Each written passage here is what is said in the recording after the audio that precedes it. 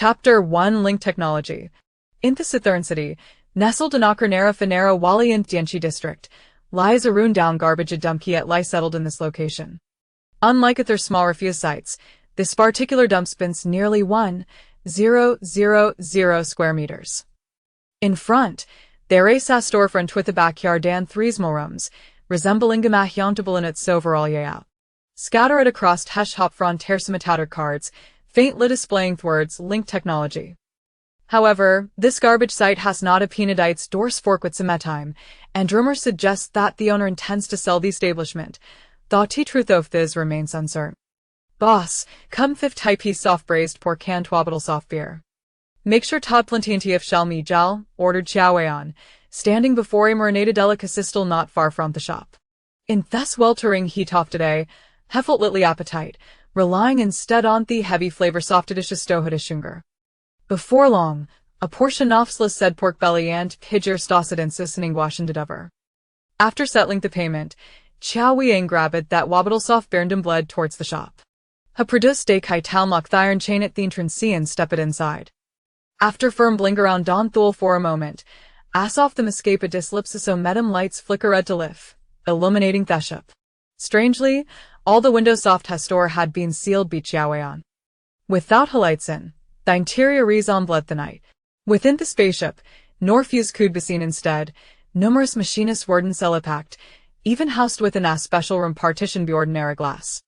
Those with an eye for detail would recognize a thought the coast oft hisa devices was substantial, many of which had undergone private modifications. Sinking in toe cracked leather sofa, Chow Wyan organized his foot while putting up the computer resting on the coffee table before him. As Mile crept across his face he shove healthier fresh at interface. Final linear incompletion, thank heavens. It's been 2 years, Anna scarcely had a good night's sleep. He murmured softly, unable to contain his excitement. He swiftly opened a beer and took a swig. Ash reflected on this, a pang of sorrow washed over him. To precise, Chow Wyan was not original life from this world. Previously, he was merely a deliveryman, an orphan without parents, leading a solitary existence. He vived lyra called on evening greeting his beloved electric scooter down Ainab Street, only to be reply sent to the heavens be Abba Bistroller. Indeed, Abba Bistroller, reeking golf milk, had carried a net around the corner at nearly 400 miles per hour, crashing into him. Chow Wyan still could not fathom why such a blatant violation of Newton's laws would occur in his life.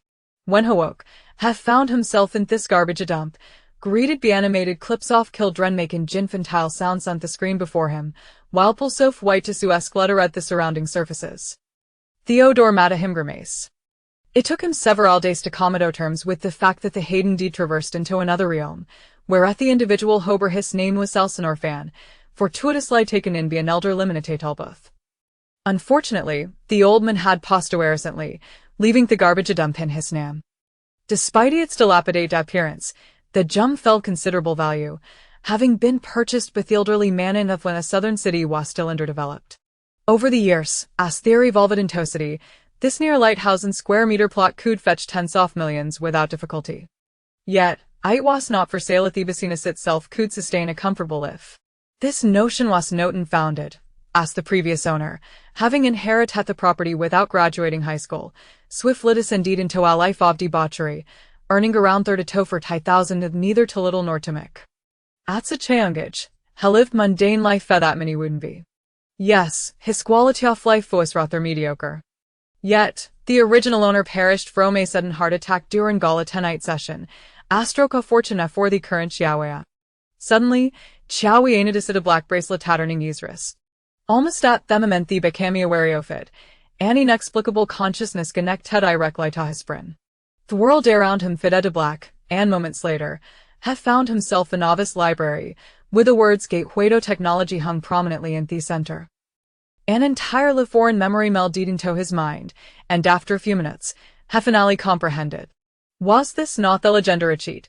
However, this cheat lacked customer service and missions south the information and documents within could be browsed at will.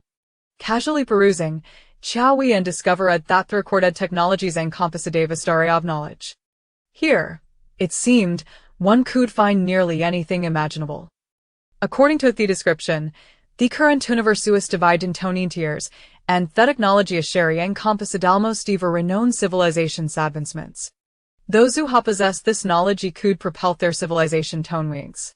However, as it operate under completely autonomous mode, every decision had to be made with the owner alone. After spending over 30 days in research, Jovian had come to accept reality. Regardless, he resolved to make something of himself with such a achievement. Surely, these was preferable to returning to a life of delivering food. After all, with nothing to lose, he had nothing to fear. Amidst the vast expanse of technological literature, Jovian initially focused on the technology is accessible to him. After meticulation, he decided to begin chips. In hindsight, he wished he could slav himself. Not only was the technical challenge formidable, but more ligathering the necessary equipment that cost Jovian nearly $30 million. As for the source of the fund to tell to Werwan. Taurus at the capital, Jovian had also learned programming through Hesha. By bugging for Werwan, he must set a significant profit.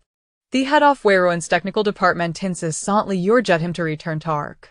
However, as a reverent individual, returning to a mundane job was a tough question it would be far too embarrassing. Once he acquired fins, Jovian wasted no time in purchasing equipment. Unlike a traditional production, the technology Jovian employed diverged entire life from the existing paradigm. While nearly all chips were predominantly made of silicon, Jovian's chips were primarily composed of hydrochloric acid, thus dubbed hydrochloric acid chips. The greatest advantage of this technology was to type bypass the need for photolithography equipment, which, otherwise, would have consumed the entirety of his $30 million in purchasing just one component. Investing nearly $30 million in over 60 sets of equipment, after 2 years of assembly and debugging, Jovian finally referenced said 2 piece of information about machinery from the Chitan successful launch of this versatile chip production line. The production capacity reacted an astounding 20 units a month. Indeed, just 20 units, which was precisely Jovian wished to slav him's.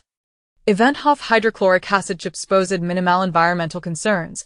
They were not something he could produce carelessly. Chapter 2 The Cheat. With the major network of contacts, many of the purchased devices were barely operational. Event of debugging the equipment consumed considerable time. They remain surprisingly commendable. Moreover, Jovian had to manage the entire production line himself, and a monthly output of 20 units was already at most limit. To further expand production capacity and enhance efficiency, no time limit power was required, but superior equipment was essential. Thus, after the first chip was produced, Jovian promptly slapped himself.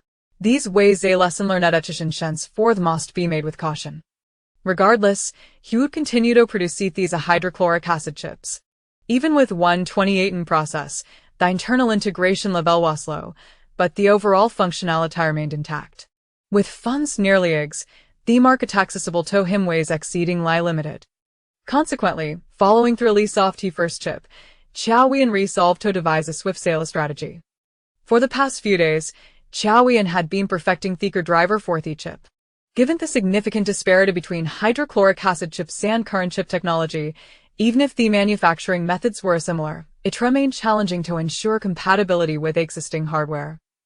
A crucial aspect was ensuring that mainstream hardware could accurately and seamlessly integrate. After over a month of refinement, Jovian finally developed a Desmal driver. The barcode displayed on the screen served as proof of successful testing. Now, all that was required was to insert the soft drive into the chip, and the task would be complete. Before he could even take a bite off the food he had just purchased, Jovian swiftly retrieved a Desmal box from the drawer. Opening it, 3 black chips lay nestled inside. Taking them out and beyond, he brought over a device from the table.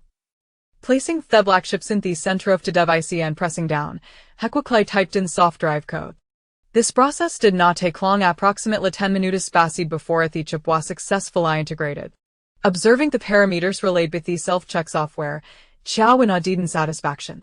With all preparations complete, he was finally ready to meet the world. Carefully storing the chips away on Smurry, has stretched and relaxed, then up into plastic bag to arrange the marinated as he's in the same manner. To celebrate his success, Jovian decided town, intending to get a good night's sleep and leave it 2 days later. These 2 years had truly been exhausting. 2 days later, At Shenzhen Stock Exchange. Xiaoyan sat in a taxi, his eye starting to thermometer beside the driver, his eyelids twitching uncontrollably.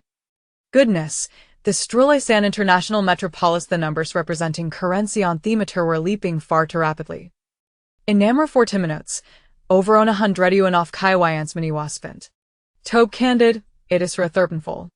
Upon reaching the destination, with aiding Yo for regret regarding the expenditure, Kaiwayan found himself at the Versailles journey.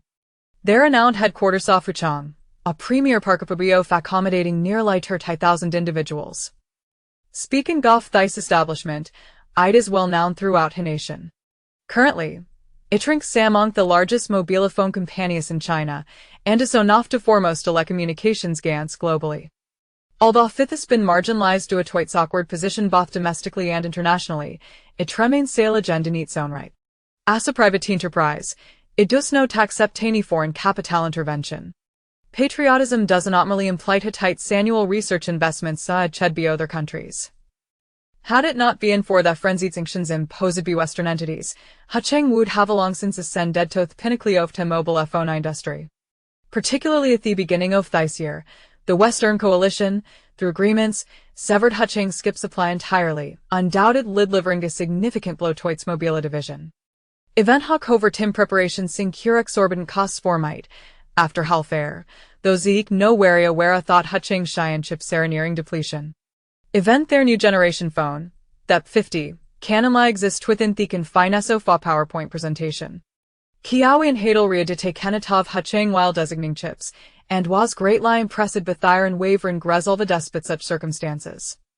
Given Hucheng's substantial demand and their technological prowess, it was only natural for Kiawi and Tosian Themash's first potential collaborator. Like an ordinary individual, Kiawi had internal connections within the workplace and couldn't forge his own path. Bikens has successfully passed the internal recruitment examination for talents at Huawei with ease. Gazing at the acceptance document, Kiawi and couldn't lie O'Reilly. There was no alternative. In extraordinary times, extraordinary measures must be employed. As long as she could secure an opportunity to engage with their senior management, Kiawi was confident would close the deal. Entering the park through T main gate, after approximately 20 minutes of walking, Kiawi arrived at building 1 of Huking's headquarters. The Zist administrative center of Hucha. A same employee, he must first report there. Soon, Kiawi verified his identity through secured a Scandresi Avide temporary access wristband. With this in hand, ready to take the leave of Tordoth Human Resources Department for a signature, Kiawi heard a sound behind him. Turning around, Hessa an elderly gentleman entering through T main entrance, smiling and greeting the employees around him. Wow. What luck, Kiawi was momentarily stunned at his morning commute had indeed not been in vain. Initially, Hein tended to see if he could encounter Simeon from the technical department, and instead, the Basina's owner just arrived. This opportunity must not be squandered. With a slight upward curl off his lips, Kiawi adjusted his satire and discreetly tucked the temporary access wristband into his pocket. Observing Chairman Zhang heading towards the elevator, he hurriedly followed suit. Hello, Chairman Zhang. I am Kiawi from the technical department. May I take out 1 minute to fire your time? Kiawi quickly approached Chairman Zhang, polite like a lingutina shubuton. Technical department? Chairman Zhang, how was waiting for the elevator? Paused for a moment, scrutinizing Kiawi closely, realizing he did not recognize him. You're from the technical department. Shouldn't you be looking for oldly? Although unaware of Kiawi's background, Chairman Zhang furrowed his brow slightly, questioning him. Approaching a superior in such a manner is typically frowned upon. Chairman Zhang, Manager Li urgent Li scheduled to present this stoya, Kiawi stated without the citation, stepping forward to convey his message. What is it? Chairman Zhang appeared increasingly perplexed. Here, the size which we have a hus developed, Kiawi stated, a mysterious large retrieval box from his bag, slowly opening it. Observing the 3 black objects within the box in Kiawi's hand, Chairman Zhang Kudna they'll be leaning closer. After scrutinizing for a considerable time, I inquired uncertainly, is this a chip? Indeed, a chip, freshly extracted, Kiawi affirmed with an Odanda smile.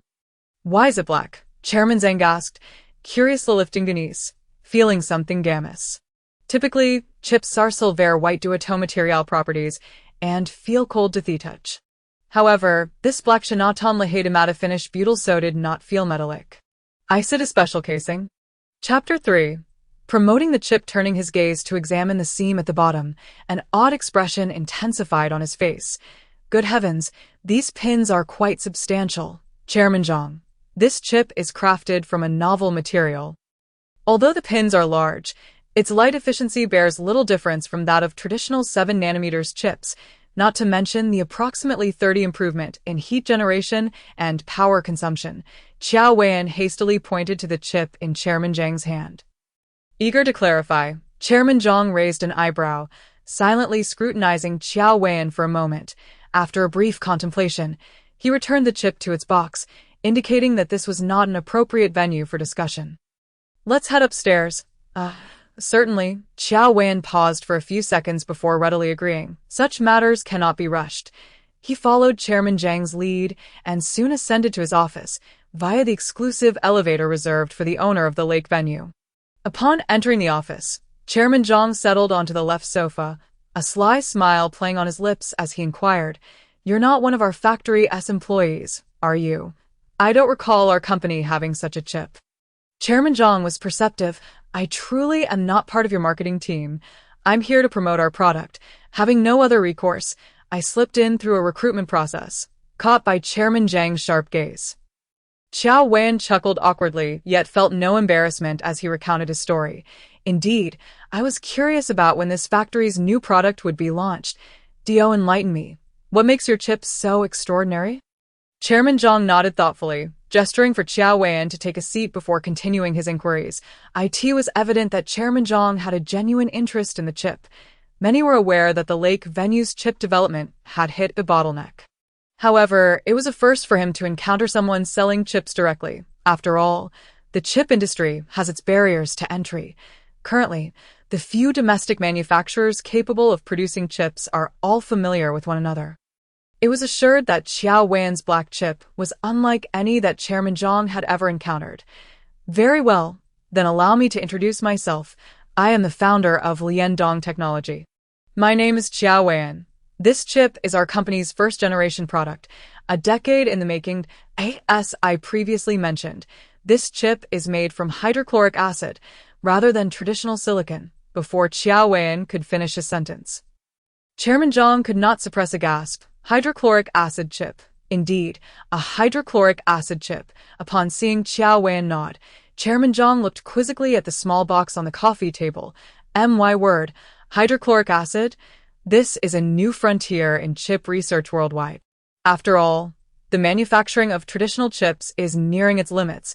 Once the theoretical threshold of 1 nanometer is reached, it will become exceedingly difficult to surpass overall performance.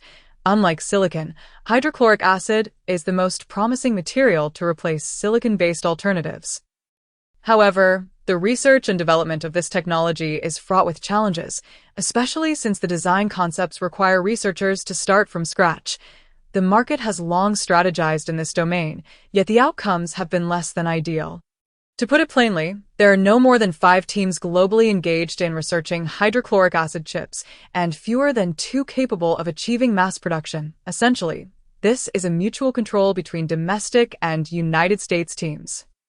The U.S. team has opted for a hybrid approach, combining hydrochloric acid with silicon materials, whereas the domestic teams are pursuing a purely hydrochloric acid chip route, achieving market applications in certain sectors. Nevertheless, regardless of the approach, none have truly reached commercialization. Qiao Weian's company, Liandong Technology, was unfamiliar to many, so it was no surprise that he suddenly sought to sell hydrochloric acid chips. What is the process node of your hydrochloric acid chip? Are you capable of mass production? What are the pricing details? Chairman Zhang furrowed his brow, contemplating for a few seconds before posing his questions. We utilize a 128 nanometers process. Mass production is assured, and the price is around 800. Qiao Weian stroked his chin, reflecting for a moment before quoting the price. This figure was not exorbitant. For a high-end brand smartphone manufacturer like the Lake Venue, it was quite acceptable, akin to previous prices from Wanzhong. Indeed, upon hearing Qiao Weian's proposal, Chairman Zhang's expression softened slightly. Isn't the technology a bit outdated? I recall domestic 90 nanometers hydrochloric acid technology is nearing a breakthrough, and the 28 nanometers theoretical framework is nearly complete. Yet you present a 128 nanometers process. Chairman Zhang, why do you say that? Firstly, my chip has completed all research and development phases and is ready for mass production. Secondly, while the 128 nanometers process I present does not imply our company is limited to that technology. You must understand that this technology does not rely heavily on equipment. Even without a lithography machine, production and development can proceed. As long as there is a design concept, refining the process is a relatively straightforward task. Qiao Wen explained with a smile and a wave of his hand. May I inquire if your company is a state-owned enterprise? Not at all. We are a private enterprise, foreign-owned. Chairman Zhang, we are 100% domestically owned. If you decide to purchase, I assure you there will be no supply chain constraints. May I commence testing? Of course, these 3 chips are samples extracted for your review. However, considering the unique nature of hydrochloric acid chips, I also brought along a specialized mobile motherboard, albeit at a slightly reduced price that I hope you won't mind. As Qiao Wen spoke, he opened the box, revealing a layer beneath the chip cushioning, containing a special motherboard made from hydrochloric acid chip pins. Indeed, this is quite remarkable. It appears everyone has overlooked this. Chairman Zhang leaned in for a closer inspection. Goodness, this backplate is clearly a patchwork. Simply put, it's just a matter of replacing the processor base. It seems rather familiar. This should be our P40S motherboard, just modified accordingly. Yes, time was limited, and since we focus on chips rather than motherboards, this was merely for your convenience.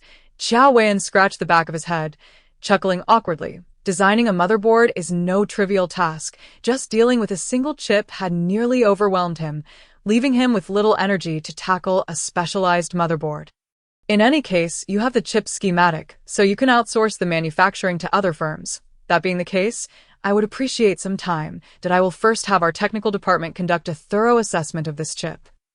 And then we can resume discussions. Chairman Zhang perceived this as a reasonable request. After all, it was merely for testing purposes, provided there were no errors. Chapter 4. Old Wang. Although the origins of this company remained a mystery. If this indeed was a silicon-based chip from hydrochloric acid, and if it could rival 7 nanometers technology, it would be a tremendous boon for the electronics sector. Naturally, I will be staying here for a few days. So once you have your results, do inform me. As Charlotte departed, the smile faded from Old Wang's face in an instant. Gazing at the 3 chips on the desk and motherboard, he clasped his hands in contemplation for a while before picking up his phone to make a call. Hello, Luo Cheng, come to my office right away. Yes, the office. Now, shortly after the call, a balding man rushed in. Seeing Old Wang deep in thought on his chair, he could not help but ask, "What's the matter?" Old Wang, I was just about to head out. Never mind what you were doing, look at this. Old Wang pointed to the items on the table. Let me see. Luo Cheng leaned in, and upon seeing the first chip, his expression froze instantaneously. Unable to suppress his curiosity, he picked up the chip for a closer examination. Old Wang, this chip. A young man came today, claiming to be from our technical department. He presented this chip, asserting it's not the conventional silicon-based type, but rather acid-based. I thought you would like to see it. Old Wang wiped his face and casually recounted the earlier events. After listening, Luo Cheng was dumbfounded for several seconds before incredulously responding. This is impossible. Acid chips are still in a semi-theoretical state. This is not something that ordinary individuals can handle. I thought the same, but since he dared to present it to me, he must possess some level of confidence. I need you to expedite the testing. I expect all data regarding this chip as soon as possible, Luo Cheng stated. Old Wang shared his concern. However, the feasibility of this chip remained uncertain, yet regardless of its credibility, it would not consume excessive time. On the contrary, the current situation at the lake venue was not optimistic. While the smartphone industry was not their primary focus, they could not afford to relinquish it so easily. After all, the young man was here for the collective benefit of the lake venue. If they compromised on smartphones, Would they have to make concessions regarding their telecommunications sector next time? Understood. I will arrange for the testing immediately. Luo Cheng recognized the importance of the matter and promptly nodded. By the way, this chip must remain confidential. Testing can occur privately. Ensure that others are kept unaware. Old Wang pondered before reiterating his caution. If this chip truly had the potential to replace foreign silicon-based alternatives, it would present a significant opportunity for the lake venue, given that other divisions within the company likely had their own informants. Old Wang wished to avoid any unforeseen complications before acquiring accurate data. Rest assured, I understand. Luo Cheng patted his chest, assuring him that it would be handled discreetly. The fewer individuals privy to this information, the better. Very well then, off you go, and report back promptly, yes. At the lakeside, the chip underwent rigorous testing while Charlotte had little leisure to meander through the city. Although funds were limited, it did not necessitate lavish expenditure. Before long, I would amass considerable wealth. As long as I am not blind, I am certain I can discern the significance of this chip. At that point, money will transcend mere numbers. Indeed, scarcely 2 days into my engagement, a call from Lao Wang came through. I opted to send Charlotte to his office for a detailed discussion, and the ever-spirited Charlotte readily agreed. Around 3 p.m., I hailed a cab and returned to Huawei's headquarters. Once again taking Lao Wang's exclusive elevator, I entered to find him brewing tea in his office. Has Charlotte arrived? I've been waiting for you for quite some time. Please have a seat, he greeted, extending a hand as Charlotte stepped into the room. Charlotte, rather brusque, chose a favorable seat and jested that. Nevertheless, Lao Wang's time was precious. All I need to do is make a phone call, and I shall be there immediately. Haha, Jingguai, I am but an old man, while you young people possess the vigor to stir things up, Lao Wang lamented, handing a cup of tea to Charlotte. The test results for this chip have come in. There are no issues. It's not as impressive as Charlotte claimed, but its performance is indeed comparable to that of silicon-based chips manufactured using 7 nanometers technology. Moreover, it boasts significant advantages in terms of heat dissipation and power consumption. This is precisely what took Luo Cheng by surprise. While it is evident that acid chips outperform silicon chips, generally speaking, to achieve the performance of a 7 nanometers silicon-based chip, carbon-based chips must operate at a process node of at least 90 nanometers. Yet, Charlotte's 128 process rivals 7 nanometers, a feat bordering on the unimaginable. Luo Cheng scrutinized the details, suspecting that it was related to the internal structure of the chip, but lacking expertise in acid chips. He could only make a rough assessment. Of course, having these data is sufficient. The test results are quite satisfactory, and it could undoubtedly serve as the core processor for our flagship smartphone, as long as an agreement is reached with Charlotte. The Western blockade may not prove insurmountable. Lao Wang chuckled. What is this? Is my chip not impressive? I engaged Lao Wang in casual conversation, while Charlotte candidly inquired, I am not skilled in negotiations, so let us dispense with the pleasantries and get straight to the point. Very well, it can be said that it is quite commendable. Lao Wang nodded in affirmation of Charlotte's youthful prowess. Good is good. Do not attempt to haggle before understanding the situation, as that would merely reflect a lack of sincerity. At Lao Wang's words, Charlotte smiled and shrugged. Since it seems promising, what does Lao Wang say? Shall we collaborate? Certainly, but before we proceed, I would like to inquire. I've had someone investigate your company's background, and the data suggests that you are a scrap collecting company. Correct? Charlotte waved her hand, interrupting Lao Wang. My background must have been thoroughly scrutinized across the street. Indeed, were I in your shoes, I would find it hard to believe. Since Lao Wang is aware, I shall speak plainly. This chip is my own development. The scrap station is merely a facade. It has taken me many years to complete the practical research on this chip. There is nothing to conceal. Charlotte promptly clarified her circumstances. Oh, you developed this chip yourself? Lao Wang inquired, his surprise evident. Of course, if you do not believe me, you may inspect my parking lot. The production line is still housed within. Lao Wang, I understand your concerns. I can assure you that I have no connections with those foreign establishments. Apart from being a fan of the casino, I am also keenly interested in your financial resources. Sensing Lao Wang's thoughts, Charlotte continued succinctly. In any case, although I have produced this chip, I require funding and equipment for upgrades, as it would be challenging for me to accomplish this alone within a short time frame. Chapter 5. Desperation. So you sought us out, hoping to profit from us? Lao Wang calmly asked, caressing the teapot. Yes, after all, this chip must be developed to generate revenue. Otherwise, I cannot sustain the subsequent research. Lao Wang had a fair understanding of this.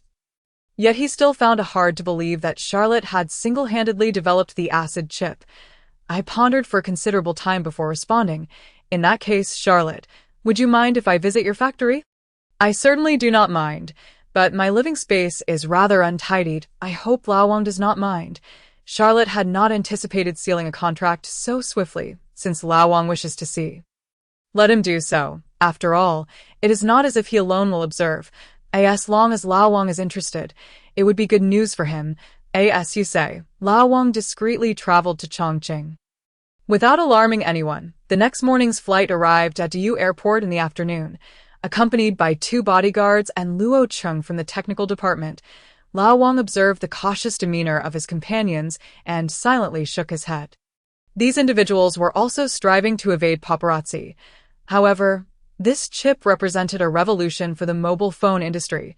If Lakefield could take the initiative in this regard, then the sanctions from Europe and America would become a mere farce.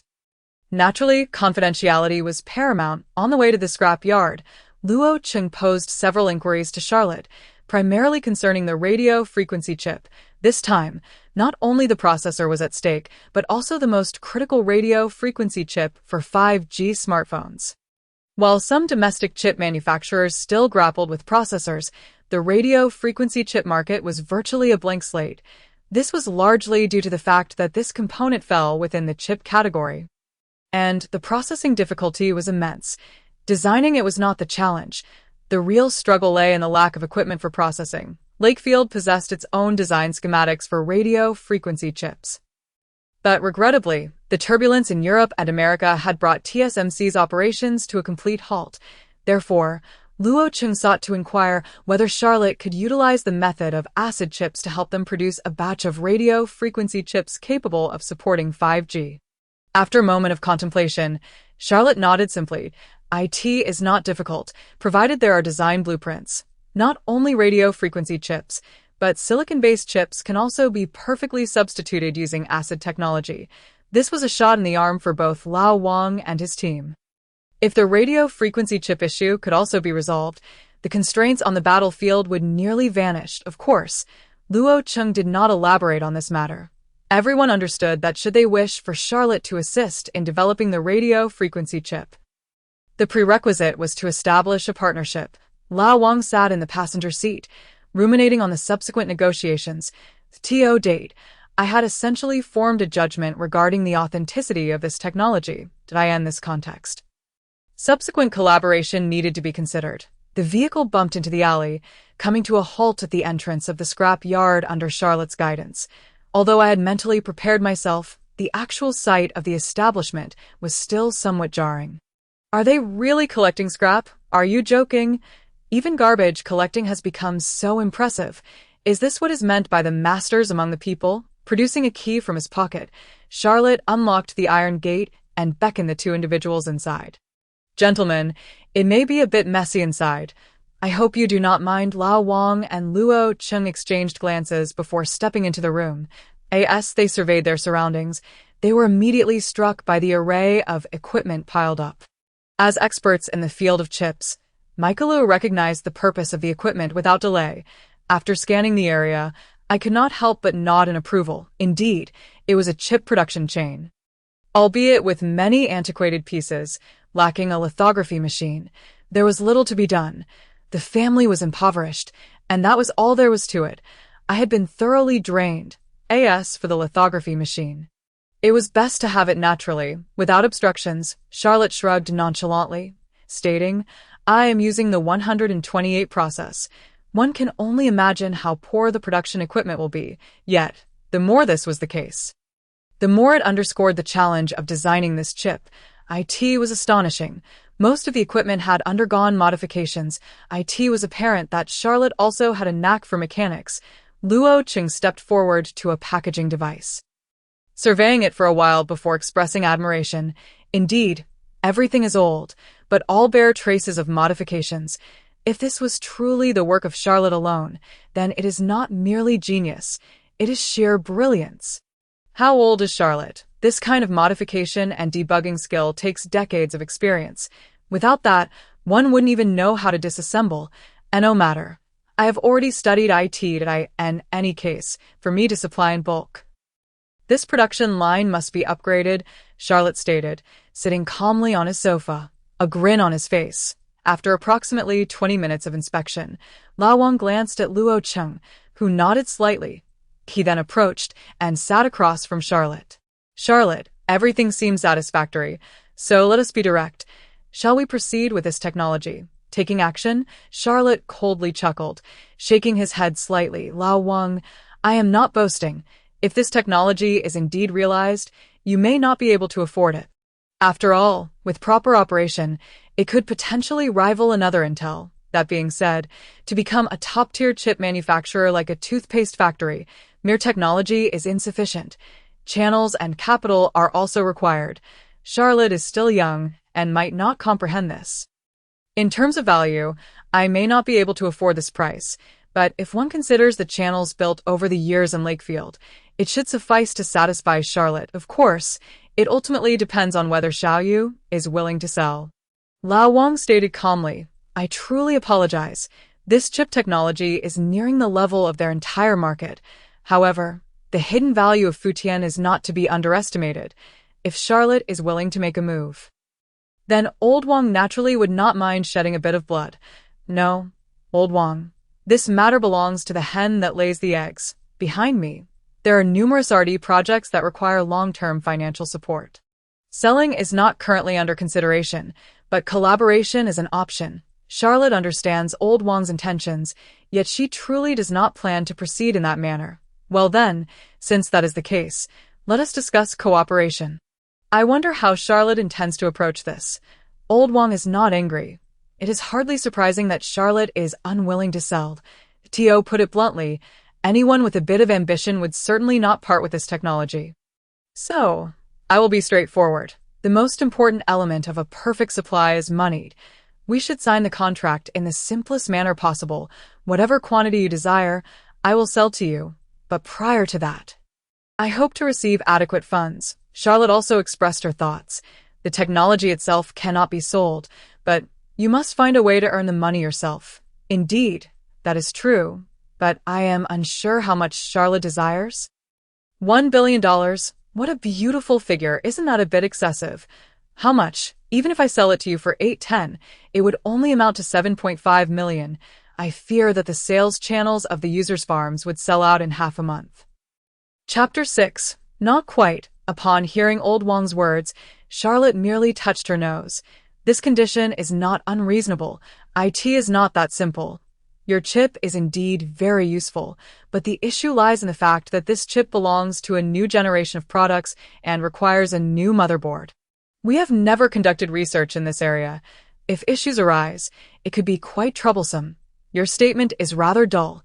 Do you not believe that Old Wang cannot see the opportunities contained within? This is a chance to completely break free from the constraints of Europe and America.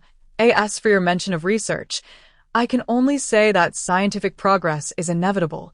No one can remain stagnant forever. If you take a step forward now, there will be even more opportunities in the future. You seem quite confident. Are you so certain that your technology will not be cracked by others? At least for the short term, I can guarantee that. Charlotte confidently asserted this statement, and Old Wang examined her for a moment before giving a slight nod. Very well, $10 million is acceptable. After all, the situation cannot become worse than it currently is. But I have one more question.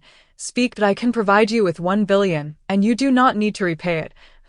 Charlotte raised an eyebrow.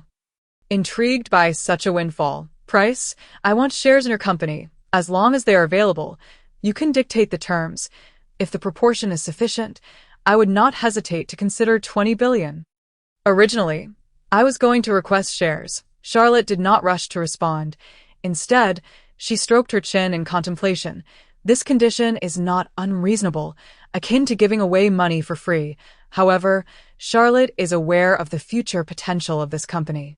Even a single % of shares would hold significant value. After pondering, Charlotte opened her hands and said, "The shares of the parent company are not feasible, but I will establish a wholly owned chip company. And I can offer 2% of this subsidiary. $1 billion can only exchange for 2% of the subsidiary's shares. Charlotte is being a bit too greedy." Upon hearing this, Old Wang's brows furrowed slightly.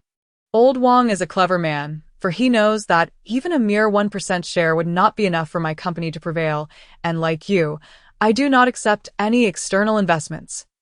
The entire company is under my sole authority. Therefore, even if these 2% shares only grant dividend rights, they cannot be transferred or interfere with the company's day-to-day management. If you truly wish to sell, you can only do so at market price. Charlotte smiled as she explained. This condition is not harsh, akin to acquiring money from the lake for free. Naturally, if Old Wang does not accept, there is no loss on his part. He is a skilled negotiator and is not afraid of them turning against him and leaving. Furthermore, my price is already quite reasonable. Were it not for my feelings towards the lake, I would not even entertain offering Charlotte 0.1% of the shares, let alone 1% of the dividend shares. That is acceptable to I. In that case, I will offer $2 billion. How about 2% of the shares? It appears that Old Wang's thoughts align closely with Charlotte's. His expression did not change significantly. After a moment of contemplation, he agreed to Charlotte's terms. However, the latter half of this statement left Charlotte somewhat helpless. "Old Wang, this is your greed. Listen to me. This 2% share is not for me, but for the higher-ups." Old Wang pointed to the top of his head. "Oh, how so?" Charlotte, a bit surprised, touched her head. "Top? Does this official wish to partake in the profits? To put it simply, it is already known that if you develop successfully, there will certainly be those who wish to contact you, and they hope to gain shares in your company. Not too many, primarily to establish a connection. In addition to providing funds, I will also generously offer you a piece of land. In the future, as you grow stronger, even the military may place orders with you." Old Wang conveyed the situation to Charlotte. Previously, when testing the chip at home and receiving the data, Old Wang had also relayed the news through his channels. The above is naturally of high importance. Chips have always been a vulnerability. Even if they catch up now, it will be challenging to achieve breakthroughs amid ongoing external blockades. If Charlotte's acidic chip can truly replace traditional chips and become the darling of the future chip market, as the holder of the rabbit, its international status and influence will undoubtedly rise significantly, and O1 enjoys having their throat constricted, and neither do those at the top. Upon hearing the conditions proposed by the higher-ups, Charlotte pondered for several minutes before nodding. "It is not impossible, but it involves money and land. Did I ask there nothing else?" "Yes, indeed. Go ahead. The higher-ups hope you remain independent and not be blinded by those conglomerates." "Just like that?" "Exactly so." TSK. Charlotte could not help but touch the back of her head. "That is precisely my intention. I do not wish to see foreign conglomerate funds within my company." The underlying implication can be understood. Funds and land can be provided, but this chip company must not be interfered with by foreign companies. If Charlotte truly needs to sell shares, it will certainly be their priority. "All right, that is not an issue. After all, I have no intention of seeking financing, nor do I plan to go public. These conditions can be written into the contract." Charlotte readily agreed. "I have no such intentions." Saving face is not a significant matter. Moreover, exchanging for 2% of the subsidiary's shares in return for initial funds is not a loss. Most importantly, with an official background, as long as one does not stir up trouble. Who in this country would dare to provoke oneself? There is a saying that goes well. Better to be a small ghost than to face the king of hell. A sturdy tree provides good shade.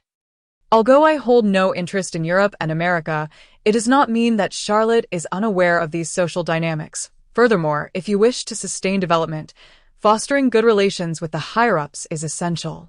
Otherwise, to whom would those high-end products be sold once they are vacated? Additionally, You can leverage official resources and channels, which is what you currently lack.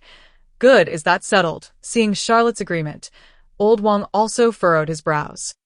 With such a relationship, everyone will become part of the same family in the future. The lake currently lacks strong allies. The international market is a mix bag. IT is truly difficult to go it alone. No problem. Let the lawyers discuss the details of the contract. IT is best to expedite matters. After all, you are in a hurry, and so am I. Nodding, Charlotte smiled and waved her hand. That is certain. In just a few days, I will have someone draft the contract, and the three of us will sign together. Old Wang also began to feel a bit impatient. The latest generation of the P50 has long been designed, but due to chip issues, it has been unable to be distributed. Now that a new chip supply has finally emerged, the lake will naturally go all out, striving for speed. If Charlotte begins production here, they can start selling products a day earlier.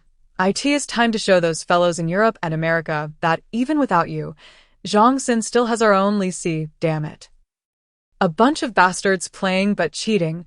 Old Wang is now eagerly anticipating the expressions on these fellows' faces upon hearing the news. Chapter 7. Louis I believe it will be quite the spectacle. Oh, and the radio frequency chip. Provide me with the blueprint, and I shall handle it. This is not difficult, but the requirements for the chip are somewhat stringent. Good, then let us all sign the contract. No problem. Your lakeside farm is my first major client, and I will certainly treat you well. Charlotte confidently patted her chest. This is merely a radio frequency chip. If I were not busy studying, I could manage without the blueprint. As long as the processor and radio frequency chip are resolved, attempting to sanction the lake from abroad would become a joke, although the chips are somewhat lacking domestically. Most of the components are still self-sufficient. This is also why Charlotte holds great affection for the lake, for there are truly few manufacturers of mobile phone dryers like Lake Tian across the nation. In Charlotte's eyes, the lake is genuinely a mobile phone manufacturer, not merely a renowned assembly workshop. As Old Wang was leaving, he reminded Charlotte to pay attention to safety after signing the contract. Although your own security is excellent, your influence is considerable, and any unforeseen events could occur. Of course, if Charlotte does not mind, they can directly arrange for personnel to come. Charlotte contemplated for a moment, realizing there was no need for such trouble since the upper management is willing to assist. That is indeed splendid. Moreover, it is likely that even if Charlotte were to seek out individuals herself, it would still be orchestrated discreetly by the higher-ups. After all, this technology is of paramount importance and must be kept under vigilant supervision. In fact, Charlotte is correct. The authorities place significant emphasis on her skills. The National Security Bureau has already taken charge, incorporating Charlotte's security under its auspices. After bidding farewell to Old Wang, Charlotte has not been idle. If I am not mistaken, this contract will undoubtedly be signed soon. Once the nation takes action, exposure is inevitable. At that point, those who come seeking her might just break through this barrier. To prevent any change of heart on her part, the upper management will surely draft the contract in the coming days. Thus, I find myself with little time of my own. If this chip is to go into mass production, a factory must be established, and if a factory is built, the company will need to hire extensively. As an ordinary individual, Charlotte has never studied company management. IT all rests on her shoulders. Issues may arise. Professional matters should be handled by professionals, and Charlotte feels it is essential to recruit a reliable leader to help her manage the daily operations of the company. Consequently, before the contract is finalized, Charlotte tirelessly found a well-established talent agency on Baidu. IT has said that their headquarters are in the capital, with over 30 branches nationwide, boasting the top talent channels in the country. From elite professionals of Fortune 500 companies to skilled technicians in cake making, there is no one they cannot locate. After a phone call, Charlotte directly articulated her requirements. Salary is negotiable, but as the CEO of her own company, the individual's capabilities must be exceptional. She does not require fresh graduates, as her company needs a seasoned leader, preferably a high-ranking executive from a Fortune 100 company, a Chinese national, experienced, and under 40 years of age. Despite the saying that there are probably few candidates even among top headhunting firms, within 2 days, 5 resumes landed in Charlotte's inbox. All were available to start immediately, if Charlotte was not satisfied.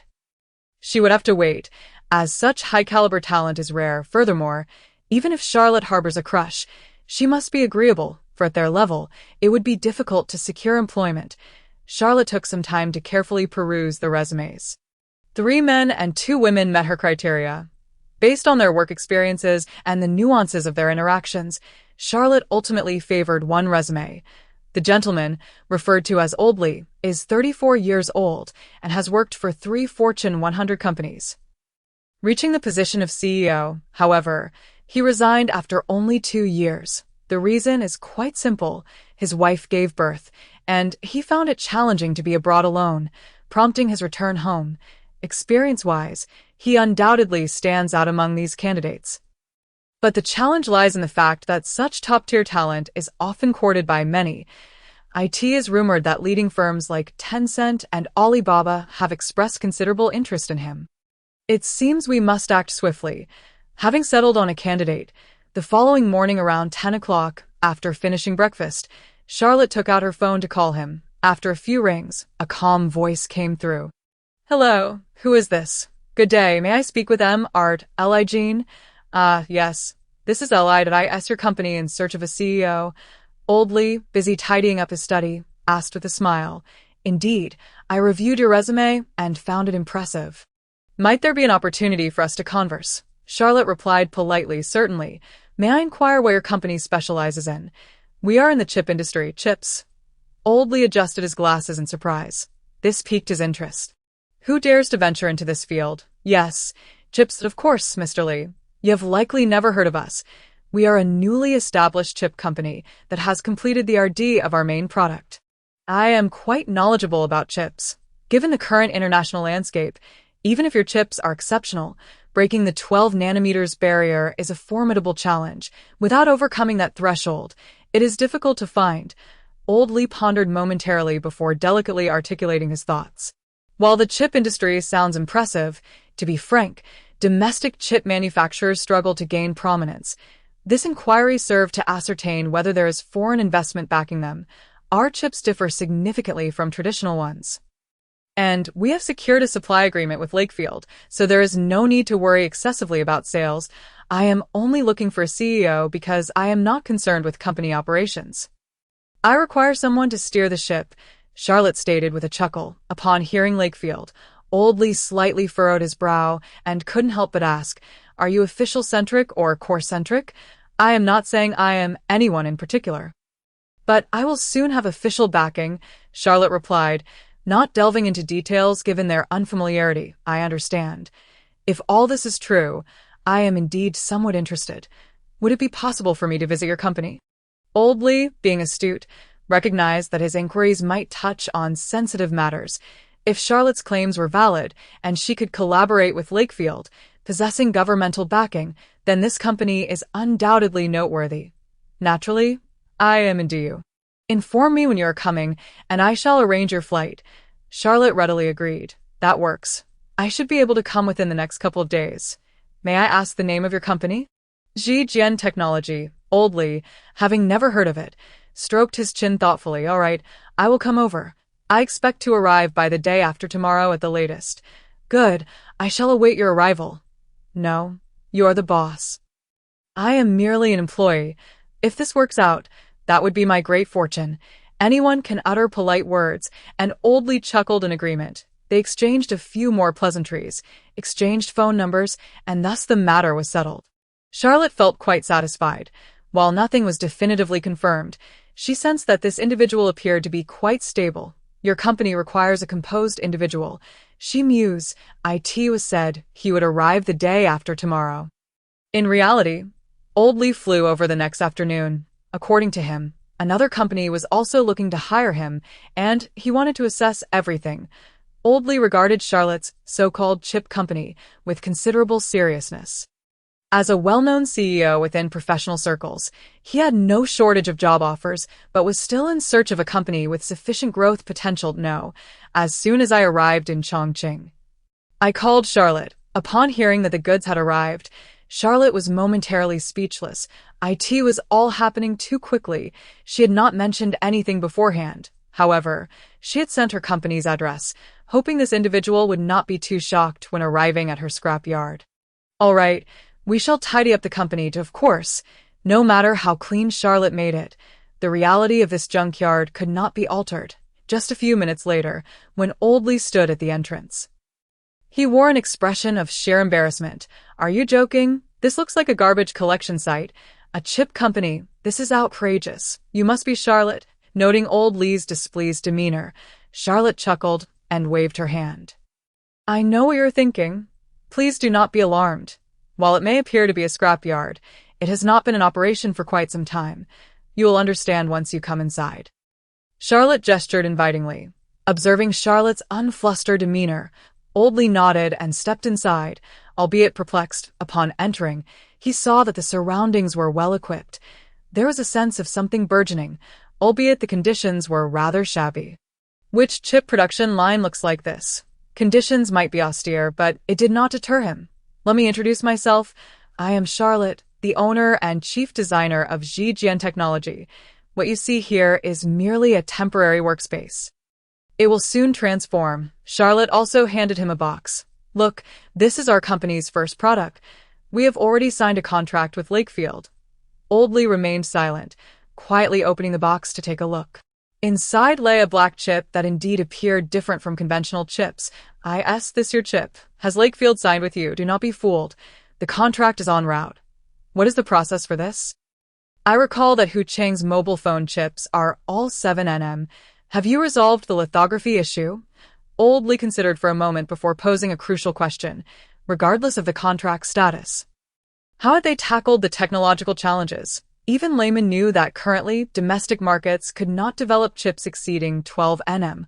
That pertains to internal company secrets. Unless you join us, I cannot disclose much for now. I can only say that this chip belongs to a new generation of products that do not require production in a lithography machine. What you have is merely the first generation. Our company's technological reserves have already reached the third generation. Once the funds arrive at Lake Farm, the company will relocate. A new generation? Old Lee gazed down at the initially unremarkable black chip, pondering for a long time before uttering 3 words. Yuan Swan, you are familiar with chips? Charlotte was momentarily taken aback, astonished by the inquiry. I know a few things. It cannot be a quantum chip. To me, it seems a company is on the cusp of something significant. Charlotte's reaction made it evident that she had struck a chord. Old Lee's interest surged. Yuan Swan chips. If this truly is a Yuan Swan chip, the global chip landscape would undergo a profound transformation. Can it be mass-produced? Chapter 8. How wonderful. Of course, how else could the Lakeside place an order? Since it had been guessed, Charlotte did not deny it but shrugged and said, I didn't see anyone inside. You didn't create this on your own, did you? Well, although it sounds a bit unscientific, it was indeed all done by me. Another genius? Old Lee mused, toying with the chip in his hand for a few seconds before deciding. Charlotte, let us be straightforward. If what you say is true, let us not pretend otherwise. Most professional managers in the world probably lack the capacity to refuse. By the way, may I take a look at your contract with the Lakeside Farm? No worries, I know my place is a bit off, but I truly haven't deceived you. Everything is genuine. Since you're interested, I also mentioned that my company will establish a subsidiary on the chip. Lakefield and Top each invest $1 billion for a 2% stake in exchange. I cannot go public nor accept any foreign capital injection. You can consider me as a private enterprise with an official background. The contract is still being drafted. If you're willing to join, your first project will be to negotiate with the market and the higher authorities. Given the current situation, I will tell you that if you're interested, I will work here for a month. I understand you choose companies, but I also choose people. If it works out, we can see how our cooperation unfolds, and this month, we can sit down for a detailed discussion after that. Of course, I will also offer you a monthly salary of 100,000, and the temporary contract will be transferred to you once signed. Upon hearing Charlotte's terms, Old Lee pondered for a moment in his seat and nodded. This collaboration sounded promising. After all, it was just a month. If what Charlotte said was true, It would be a tremendous challenge for her. Moreover, even if she were to speak nonsense, there would be little to lose in a month. Furthermore, during their conversation, Old Lee could distinctly sense Charlotte's confidence. The calm atmosphere did not seem feigned. Having navigated the business world for so many years, Old Lee believed his ability to read people was quite adept. Perhaps this time, he truly could catch a big fish. IT was settled then. You can draft the contract yourself. Seeing Old Lee agree, Charlotte felt elated. You don't have an employment contract, Old Lee exclaimed, his eyes widening in disbelief. Well, you see, I am the only one in the entire company, and I genuinely don't know how to handle IT. IT's too troublesome. I really have no interest in doing research. Since Mr. Kim is willing to join, I would appreciate your assistance. When you write the contract, I'll ask someone to take a look, and if there are no issues, we can sign. Charlotte walked over, showing no signs of embarrassment. Indeed, boss, you truly are a hands-off manager, Old Lee remarked, unsure of how to respond. Don't you bosses enjoy it when the owner overlooks matters? That's not good. Professionals should do professional tasks. However, even though it's just a month, I still want the next task. That's nothing to worry about. CEOs really do prefer indifferent bosses. Not because I want to work, but mainly because many bosses don't know how to manage properly, which reduces efficiency. Alright then, let me tell you, the company undoubtedly has two primary tasks at present. The first is to finalize the contract, and the second is to assess whether the items delivered after signing with the higher authorities are suitable for factory operations. Originally, Charlotte intended to establish headquarters, but after some thought, she dismissed the idea. The company was currently severely understaffed, so it would be best to first establish a personnel framework before proceeding with plans. Old Lee agreed with this sentiment. After all, the company was still in its infancy stage, and it was wiser to proceed cautiously rather than make rash moves. I provided Old Wang's phone number to Old Lee. And soon, the business negotiations with Huzhong were on track. The lakeside farm was in a hurry, very much so. Upon learning that Old Lee was the negotiating representative entrusted by Charlotte, their negotiation team also rushed to Chongqing. This revelation relieved Old Lee, who had felt somewhat uneasy. It seemed the contract was indeed secure. Given this, it appeared that he had truly stumbled upon a significant opportunity. Joining this top-tier unicorn company at its inception was undoubtedly fortuitous. I could establish the company's personnel from scratch, controlling its development. Single-handedly bring this immensely promising company onto the global stage was an irresistible temptation for any top CEO. After all, it was not merely about vision and capability. What could be more compelling than personally bringing Unicorn Company to the negotiation table? Old Lee was resolute. As long as the cooperation with Charlotte posed no significant issues, he would remain here. Old Lee was also confident in his own abilities. The negotiations with Lakefield were held in a private room of a 5-star hotel, since the company did not yet have a headquarters building. We had to make do. Fortunately, everyone's focus was not on the surroundings. They were primarily engaged in the intense negotiations on the third day of the negotiations, while maintaining equipment at the scrap station. Charlotte heard someone knocking on her door. Upon opening it, she found a balding, middle-aged man. Who are you looking for? Is this Miss Charlotte? Yes, and you are? I am Lewis from the National Security Bureau. Does Charlotte have time for a meeting? The mention of the National Security Bureau surprised Charlotte, who stroked her chin but still opened the small door. What is it? I am a good citizen. Leaning against the door, Charlotte looked at the middle-aged man and asked curiously, I represent Finger Technology as Charlotte, here to discuss the acidic chip technology with you all. Lewis did not mind Charlotte's attitude. Instead, he smiled and took out a credential from his pocket. Is your full name not the Department of Homeland Security? Charlotte asked with amusement after glancing at the document. You're overthinking it. We are not the Shield Bureau. Please, I can't even read your credentials. Let us just assume it's real. Come in.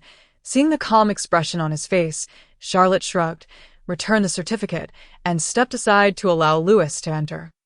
Once inside the junkyard, Lewis stood still and surveyed the surroundings. Indeed, as the elder had mentioned, there were no scraps, but rather all the relevant equipment for chip production, and they were all old models. Touching one of the overturned iron shells, Louis could not help but ask, "Is this the acidic chip you developed?" "Why? Is there a problem?" Pouring a glass of water for Louis, Charlotte walked over and inquired. No. "I'm just a bit surprised. After all, this equipment is quite old. Well, it certainly should be older than me, but it's still quite functional." Old Ma has grand aspirations, inviting Louis to sit down.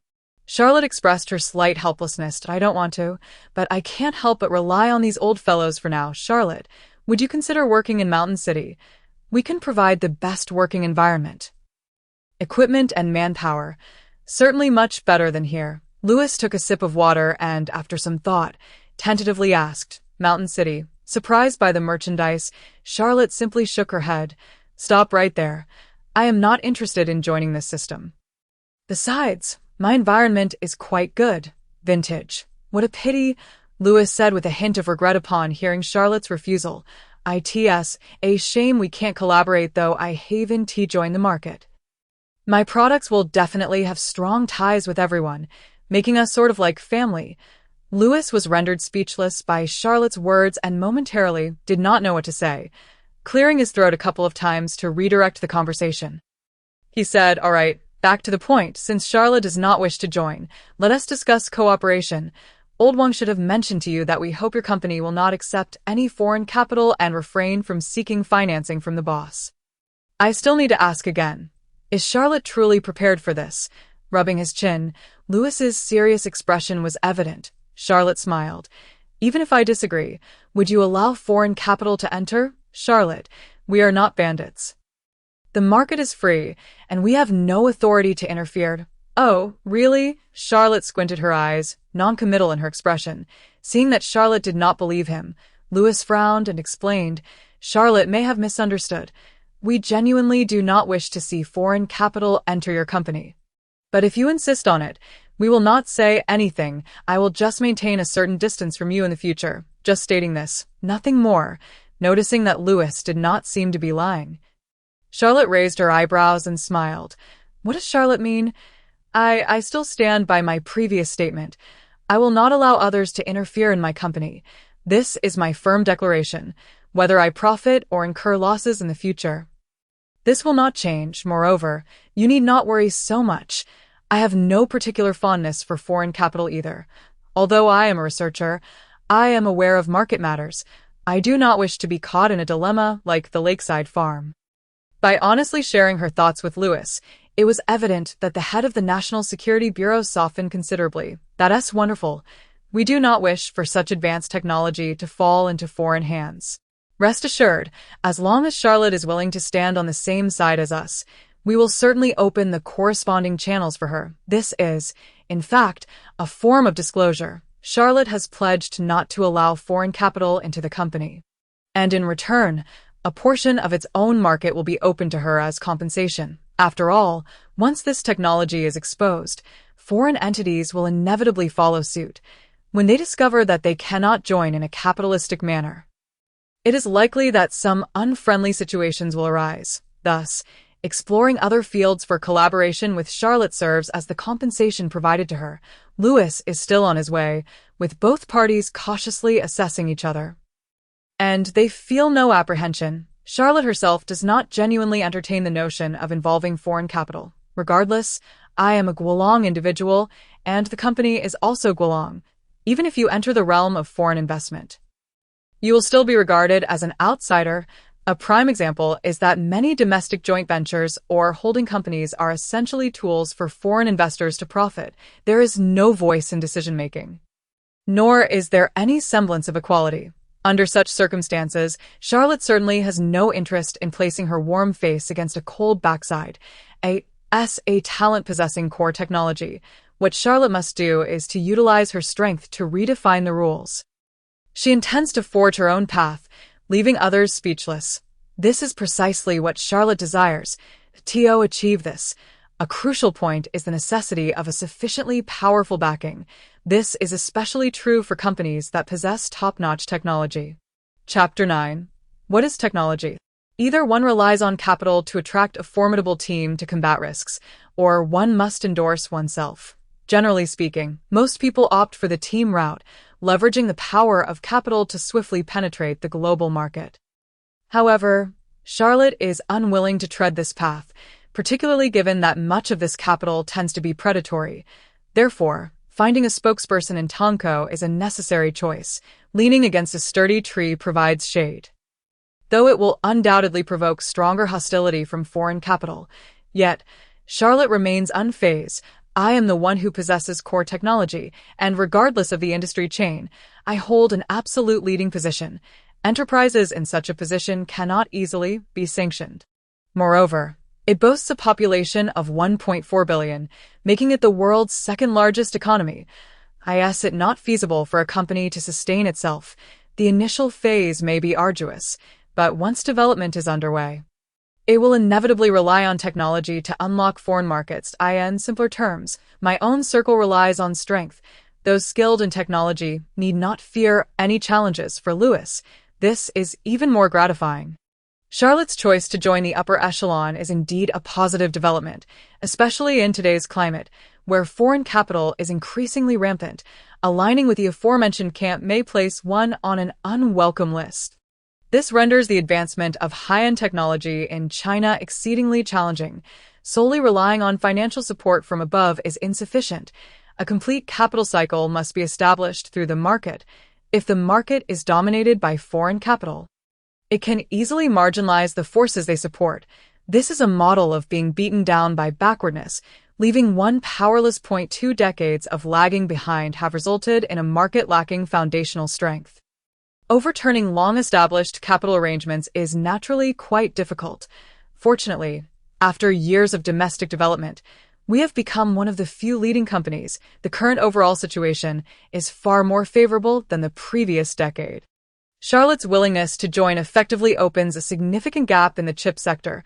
This can instantly create substantial disruption for foreign entities in the electronics industry. A simple example is that the long-troubled Hutin can be revived through blood and sweat. After conversing with Charlotte for an afternoon, Louis formed an initial judgment about this young individual he had just met. Although he may seem somewhat off-key, at the very least, he can discern the situation clearly. I will not become a lackey for foreign capital merely to earn more money. He is a young man of noble character. One could say he is like a fearless young calf. Yet he indeed possesses the capability. Given that the contract poses no significant issues, authorities will certainly devise ways to protect Charlotte's growth in the future. At some point ahead, domestic technological leaders will surely have a place at the table. Around 6 in the evening, he declined Charlotte's invitation for hot pot, as Louis headed to the military district to catch a ride back to the capital. While on the plane, he had already drafted a report.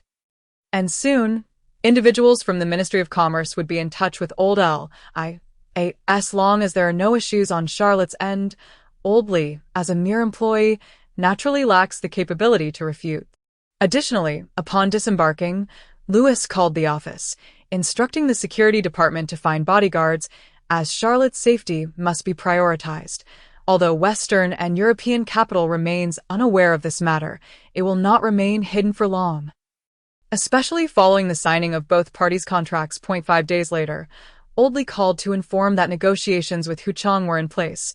The details had been finalized, and compared to the framework previously discussed with Charlotte, there were minimal changes. Moreover, representatives from the Ministry of Commerce had also arrived, not only signing restriction contracts, but also granting the green light to assist with company registration.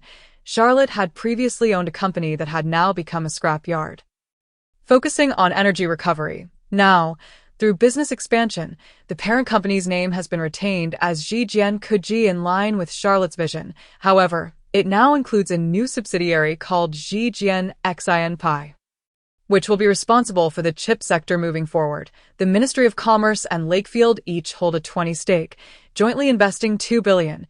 This is significantly more than the headquarters. The parent company's balance sheet shows less than 100,000 yuan, while the subsidiary boasts nearly 12 billion in cash. Observing this array of figures, Old Lee's confidence soared. To speak candidly, as a manager who had long worked abroad, he harbored some concerns about Charlotte being so closely tied to it. As a Chinese national himself, He was acutely aware of domestic capital's attitude toward such enterprises during his tenure as CEO abroad. As long as they cannot exert control, let alone cooperate, their so-called goodwill is merely a fade. Especially now that Charlotte is re-entering the chip industry, which lies at the core of the Western semiconductor landscape. If this is the case, those capitalists should recognize how close Charlotte is to the top. They would not be driven to madness without reason. Perhaps the only silver lining is that military and political directives will commence here, supplementing certain channels. However, in light of the future scenarios and lost markets that await. From a commercial perspective, Charlotte has already forfeited much. I personally discussed this matter with Charlotte, yet she seems entirely unconcerned. In her own words, I not only want to profit, but I want to do so standing tall. If foreign capital is unhappy, then let them be. Regardless, they will be discontent for a long time to come, and they will eventually grow accustomed to it. With funds in hand, old Lee went all out. Relying on previous connections, he swiftly assembled a temporary team of over a dozen individuals. Some were acquaintances from his past, while others were directly sourced from headhunting firms, for the factory, despite the intention to allocate land for themselves. Charlotte contemplated not establishing it in Beijing. This decision is primarily due to the geographical challenges posed by the surrounding mountains, which complicate the design of a comprehensive facility and hinder subsequent research efforts. After discussing with Lewis over the phone, two solutions emerged, quite straightforwardly. Since you do not intend to remain in Beijing, let's find a spacious location. The Gobi Desert or coastal areas would suffice. Charlotte pondered thoughtfully. While the Gobi is expansive, it is too remote, making recruitment challenging. After all, the living conditions there are dire, with most people merely scraping by. Therefore, a coastal site must be chosen. Coastal cities are already quite developed. In close proximity to ports, facilitating connections to global markets. Considering the need for ample space in the future, it would be unwise to select a bustling area, such as Dongfang City, where land prices would consume all available funds. After much deliberation, Charlotte grew weary of overthinking and directly conveyed her requirements to Old Lee: proximity to the sea and port, convenient transportation, larger land area, and better scenery. Upon receiving the call, Old Lee meticulously examined the map with a magnifying glass for half a day, ultimately settling on a location near a place called Sujia, just across the bridge from Haiqing. The future prospects are promising, especially as Haiqing is currently developing into a distinctive free trade port. Additionally, the area boasts a beautiful environment, high levels of prosperity, and relatively affordable land, as it has yet to penetrate the core region of Haiqing. Therefore, it perfectly aligns with Charlotte's myriad of demands, aware that Laoli had set his sights on Haiqing. Charlotte pondered for a moment, stroking her chin, before acquiescing. That location is indeed splendid, boasting a delightful environment, an abundance of beauties, and after work, one could easily find a yacht to unwind on. With Charlotte's affirmation, Laoli dared not tarry.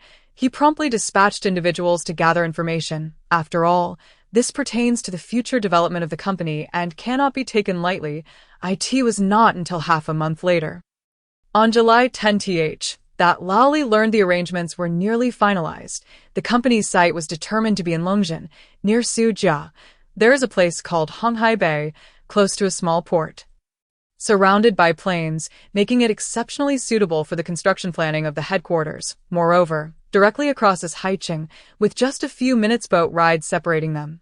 When the local organization heard that a company worth over 100 billion was planning to establish a factory there, it felt akin to being struck by a windfall. The steward of Longjin closely followed the personnel dispatched by Laoli, anxious to prevent any mishaps. After all, if such a major corporation truly relocated to their jurisdiction, the economic stimulus to the surrounding area would be immeasurable. They demonstrated utmost sincerity, striving to offer the best welfare and benefits. Charlotte meticulously showcased several photos and videos sent by Laoli.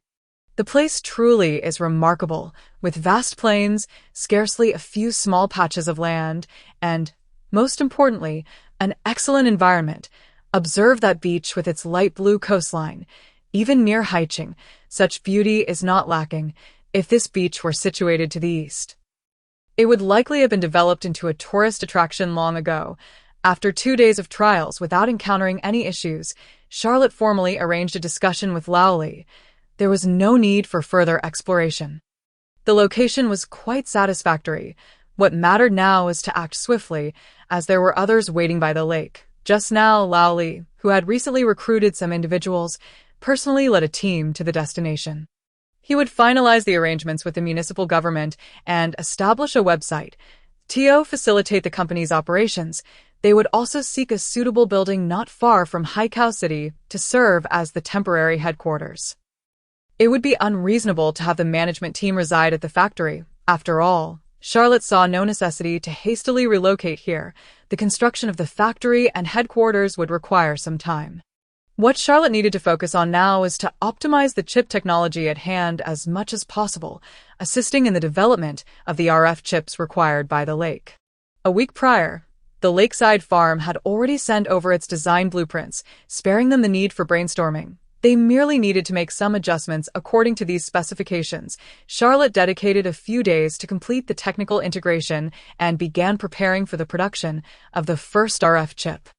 Meanwhile, at the headquarters of the lakeside farm, the recently awakened Lao Wang was wearing a broad smile. With the in-depth study of the acidic chips, they discovered that these chips truly deserved their reputation as products of a new era. Compared to the traditional 7 nanometers process, the performance of the 128 nanometers process surpassed that of conventional chips in every aspect. The technical department had provided a more detailed testing report. If our flagship could center around this chip, efficiency could improve by approximately 40%. While 40 may not seem substantial, it still represents overall progress, not only in terms of operating speed and efficiency, but also in heat dissipation. The Lakeside has already begun designing the latest motherboard for this chip. Expected to be completed within 3 months, Lao Wang was nearly jolted awake from his slumber with laughter. Each day, everyone was smiling. The core chip has solutions, and the RF chip is on its way. The situation couldn't be better. However, just 2 days before Lao Wang's awakening, someone reported that a visitor from Google Dog wished to meet with him. Google Dog, Lao Wang's previous good mood dissipated instantly. What was this individual doing here? Hadn't I made myself clear before? Lao Wang furrowed his brow for a moment, then nodded to allow the representative from Google to enter and speak. After all, the visitor was a guest, and since he had nothing pressing, he might as well meet him. Lao Wang hadn't seen you in a while. How have you been? 10 minutes later, in the first conference hall, a middle-aged man in a suit and tie entered. Lao Wang maintained a calm demeanor and remarked, "What brings the Vice President Wan from Google Dog Asia Pacific here? If my temple has not been properly attended to, please spare me the lectures." Lao Wang bore no goodwill towards this man. This individual was Chinese. Wan Shan, the Vice President of Google Dog Asia Pacific. Previously, many of the Lakeside Farms plans had been orchestrated by this person, causing considerable trouble in his own domain. Lao Wang found this discussion uninteresting. "I specifically came to speak with you. You see, I brought some fine tea." Wan Shan seemed oblivious to Lao Wang's demeanor, walking over to place the gift on the table, and no need for excessive pleasantries. "What message do you have for Gudog today?" Lao Wang cast a glance at the items and, with a smile, inquired. Since these fellows had detained their children, there was little left to discuss, a heap of rubbish. Engaging in such frivolities in business is indeed embarrassing. What was the outcome? "No, let me go." "Dio, you truly think this is 20 years ago? Can it be handled so carelessly?" Lao Wang, perceiving the situation as dire, continued, "We genuinely wish to collaborate with your esteemed company."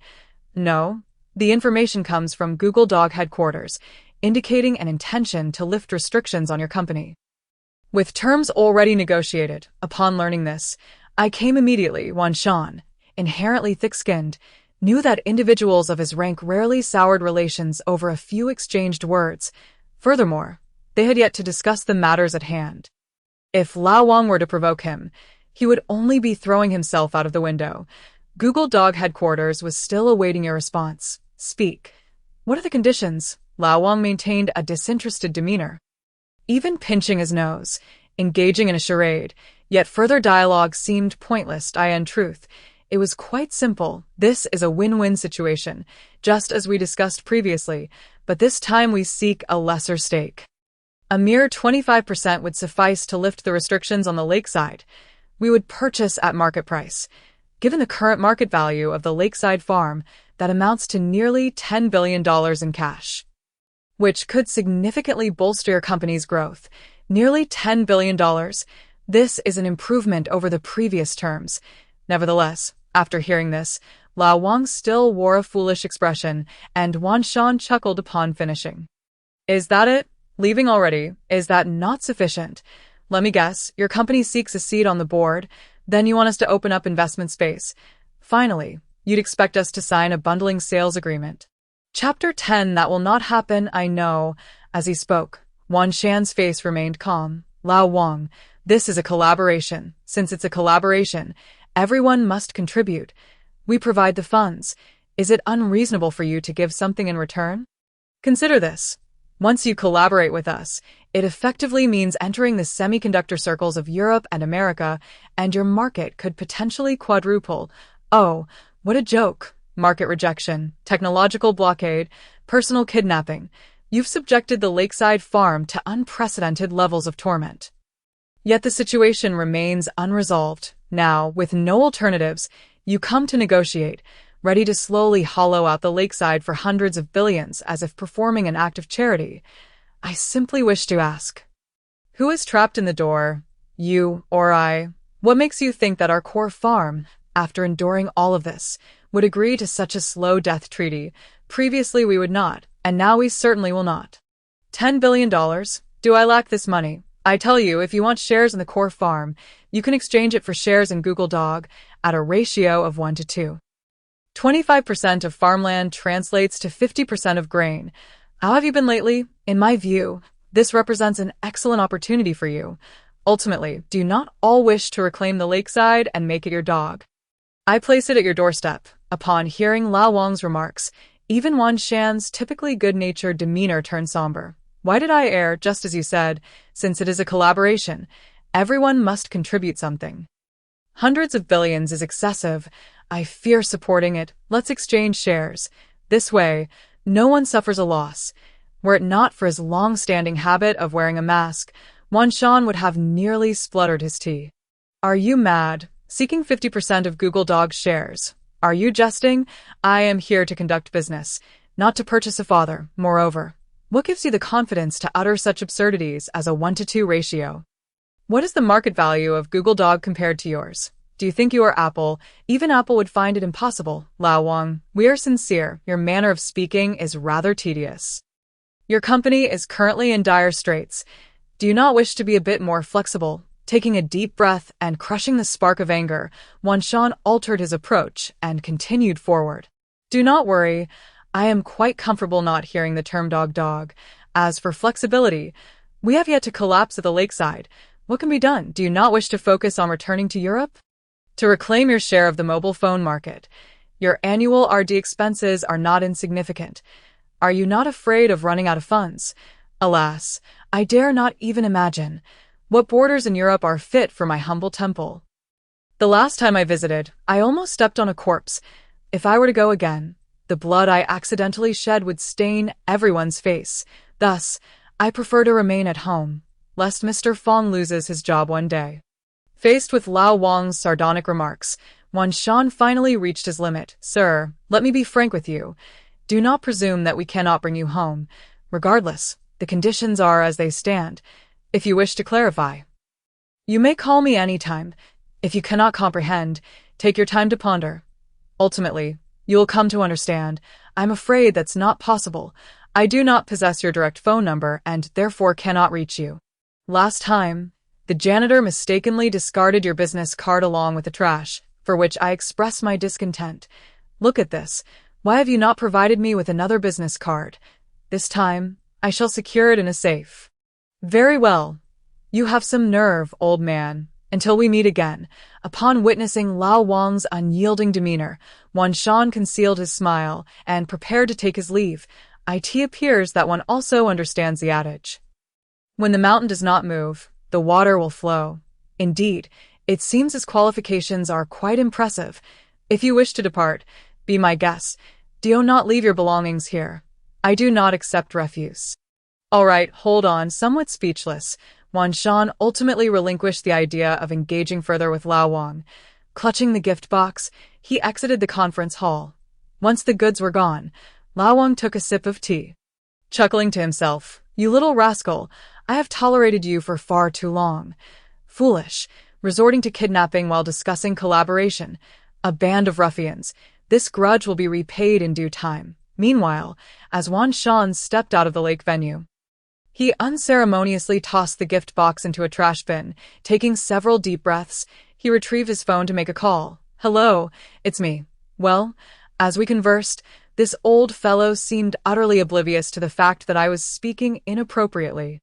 "Very well, I shall return. So, it is neither burdensome nor light.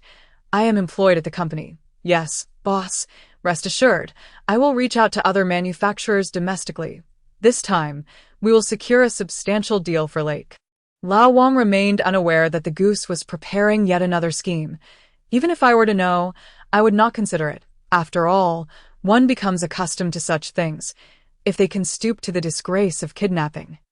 What else are they capable of? Regardless, the lake farm is here. I wish to see which of us will still be standing in the market a decade from now. After bidding farewell to Gu Goshan politely, Lao Wang's good mood was utterly shattered. These fellows are truly repugnant. In truth, they are quite amiable. After washing his face, Lao Wang proceeded directly to the technical department, intending to observe the development progress of the new motherboard. One must maintain self-control. Thus, Lao Wang hesitated to create obstacles for them. Though the higher-ups secretly assisted him, civil matters are not easily meddled with, even from above. After all, at the village committee, every move from above is scrutinized by countless eyes. Should a problem arise, an avalanche of criticism would ensue. Across the way, a group of double-standard old-timers could only bear the brunt of the image. On July 28, while the national beasts were still enjoying their holiday, the goose once again launched an offensive at the lake farm. Prior to this, they had severed the channels for procuring high-end chips and RF chips at the lake. Logically speaking, continuing the attack on China, which is in a defensive posture, leaves little room for maneuvering. After all, they have nearly exhausted all feasible and infeasible actions. However, this time the goose has identified several avenues for attack, though the Lake Tian mobile phone division has suffered severe setbacks. It remains incapable of producing using blueprints. Nevertheless, the low-end mobile phones can still be manufactured. Even if the profits are significantly lower, it can at least sustain the entire department. Thus, this time the goose intends to cede the low-end market to the lakeside farm. The method of attack is quite straightforward, involving the opening of more technology to domestic joint ventures, such as Rice or OV. Although all three brands are domestic, they are fundamentally tied to foreign investments. Most importantly, these three prominent domestic brands lack substantial technological reserves. This leads to a high degree of dependency on external sources. Even if they do not wish to be mere pawns, they find themselves powerless. The lake farm, bolstered by a formidable background, can withstand foreign blockades. The mobile phone division is merely a sideline for the lake farm, and being targeted will not cripple the entire company. This situation mirrors that of the former Lucia. I am unafraid of my family's vast enterprise. However, they are incapable of producing rice. They are merely a few assembly plants bearing labels. Lacking technology, they naturally cannot compete with foreign investments. Once the European and American Semiconductor Alliance threatens to embargo chips, they must yield. Otherwise, they will face bankruptcy within 3 months. Moreover, in the business realm, the goal is to seize territory. Dividing the market share of the lakeside farm would greatly benefit them. With ample incentives, internal dissent will naturally diminish. This time, the goose has opened up many avenues. Not only do they have the right to purchase the latest chips from Gaojia, but they also have access to the latest native Android system. Combined with some previously blocked hardware, it can be said that they are demonstrating sincerity. In such circumstances, several manufacturers can only brace themselves. If you do not participate, you will perish. If you manage to survive, you can live and profit. The choice is not difficult. Thus, as July arrived, the Mi official began promoting the next generation of Mi 12. Merely observing the technology within is impressive, let alone the price of under 3,000 yuan. Once the parameters and pricing of the new device were released, it immediately garnered the support of countless fans. Affordable yet powerful, this has always been Mi's philosophy. Undoubtedly, last year's flagship model saw significant enhancements. In truth, Mr. Lei for me has always felt that the goose is making a mountain out of a molehill. Currently, producing mobile phones at the lakeside farm is challenging. Is it truly necessary to continue this arduous struggle? Furthermore, the profit margins have been severely compressed. Indeed, this mobile phone is nearly break-dash, even in order to reduce the price to below 3,000 yuan. Mi sacrificed a substantial portion of its profits. One could say they earn a little on each sale. But they are far from achieving a model of thin profits and high sales. This is merely an effort to completely dominate the low-end mobile phone market at Lake. Never mind, let the goose break whatever it desires. He cannot be resisted. What a pity. Even if it surpasses the Lake, it has been through turmoil. Can a small family contend with the giants of the European and American semiconductor alliance, such as the loss of being outdated? One can only accept it. With Mi's opening shot, the OV family also began to promote their new devices. Without exception, they are all commendable, and the prices are reasonable. Outsiders may not discern the underlying motives. But insiders can easily see that this is aimed at the Lake Farm. Many have been venting their frustrations online regarding this matter, yet these manufacturers or the capital behind them have begun to control the narrative. Indeed, I have also attracted quite a few fans of Brain C who continuously bombard these remarks about making headway at the Lake Farm. In an effort to stir the waters, the goose had me sign several popular young celebrities as promotional representatives. They then utilized the fans of these young celebrities to muddy the waters. However, regardless of how the market is stirred, the Lake Farm seems to remain imperceptible. Without a shout, even a semblance of promotion is absent. Previously, when they released new products for rice, even if the Lakeside Farm was willing, they would still present some design concepts or PowerPoint presentations. Yet this time, nothing was said, as if it were all in vain. The owners of Mi and other manufacturers also sensed something amiss. This product is truly too quiet, completely at odds with the current internal policies of the Lakeside Farm. Currently, the Lake Farm is pursuing a strategy of dragging things out. They aim to maintain their existing fan base while seeking solutions. However, one must speak for their fans. How can you defend them if you remain silent? Numerous netizens supporting the Lake Farm have been silenced by the Water Army. But regardless of their speculations, the Lake Farm remains utterly mute. After more than 10 days, even they began to feel that the Lake Farm was genuinely failing, or perhaps they realized that there is currently no solution. Rushing out would only exacerbate the public discourse, leading to retreat and neglect. But can the lake truly not hear? I fear Lao Wang can hear quite well, seeing clearer than anyone else. Lao Wang harbors no objections regarding the choice of me. This is the helplessness of technological backwardness. They lack the ability to withstand risks, and thus must submit to arbitrary treatment. I can understand. After all, the Lake Farm has been through such turmoil.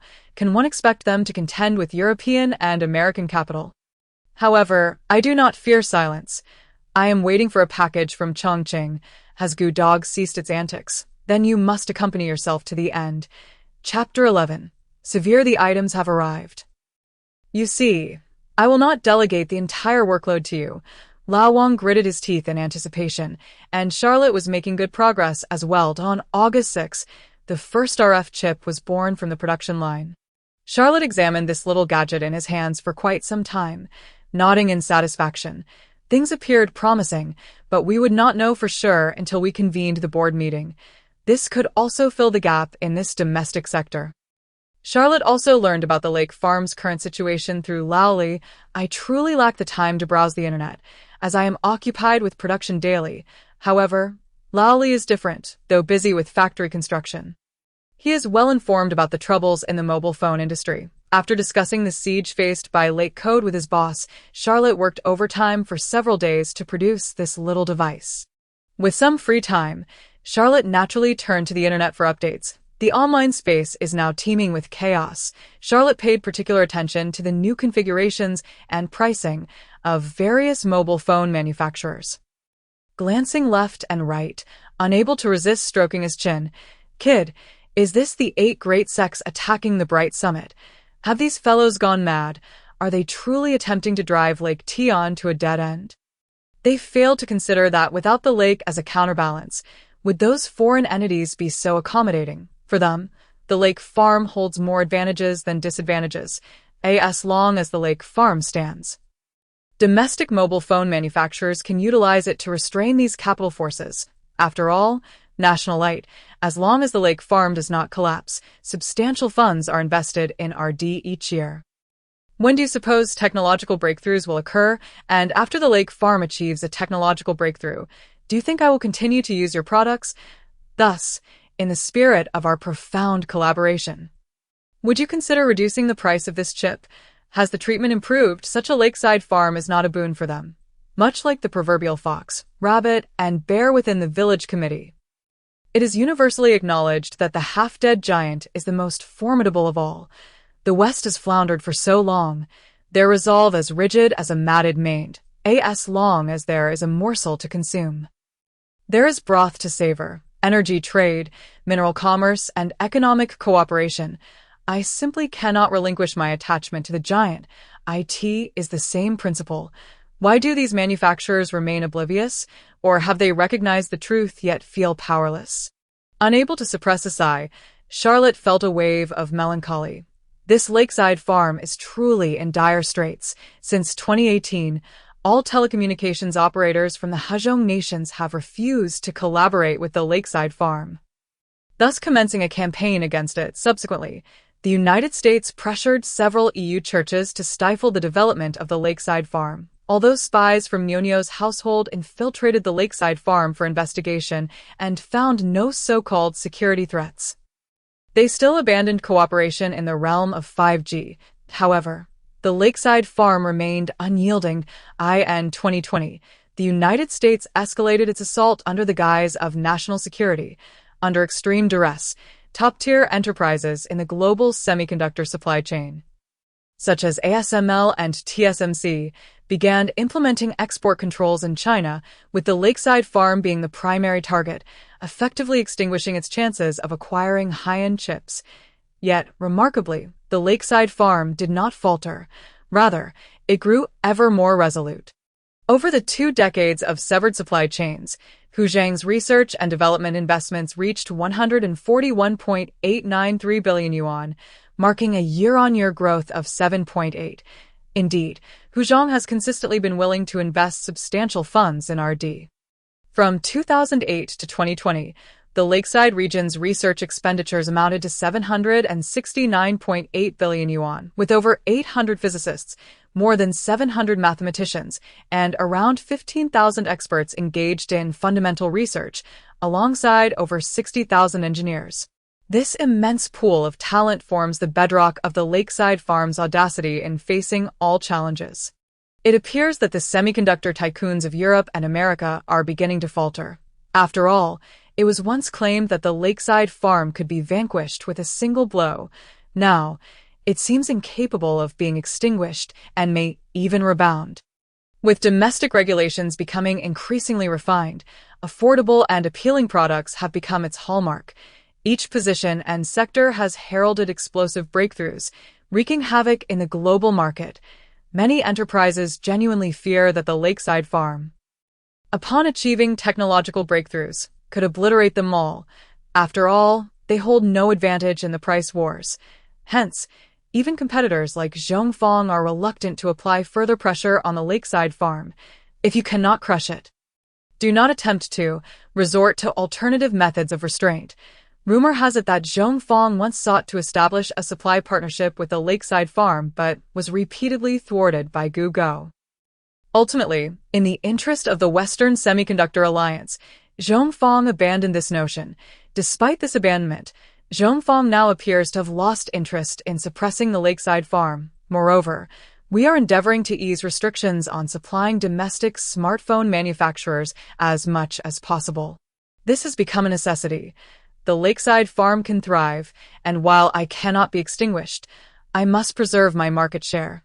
This very situation has incited immense ire from Google, a band of fools. Utterly incompetent, the true threat lies in strangulation for safety. You must be held accountable for this. Yet now, many companies are indifferent to Google's dictums. You claim you can obliterate it. You have been at it alone for years, yet still have the audacity to persist. Were it not for your inflated reputation, you would have exited long ago. If you wish to annihilate the lakeside farm, then everything you say is valid. Do not blame your continued presence on anyone else. These past few years, you have been afforded ample opportunity to assist. What more do you desire? After perusing the situation online, Charlotte shrugged and dialed SF. It seems old Wang, who has been waiting for the flowers to wither, needs me to deliver them promptly. Judging by old Wang's reticent demeanor, he is likely poised for a significant windfall. Yes, we must urge old Li to expedite the factory construction to avoid hindering the lakeside farm's business. Charlotte's shipment was by air and arrived the following morning. Upon seeing the 3 RF chips encased in plastic, old Wang felt a twinge of discomfort. Such an expensive item encased in this? Can it be cherished? If it malfunctions, one must wait. Suppressing his urge to complain, old Wang quickly dispatched old Li from the technical department to conduct tests. Naturally, the results revealed no issues. These chips were embedded with drivers. Once the interface program was correctly written, they could be utilized seamlessly. Lakeside Park is already enveloped in 5G coverage. Once this chip was installed on the phone's motherboard, a small 5G icon appeared on the display. Although there seemed to be minor reception issues, old Wang could not help but smile upon receiving the news. Well, the RF chip issue is resolved. Damn it. Wait for me. The day of my return to Lakeside Farm is drawing near. After dispatching the RF chips, Charlotte's current tasks reached a temporary conclusion. With the blueprints in hand, production can commence directly once the factory is constructed. As for the chip upgrades, Charlotte plans to wait a while. After all, the current performance suffices. First, let's earn some revenue. After a day of rest, Charlotte reclined on the sofa, savoring the braised beef she had just purchased while contemplating future development strategies, now that the chips are available. Having learned from her youthful naivety, Charlotte is decidedly reluctant to embark on an exceedingly challenging project. After some reflection, she resolved to focus on civilian applications, simple, convenient, and profitable. That is Charlotte's vision. Future company growth will undoubtedly require substantial funding, and resources are limited. I aimlessly wandered through the vast library for quite some time and genuinely stumbled upon several intriguing technologies. For instance, devices capable of executing virtual projections or various supporting technologies from the acid family, or EEG readings, even the utilization of electromagnetic energy. Charlotte spent considerable time exploring these, recognizing their potential for significant profit. After all, technology equates to wealth. These innovations possess value, while others may lack it. However, considering the complexity and integrity of the technological tree, some advancements requiring extensive cutting-edge technology have been temporarily shelved by Charlotte. For instance, research into mechs or energy weapons. While undeniably appealing, they necessitate a confluence of several technologies, so I must first address some foundational issues. Rubbing the back of her head, Charlotte first identified her most significant shortcoming. Undoubtedly, the speed of research and development. The efficiency is alarmingly low. Even though Charlotte has assimilated relevant technical data, the persistent disconnect between theory and practice remains. After all, hands-on operation and theoretical understanding are two distinct realms. Moreover, as humans, our imagination is a potent asset, yet labor is evidently lacking. The human body is inherently a vessel of myriad ideas. Engaging in repetitive tasks for extended periods can lead to fatigue and frustration, and the cumulative effect inevitably results in errors. This is inescapable. Our corporeal form guarantees the upper limit of development, not the lower limit of physical labor. Hence, I am in urgent need of something to alleviate this pressure. It seems that only one solution perfectly aligns with my requirements. However, it is a tad conspicuous, prone to misunderstandings. Yet, After some contemplation, Charlotte decided to pursue this avenue further. After all, technological advancement invariably comes with risks. It primarily depends on how one wields it. Moreover, compared to the associated dangers, the benefits this solution offers are far too enticing. If the advantages outweigh the disadvantages, there is no need to overthink it. Hesitation is not in your nature. However, to develop this technology, two conditions must be met. First, funding is essential. Constructing a suitable server demands significant financial resources. Second, the large-scale mobilization of servers necessitates dedicated space for installation. I cannot manage this junkyard alone. If I were too small, I doubt the environment would be adequate. I might even struggle with heat dissipation. Thus, I must consult with old L. IT would be best to purchase a suitable building and rebuild it. With this thought in mind, Charlotte could not help but survey the dim surroundings. After a prolonged moment, she sighed deeply.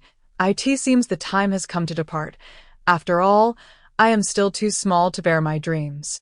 Yet, as a starting point, Charlotte is certainly unwilling to sell. When she grows older, she might genuinely embrace the role of an elder at the junkyard. But for now, it is time to travel, explore new places, meet new people, and engage in novel endeavors. Perhaps the greatest benefit of youth is the absence of excessive sentiments of parting.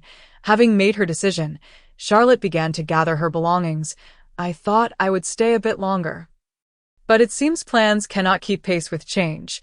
With a sudden thought, I called Louis again. Upon learning that Charlotte intends to go to Hainan, Louis also requested Charlotte to wait an additional day, assuring her that someone would be arranged to accompany her. As for the equipment at the scrapyard, the National Security Bureau would also send personnel to assist in overseeing it.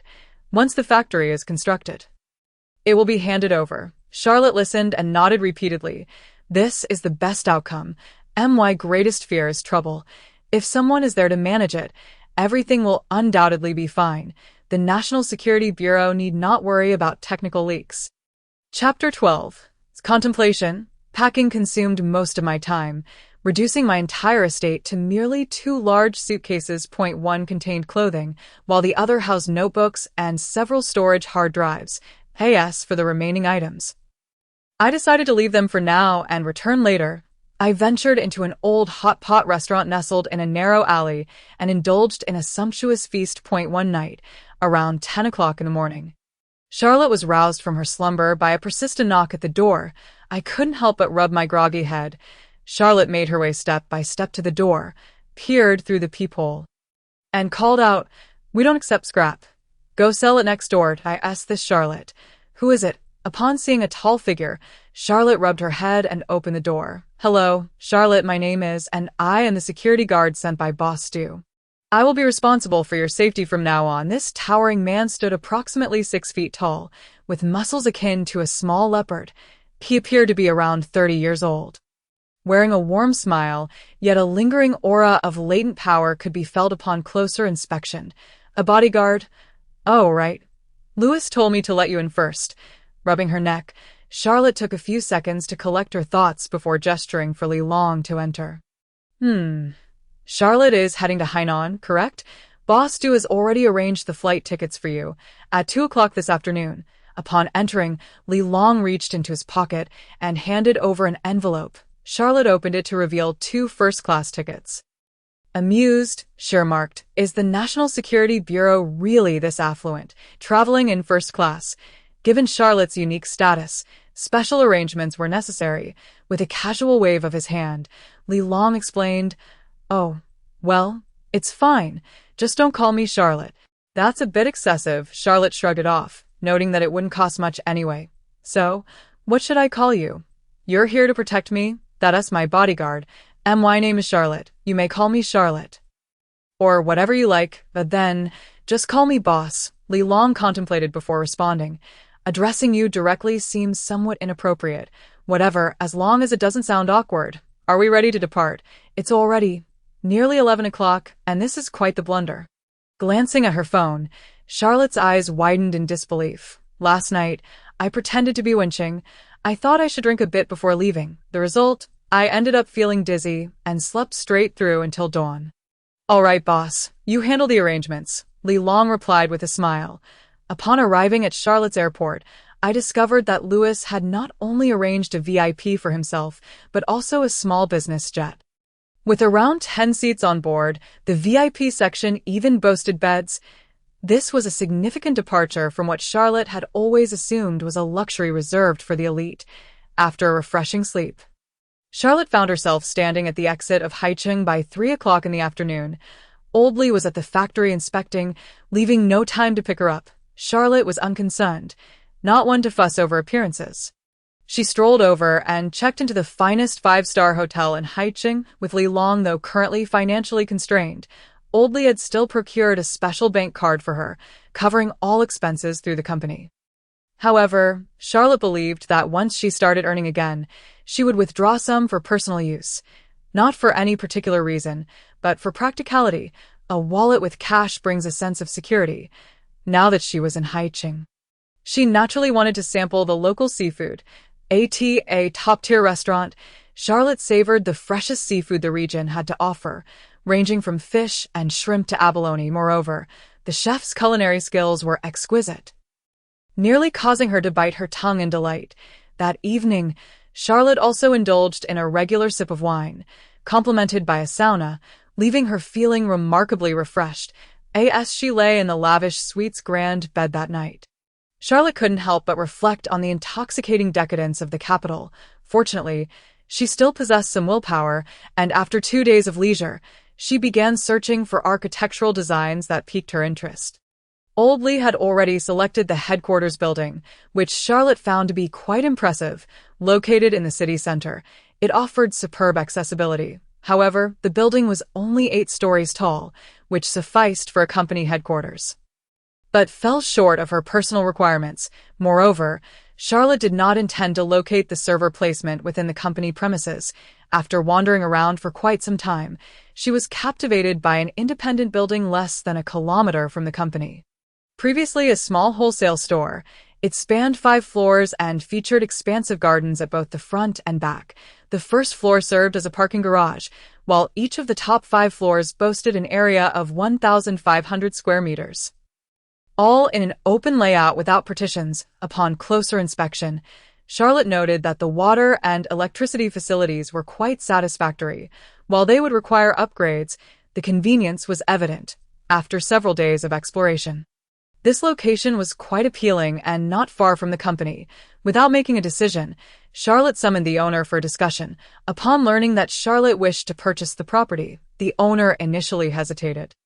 Though the building was somewhat dated, it was situated in a central area with significant appreciation potential. However, Charlotte soon presented him with an irresistible price, 300 million. In cash, he could sell it immediately. Indeed, while money may be a troublesome entity, it proved to be remarkably effective. The owner was a straightforward individual. Recognizing Charlotte's urgency, he took her to finalize the paperwork that very day. He must have some connections, as he completed the entire procedure in about 5 days. Of course, Old Li paid the sum, which was recorded under the company's name. When he received the call, Old Li pondered why, having already selected a headquarters building, the owner would still want to buy this piece of land. It was a rather unattractive, square building, somewhat outdated and far inferior to the one he was renting. Charlotte merely smiled and advised Old Li not to worry too much. I have an alternative purpose for this place.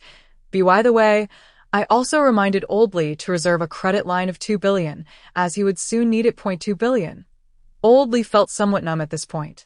What on earth are you up to? Please don't tell me this is just for show. The demolition and reconstruction of this dilapidated building would cost less than 20 billion. However, Charlotte refrained from offering excessive explanations. With no other option, Old Li reluctantly acknowledged his understanding. Fortunately, this would not disrupt his overall planning. Though the company's reserve funds would be significantly depleted, we still need to expedite the factory's construction and production. Otherwise, it feels as if the good life hasn't even begun before it abruptly ends. The boss seemed to have little grasp of money, often tossing around figures in the billions. Wasn't it said that self-made entrepreneurs typically face deductions? This seemed like a troubling scenario. After bidding farewell to Old Li, Charlotte boarded the shuttle back to the hotel. She pondered thoughtfully, stroking her chin. Turning to the driver, she inquired, "How well connected is your boss Do?" "Huh." The driver, Li Long, paused for a few seconds before chuckling. "Boss, do you have any misconceptions about the National Security Bureau? Can you really consider them well connected? It's rather distasteful. Which merchant would want to cultivate a relationship with him?" "I once received an invitation for tea." Charlotte scratched her head, realizing that this fellow made a valid point. Moreover, the mere mention of the National Security Bureau was somewhat intimidating, let alone attempting to foster connections. "Boss, why are you asking about this?" Li Long cast a curious glance at Charlotte. "Well, there's something I need assistance with, and I find myself at a loss." Charlotte did not hide anything, and explained to Li Long that she needed to establish a server center. Upon hearing this, Li Long seemed at a loss for words. "This isn't just a server center, is it? It sounds more like a small supercomputer. No 200 million. This is at least a medium-sized supercomputer. Why would a tech company need to build such a thing? Is there too much money to burn? How could it be? Does your boss do have connections?" It seemed genuine when Li Long saw the seriousness in Charlotte's demeanor. He contemplated for a moment and nodded. "Oh, is that so? You see, Brother Du is affiliated with the defense sector. I recall he used to oversee public security in Shanqing, so he should know some big shots around here. After all, it's a strategic objective, though uncertain." Li Long shared what he knew. "Indeed, then I'll give him a call." Stroking her face, Charlotte thought it might be better to directly consult Louis, as she would ultimately need to ask him anyway. Pulling out her phone, she located the number and dialed. The call connected swiftly. "Hello, Charlotte.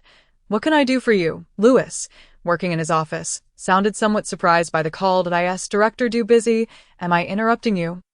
"I'd like to ask for a favor, to see if there's any way to assist. Help?" Louis couldn't help but twirl the pen in his hand. "Go ahead. I'm listening." "Well, I have a project regarding—" Charlotte relayed her story to Louis, and his reaction over the phone mirrored Li Long's. "Is there a problem with this product? Building a private supercomputer?" Although I don't quite understand Charlotte's line of thinking, it seems there's no prohibition against private ownership of such devices. Primarily, it's just exceedingly expensive. If it's unnecessary, then it's merely a money-burning endeavor. Wait a moment, let me inquire on your behalf. Otherwise, how would I explain to the NSA that it's a big deal?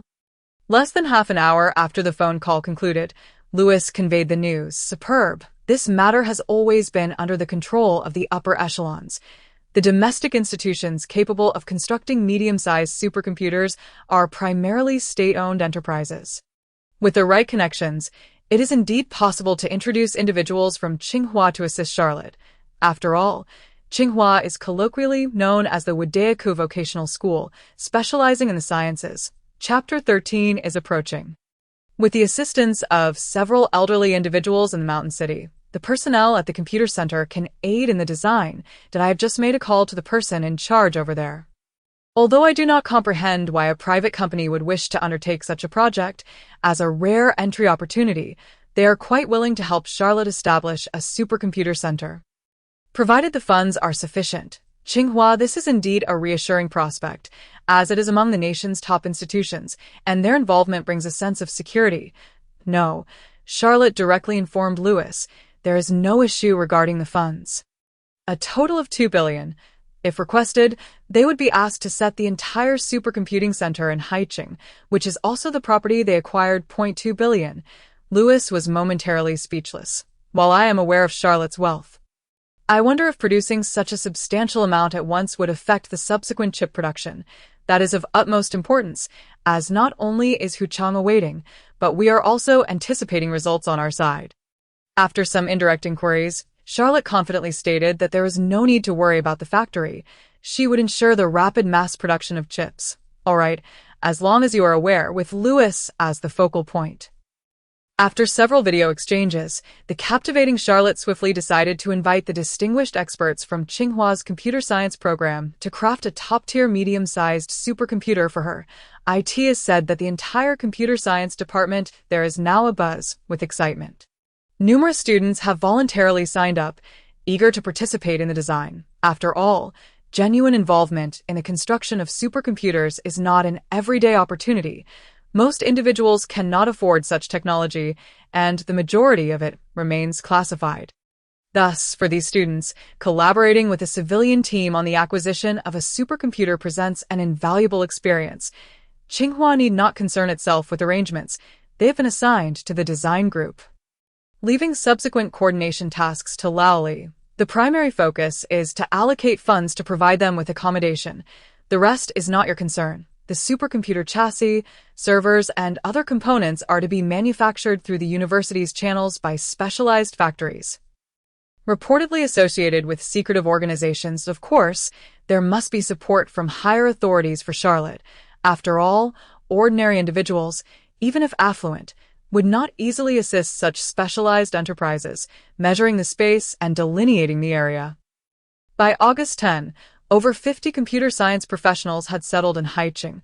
Laoli arranged for them to rent a dedicated apartment and provided 2 buses to transport them on the second day after their arrival.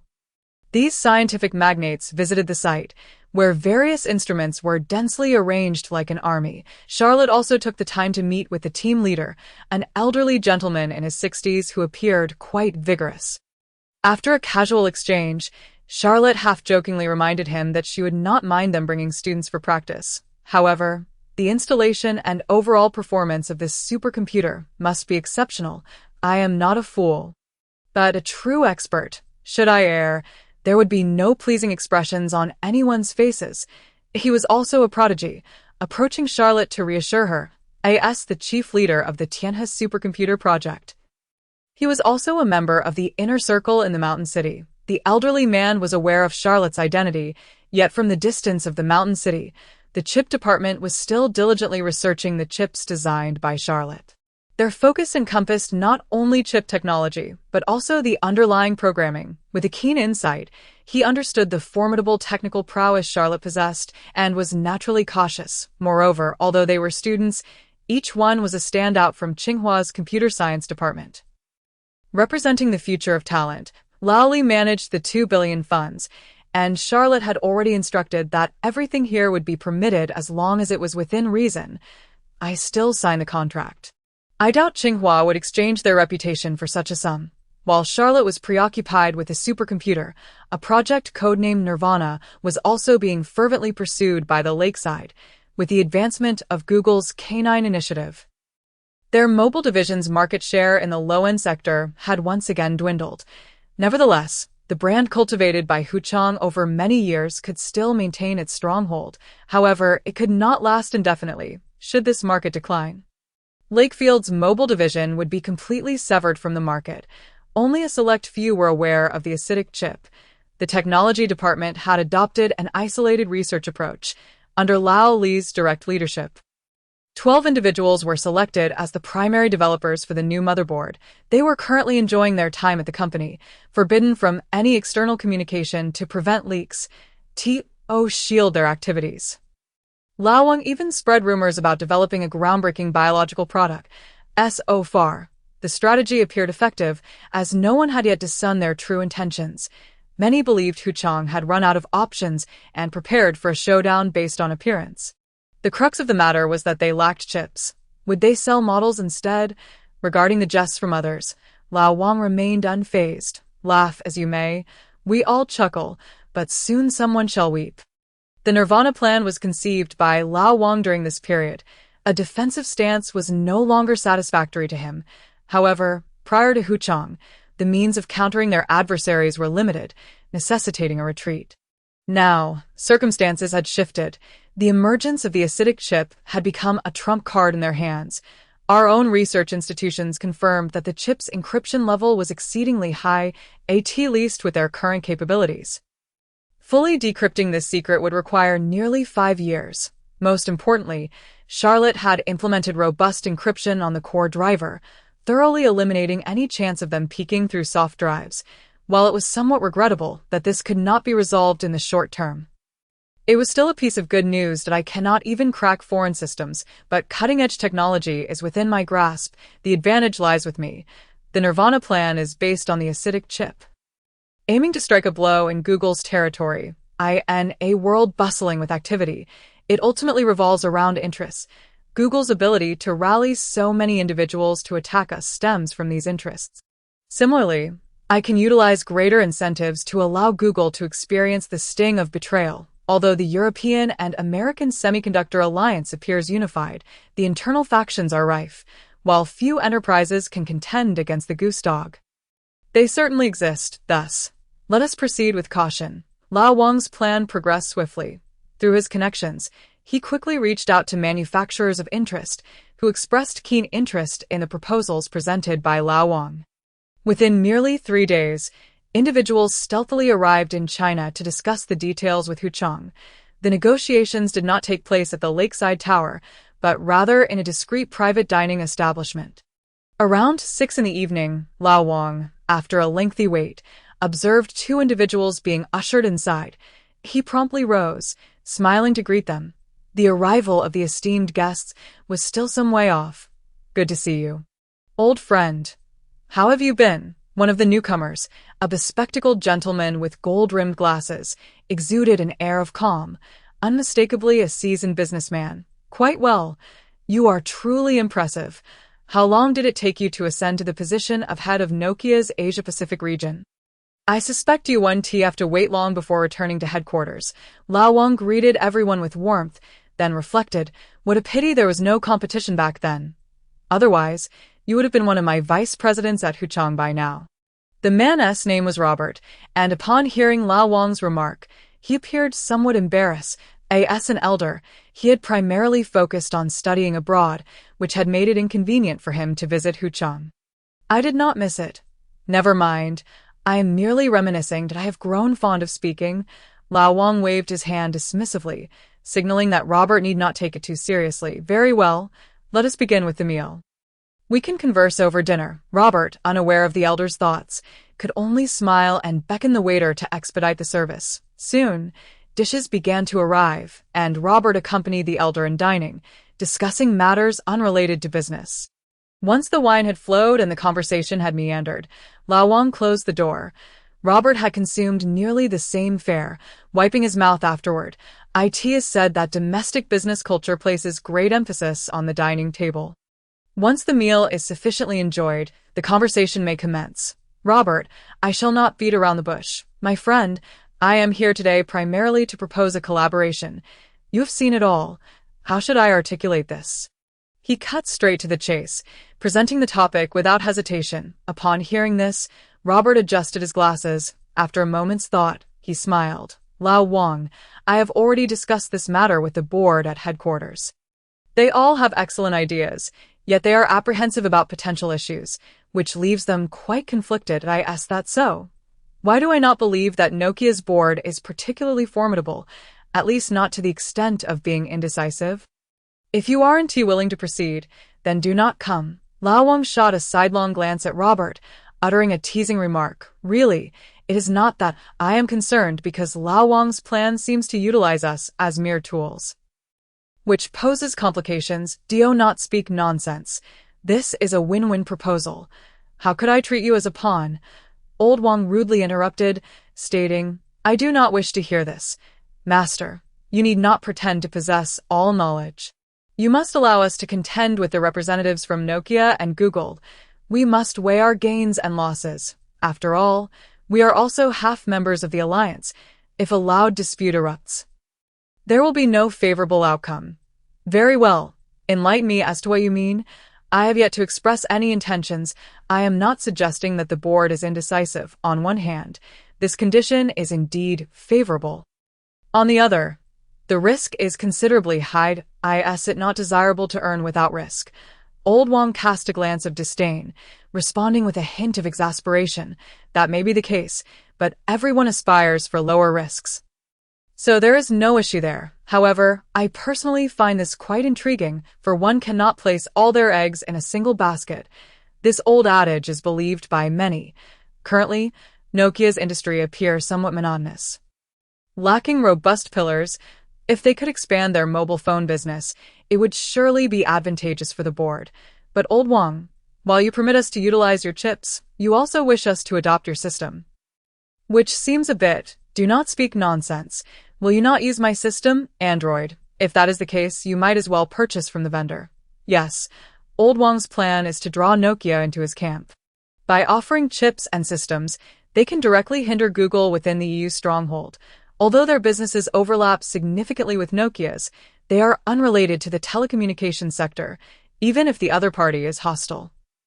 It is impossible to regard them as friends from another perspective, in truth.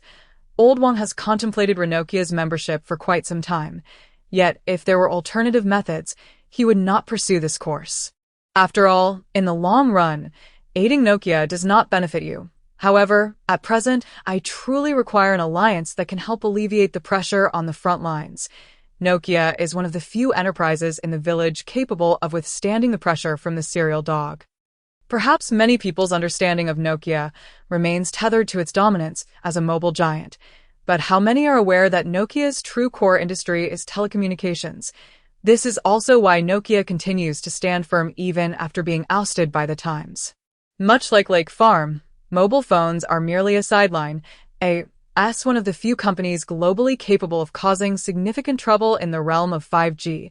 Nokia's patent portfolio is nothing short of staggering. To put it plainly, in the mobile domain, in Europe and America, regardless of who it is, they are all utilizing their patents to some extent. This is why Nokia can resist the advances of Google. They possess patents and a state-owned background, representing the prestige of an EU faction. Any action directed at Nokia can easily escalate into dialogue between factions, coupled with Nokia's formidable technological background. This has led to their unparalleled status within the EU. Should Google wish to attack Nokia, there are myriad considerations to ponder. Setting aside whether they can succeed, even if they can, is that truly a favorable outcome? But to refrain from action is equally vexing. Do you not care if others plant their flags in your territory? The Semiconductor Alliance is not merely a title. This is precisely what Old Wang desires. Does he not relish creating havoc? I provide you with a major player. You may play your own game. Google possesses the energy to develop its means to counter Nokia, but if it does not target Nokia, your alliance is unlikely to fracture. Many companies within the US and European Semiconductor Alliance are weary of the game. Old Wang is acutely aware of this. The differences among them are merely excuses, in my view. Nokia serves as an excellent pretext. Old Wang, I comprehend your words, and you understand my implications. If we wish for our Nokia to stand at the forefront, it is not sufficient at this moment. After a lengthy discussion, Robert adjusted his glasses and said helplessly, though your chips are commendable, based on current performance, they merely match others, 7nm technology, lacking any modern distinction. To be blunt, as a top-tier enterprise in the EU, Nokia has the option to choose its own chips if it so desires. Google will also present its latest version of the system, seeking to utilize it without greater incentives. Nokia's board members will not act impulsively. Seeing Robert's persistent reluctance, Old Wang stroked his chin and continued after a moment's thought. I understand your thoughts. After all, our current leverage is barely sufficient. To offend the EU community over this matter would be exceedingly imprudent. Very well, allow me to add something. If we establish a partnership, our latest model of ACID chip will always be available to you. The current 128nm ACID chip has already matched Zhongfang's 7nm technology. Give us some time, and surpassing their 5nm is merely a matter of time. You must also be aware that breakthroughs are occurring rapidly. Domestically, traditional production processes for 14nm chips are already in place. We are confident that within 5 years, we will push the ACID chip to around 12nm. By then, the capabilities of that chip will surpass many traditional 2nm chips still under research by a factor of 50. Joining us now may be somewhat uncomfortable, but the future is undoubtedly promising. Old Wang finally played his card. People are not foolish. Relying solely on 128nm chips and a system is insufficient to sway the other side. Yet, he still possessed one more card. He had inquired with Charlotte regarding the upgrade of the ACID chips. Charlotte's response was lighthearted, indicating that their technological research had reached 24nm and would soon breach 12nm. Considering market reasons, it requires time for gradual updates. This is also why Old Wang dared to propose such a condition to Nokia. Sure enough, upon hearing that old Wang had finally revealed his card, Robert approached and said, "That sounds promising, but how do we know you are not merely deceiving us? Moreover, while it appears you are currently ahead, who can guarantee that the manufacturing method for the acid chip will not be copied? Most importantly, I have heard that this chip was not developed by your scientists at Lake Yard, but rather provided by another company. If the opposite party suddenly halts their supply, how can you assure us of the chip's availability? I do not believe you attempted to decipher it before coming here. Since you are here, it indicates that your company cannot find the manufacturing method for this chip in the short term, nor can I. Our two companies are among the world's elite research enterprises, if I cannot decipher it swiftly. Do you believe others can? As for those who do not engage in deception, are the contractual matters in place merely to guard against my trickery?" With hands spread open, old Wang replied calmly. "What then of the chip's supply? This is not your technology, is it? It is not our property, but we have signed a 10-year purchase agreement with that firm, and I have arranged for them to supply you as well. After all, as a new chip manufacturer, they require a market. Can I meet the owner of that firm? If a partnership can be established, of course, that is no issue. Old Wang, I mean no offense. I simply wish to gain a tangible understanding of the situation."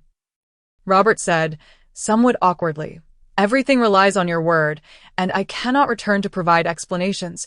At the very least, let me know the scale of the factory and its production capacity." Old Wang's face also bore a hint of embarrassment.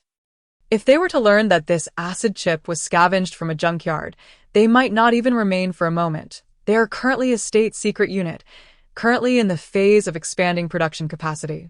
It is quite inconvenient to arrange a visit. If you insist on meeting them, it will require some time. Half-truthfully pointing to his head, old Wang found a more reliable excuse. Robert believed it to be true. Indeed, this technology is something his own people would be concerned about. As a foreign company, it must be quite challenging to arrange a visit. Meeting the person in charge should not pose a problem. Right, well, let me inquire on your behalf. All right, I appreciate your assistance. Old Wang sniffed and went to the partition to call Old Ollie. Old Lee was aware of the Nirvana plan after hearing Old Wang's words. Old Lee thought for a moment and said it was no problem. However, the factory has already been confirmed, and I will take the time to visit Lake Farm myself. Old Lee's visit was quite natural. I returned to discuss with Robert, and everyone decided to wait until Old Lee arrived 3 days later to proceed. Robert himself would utilize this time to discuss the matter with the board. Charlotte generally does not involve herself in business matters. Whether with Lakefield or Nokia, as long as Old Lee is capable, it is of no concern. However, Charlotte still cautioned that while other companies may not care, whether Nokia or Apple, Samsung will never engage in any form of partnership with them.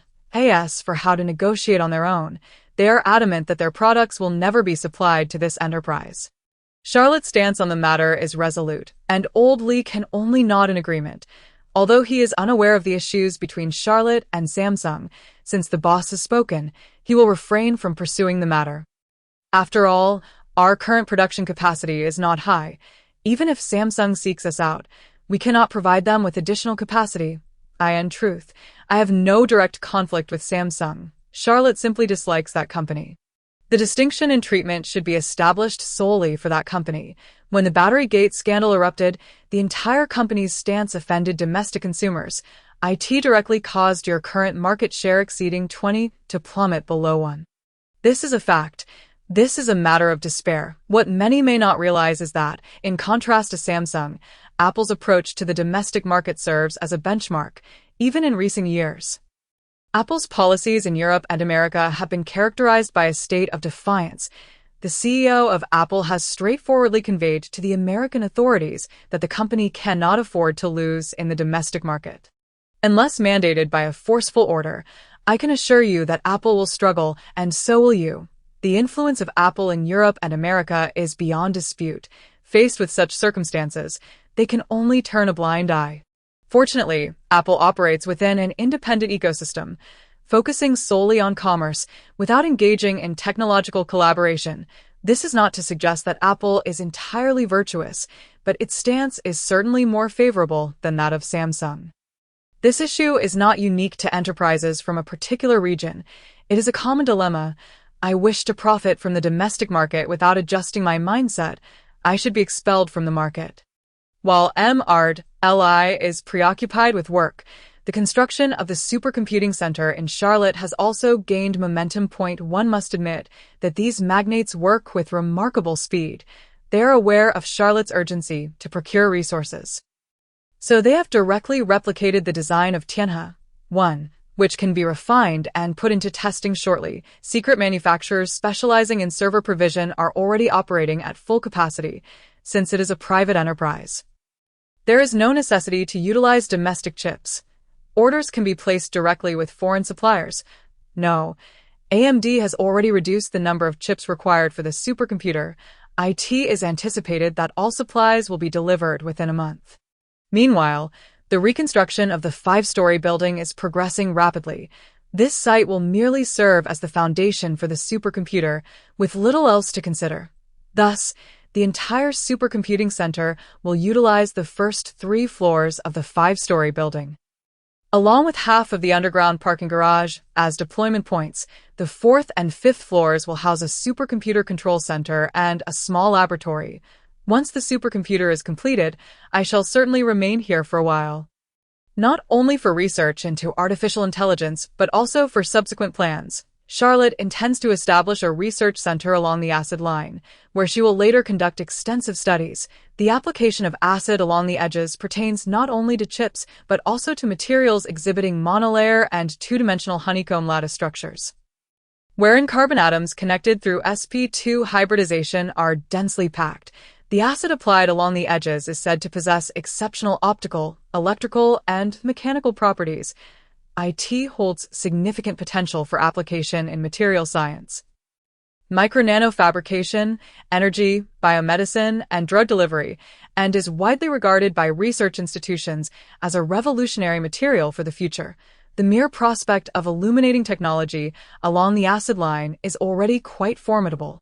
Having developed acid chips, I am determined to advance several useful technologies thereafter. Charlotte will not remain idle until the supercomputing center is completed.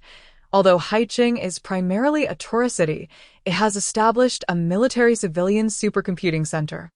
This provides ample computational support for the local research institutions, as long as one can pass the review and provide some funding.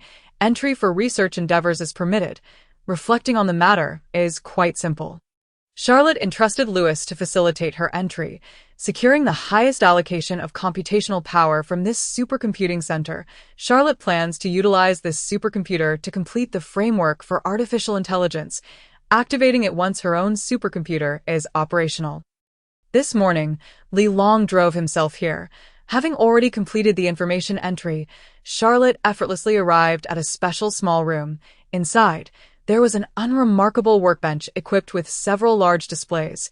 These screens were all connected to a small server within the room, allowing for the establishment of a connection to the supercomputer via the server. Furthermore, the room contained a bed and a bathroom for bathing. After all, much of the data that can be utilized for the supercomputer requires extensive computational time. Having a long bed truly allows researchers to relax. In terms of entry, Li Long conducted a routine inspection around the area. Charlotte disregarded him, retrieving several USB drives and a notebook from her bag. Connecting these devices to the supercomputer took some time, but Charlotte soon accessed the back end, swiftly writing a series of commands.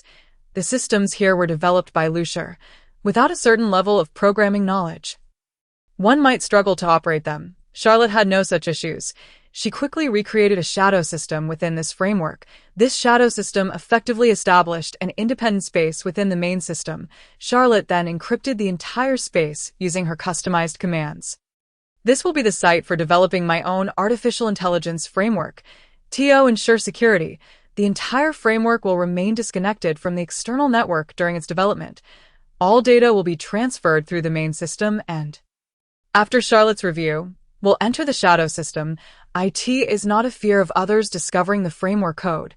Rather, the very fact that I am primarily researching artificial intelligence is inherently perilous. In science fiction films, artificial intelligence has long been depicted as the antagonist. The various crises stemming from immature technology are countless. This is a common theme in science fiction literature and games. However, it cannot be denied that the essence of artificial intelligence research lies in enabling computers to perform logical operations akin to human reasoning. Should issues arise within the foundational framework used for control, it could jeopardize the stability of the artificial intelligence. Of course, achieving the level depicted in films is somewhat challenging. After all, many elements portrayed in movies cannot truly be classified as artificial intelligence, but rather as sentient life. There exists a significant distinction between the two. Artificial intelligence fundamentally belongs within the realm of computing. All emotional simulations are predetermined programs, devoid of creativity.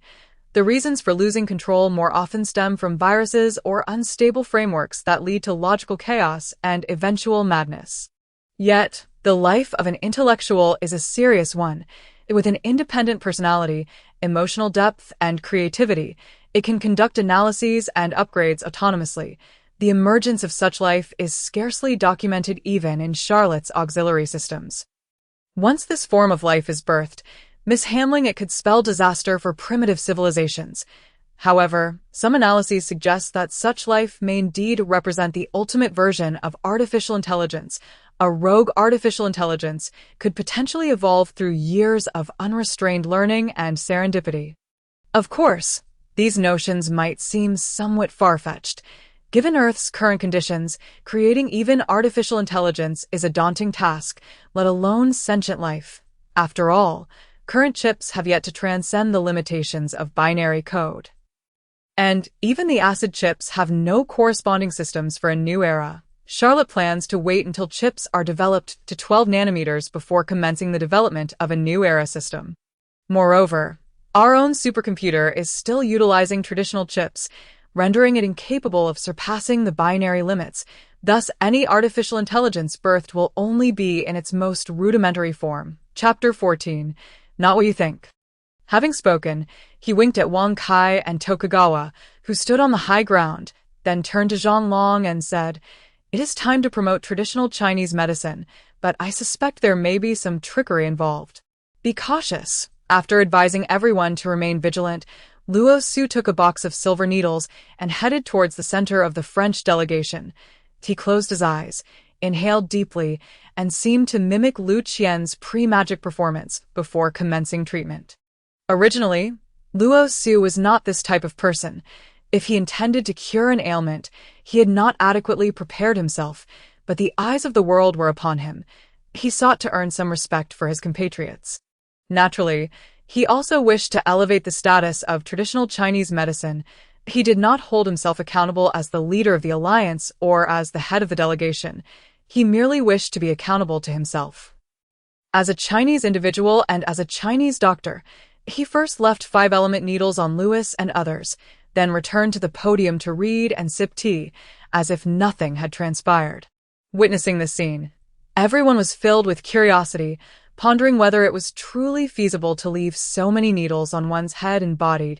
It was summer. Could they truly endure exposure to the sun? A reporter approached to inquire about Luo Su's methodology, to which he responded piece by piece. From the perspectives of acupuncture and medical theory, he elaborated extensively, all while keeping an eye on the clock. A reporter subsequently inquired about the experiences of the French delegation members, who candidly responded, sitting in the sunlight, they did not feel discomfort, but rather an intense chill, the cold sensation radiating from the needle points. Although exposed to the sun, they felt as if they were in an air-conditioned room. Upon hearing their explanations, the reporters were astounded. Just how miraculous is acupuncture in traditional Chinese medicine, even in the off-season? Can one truly regulate a person's emotions? Thus, driven by intense curiosity, they surrounded Luo Su, emulating an experienced traditional Chinese physician. Luo Su explained to each reporter in turn, in truth, he relished inquiries about traditional Chinese medicine and enjoyed elucidating its principles. After all, he had grown up alongside traditional Chinese medicine, and his passion for it was beyond mere words. Li Ping smiled as he observed his grandson, glancing at the time and saying, "It's almost time." Luo Su nodded, inquiring, Where's the medicinal soup I requested to be prepared? Is everything ready? Someone in the background responded, bringing forth a large pot of traditional Chinese medicine. As the lid was lifted, the bitter concoction caused everyone to cover their noses. They pondered whether such a dark substance could genuinely induce intoxication.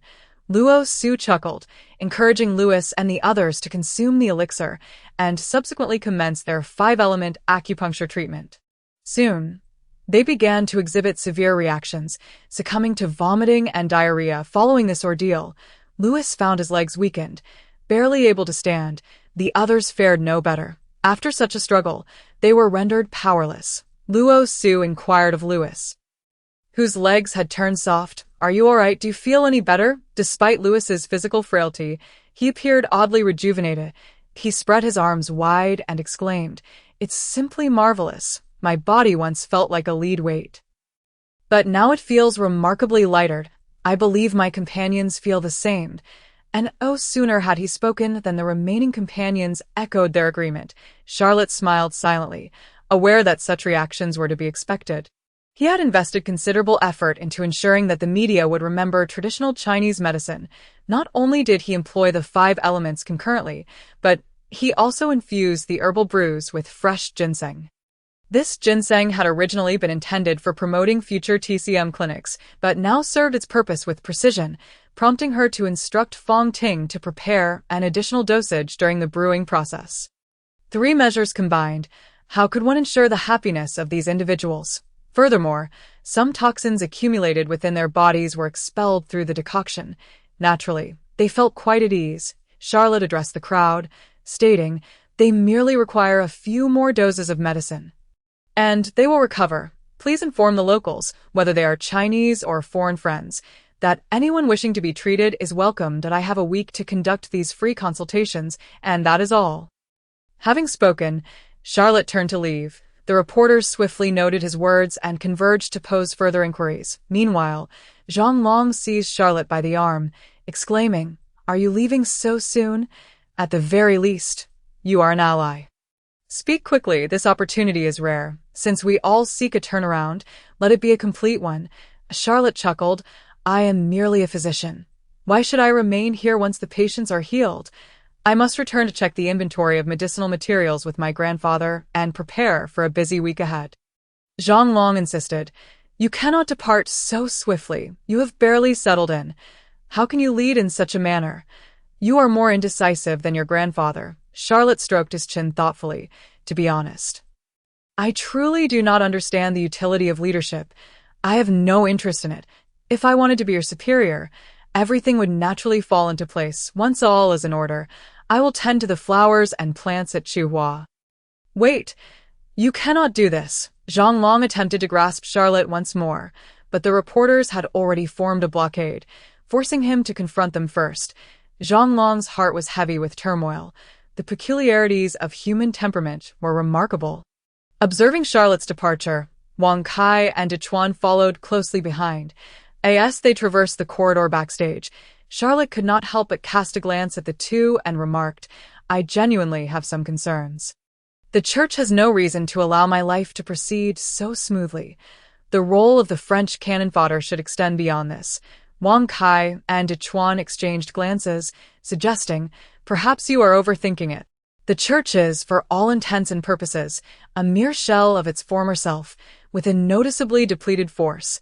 Even if they possess wealth, they are unable to mobilize it." Charlotte furrowed his brow. Was it truly just his imagination?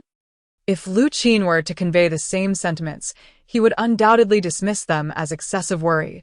However, the fact that even Lady Zhuge had indicated that matters were far from simple and that it was not over at all raised suspicions. If Lu Qin's analysis held any truth, then the arrival of the French delegation was merely the initial wave, perhaps just a trial run, with the real spectacle yet to unfold. The friliest camel outweighs the strongest horse. The Church's current standing was not due to a complete paralysis from the absence of these individuals, but rather, some hidden hands were undoubtedly at play. To avoid being reactive, Charlotte even dispatched Li Xian to Venice to accompany Lu Qin.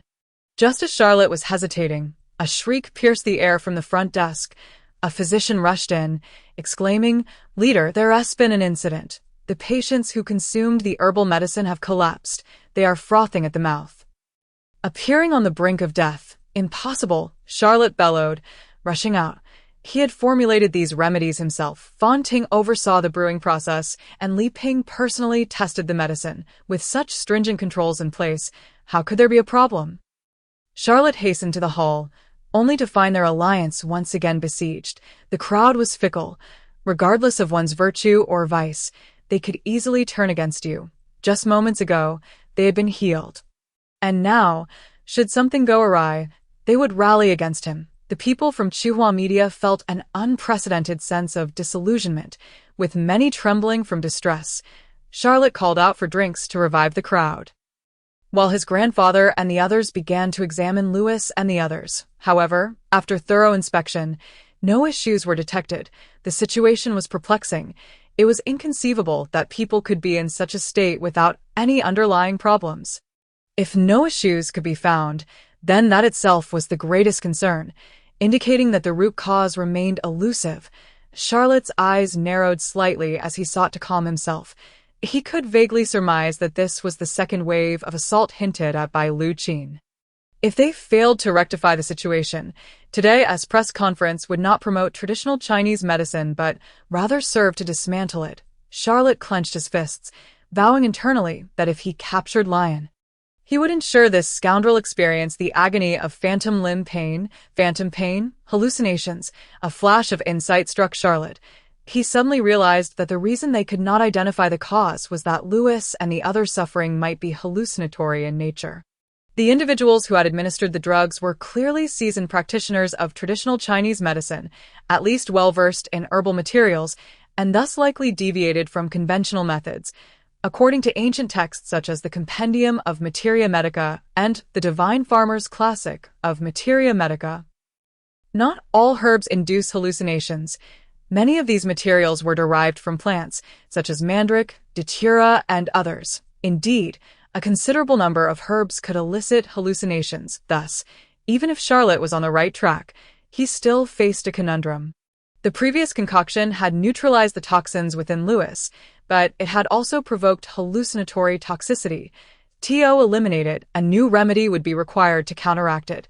The question remained, what medicine should he use? Charlotte winked at Li Ping, then pulled him aside, saying, "Grandfather, do you remember which plant we tasted while sampling the dregs?" Li Ping immediately grasped Charlotte's implication, yet he felt disheartened. The taste of plants was notoriously difficult to discern. And having already been processed into dregs, too many herbs had been blended, making it quite a skill to identify the general components. Determining what the plant was before it became a decoction seemed nearly impossible. Charlotte forced a smile as he surveyed the few French individuals present, only for his smile to abruptly falter. He turned back to Li Ping, saying, "Grandfather, perhaps there's a way. You hold the fort here. I'll return to the alliance," Charlotte informed Li Ping, recalling the thoughts he had during their last relocation. Li Ping looked astonished. "What? Are we going to forcibly dismantle it?" Charlotte nodded.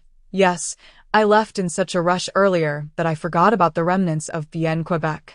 I had glanced at the content recently, which pertained to treating this type of perplexing ailment. I believe these individuals would be better suited for treatment with ancient medicine, having reviewed the works of Bien Ke." Charlotte had noted numerous medical points, but the chaos of the moment had muddled his thoughts. In an instant, he recalled this information. The symptoms exhibited by Louis and the others were, in fact, non-modern ailments, akin to a common form of poisoning in ancient times. To resolve ancient toxins, one must employ ancient remedies. Li Ping furrowed his brow. "But even so, you still do not know which plant poisoned them." "You are being reckless." Charlotte smiled gently. "No, there is still a way, but I need your assistance," Charlotte said, pulling Li Ping toward the others. He pointed at the French individuals, declaring, "I will first use 5-element acupuncture to seal their meridians. And then, grandfather, you will commence the 5-element needling." Li Ping surmised that Charlotte intended to administer 4 needles simultaneously, nodding in agreement as he prepared to assist Charlotte with the next needle.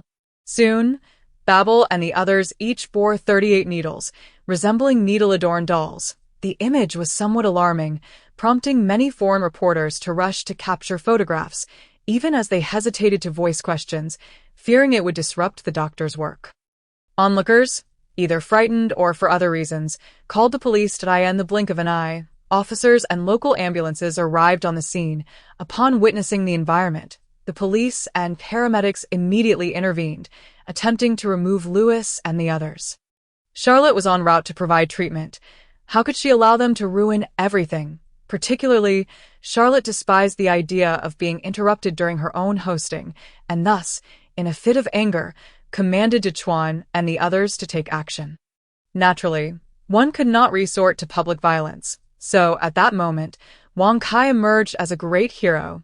As a former spy, she was a social butterfly, after she eloquently articulated her interests in fluent Italian to the police. They found themselves rendered motionless. The officers could scarcely fathom that such a petite woman would engage them in discussions of politics or local affairs, even going so far as to name certain prominent figures in a bid to intimidate them into submission. Ordinarily, the Roman police would not relent over trivial matters, yet recent disturbances caused by the Chinese in the precinct had transformed Charlotte from a mere prisoner into a guest. From this perspective, a measure of caution was warranted. With this thought in mind, the officers hesitated. The Roman doctor, observing the inaction of the police, felt a surge of irritation. He had just pushed through the crowd in an attempt to enter when he was blocked by Tokugawa. Charlotte was closely monitoring the patient's condition when she caught a glimpse of the struggle between the Roman doctor and Tokugawa out of the corner of her eye. She turned and said, "Let him in. He is at least a doctor. It wouldn't hurt for him to witness the acupuncture firsthand." Tokugawa nodded and stepped aside, allowing Dr. James to enter. James was a rugged man in his 30s. He glanced at Charlotte, then at Lewis and the others, exclaiming, "Chinese people, what do you intend to do? Why are you administering so many needles? What purpose does this serve? Can't you see they are in agony?" "Stop it." Zhang Long stepped forward to assist Charlotte. Hearing her assistant's words, Charlotte nodded and said, "Have him observe closely. Treating patients does not necessarily require surgery or injections.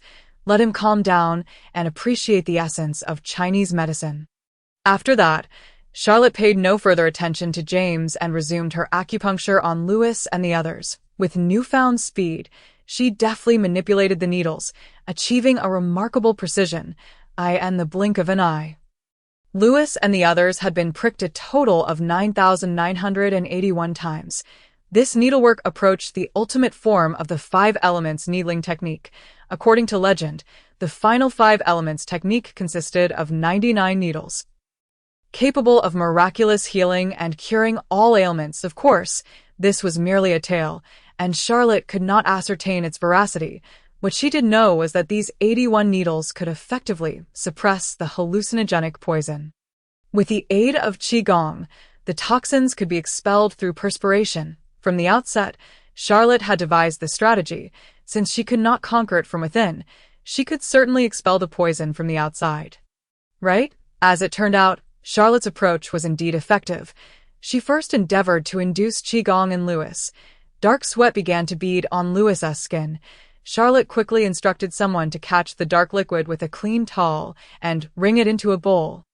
Li Ping immediately grasped Charlotte's intentions and hurried to assist, instructing others to brew the sweat into a medicinal concoction. Charlotte aimed to analyze the true nature of the toxic plant through the venomous liquid exuded from the sweat. The perspiration from Lewis was authentic.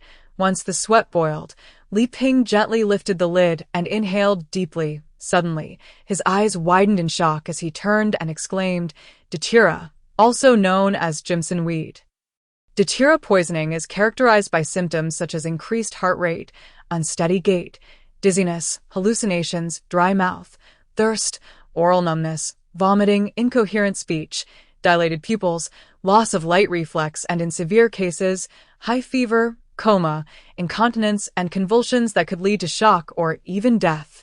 Charlotte slowly closed her eyes, her mind flooded with countless medical texts. After a moment, she gradually opened her eyes and said, "Prepare several bowls of fong foam, guiji, raw mung beans, and ice water." Quickly, The diligent Fong Ting promptly turned to the back to prepare the decoction and instructed others to gather ice water. While Li Ping advanced to assist Charlotte, with so many patients present, Charlotte was left to shoulder this task alone. It was possible that she might succumb before any of the patients recovered. The Roman doctor, James, witnessing the scene of Charlotte, the Chinese medical sage, working tirelessly, felt a surge of inspiration. Suddenly, he felt a rush of fervor.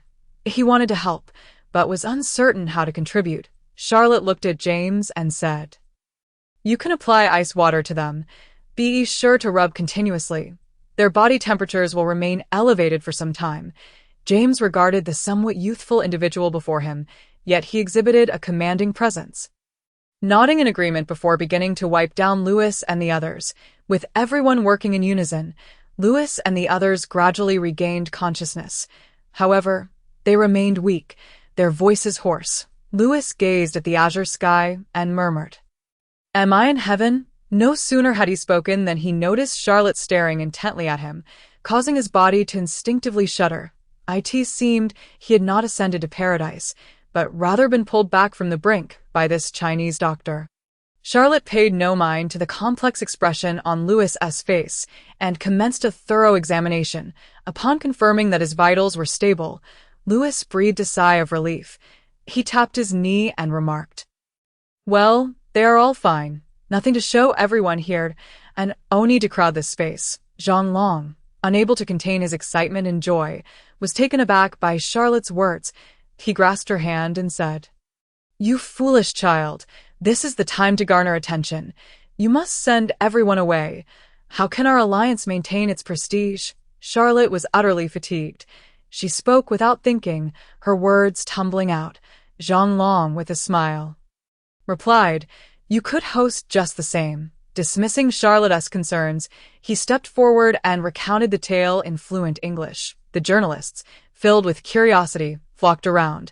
What Zhang Long spoke of remained a mystery, known only to him.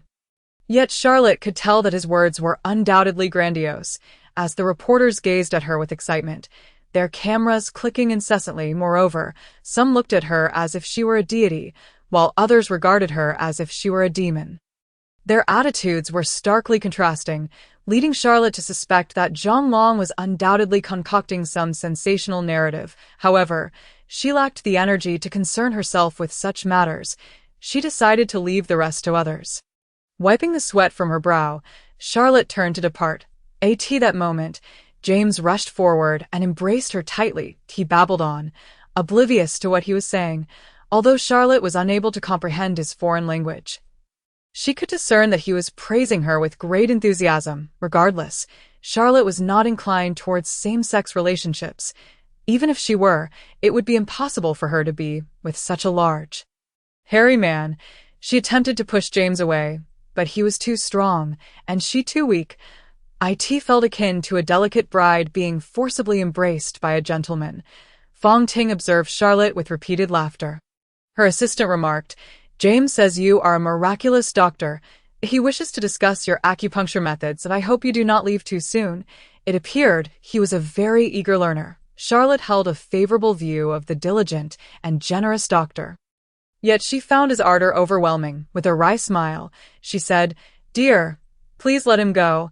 I am about to suffocate." Fong Ting smiled and exchanged a few words with James, this hulking figure, who appeared coarse and brusque in a medical setting, was, in fact, quite sensitive. Hearing Fong Ting's words, he chuckled awkwardly and released his grip. Yet, it seemed he harbored a crush on Charlotte, grasping her hand and shaking it vigorously while exclaiming something loudly. Charlotte endeavored to retract her hand, secretly muttering, "I am open to companionship, but not to romance. If you wish to converse, please come back tomorrow." Charlotte was utterly exhausted, and thus they would wait until the morrow. Chapter 15. Everything for you. The following morning, James arrived as promised. Charlotte had enjoyed a restful night and was unbothered by the prospect of engaging with someone passionate about medicine. Despite their differing nationalities and languages, their shared aspirations united them. With Fong Ting serving as her assistant, their conversation flowed effortlessly. Through their dialogue, Charlotte gleaned a wealth of knowledge about neuromedicine and learned that James had once been a doctor with decans sans frani res. He was amiable and had encountered many heads of state. Strictly speaking, James's life bore some resemblance to Charlotte's, yet their fates diverged markedly. Although James did not elaborate on his past, Charlotte could surmise that he had faced considerable injustice or had been wrongfully accused. However, everyone makes different choices. Since James was not inclined to discuss it, Charlotte did not press. After their conversation concluded, James left his contact information and took his leave. The moment he departed, Lucine and the others arrived from Venice to join the alliance. Charlotte's story had circulated through the media, reportedly even echoing through the streets. The outside was barricaded. Now, joining the alliance was no easy feat. They all had to utilize back channels. I end this long-awaited reunion. The two did not exchange pleasantries, but Li Xian and another individual engaged in lively conversation with Charlotte, discussing recent events and their observations, sharing information. Once everything had been settled, Charlotte led everyone to the inner hall to discuss their return. She longed to go back more than anyone else. Although she had mentioned that she would stay for a week, perhaps even a fortnight or 3 weeks, depending on circumstances, the thought of completing this historic task and returning home filled her with exhilaration. This feeling was reminiscent of the excitement one experiences before embarking on a youthful journey. Lucine remained silent, quietly listening to Charlotte's words. After a considerable time, Lucine gazed at Charlotte's silly smile and asked, "Is that all?" Upon finishing her words, Charlotte's smile abruptly froze. She pointed at Lucine and scolded, "Nonsense. You are talking nonsense. Why did I invite you here to fight? Were you not supposed to support me in leaving together?" Lucine rested her chin on her small hand and replied, "When did I ever say I would come here to walk with you? I am here because I have important matters to attend to. Your preferences are of no concern to me." Charlotte's lips twitched as she pointed at Lucine, anger radiating from her. You. Her frustration stemmed from her inability to convey her feelings of being wronged. She had previously called her over, and Lucine had responded so readily, leading her to believe they could unite in purpose. To her dismay, the reality was starkly different. Lucine lifted her teacup and took a sip before stating, "During your free clinic, I can manage some tasks as well. I have assisted you on several occasions before. It is now your turn to repay me. In gratitude to your sister, I will return to China once I complete my responsibilities. I am indifferent to your status." Charlotte, nearly choking with rage, could not articulate a single word. She was baffled as to why she was engaged in conversation with this woman, feeling as if her blood was boiling. If given a chance, she would gladly eliminate Lucine. Observing Charlotte, Lucine smiled. "Then you must be the little dog. Humph, dream on. I shall ignore you. Do you not care now, you?" "Well, you may call out as you wish," Lucine replied with a radiant smile.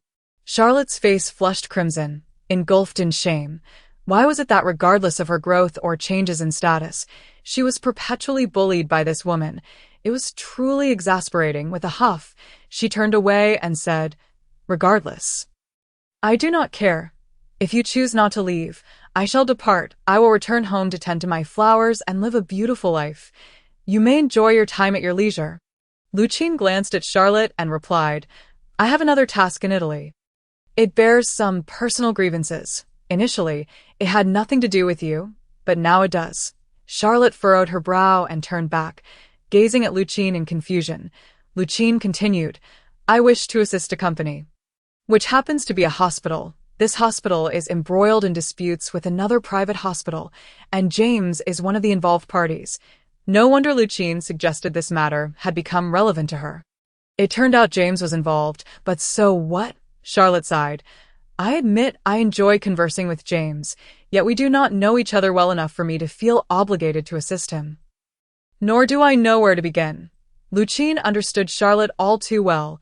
Her comprehension differed from Fong Ting's. Fong Ting supported her like a delicate woman, while Lucine pressed Charlotte to take action. She looked up at Charlotte and said, "I am here to guide you on how to assist. Do you not know how to proceed? James is a dedicated medical professional. I have reviewed his credentials, and he is quite capable. I believe you just enjoyed a pleasant conversation with him." Charlotte furrowed her brow, although she was reluctant to admit it. She returned to her original position and queried, "What is James's situation? Also, what exactly do you do? Why do you always engage in such peculiar endeavors?" Lucine met Charlotte's gaze and replied, "I am a corporate physician and a corporate sniper. I either acquire a spun-off company or transform into an angel to aid a bankrupt firm, profiting from the process. Otherwise, do you think I possess such wealth due to my grandfather's flamboyant temperament? I would have no means to wander here and there." Charlotte scrutinized Lucine closely. Suddenly, she felt as if she could not fathom this woman. While many failed to see through Charlotte, she felt obscured by Lucine. Although Lucine's assertions held merit, there were unspoken flaws that Charlotte believed existed, yet could not expose, despite knowing who Lucine was. Charlotte found her increasingly mysterious, considering this merely one of the countless faces she wore. Lucine looked at Charlotte and advised, "Do not overthink it. At times, I deliberately assist you, while at other times, it is merely coincidence. The final thread between us is but walking together." Charlotte chuckled. "An explanation is merely a guise. You have become more talkative lately, quite good indeed. Women only wish to express friendliness." Lucine's cheeks flushed as she stood up, saying, "I shall take my leave for now. I will contact you later." Charlotte abruptly rose, exclaiming, "Where are you going? Why do you not stay here while you are present? Let us concentrate on providing comprehensive care." Lucine glanced back at Charlotte and then at Fong Ting, who was busily tending to various tasks not far away. With a thoughtful expression, she remarked, "Su Na and Zhang Mei are coming to Rome. Do you wish for us to all reside here?" "I have no preference, you may decide." Charlotte's lips twitched as she nearly fell from her chair. Su Na and Zhang Mei were coming. What had this woman done? Lucine had no intention of answering, simply stating, "Regardless, it is none of your concern. Focus less on your free clinic and promote traditional Chinese medicine more. I will naturally inform you when I require your assistance." As she observed Lucine's retreating figure, Charlotte was infuriated. What did she mean by notifying her when needed? Did she come to play the fool? It was utterly absurd.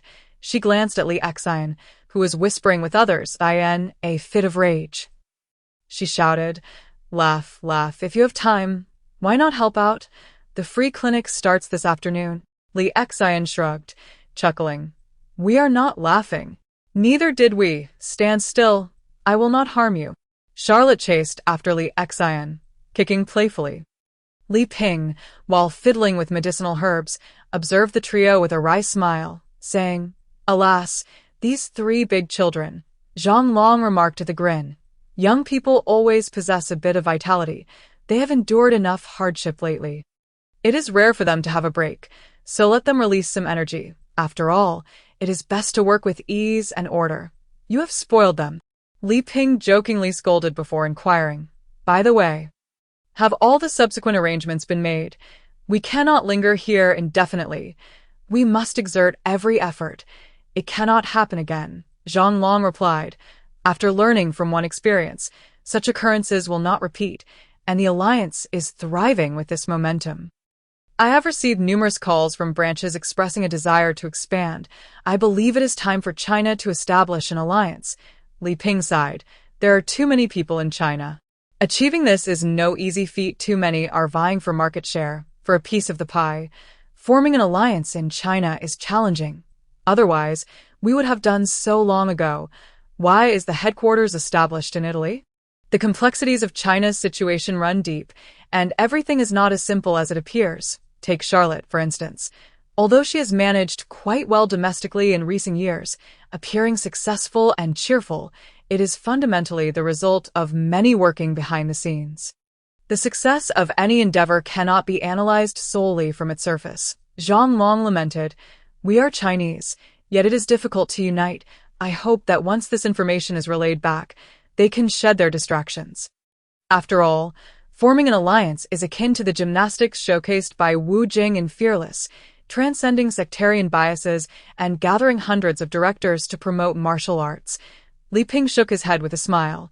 "The idea is commendable, but implementation is another matter. There remains a chance for success." Zhang Long furrowed his brow as he gazed at Charlotte, stating, "Indeed, only one opportunity remains. Just one miracle left, thanks to the preparations made recently." The afternoon's free clinic proceeded smoothly, the scene bustling with activity. Not only ordinary individuals, but also some dignitaries queued in anticipation. While some genuinely sought treatment, many were merely curious to witness the prowess of the young doctor. The majority of attendees were overseas Chinese, who felt immense pride seeing such cheerful doctors in China. During the treatment, a few overly zealous fans occasionally appeared. Of course, Charlotte remained oblivious to all this, as her security was impeccably managed, leaving her too busy to notice anything outside. Since the afternoon rush began, she had attended to nearly 50 patients. Her pace was swift, but the toll was immense. And what troubled her further was the seemingly endless line behind her. Charlotte wearily rubbed her temples, inhaling deeply to invigorate herself. She planned to treat a few more patients before calling it a day. Otherwise, she might collapse from exhaustion. Just then, a plump blonde woman rushed over, chattering incessantly. Her general assertion was that Charlotte was irresponsible, treating patients and then retreating to rest, which she deemed discriminatory. The blonde woman's unreasonable behavior incited outrage among the local Chinese community. What nonsense! Is resting after fatigue a crime? Where did you come from? Return to whence you came. Indeed, the miraculous doctor is Chinese, and there is only one that, of course, he might not feel the strain, but we endure the hardships. Doctor, do not concern yourself with this foolish woman. Go rest. We will queue again tomorrow. Certainly, you may take a break. We will check on you. Seeing the local Chinese rallying for their unity, Charlotte felt warmth in her heart. Though she could not interject a single word, if only the Chinese people could display such solidarity. The blonde woman, infuriated, pointed at the crowd, hurling insults and even demanding her bodyguards to take action. This blonde-haired, blue-eyed woman resembled one clad in garments of gold and silver. It was truly unexpected that her manners were so lacking. Charlotte observed the imminent threat to the civilians posed by the bodyguards and discreetly signaled to Wang Kaidechuan. The two exchanged nods, and soon the bodyguards were subdued. The blonde woman, filled with trepidation, hastily reached for her phone to call for help, but before she could do so, she found herself encircled by the crowd. Appearing as if she were about to be assaulted, with a sigh, Charlotte reflected on the chaos, deeming it unsatisfactory, and resolved to intervene. However, her phone rang shortly thereafter. It was Lu Qin. Upon answering, Charlotte wasted no time and departed from the scene. Having learned that James was in trouble, James was a doctor primarily concerned with his own interests. Although he possessed a spirit of dedication and sacrifice, such ideals were often unwelcome in certain circles. Trusting Charlotte and recognizing her capabilities, he intended to advocate for the use of traditional Chinese medicine in collaboration with the nation's largest pharmaceutical group, the Tong family. His actions threatened many profit-driven factions reliant on Western medicine, leading to his extortion.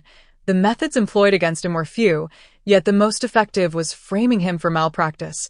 James found himself accused of medical negligence and was cornered within the hospital. Once convicted, his life would be irrevocably altered. Charlotte recounted how she had fortuitously encountered James, yet his sincerity had profoundly moved her. In China, it is often said that personal connections are paramount. If you respect me a foot, I shall respect you a mile. Given James's amicable disposition towards Chinese culture and traditional medicine, how could she not extend her assistance? After ending the call, she tidied up the scene and took a taxi to the hospital. To her astonishment, the blonde woman had entered a Porsche, yet she trailed closely behind. Charlotte was incensed. You must possess a considerable degree of cognitive impairment. What do you intend to do about it? Dechuan looked up at Charlotte and inquired, Do you want me to take action? Charlotte replied with a cold, bitter smile. Not at all. Fear not, I am not a killer. Dechuan unbuttoned his trench coat, swiftly retrieved a pistol, attached a silencer, and rolled down the car window, firing 2 shots into the air. Jojo. The Porsche's tires exploded, and with 2 thunderous blasts, the vehicle came to a halt. The driver, startled, nearly lost control of the steering wheel. Charlotte patted the driver on the shoulder, reassuring him, "It's all right. Focus on driving. We are the good guys, but the madwoman behind us is utterly unhinged, and I cannot tolerate it." The driver, who was Chinese, scrutinized Charlotte's face and exclaimed, "Oh my goodness. Is that you, Charlotte? I've seen your news. I want to take that old COW. It's too imposing. Why not? You hail from Chu, do you not? We are fellow townsfolk. To be frank, I have a nickname, the god of racing in Jiangcheng." Charlotte was taken aback by the sudden exuberance of the towering driver. Had she frightened him earlier? Why the sudden excitement? Yet, he bore a striking resemblance to the taxi driver, possessing remarkable driving skills despite being an ordinary person. "What's wrong? You don't believe me. My son is quite fond of my driving skills. Watch closely." The robust driver fixed his gaze on Charlotte's face and promptly pressed the accelerator. The taxi shot off like an arrow. His driving was indeed exhilarating, yet the journey lasted merely 5 minutes, nearly veering off course. Fortunately, Charlotte never suffered from motion sickness, and the two assassins in the back seat remained composed.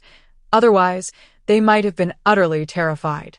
Taking a deep breath, Charlotte patted the large driver on the shoulder, flashed a thumbs up, and exited the vehicle, heading toward the cardiac hospital. Upon entering, she made a beeline for Lu Qin, who was already prepared. Upon Charlotte's arrival, she handed over the documents and briefed her on the current situation. James was accused of improperly administering anesthetics, resulting in the patient's inability to sleep. Now, the family sought to file a lawsuit. However, after years of practice, James would never commit such an error, implying foul play had occurred during the surgery. The patient in question was coincidentally Chinese, prompting Lu Qin to seek Charlotte's assistance due to her professional considerations. As Charlotte perused the documents, she paused upon seeing the patient's photo and name, asking, "Robert, that name bears a resemblance to the towering driver. Could his father be a taxi driver?" Lu Qin hesitated before confirming. "Yes, a taxi driver. ISNT, that clearly stated in the documents." Charlotte smiled wryly. What a small world. She then looked up at Lu Qin and queried, "Why didn't you inform the family of this situation?" Lu Qin pondered briefly before summarizing, "For business reasons. Business is business. You are consumed by thoughts of profit," Charlotte replied, shutting the file. "The family has a right to be informed. We must not deceive them. Please notify Gaonyo to come." "That is not feasible." Lu Qin shook her head. "What if we inform him and he arrives? How can you not be concerned about that? I'm discussing personal connections. Not business. Is it fair to burden others unnecessarily?" Charlotte set down the documents and stood up, asserting, "You need not worry at all that I will take charge. Gaonyo will only experience the joy of his child's recovery." Lu Qin paused before asking, "Have you devised a treatment plan? Do you think you are speaking to someone incompetent?" Charlotte looked down at Lu Qin, her tone, "I see why. Do not fret for James. I will assist him." Lu Qin nodded, rising to say, "All right, follow me." Charlotte accompanied Lu Qin to an office filled with stoic faces. Among them, she recognized familiar visages, including Su Na, Zhang Mei, and her closest friend, Zhou Lin. To her surprise, even the prominent lawyer had arrived. It seemed Lu Qin was bracing for the worst, preparing to advocate for James at the last moment. She appeared to have received substantial funds from this hospital. Yet, the situation was peculiar. If the hospital sought Lu Qin's assistance, there should not have been any false accusations. However, this clearly indicated an internal issue. IT suggested that someone within had acted as a mole for personal gain, while Charlotte was not particularly adept at such deductions. She could sense some discrepancies. Observing the sorrow on the director's face, she recognized that he too was a victim. Lu Qin surveyed the gathering and declared, "Now that everyone is present, I believe this issue has been resolved." Director Perkins stood up, his voice trembling with excitement. "Really? The patient is in a vegetative state. Can they truly be saved?" Lu Qin pointed to Charlotte, announcing, "He is the Chinese miracle worker, Charlotte." News of Charlotte had spread widely. Yet the attending physicians remained skeptical. Despite the veracity of many claims, Charlotte's youth raised doubts. Seasoned practitioners of traditional medicine were typically older. Could he truly achieve results? Indeed, while even Lewis and other doctors who had interacted with Charlotte vouched for her trustworthiness. Treating a patient in a vegetative state was not comparable to curing ordinary ailments, as the possibility of recovery was virtually non-existent. Chapter 16. Payment. Lovers converse briefly. Charlotte had no desire to engage with these individuals. She turned coldly and sought out James's hospital room. James sat in a daze, staring at Robert on the bed, waiting foolishly while listening to the rhythmic beeping of the machines. It was as if 3 souls had vanished into the void. Leaving him like a fool, Charlotte placed a comforting hand on James's shoulder before approaching Robert to take his pulse. After a moment, she withdrew her hand, smiling as she remarked, "No wonder he changed his name to Jinxing. His constitution is deficient in water according to the 5 elements." James looked at Charlotte in confusion, uncertain of her meaning. Charlotte continued with a smile, "I recall when I first arrived in Chuhua. I saved a comatose child, and now it seems Jinxing also requires hydration. Since employing the 9,981 needles, her qi had undergone a significant transformation, this time by combining the qi treatment with the 5 elements. She discovered a remarkable phenomenon. While treating Robert, she found that simply closing her eyes allowed her to detect where blockages and issues resided within the patient's body. Why was this sensation present? It turned out that Charlotte's own qi had intensified. When applied to others, it acted like a detective's radar. However, it wasn't as if she could see everything clearly like radar. Rather, she could sense it. After inserting a few needles into Robert, she began to feel that several crucial acupoints were obstructed, impeding his ability to breathe through them, as if an X-ray were being obstructed, slowly opening her eyes. She furrowed her brow, contemplating a more effective treatment method. At that moment, James entered holding a basin of water, awkwardly speaking in broken Chinese, "Water. Water has arrived." Charlotte was left in disbelief. "I meant that the water I needed pertains to the 5 elements. Not actual water, and the 5 elements, the kidneys belong to water. What I was implying earlier is that Robert's kidneys are relatively weak in the 5 elements, and we must pay extra attention to this area during treatment."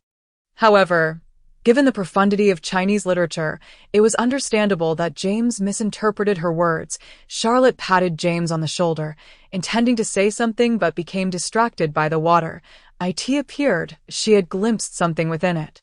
Thus, she fell into a trance. After a considerable time, Charlotte regained her composure and murmured, "Water, clear water, flow." Suddenly, she exclaimed, "Yes, there's this method. James, you need to prepare blood transfusion equipment and blood compatible with the patient's blood type." Quickly, James was at a loss for how to proceed, yet he maintained his faith in Charlotte. Despite the breach of protocol, he acquiesced. Once James connected all the instruments, Charlotte grinned. "How did I not think of the Eastern and Western equivalent of promoting blood flow to the uterus?"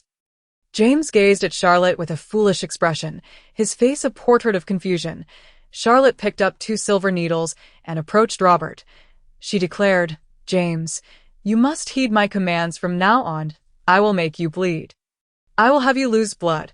Charlotte's ancient techniques for propelling blood through the palace and exchanging blood bore a striking resemblance to Fong Ting's methods of poisoning and blood transfusion.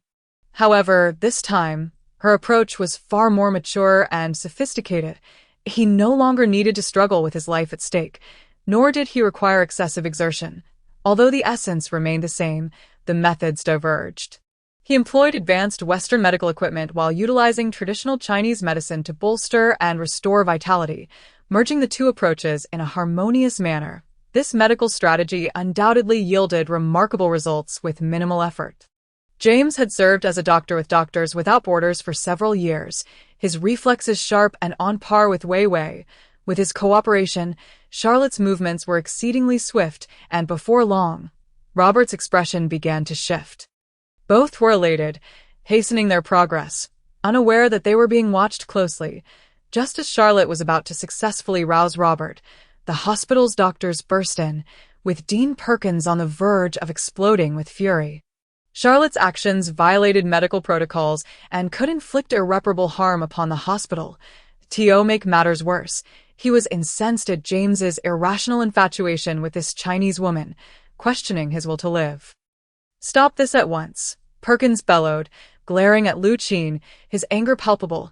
"Is this your so-called miracle doctor? He is jeopardizing our hospital." Lu Qin remained silent, while Fong Ting and the others observed quietly. They were all too familiar with Charlotte. She would never undertake uncertain endeavors. Each audacious and seemingly unethical act she committed yielded remarkable outcomes.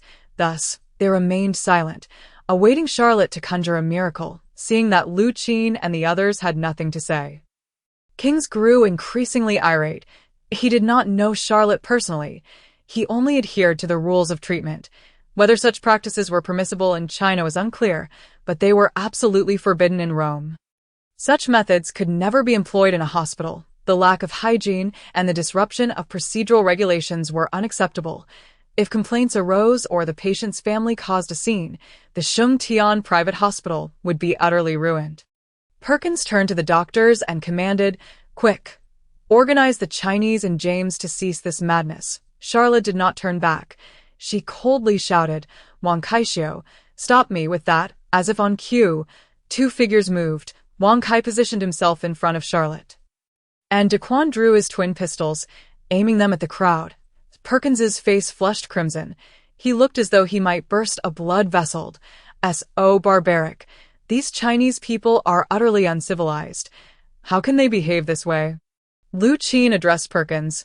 "Leave it to Charlotte. She will take responsibility for what she can do. She is a good doctor, truly." Regardless of Perkins's agreement or disagreement, he cast a glance at the vice president, who then departed. Approximately half an hour later, the vice president arrived with a group of police and reporters, one of whom was a towering figure, a tall driver. Upon seeing him, Lu Qin and the others immediately grasped the situation. Su Na and Xiao Lin exchanged glances, stepping forward to obstruct the group, stating, "Treatment is currently underway inside. Are you here to harm the patient?" They could not allow anyone to disrupt Charlotte's treatment, as it would lead to dire consequences and significant trouble. If Charlotte's illicit treatment were witnessed by the patient's family or the media, Chuhua media would face grave issues. Some public relations crises and negative news were not easily managed. After all, everyone would point fingers based on photographs. The police and reporters, upon encountering resistance, advanced and began to voice their grievances, insisting on entry under various pretenses. Niu Gaozi, an honest man and devoted father, approached, saying, "I mean no harm. I heard the doctor is treating my son. I simply wish to see him. Regardless of the rules, I just want to ensure my son recovers." Su Na and Xiaolin shook their heads, replying, "No, if you do not want our son's treatment to be disturbed and to avoid any unfortunate incidents, I suggest you join us in preventing these individuals from entering." The police and reporters, witnessing this exchange, grew discontented, voicing their objections. They had been instructed to come here. How could they not proceed? From the reporter's perspective, it was disheartening to arrive without any good news to report. For the police, it was not a significant matter. The Roman government had begun to turn a blind eye to Charlotte's actions. They merely wanted to assess the situation. If all was well, they would leave. If there was an issue, they would take action. In other words, that was the nature of police work. What proved challenging were the reporters. However, Su Na and Xiaolin were both formidable women, articulate and persuasive. With just the two of them, the reporters found it impossible to breach the barrier. At that moment, an unexpected turn of events unfolded. The blonde woman who had been tailing Charlotte had followed her to the hospital and commenced a loud ruckus, spreading negative information about Charlotte and even accusing her of illegal firearm possession, claiming she had shot her tire. With this explosive revelation, the reporters became even more resolute. Upon hearing about the illegal firearm, the police could no longer remain passive and rushed into the building. Just as the atmosphere in the hospital reached a boiling point, Charlotte emerged. She rolled down her sleeves, adjusted her cuffs, surveyed the scene, and inquired, "What is happening here?" As soon as Charlotte appeared, all the reporters raised their cameras, beginning to applaud. The police, with guns drawn, approached Charlotte. She paused momentarily and asked, "Can someone explain to me what is going on?" Just as Fong Ting was about to speak, the towering woman charged forward, grasping Charlotte's arm and exclaiming, "So, you are an extraordinary doctor. How foolish of me. That is my son. Have you treated him? How is he doing?"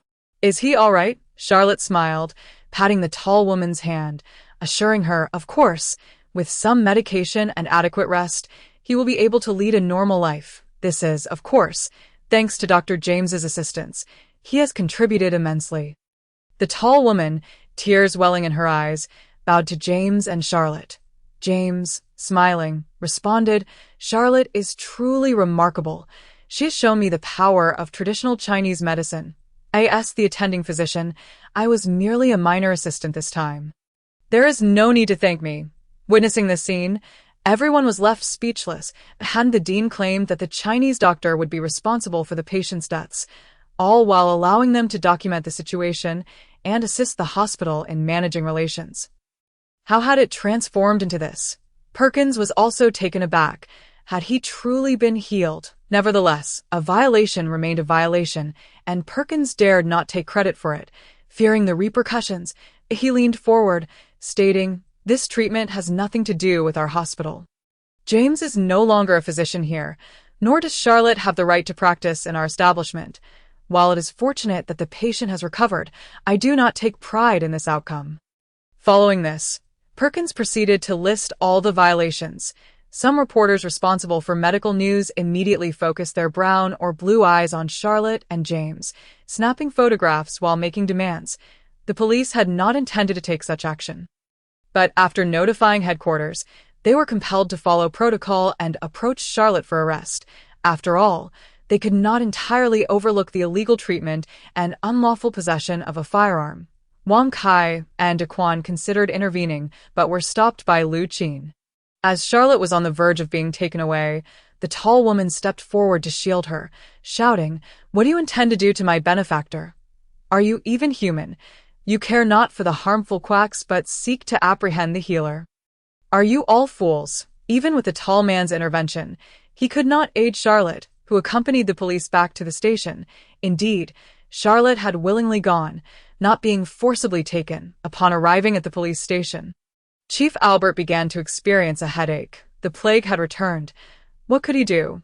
What if Lu Qin seized his wife and child as hostages again? It was easy to summon a deity, but difficult to send one away. Since Charlotte had arrived at the police station, she had not been mistreated. Rather, she had become a cherished guest, albeit with sparse provisions. Of course, she was entitled to lavish meals. But her dietary preferences leaned towards lighter fare. Regardless, Charlotte would remain at the police station. Albert had attempted numerous methods to send her away, but she adamantly refused to leave. On this day, Albert returned to the detention room to find Charlotte. She set down her chopsticks, turned, and asked, "Do you have any toothpicks?" Albert felt like crying. Did this fellow truly consider the police station a cafeteria? Shaking his head, he replied, "Charlotte, how do you intend to leave the police station?" Charlotte sipped her tea and replied, "Look at what you're saying. It was your people who brought me back, and now you wish to expel me. That will not do. I have no intention of leaving. Besides, the food here is quite decent, and I plan to stay for another week or two." Albert felt like kneeling before her. A week or two. Did this police station still need to function? Would she truly remain here? His secretary called again, urging him to resolve the situation, and he suddenly felt quite pitiful. Albert forced a smile, inquiring, "Why must you stay here? Is there something you require?" Initially, Charlotte had no intention of remaining. At first, it was merely a prank, a jest. She would return once she grew weary. After all, the gray areas surrounding violations were abundant, as long as the patient recovers and the family does not pursue the matter. It truly is not a significant issue. Of course, this is the consensus among those in the upper echelons of society. As for those below, I cannot speak for them. Albert, belonging to the upper middle class, is naturally more acquainted with such matters, which is why he harbors a deep-seated animosity towards the scoundrel who issued the arrest warrant. Noticing Charlotte merely smiled and remained silent, Albert grew increasingly apprehensive. He hastily exclaimed, "Please do not involve my family any further. Tell me what you desire, and I shall do my utmost. How about I secure for you what I cannot obtain myself? Charlotte continued to hold her silence. For the playful mindset of that moment had shifted. Liu Qin's message prompted him to embark on another significant endeavor, the establishment of traditional Chinese medicine. Indeed, the Chinese people, when united against foreign oppression, become an unstoppable force, a true global powerhouse. Charlotte remained here to ensure that Liu Qin and her associates operated effectively, orchestrating various media guidance and arrangements. Soon, major community platforms and video websites began reporting on Charlotte's latest developments, eliciting a strong response from various nations. Notably, Kawasaki even contacted Japan, leading all victims who had received Charlotte's kindness to rise in solidarity, waving banners in support of her release. In Chapter 17, The Zen Staff. Several Western nations, alongside Charlotte, condemned Italy, albeit with some reservations, primarily from a humanitarian perspective. The most fervent expressions of dissent came from Huaxia, which could be aptly described as a tumult. The prominent figures and influential entities in China, primarily under local protection, shared intricate connections with Charlotte. Observing her incarceration ignited a righteous fury among them, prompting thoughts of selling their possessions to arm themselves for an immediate intervention in Italy. Those with ties to Charlotte, including special forces and soldiers, were ready to either wage war or infiltrate Italy to liberate her from prison. The collective fervor of 1.3 billion compatriots reached a fever pitch. Indeed, these were professionals. Unbeknownst to Charlotte, she continued to live a tranquil existence in her detention cell. Of course, had she been aware, she would have been horrified, for Liu Qin had exaggerated the situation, claiming she endured various inhumane abuses and political persecution. As for the well-informed Albert, he truly knelt before Charlotte, beseeching, "Grandfather, I implore you to leave this place." "Please," Charlotte blinked and replied, "I shall go. Did I s it necessary to exaggerate? Is it chaotic outside? It is indeed a mess. If I do not leave, Rome may face a blockade." Albert informed her of the critical situation in Rome. It turned out that not only was the external environment dire, but the city itself had also entered a state of martial law. The local Chinese populace was in an uproar, demanding the return of the miraculous healer. The instigator of this incident was Robert's tall father, a man of good nature and kindness. Unbeknownst to him, witnessing his benefactor's arrest spurred him into action. He could be said to have made the most significant contribution to the entire affair. Naturally, the people on the streets of China were equally fervent, exemplified by Meng Mei and her son, who emerged waving flags in protest for Charlotte.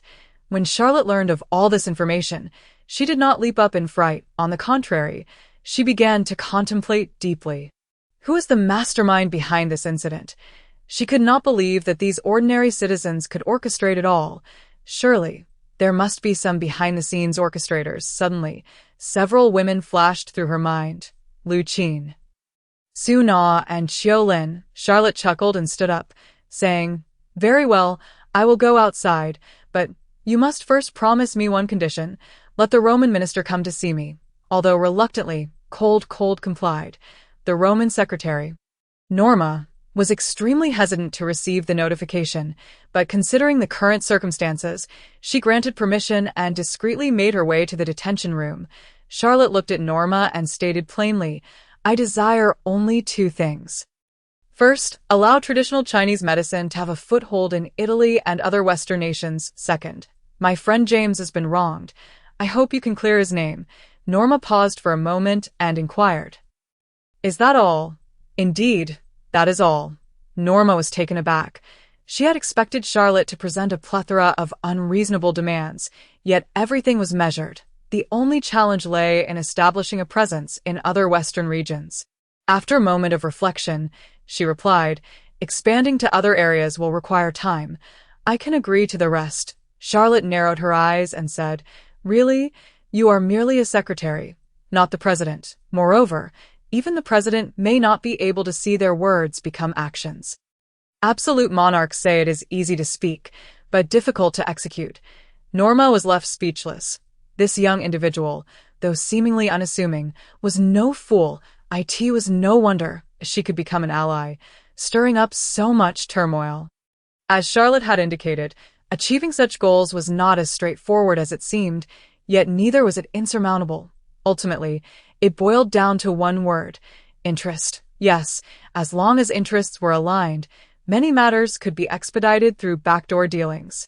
However, interests are elusive. How negotiations are conducted and where the bottom line lies requires a modicum of wisdom and time. Naturally, Charlotte understood this principle. She articulated this merely to remind Norma to refrain from speaking recklessly.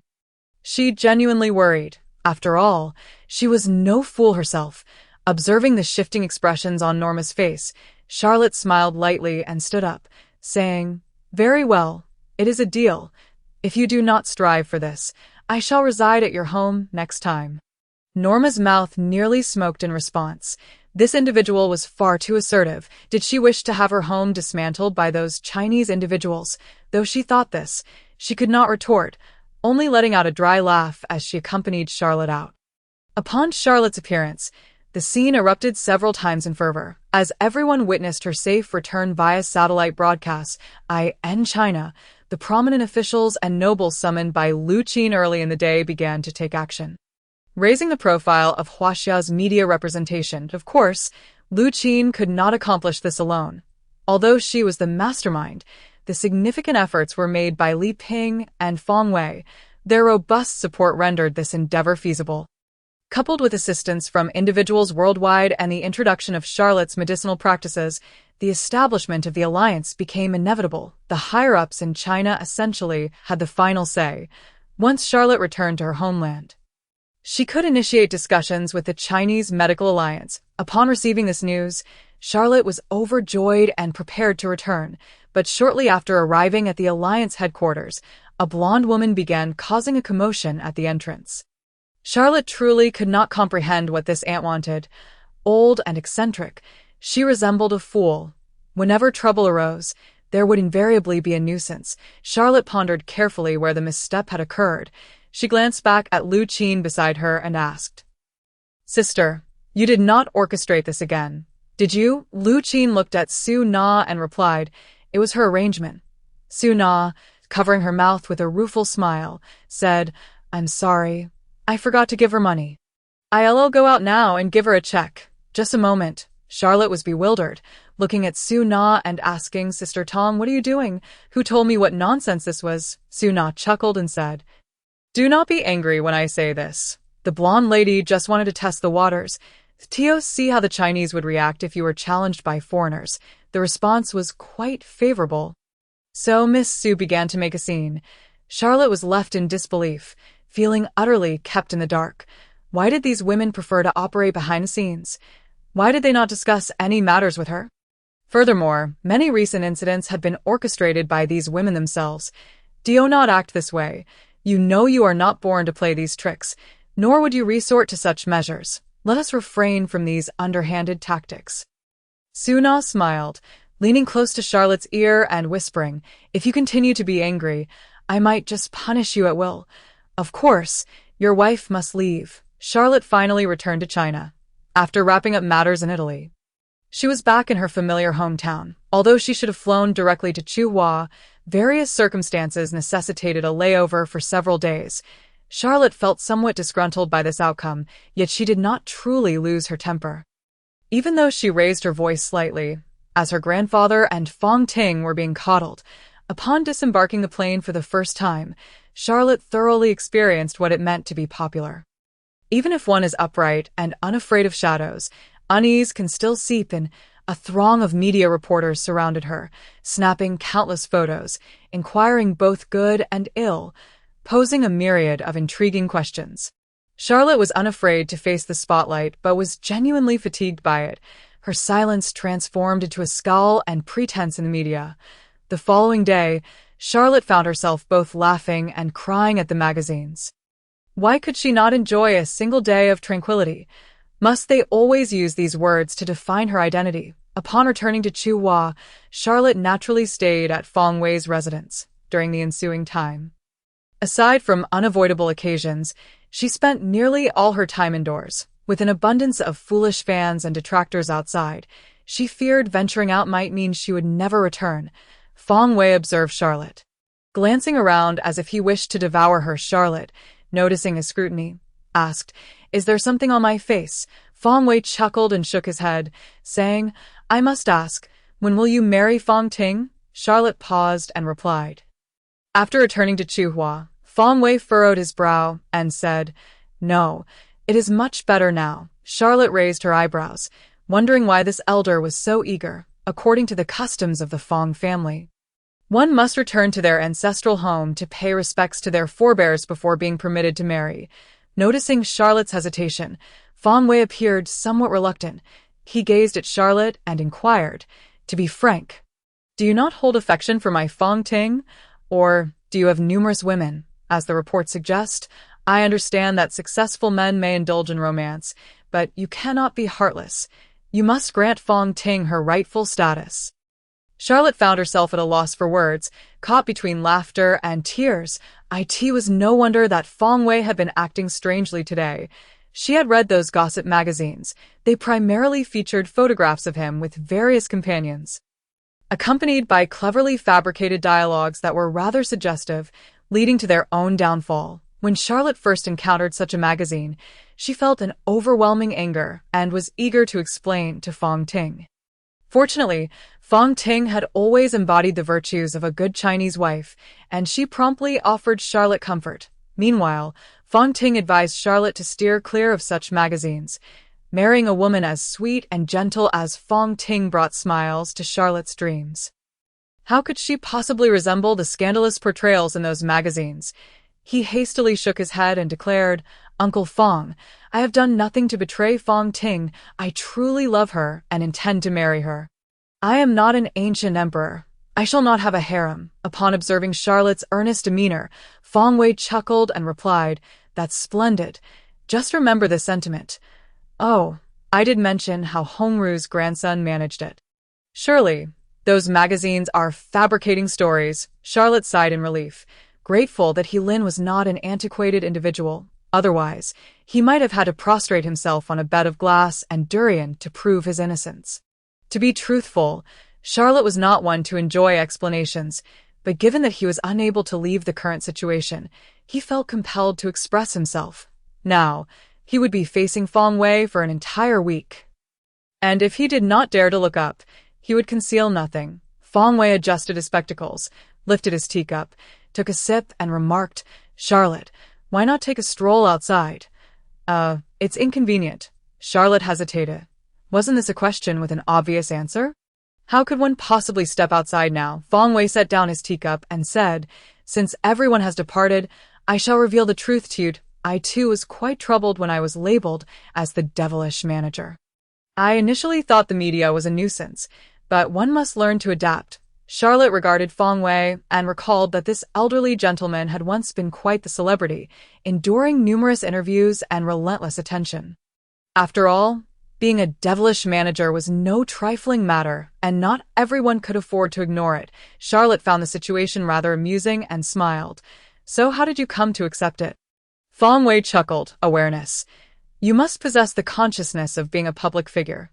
Naturally, when you become a tad more mature, you will discern whether you truly have fame or not. It is all the same." Charlotte pressed her palms together and leaned back on the couch, attentively listening to Feng Wei. He picked up a magazine and remarked, "I was subjected to far worse criticism in the past.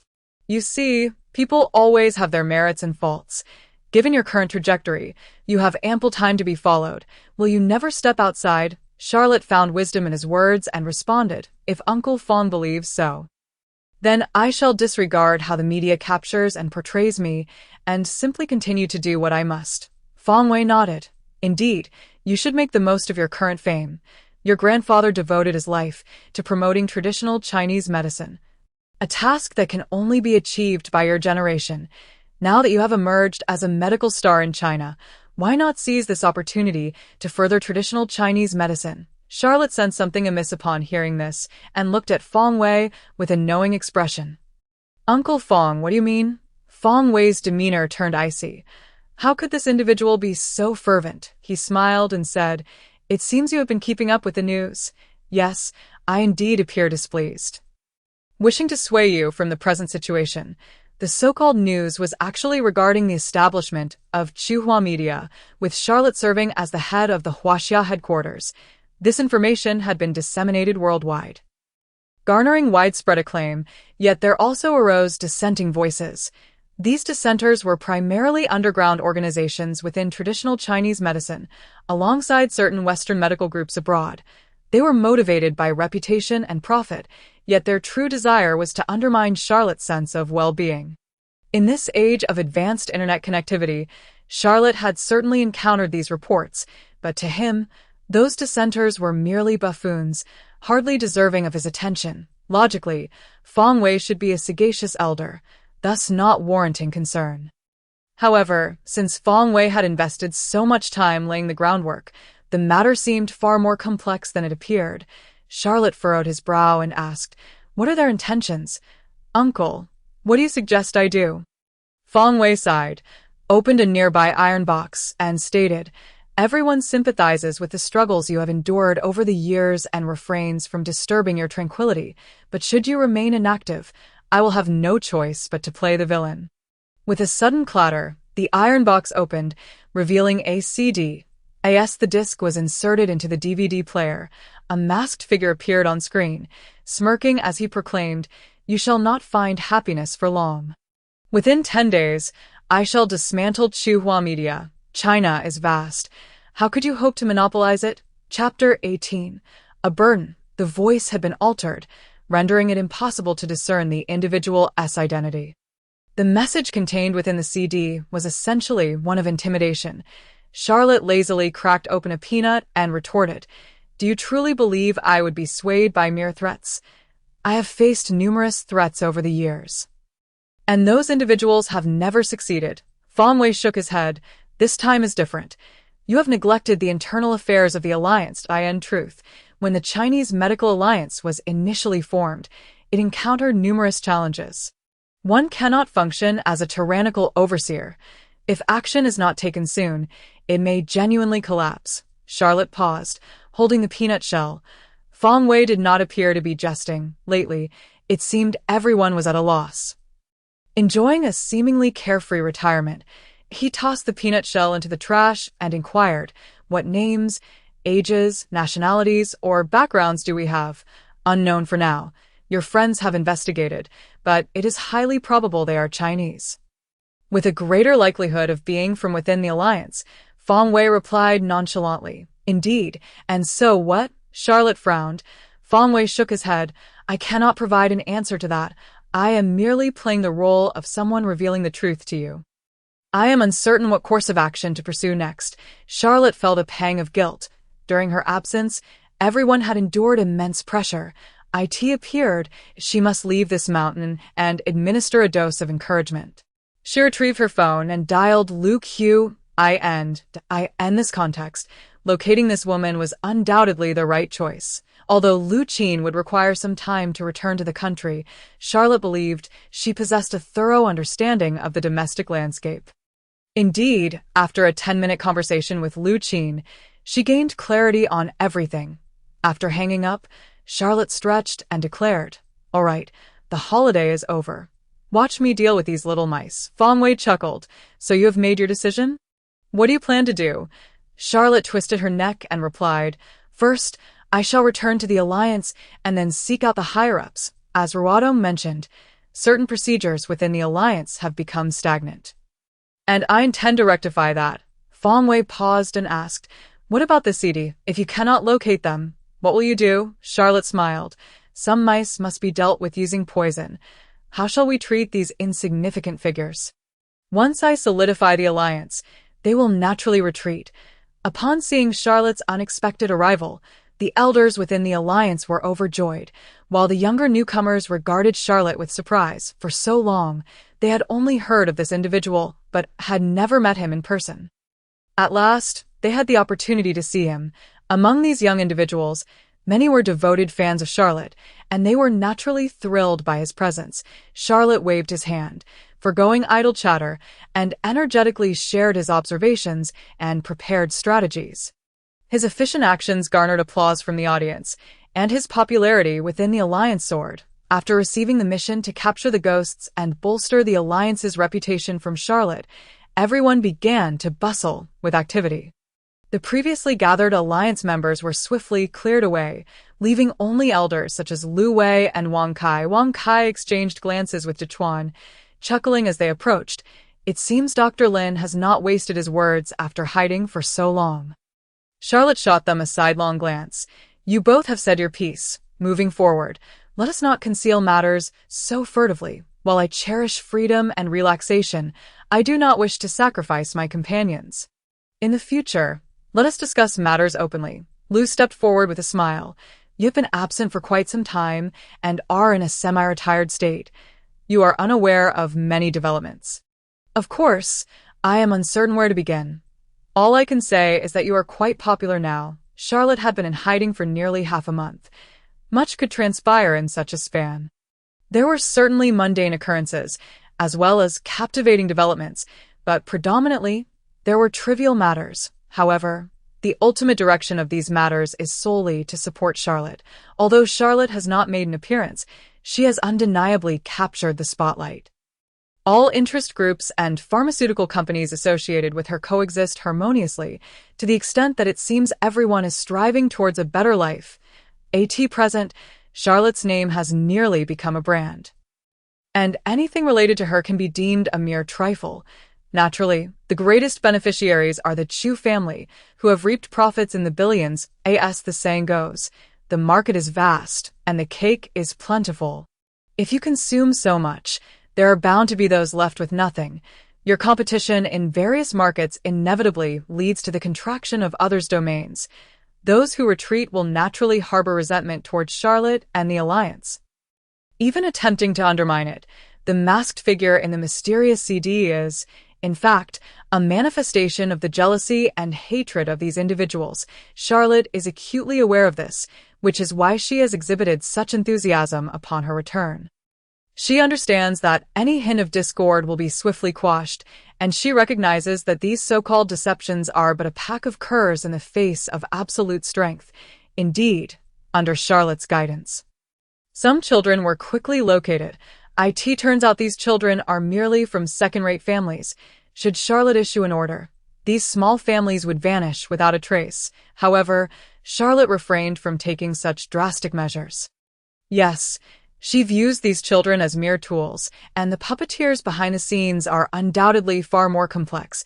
After years of cutthroat struggles, she has gained insight into many matters. She is confident that with her current capabilities, these children would not dare to cross her.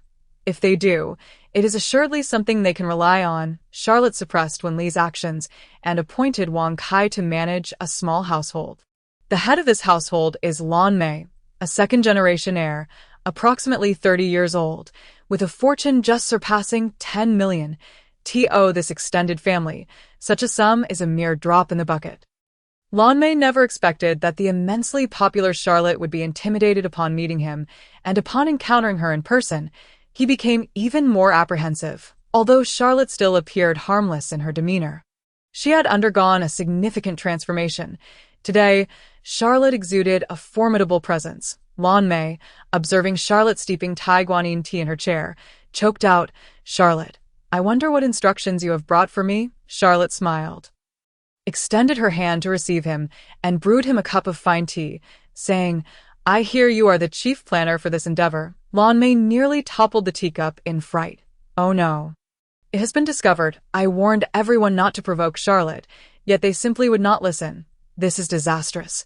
What should I do? Take the blame?" Charlotte patted Lan Mei's shoulder and said, "Do not be afraid.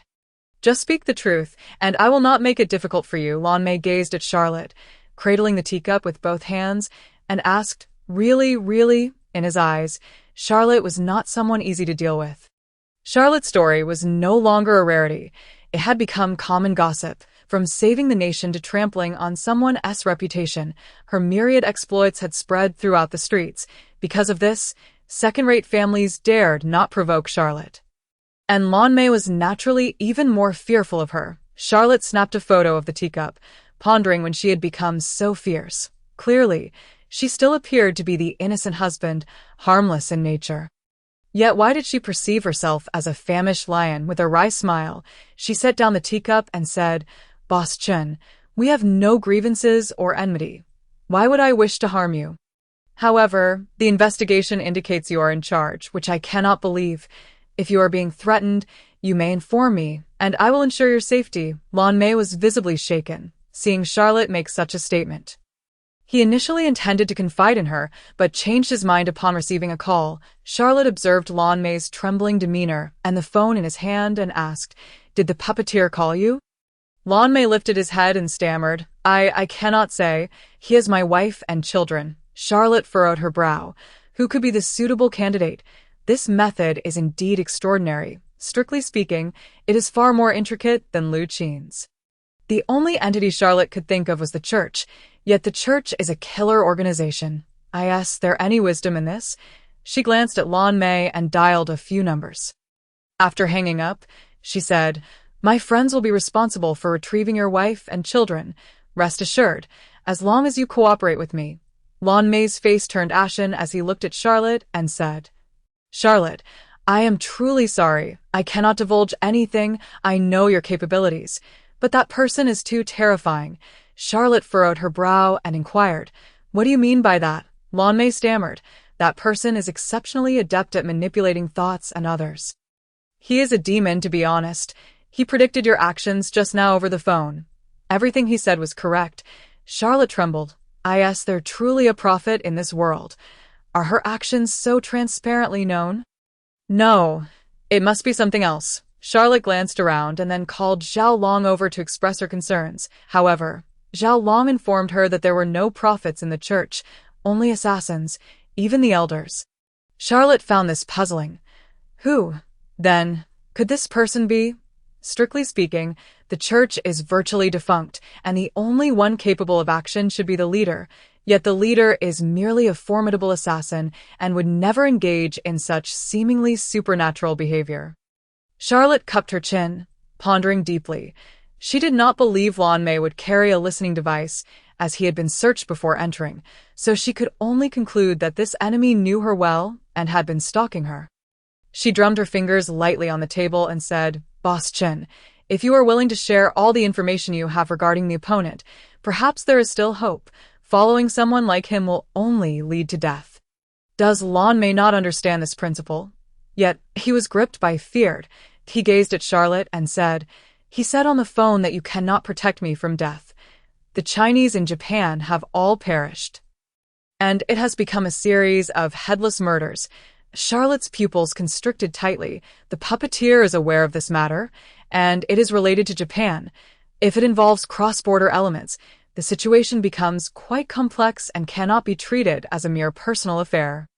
Charlotte rose and walked to the corner to dial Kawasaki's number. This girl had previously been persuaded by her to return to Japan, and now she finally had a formidable informant assisting her there.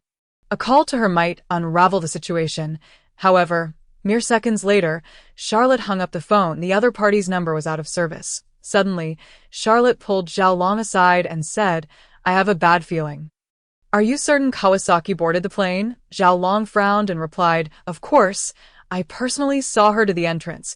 "What's the matter?" Charlotte's brow furrowed even tighter as she said, "Kawasaki's phone is out of service." "I sense something is amiss." Zhao Long, who had been listening to Charlotte and Lan Mei's conversation, immediately understood upon hearing Charlotte's words. She crossed her arms and thoughtfully remarked, "If you are concerned, I can fly to Japan with Dekowa immediately. With our resources, we could locate someone in 2 or 3 days." Charlotte felt that such an action was somewhat inappropriate, so she waved her hand and said, "Wait a moment, let me call Oda to confirm." It's not wise to rush in without verification. After saying that, she dialed Oda's number. Upon hearing Charlotte's inquiry, Oda fell into a moment of silence. After a long pause, Oda finally spoke. "She has gone missing. We've sealed the news, but I didn't expect you would find out. We have turned Japan upside down, yet we cannot locate her." Charlotte felt a mix of fear and anger. Who could be responsible for this? Why do they always target those close to her? After hanging up, she quickly scrolled through her contacts, seeking any available resources to locate Kawasaki. That moment, a call from an unknown number came in. Charlotte answered, and an electronically altered voice spoke.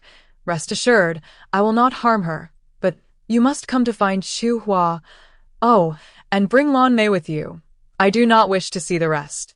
Click. Charlotte wanted to say something, but the call ended abruptly, followed by a busy tone. The speaker was succinct, devoid of emotion, yet the threat was palpable, implying that if Charlotte did not comply with their wishes, Dekawa would meet an unfortunate fate. Dekawa is her disciple and friend. Charlotte could not stand idly by. Thus, she resolved to go, planning to keep her intentions hidden from everyone, since the opponent seemed to possess an intimate understanding of her actions. Employing subterfuge was undoubtedly unwise. After placing her phone back in her pocket, Charlotte turned and said, "I am returning to Chu Hua.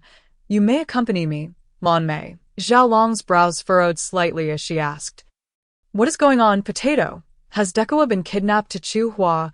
Charlotte chuckled and replied, "How could that be? Certainly not. Recently, Old Song has opened a tea house, claiming to be in the tea business. I merely took him there. There is truly nothing to worry about." This offhand lie bore some semblance of reason, yet at this moment, it felt somewhat jarring. Zhao Long understood Charlotte's character well. How could she possibly be deceived? She gazed into Charlotte's eyes and said, "All right, who do you want to accompany you back?" Charlotte smiled and said, "No need for anyone else. I will return alone. The alliance has just been established, and there is much to be done. With you here, you can be of great assistance." Chapter 19. "What are you saying?" Seeing that she seemed to have managed to blend in, Charlotte feared that Zhao Long might still harbor doubts about her sincerity. She remarked, "After all, we've been brothers for 20 years. It would be quite inappropriate for me to ignore him. I shall take my leave for now, but I will return shortly." Zhao Long nodded and inquired, "Surely you need at least one or two companions." He added, "I will have a word with Dechuan. Regardless, he ought to return to see his father and sister." Charlotte's heart tightened. Oh no, that rationale is far too reasonable. If even Xiao'er were denied the chance to visit her mother, it would render his deceit painfully transparent. Yet, how could she allow him to go? What if the other party discovered the issue and insisted on making a move? Wait a moment. He mentioned wanting to meet her alone, but he never specified the location or the manner of their encounter. If that were the case, even if Dechuan accompanied her back to Chuhua, he could still evade Dechuan and arrange a private meeting. After pondering for a moment, Charlotte nodded and said, "All right, I will book the tickets now." Zhao Long furrowed his brow and asked, "Why the rush?" "Yes, just through traveled calm, I will leave," Charlotte replied, pulling out her phone, launching the app, and booking 3 tickets. She feigned innocence, offering a few vague remarks before claiming she needed to return to her room for some rest. Upon returning to her room, Charlotte let out a long sigh, covering her head with her hand as she sank into contemplation. The greatest challenge she faced now was the uncertainty of whom she would be confronting alone. Today was not like the past. She now possessed a significant family enterprise, and she could not afford to act recklessly by exclaiming her disdain for being threatened. Previously, she could afford such audacity because she had little to lose. She was young, vibrant, and largely unencumbered. Today, however, with greater possessions came greater risks of loss. Such is human nature. Once one possesses something, the desire to retain it becomes paramount, even when one has more than enough. Charlotte stared at the white walls, lost in thought as she awaited her boarding time. A minute passed, and before she knew it, it was 6 o'clock. 2 hours before boarding, Charlotte, accompanied by Lan Mei and Dechuan, made their way to the airport. Dechuan still wore his khaki trench coat. He donned a hat, leaned against the lounge, closed his eyes, and murmured, "Unusual." Charlotte raised an eyebrow, glancing around as she asked, "What is so unusual?" Dechuan shrank his neck, still keeping his eyes shut, and replied, You are not ordinary." Charlotte chuckled. "I am nothing remarkable. You are overthinking it." Dechuan slightly opened his eyes to regard Charlotte before shutting them once more. He remained silent until they arrived at the airport in Chuhua, not uttering a word. Upon returning to Chuhua, Charlotte found her mind occupied not with the beauty of her hometown but with the anticipation of when the phone call would come and how to rescue Dechuan. Dechuan glanced at Charlotte, mentioned he needed to stop by the secretary's building, and then vanished. Charlotte sighed, patting Lan Mei on the shoulder, and said, "All right, Boss Chen, let us take a trip." Lan Mei appeared thoroughly encouraged. He looked at Charlotte and asked, "Are you going to have tea with your friends?" Habitually, Charlotte raised her hand, nearly swatting Lan Mei on the back of the head, but reconsidered, thinking it inappropriate to bully him. She instead rested her hand back on his shoulder, lazily saying, "Yes, yes, let us discuss tea. Let us go." With that, Charlotte led Lan Mei to Yang Su's residence. The Shin family was a classic gangster clan, and the entire courtyard was designed with an imposing flair. Upon witnessing the scene, Lan Mei shuddered and asked, "Young Master Fong, does the owner work in a tea house?" "Forget that. Just follow me," Charlotte retorted, casting a glance at Lan Mei as she pulled him into Shin Yang's home. Yang Su was astonished to see Charlotte return to Chuhua without a word but felt joy at the sight of his brother. After stepping forward to continue playing a game, he pointed at Lan Mei and asked, "Who is this brother?" Charlotte casually introduced Lan Mei, setting him aside, before briefly disclosing her whereabouts to Yang Su. Coming from a gangster family, discussing such matters with him was a form of relief, in truth. Keeping secrets buried in one's heart was a heavy burden. Upon learning of Charlotte's situation, Yang Su was eager to go to work, but Charlotte stopped him. She pulled Yang Su back to his seat, saying, "Do not worry. You must understand that if I were to notify anyone, I would not come alone. This enemy is not simple. My own cleverness has put my life at stake." Yang Su frowned and replied, This is not like you. You would not allow yourself to be led around like this." Charlotte smiled and said, "When you share a close bond, it feels different. I have other ideas. But I must tell you that this plan is not feasible." Yang Su pointed at Charlotte and laughed. "I knew you weren't one to be underestimated. So, what do you intend to do?" Charlotte cleared her throat and said, "Actually, I thought about finding you before I came here. You are the best candidate for this task. When the perpetrator contacts me, you can bring your brothers and eliminate him." A fleeting glimpse of murderous intent crossed Yang Su's eyes as he replied, "No problem. If anyone dares to harm my brother, I will dismantle them limb from limb. I do not care about the consequences. Are you not afraid of guns and bullets?" Charlotte sighed. "I fear I have caused you trouble this time." Yang Su's lips curled into a slight smile as he said, "We grew up together. I do not like to utter sentimental words. I just want to say that you are my brother." Charlotte smiled and nodded, raising her teacup to drink in place of wine, allowing Yang Su to come and stirred some unease within her. However, seeing her brother's unwavering support made her realize that her worries were unfounded. At this moment, it was most appropriate to seek out an old acquaintance and a brother. With nothing pressing to do, Charlotte began chatting with Yang Su about memories from their childhood, and laughter filled the air. Just then, the sound of a phone call shattered the atmosphere. After the call, Charlotte informed Yang Su, "At 10 o'clock tonight, I will go to the top of Jiangqing Mountain. They are at Moxing Ridge." Moxing Ridge was the pinnacle of Jiangqing, renowned for its tranquility and sparse population. Indeed, it was an excellent location for both murder and concealment. It seemed the other party had chosen that spot for their meeting, which was far from benevolent. Yang Su nodded, preparing to send someone to lay an ambush at Moxing Ridge. Charlotte intercepted him, assuring, "Do not worry. The other person we considered will also think it unwise to alarm the enemy. Although the location is perilous, the conditions are actually equal. If he discovers there is an ambush and decides to change the meeting place, that would complicate matters." From a standpoint of caution, Yang Su lacked Charlotte's foresight. He acknowledged her point and nodded. "Then I will have Jianjian pose as a tourist, and let them arrive half an hour early to scope out the situation." Charlotte contemplated for a moment, then nodded in agreement. Time flew swiftly, and before long, it was 9:30. Charlotte counted the minutes and set out with Lan Mei. Throughout the car ride, Lan Mei remained silent, but once they reached the deep mountains, he could not hold back any longer, asking, "Young Master Fong, where are we headed?" Charlotte did not reply.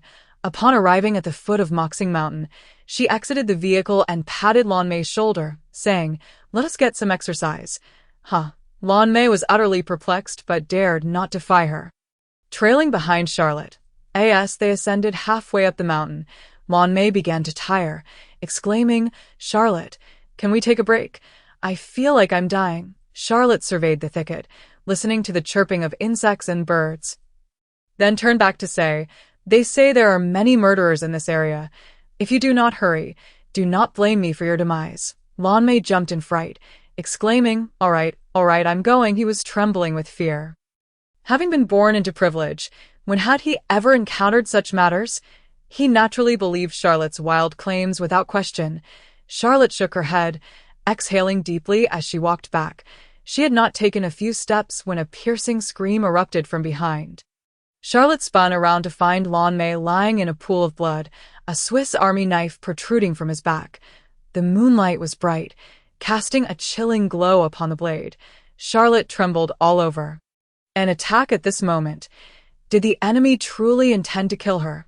Yet, according to the customs of the church leaders, they should not resort to suicide. However, this was not the time for such considerations.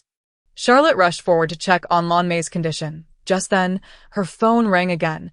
The same processed voice on the line. 10 minutes to the mountaintop, so you now have two choices. First, you save my puppet and sacrifice your lover. Second, you save your lover and sacrifice this innocent life. Now, choose. Charlotte hung up, glanced at the time, and chuckled. Two choices. Who do you think you are speaking to? With that, she pulled out a silver needle from her pocket and, with urgent speed, swiftly plunged it into Lan Mei's back to staunch the bleeding. Given the time constraints, Charlotte opted for compromise. She refrained from removing the knife, as it would cause excessive bleeding and delay her. The only solution was to stop wasting time and prevent Lan Mei from dying innocently. Seeing that the bleeding had ceased, Charlotte took a deep breath, preparing to sprint toward the mountaintop. That moment, Lan Mei grasped her ankle, pleading for her not to leave. In his critical state, it was no wonder Lan Mei's emotions were on the brink of collapse. Charlotte was the only one who could save him now. How could he let go of this lifeline? Charlotte furrowed her brow and coldly commanded, "You cannot die now, but if you keep holding onto my leg, someone will indeed perish." Lan Mei croaked, "No, I won't if you leave." "What will I do? My back aches. The potential of humanity is boundless, and survival has rendered the power of the blueberry immensely formidable." Clutching tightly at Charlotte's ankle, Charlotte yearned to kick it away, yet feared that the blueberry might sustain injuries, perhaps even suffer fatal consequences. There was neither injustice nor malice in her intent. Charlotte truly did not wish to take a life in such a manner. Just as he found himself in a flurry of indecision, two dark figures emerged from the jungle. Charlotte, thinking they were reinforcements sent by Old Shin, felt a surge of hope, only to realize upon closer inspection that they were foes. Not allies. Damn it, this was truly a case of misfortune compounding upon misfortune, sailing against the wind. What does it mean for calamity to strike in succession? This is precisely it, at such a critical juncture. Enemies had arrived, though Charlotte remained unperturbed. The situation was decidedly unfavorable, and he would not simply await his fate. With a swift motion, he hurled a silver needle, preparing to engage with the adversaries, but soon discovered that they had already drawn their weapons. Charlotte felt an overwhelming urge to eliminate the kidnapper. Damn, I still have to set an ambush upon my arrival. How twisted and perverse is this? Is this a real-life death game? Just as Charlotte felt utterly helpless, true reinforcements arrived. The newcomers were Old Shin's two valiant warriors, Xiao Bai and Wan Dao. They rushed forward at high speed, drawing their daggers and knives, launching them ahead. In the same breath, they brandished their personal weapons and charged forth. True masters, whether wielding firearms or bladed weapons, could not allow disparities in prowess to widen. Xiao Bai was indeed an elite fighter, capable of subduing two black assassins with ease. Old Wang, while battling the enemy, shouted, "Charlotte, go save the person, we will handle this." Charlotte nodded vigorously and took off running, only to find that his leg was still gripped tightly by the terrified blueberry. fearing for its life, just as he reached down to pry it loose. A shadow emerged from the edge of the jungle. Charlotte, startled, couldn't help but curse. "Who the hell is this?" "Your nanny." The newcomer offered a cold drink, her voice tinged with a hint of bitterness. Charlotte trembled. Goodness, Zhao Long has arrived. What on earth is this, moreover? This woman had long since revealed herself, through her collaboration with her own dramatics, and had been secretly following him. Zhao Long swiftly released the blueberry's grasp and said, "We'll talk later, I'll take him to the hospital, be careful." With that, Zhao Long darted away like the wind. Charlotte did not dwell on his surprise. Glancing at his phone, he noted that there were approximately 5 minutes left, prompting him to hurry. Fortunately, the path ahead was clear, with no strangers obstructing his way.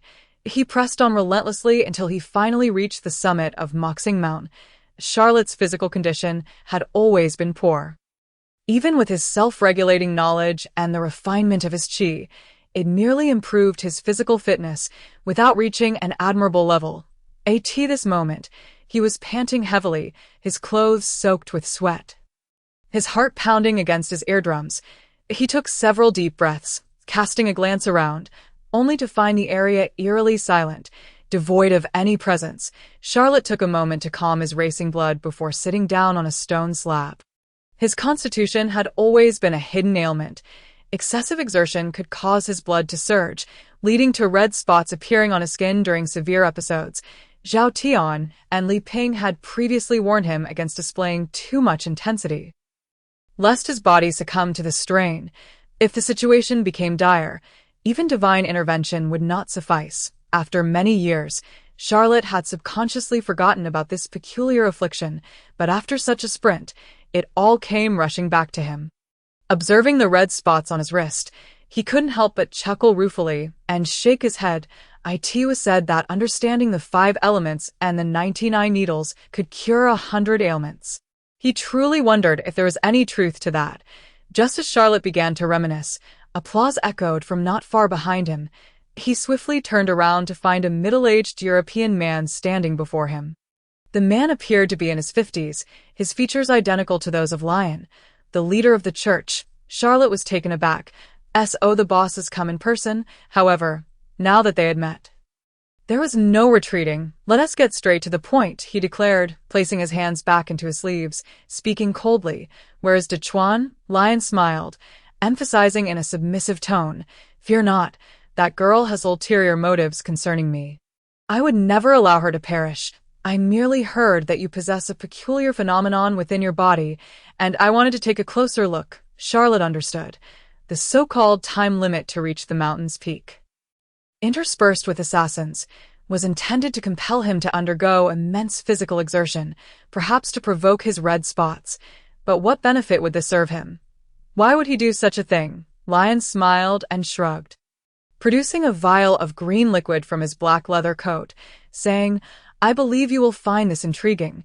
The mysterious green liquid discovered in the realm of Russian medicine had been destroyed, with only a portion sent to Jiangcheng, yet the truth remained elusive, becoming an old case. Now, Lion had brought forth the green liquid once more, igniting Charlotte's curiosity to its zenith. Yes, Charlotte gazed at Lion, inquiring, "What do you mean?" Lion replied with a smile, "If you are willing to return to the base with me, we will enlighten you. The generous treatment you shall receive will be unprecedented. Naturally, there will be no need for you to endure the 99 needles." Charlotte's brows furrowed. Did Lion have accomplices? How did he know about the 5 elements and the secrets of his body, and who was collaborating with him? However, given his understanding of certain secrets concerning China, it seemed evident that those working with him must be Chinese and well-versed in traditional medicine. But who could it be? Charlotte was filled with curiosity, yet he understood well that curiosity could lead to peril. To return to the base with Lion without any guarantees would be a foolish endeavor.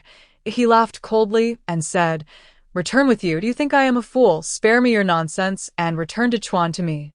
Lion shook his finger, saying, "I won't release her. That Japanese girl is of great value to me. It is a special agreement I have with Japan and other major powers. It is far too useful to me. How could I possibly let her go? However, if you are willing to join us, I might consider breaching the contract. Nonsense, Charlotte scoffed. Join you? Release me, or I will throw you off Moxing Mountain. Lion laughed. This young man was utterly amusing, displaying such audacity despite being at a disadvantage. And oh wonder humanity held him in such high regard, nurturing him, even entrusting him with dreams of world domination. Such a bold and intriguing bald fellow was truly captivating. Lion chuckled heartily as he approached Charlotte, intending to forcibly seize him. At that moment, a voice emerged from the darkness not far away. Did you not hear? Let him go, whoosh, simultaneously, a gleam of cold light flashed. A 2-meter-long U-family cannon shot straight for Lion's heart. A murderous glint ignited in Lion's eyes as he unleashed a fist against the iron claw, striking fiercely at the U-family's weapon. The gun fell to the ground. Realizing the situation had shifted, Lion reached for Charlotte, but just then, a fierce killing intent surged from behind. Turning around, he found a ghostly blade, glinting coldly, wielded by none other than Jovian. The ghostly blade was a specialized tool for decapitation, heavy and sharp. Of course, Lion would not dare to confront it directly. He swiftly evaded to the side.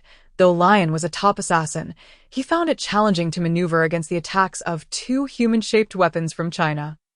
Even if he deemed these 2 children beneath him, just as Lion retreated to a distance of 10 steps, preparing to draw his own iron weapon, he heard the sound of a gun being cocked behind him.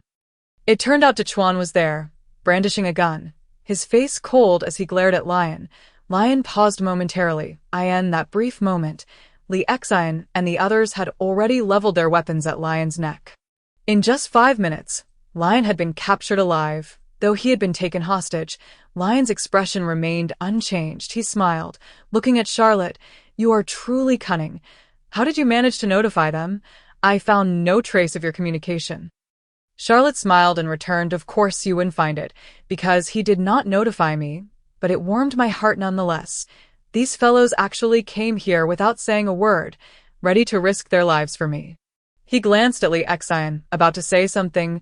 Lu Ping looked at Charlotte and said, It's brotherhood and understanding. Charlotte felt warmth in his heart, his nose tinged with a hint of emotion. I end this lifetime. It was all worth it.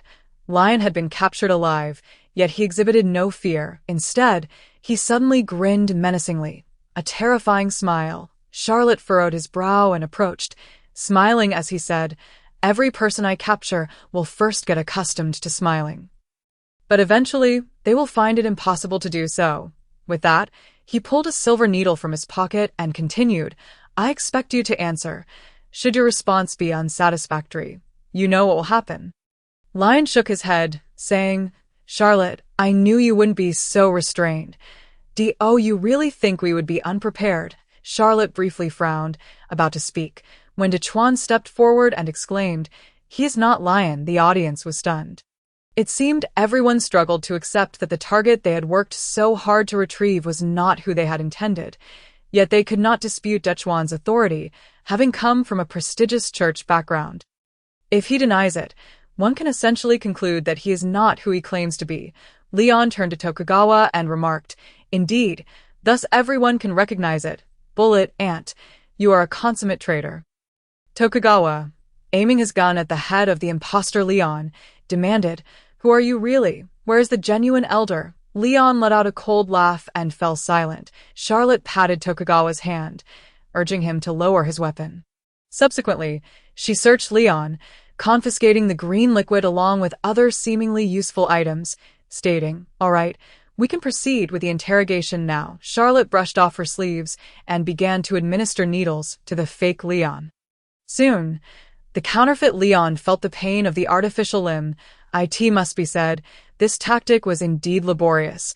Few in the world could withstand the agony of having an arm severed. Moreover, this time, to enhance the effectiveness of the interrogation, Charlotte induced a sensation of severed fingers. Fingers are connected to the heart, and the faux Leon was brought to his knees, nearly rolling on the ground in agony. To make matters worse, Charlotte had also sealed his throat, leaving him in profound distress.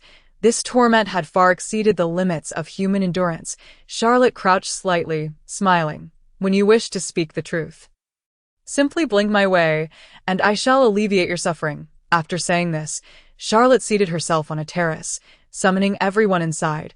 Her plan was to watch the sunrise from this vantage point. After all, the air was cool, and the water refreshing. Witnessing the sunrise here would be a different experience altogether. The counterfeit Leon truly wished for death, not only physically but mentally as well. Charlotte was indeed a veritable demon, indifferent to the suffering of others while choosing to enjoy the sunrise. Judging by Charlotte's demeanor, she would take her time watching the sunrise, heedless of her own life or death. Leon could no longer endure it. Every second of agony felt like an eternity. He longed to confess to Charlotte, but he found himself utterly speechless and powerless. He was compelled to crawl down from the pavilion, grasping Charlotte's pant leg. And then he blinked at her. Charlotte smiled, withdrawing the throat needle, asking, "Where is Tokugawa? Where is the true Leon?" The false Leon replied, "That girl is not here. I am at Guanyin Mountain, and my name is Leon. But there are many Leons. The true leader is not Leon, but Rongshan. The leader was still at Guanyin Mountain last night, but I am uncertain now." "Impossible!" Tokugawa exclaimed, exhilarated. How could he have remained there for so long without knowledge of anything? Charlotte urged Tokugawa to calm down, pushing him back into his seat. Before asking, "What is your plan?" Leon fell silent, his expression complex. He clearly understood the consequences of revealing information and hesitated to speak. Charlotte smiled. "You have no other choice. You would do well to be honest with me." After a moment of contemplation, Leon confessed, "I know only that they intend to usurp the nation using new drugs, to forge an alliance with the Prime Minister's daughter and the Japanese right wing, first to dominate Asia and then the world." Charlotte nodded. "Good, but that is not what I wish to know. Did I want to understand why you chose me?" Charlotte had harbored this question for a long time. He had long been aware of the church's insane plans and schemes, but those were not his primary concern. With so many talents in China, why should they fear a few terrorist organizations? What mattered to him was the reason behind the enemy's choice of himself. Leon raised his head, about to say something when suddenly he began to foam at the mouth, his vital signs plummeting. Charlotte, alarmed, immediately crouched down to administer first aid, only to discover that Leon's body was rejecting the treatment from the 5 elements needles. This was a peculiar phenomenon Charlotte had never encountered in her first year of practice. It felt as though someone had preemptively set a password within Leon to specifically counteract the 5 elements needles. How strange. This situation was utterly bizarre. Realizing that the 5 elements needles were ineffective, Charlotte quickly employed a different method to protect Leon's heart. However, the efficacy of the 5 elements needles differed from that of her new approach. Although Leon could not survive this ordeal, he fell into a state of near-vegetative unconsciousness, completely devoid of awareness. "Damn it," Charlotte exclaimed, slapping her thigh in frustration. The trail of clues had once again gone cold, leaving her unable to uncover the answers she most desired. Fortunately, she had gleaned the essential information she needed. Looking up, she noticed that Li Xian had already vanished. He must have rushed to Guanyin Mountain. Guanyin Mountain was renowned as Chu Hua Mountain, rivaling Jiangqing Mountain in fame, though it was not as high and lacked its secrecy. In truth, Charlotte was uncertain as to why they had taken refuge there, but Leon's condition evidently indicated he was not lying. After a brief moment of contemplation, Charlotte tidied up the scene and, along with Tokugawa, set off for Guanyin Mountain. Thanks to prior notice, vehicles awaited Charlotte at the mountainside, allowing her and her husband to reach the summit of Guanyin Mountain swiftly. Upon disembarking, Charlotte did not encounter the fierce battle scene or exaggerated displays of enemies she had envisioned. Instead, she saw Liu carrying Tokugawa towards her. Charlotte was taken aback, exclaiming, "What is this? No one?" Zhou Tiantian shook her head. "I too find it strange. Tokugawa had just fallen asleep in the chair, and everything is eerily quiet.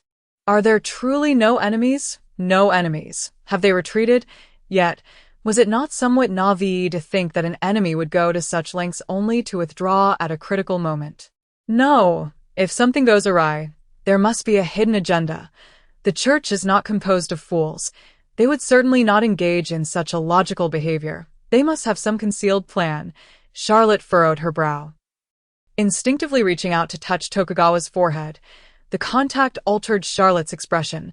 Tokugawa was running a slight fever, and it was an abnormal one at that. Immediately, she instructed Lu Ping to place Tokugawa in the vehicle.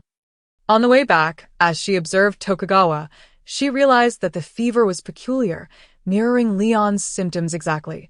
Although their symptoms differed, the nature of the affliction was identical, particularly after Charlotte's experience with the 5 elements needles. She was even more convinced.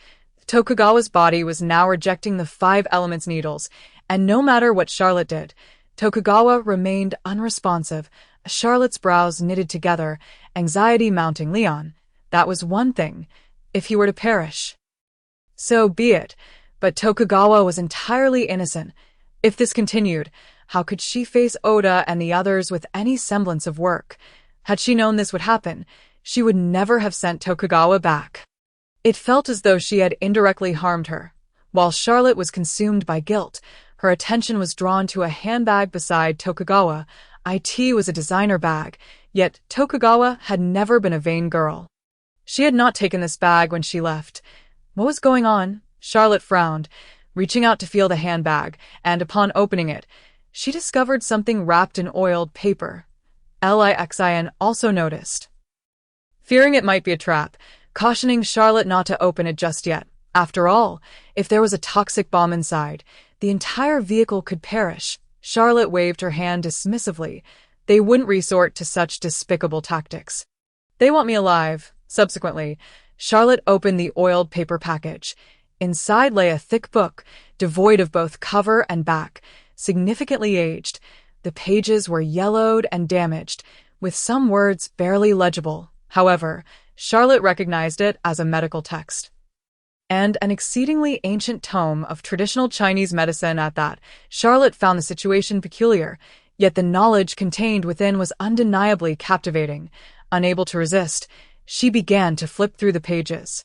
As she did so, a renowned physician from her mind surfaced. This physician was a celebrated healer from the late Eastern Han Dynasty, often referred to as the foremost of medical sages. His name was Hua Tuo. Hua Tuo, Volume 4, The Medical Sage. Charlotte felt as if she were in a dream. How could such a grand opportunity truly fall from the heavens? The enigma of receiving the 3rd volume remained unsolved. And now another had presented itself. How could such fortuitous events occur in this world? Did it appear that the church had intentionally left this for her? What were they scheming? Logically, they could not genuinely offer her gifts. Even if they did, it would not be something of this nature. Bien K was an invaluable rarity, typically passed down through familial lines. It was inconceivable that it would be gifted freely, no matter how strong the bond. Chapter 21. Unfamiliar. Just think, no matter how profound a relationship, such priceless treasures could not simply be given away, let alone by the church's mortal enemies. Charlotte was utterly bewildered. What did they desire? I have received 2 sheets of paper consecutively. Should I express my gratitude for such a hefty gift? Observing the ever-changing expressions on Charlotte's face, Lixin could not help but inquire about the reason. The events had unfolded so suddenly, and Charlotte was at a loss for words. But she did indeed know one thing. The situation had improved.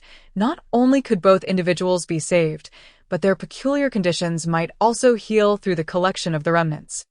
Slowly, she raised her head, brushing off the remnants in her hands, and with a wry smile, she remarked, "One can only say that there are still living lay Fongs in this world. Tokugawa and Leon should be saved." The nearest location was Shenyang. Thus Charlotte carried Tokugawa into Yangsu's room. Thanks to the control of the 5 elements needles, Tokugawa's condition had not deteriorated, yet the fever persisted and showed slight signs of rising. Fortunately, Charlotte's remarkable talent allowed her to quickly grasp the intricacies of medicine, and her understanding was rapidly increasing.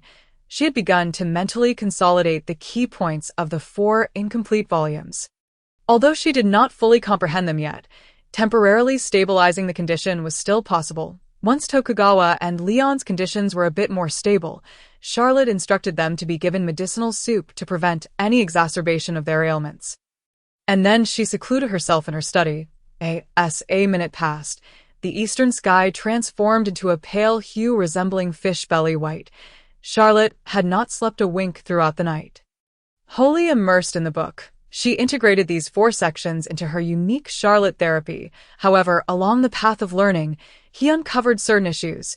Even if he possessed the original 4 pieces, without the foundation of Qigong, their utilization remained unattainable. Coincidentally, the 6-character Qigong and the 5-animal play that Zhao Tian initially taught him were remarkably aligned with the attributes of Bien Quebec. Visually speaking, they resembled a harmonious couple, perfectly complementing each other. Bien Ke enhanced Charlotte's Qigong, while the refined Qigong rendered Charlotte more comprehensive in her abilities.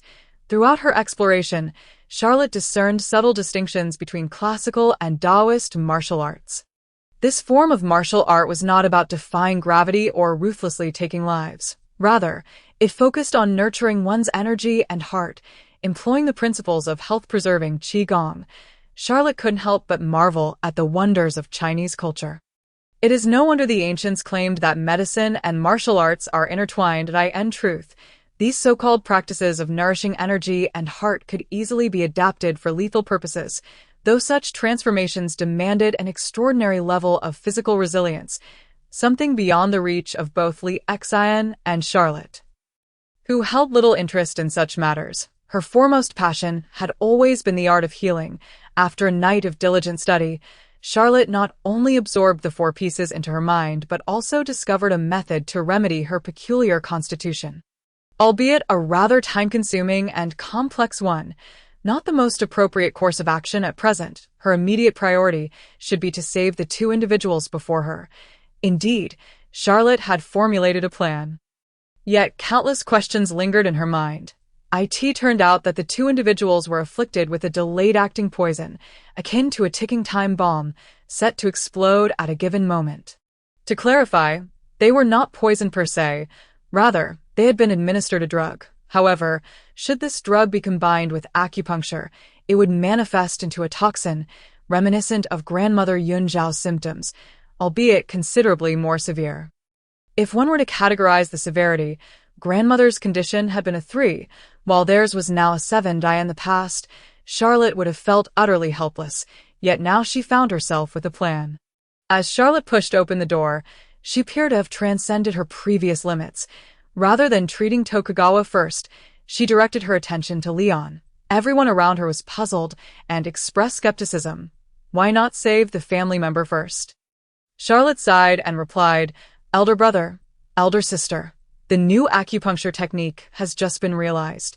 Regardless of its potential success, it is imperative to attempt it first. After all, you wouldn't expect to find a test subject among your own family members, would you?" Upon saying this, Charlotte lowered her gaze to the unconscious Leon and muttered, "This may seem somewhat inhumane, but I am left with no choice." Zhao Long gently massaged Charlotte's shoulder and reassured her. "Do not bear any burdens. There is no need for self-hypnosis. This is not a question of inhumanity. Leon must first attack you. As of now, you have not harmed him. Rather, you have a chance to heal him. You have already accomplished so much." Li Xian and others echoed his sentiments. Charlotte waved her hand dismissively, saying, "Enough. The more you comfort me, the worse I feel that I know precisely what I desire. In truth, my efforts to save him are worthwhile. Do not elevate me to such heights of greatness. I am but a mere mortal." With that, Charlotte's expression hardened, her breathing intensified, and her hands began to grasp the needles. Previously, Charlotte's 5-element magic needles, when wielded with both hands, could alternate in speed, fluttering like butterflies and leaping like frogs. However, this time, her hands moved with the swiftness of rockets, astonishingly rapid. It felt akin to the phrase uttered by the fire cloud evil god, "Only speed can conquer." Yet, Charlotte was not employing martial arts but rather Qigong and ancient acupuncture. Of course, while extreme martial arts could kill in an instant, extreme acupuncture could save a life just as swiftly. In the blink of an eye, Charlotte's face flushed crimson or turned pale, and small red spots began to appear on her arms. Despite merely sitting, she was expending tremendous energy. utilizing the final tier of the 5-element needles, 99 in total. Originally, the 5-element magic needles consisted of only 4 hands, totaling 28 needles. Now, Charlotte had multiplied that nearly 5-fold, leading to a geometrically increasing expenditure of energy. Moreover, the loss incurred through acupuncture and qigong could not solely be calculated through mathematics. Fortunately, over the years, Charlotte's qigong had progressed significantly, and her acupuncture had awakened her latent potential. Otherwise, she would have already succumbed. Charlotte's condition was relatively stable, but the spectators held a different view, observing her seemingly agonizing state. They were inclined to intervene. Lacking knowledge of medicine and its intricacies, their sole concern was for Charlotte's well-being. Oblivious to the potential consequences of interrupting her work, Charlotte's current state was peculiar, akin to what Taoism refers to as internal observation. It seemed as though she could perceive her own meridians while simultaneously sensing those of her patient. Even more mysteriously, the airflow of the natural world became strikingly vivid, and she could sense the emotions of those around her. Suddenly, the words Zhao Tian often posed echoed in her mind. What is this? Indeed, what was this? What lay before her? What was her current self? Charlotte was perplexed as to why such thoughts arose during her treatment.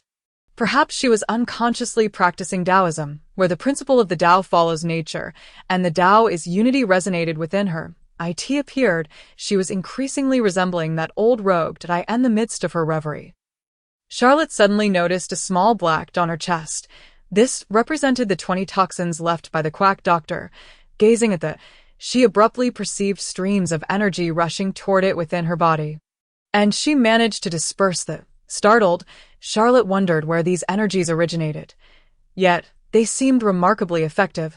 An idea struck her, and she attempted to command these energy flows. However, as she endeavored to do so, that mysterious state faded away.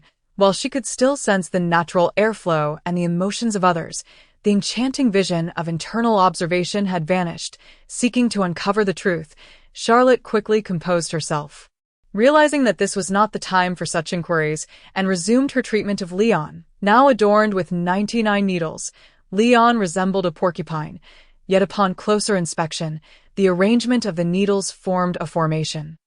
The needles acted as soldiers under Charlotte's command, while the toxins within Leon's body represented the adversary, engaging in a game played through this array.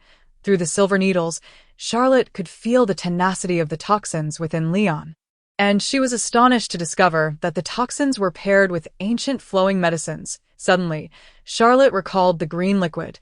Did the green liquid also conform to the ancient theory of flow? Surely not. Now is not the time for distractions. She had to focus on the treatment. With a fierce roar, Charlotte widened her eyes and swiftly withdrew all 99 silver needles, then seized a thicker silver needle to pierce the Shun Ting point.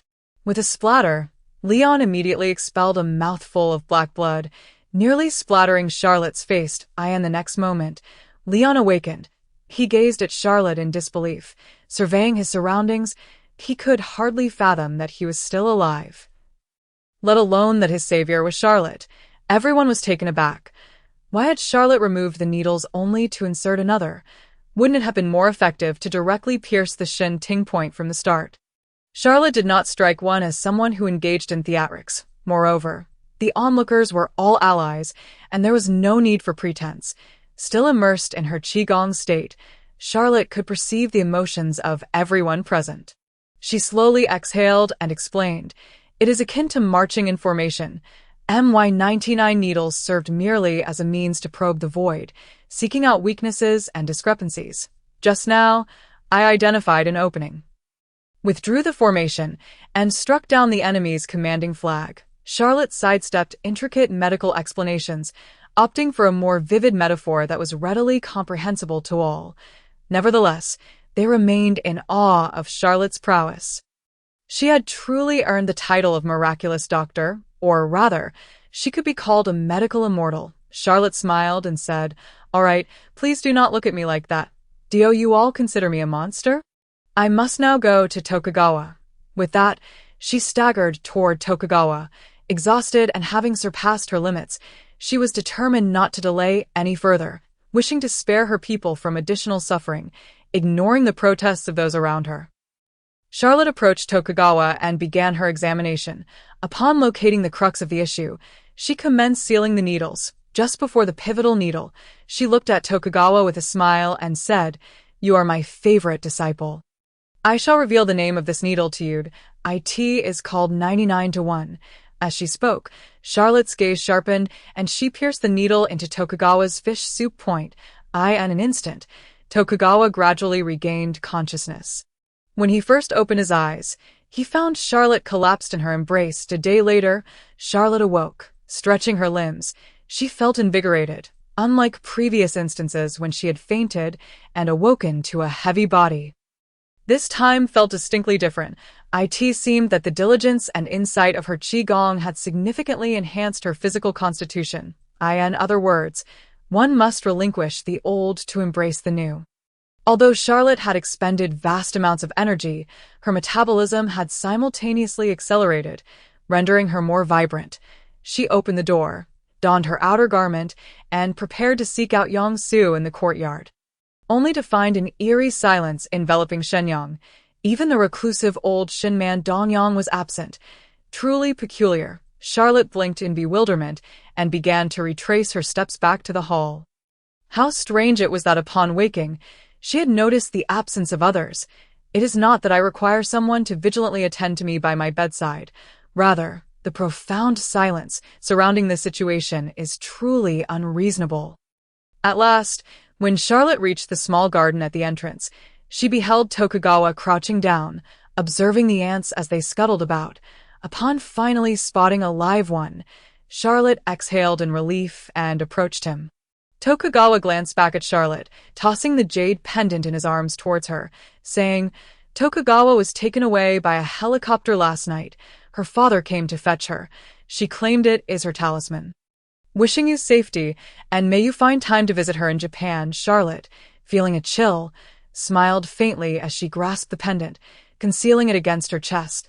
It was as if that obedient and kind-hearted apprentice was right by her side. Later, as Charlotte approached Tokugawa, surveying the surroundings, she inquired, "By the way, why has everyone departed today? What about Leon?" Tokugawa looked up at the small tree by the door and replied, "They have all gone on business trips. Take a moment to rest here. They will return shortly." Leon was taken away by Zhou Tian. Charlotte furrowed her brow. How could the atmosphere shift so dramatically upon waking? What had transpired during that day and night? Tokugawa cast a glance at Charlotte and said, "Stop speculating. In your current condition, even if you wish to assist, you would be of no help. Just await news." Charlotte nodded and asked, "Oh, and what happened next?" Nothing much. Do not deceive me. There is no way everything is this quiet. The city of Shenyang is in turmoil. Do you think I awoke from slumber only to become a fool?" Tokugawa fell silent, avoiding Charlotte's gaze. He casually twisted his neck and took a seat on the wooden bench, resembling a guardian at the gate. Sensing something amiss, Charlotte hastily dialed old Shin, but his phone remained unreachable. Anxiety crept into Charlotte's heart as she turned to Tokugawa and implored, "You must tell me honestly, is there a problem with Shenyang? You need to clarify this for me. Old Shun is my brother." Tokugawa gazed at Charlotte, continuing to remain silent. Growing frustrated, Charlotte pointed at Tokugawa and then called Yang Chong, although she preferred not to let too many people know of her return in this circumstance. She could not afford to be overly concerned. If she had brothers, she must find one. Yet, to her dismay, Yang Chong's phone was also unreachable. With Yang Chong's line failing, she decided to call Li Jia, only to find his phone unreachable as well. Fear gripped Charlotte's heart. As Chuhua transformed into a desolate city, her deep-rooted connections began to falter. This situation should not be the first time the Tiandi society has encountered such a crisis. The corners of Charlotte's mouth twitched slightly as she attempted to contact several prominent families in Chuhua, but though their phones connected, no one answered. Chapter 22. To sleep or not to sleep? This situation is exceedingly peculiar. What on earth has transpired outside? Has the weather changed? Charlotte endeavored to rush out and inspect the streets, but Tokugawa blocked her path.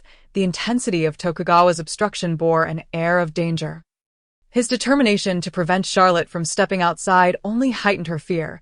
She was utterly convinced that this bizarre scenario was undoubtedly linked to her, and it was perilous. Otherwise, Tokugawa would not so resolutely obstruct her exit. Yes, indeed. However, throughout this entire ordeal, when had Charlotte ever shied away from danger? Regardless of the time or circumstance, Charlotte always took the initiative, leading the charge. The demeanor of a turtle withdrawing into its shell was never suited to her. Charlotte frowned, casting a cold stare at Tokugawa, and stated firmly, "I must go outside." Tokugawa shook his head and replied, "You cannot go out." Ignoring his words, Charlotte proceeded to turn the doorknob. Tokugawa stood resolutely before her, yet remained unyielding, resembling a forceful obstruction. Acknowledging the futility of his resistance, Tokugawa finally relented and said, "Very well, I will tell you. Your grandfather is missing." "What?" Charlotte's emotions surged as she seized Tokugawa's shoulders and shouted, "My grandfather is missing? How could he just disappear? Who is responsible, and where has he gone?" At long last, Charlotte comprehended the reason behind the city's eerie silence. Clearly, all the prominent families were involved in the rescue effort. As a revered healer, Li Ping had dedicated his life to medicine, benefiting countless individuals. In this moment, those who had benefited were now emerging. Moreover, when old Shin was absent, Charlotte knew that the family antiques had been removed. Perhaps even Chihuahua was in a similar predicament. Charlotte had surmised correctly. Everything had indeed changed, but she had not anticipated it would be due to this. She could never have fathomed that her grandfather was missing.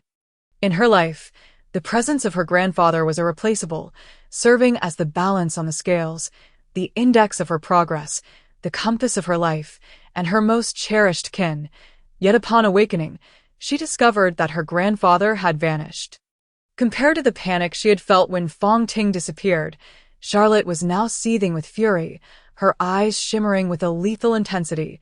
Tokugawa offered a wry smile. "Everyone anticipated you would react this way, which is why we did not allow you to partake in this operation.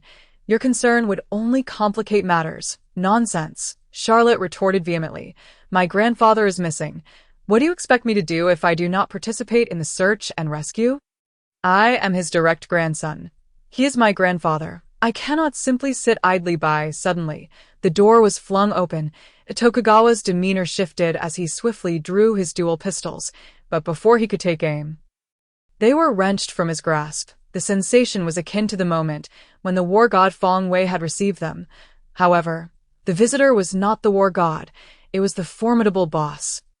Wen Li, the esteemed leader, had personally come to Chuhua, and he was alone. Charlotte regarded Wen Li and remarked, "Even you are here. This matter must indeed be grave. What?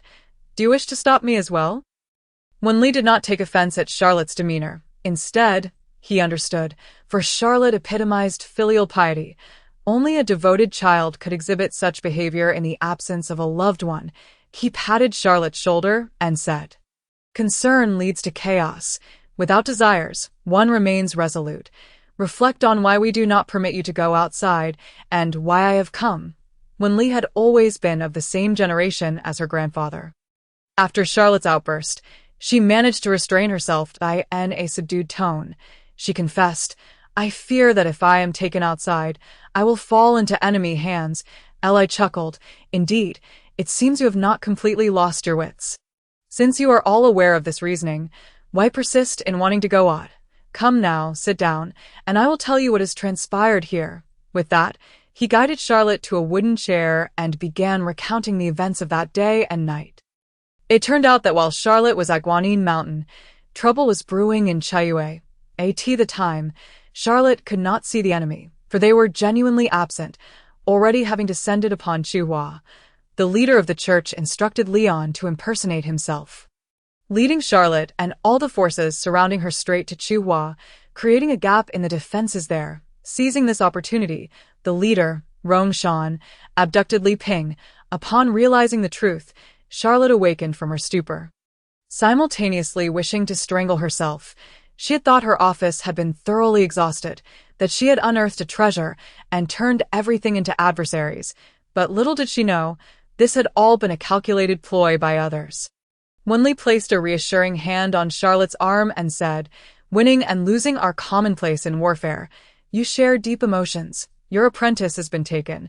How could you not act? If I were in your position, I would go as well, considering the international ramifications. After all, the Prime Minister is rarely present." Hearing Wenli's comforting words, Charlotte felt somewhat reassured, yet unease lingered within her. She had saved one only to lose another.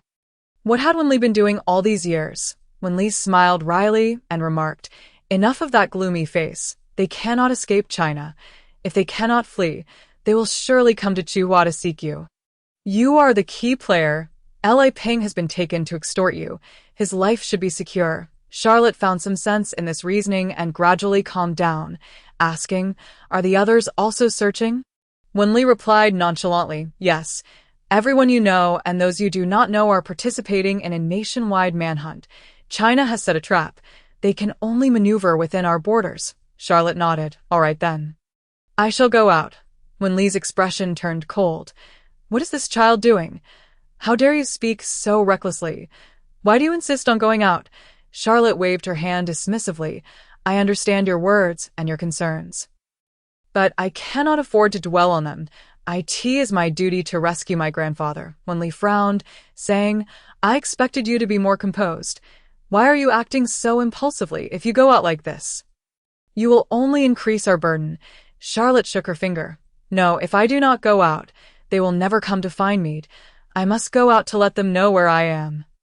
To draw them to me? No, that is far too dangerous," Li exclaimed, rising abruptly to refuse her. Charlotte lifted her gaze to Wenli, poised to speak, when suddenly she was startled by a figure appearing before her.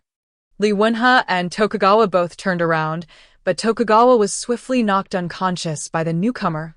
Li Wenhe, upon handing over the intruder, wore a grim expression, stepping back 2 paces in defeat. The visitor gaped at Charlotte, grinning. "Indeed, letting them seek you out carries its risks, which is why I must take you to find them.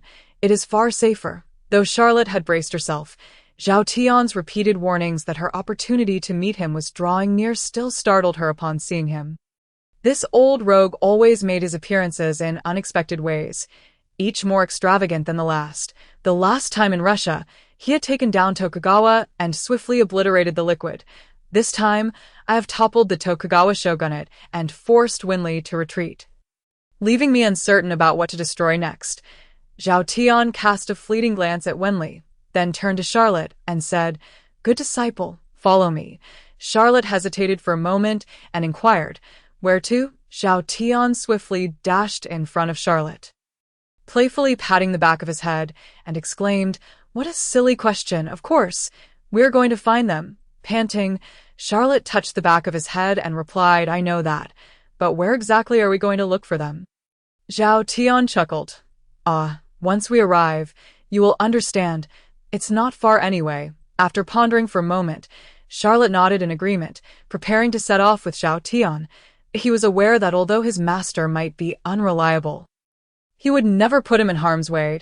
As Wenli observed the two preparing to leave, he hurriedly interposed himself, extending a hand toward Zhao Tian. "Senior, this is quite serious. Please do not take Charlotte with you." Zhao Tian looked up at Wenli and grinned. "Yes, quite the resemblance." Wenli was taken aback and softly asked, "Resemblance to whom?"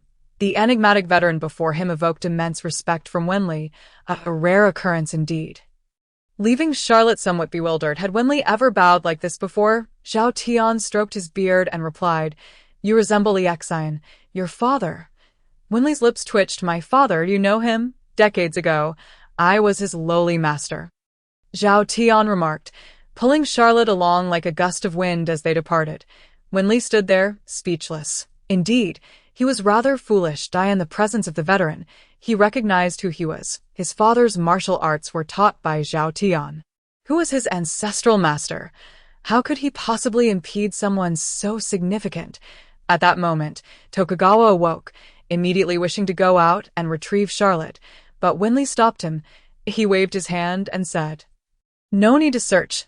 My master has emerged from seclusion. The church is doomed. Let us rest easy and savor our victory." Meanwhile, on the bustling streets of Chuhua, Zhao Tian seemed to be propelled by a rocket. Moving with astonishing speed, Charlotte, pulled along by him, felt the stinging wind against her face. This defied the very laws of science. The velocity was so overwhelming that Charlotte struggled to utter a word. Suddenly, her curiosity about this master surged. She had previously been unaware of Zhao Tian's prowess, but upon realizing the monumental difference between 99 and 1 and approaching mastery of Qigong, she finally grasped the terror that was Zhao Tian. If one's path could be likened to the size of a mountain, then he was Jiangqing Mountain, while Zhao Tian was Mount Everest. The disparity was staggering. Charlotte attempted to speak, but as she opened her mouth, the wind rushed in, forcing her to close it again. Charlotte had assumed that Zhao Tian would take her to the outskirts of the forest where they first met. After all, he had mentioned fate and opportunity. Yet, unexpectedly, he led her back to Jiangqing Mountain. The afternoon crowd at Jiangqing Mountain was overwhelming, yet the peak of Moxing Mountain was relatively sparse, with even more people gathered in the small grove opposite. As there was no path leading there, only a thick rope connected it, devoid of any cable cars, Zhao Tian guided Charlotte towards the rope, saying, "Come, let us cross to the other side." Charlotte gazed ahead, and then at the abyss by the cliff's edge. Unable to suppress her trembling voice, "Climb across?" Zhao Tian frowned and retorted coldly, "Climb across? How grandiose of you. We shall simply walk over, walk over." Charlotte felt the urge to turn back immediately. Where could she possibly walk? Along that rope. This was utterly nonsensical. Noticing Charlotte's hesitation, Zhao Tian's eyes gleamed with determination as he seized her and flung her towards the rope. His strength was astounding. Charlotte's feet merely grazed the rope, her body remaining upright. Yet, despite this, she dared not even open her eyes, standing upon the rope, holding her breath in fear that a single inhalation would disrupt her balance and send her plummeting. Zhao Tian sighed with a wry smile, rolled up his pant legs and leaped onto the rope, stating, "Go, I will follow shortly." "What nonsense, you rogue. Are you trying to kill me? I can't perform acrobatics on a tightrope." Charlotte shut her eyes and shouted, but due to her elevated position, her voice sounded strange amidst the wind. Zhao Tian, hands behind his back, one foot arched like a bow, cursed, "You little rascal, if you don't move, I'll kick you." Charlotte was startled, instantly opening her eyes. Upon doing so, she beheld the surrounding scenery, making her heart race. Zhao Tian sighed, "What a pity that you still possess the pharmacopoeia and the knowledge of the magic needle. You do not even know how to control your thoughts with qi or your body with your heart. In a certain sense, I must truly call you Master Sheng." Charlotte's expression soured, her neck stiffly twisting backward as she looked at Zhao Tian and asked, "Master, can we find a safer route?" "Alas, this is no movie. Is it reliable?" Zhao Tian paid little heed to her.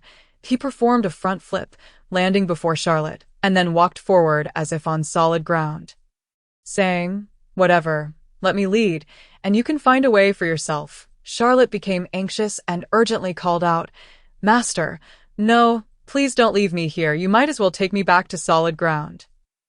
I can manage crossing the road myself." Zhao Tian took 5 or 6 steps forward, paused, glanced back at Charlotte, and said, "I once thought you were so sentimental and filial, but it seems otherwise. Your grandfather is just across the street. Do you intend to dawdle and await his corpse?" Charlotte was taken aback, her fists clenching slightly. Then, she looked up at Zhao Tian's receding figure and shouted, "Master, teach me how to do it." Zhao Tian replied as he walked. The 6-character formula, the 5-bird technique. Charlotte's demeanor turned cold, yet suddenly, comprehension dawned upon her.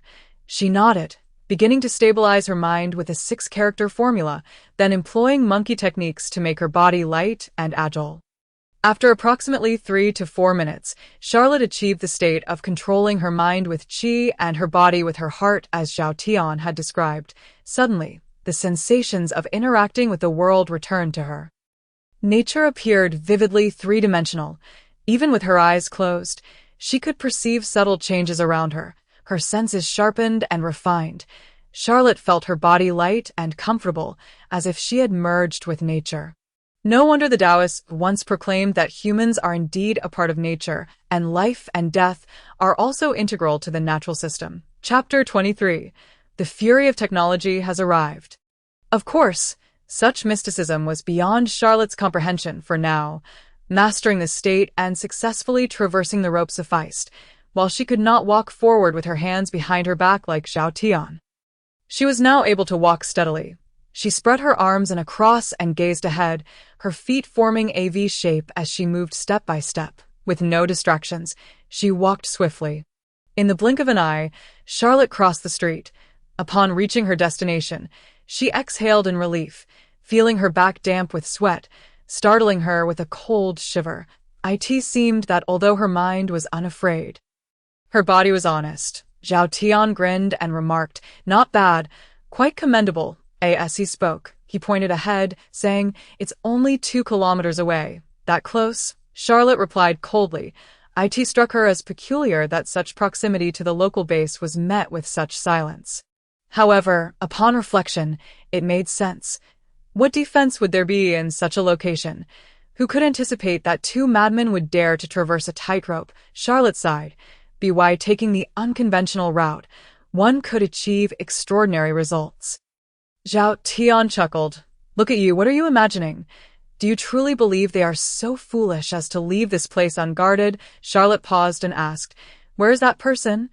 Zhao Tian continued to lead Charlotte forward, saying, "There are still 2 or 3 individuals here, but I merely put them to sleep. Do you think I left for no reason?" Charlotte felt naive. Zhao Tian was becoming increasingly formidable and unyielding. How many minutes had passed, instantly dispatching 2 or 3 skilled individuals. Observing Zhao Tian's prowess, Charlotte felt emboldened to train with him for another 2 or 3 years and then become a true expert. Zhao Tian seemed to see through Charlotte's thoughts, smiling as he said, "This will be our last meeting. It is fate, and the ties of our 3 encounters have come to an end," though Zhao Tian spoke lightly. Charlotte felt a pang of sadness, as if he were leaving her entirely. She raised her head and exclaimed, "How could that be? In this age of advanced technology, it is still possible to see you. Are you planning to evade me like a specter? I cannot bear to part this time." Zhao Tian plucked a leaf and toyed with it in his hand, saying, "Dust returns to dust. All things in heaven and earth must return to their origin. When I reach 127 years, I will have surpassed the human lifespan. Have you not heard? Immortality is a thief. I sense that my day of ascension is not far off. Practitioners of Buddhism die in silence. A monk's death is called ascension." Upon hearing Zhao Tian speak thus, a wave of sorrow surged in Charlotte's heart. Deep down, she held great respect for this master. Without Zhao Tian, there would be no Charlotte. She gazed at Zhao Tian's frail silhouette, her eyes glistening with moisture, and murmured, "Master." Zhao Tian raised his hand to silence her, placing 2 fingers on the freshly plucked leaf, and said, "Someone is approaching, having attained a certain mastery in martial arts. One can effortlessly pluck leaves and flowers as if they were instruments of death." Zhao Tian lived for over a century, practicing martial arts not from the outside but from within, much like a master of Qigong. Indeed, Zhao Tian's prowess far surpasses that of any Qigong master by 1,000-fold. With a mere flick, leaves flew like swords towards the tree, and in the blink of an eye, a man tumbled down from its branches. This man, clad like Leon, bore a striking resemblance to him in both appearance and demeanor. Zhao Tian turned to Charlotte and remarked, "There is not just one Leon. They are 3 brothers. Leon is the surname, not the given name. Point 3, Charlotte gasped, instantly becoming alert and scanning her surroundings. If there were 3 brothers, that meant one more remained. Zhao chuckled, picked up a twig, and leapt into the underbrush. Within a minute, the 3rd Leon was dispatched. To Charlotte's bemusement, the scene was utterly comical.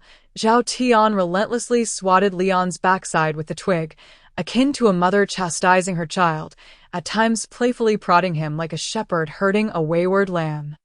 The once formidable assassin, Leon, was reduced to a mere plaything in Zhao Tian's hands, his body rendered utterly ineffectual, forever resembling a fool. Finally, Zhao kicked the leg of the 3rd Leon, subduing him, and said, "Rongshan knows we are here.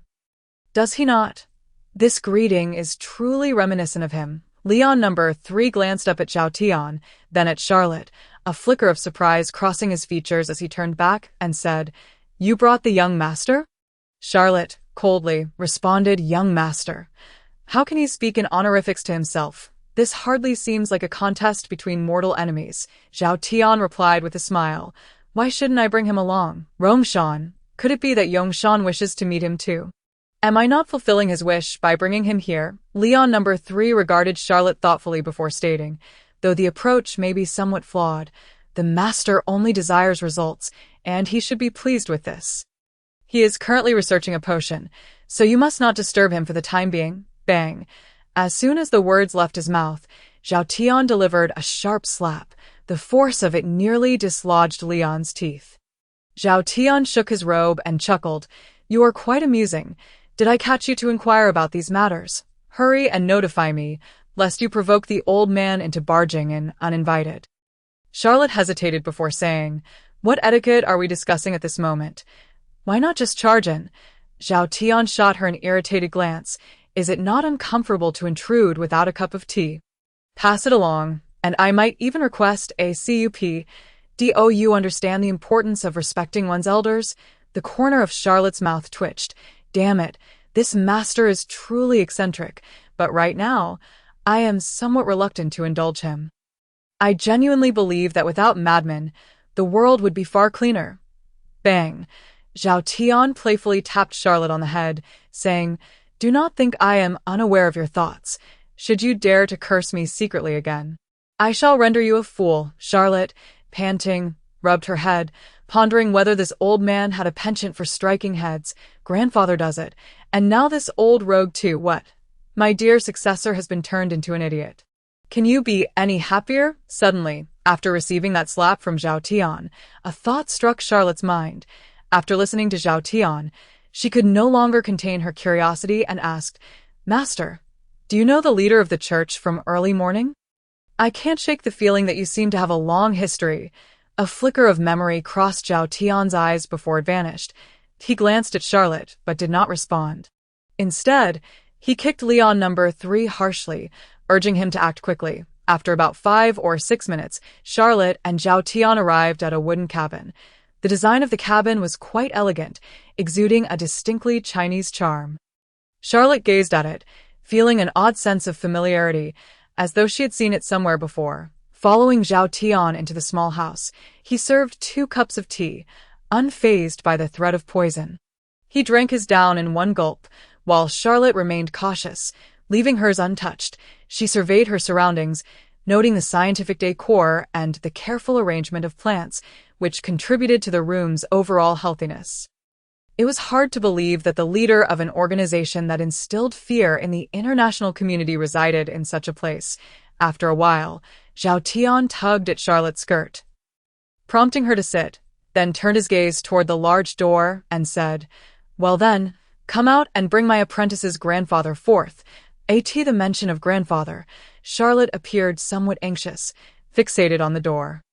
Though she felt the urge to rush forward, she restrained herself, knowing that this was not the time for impulsiveness.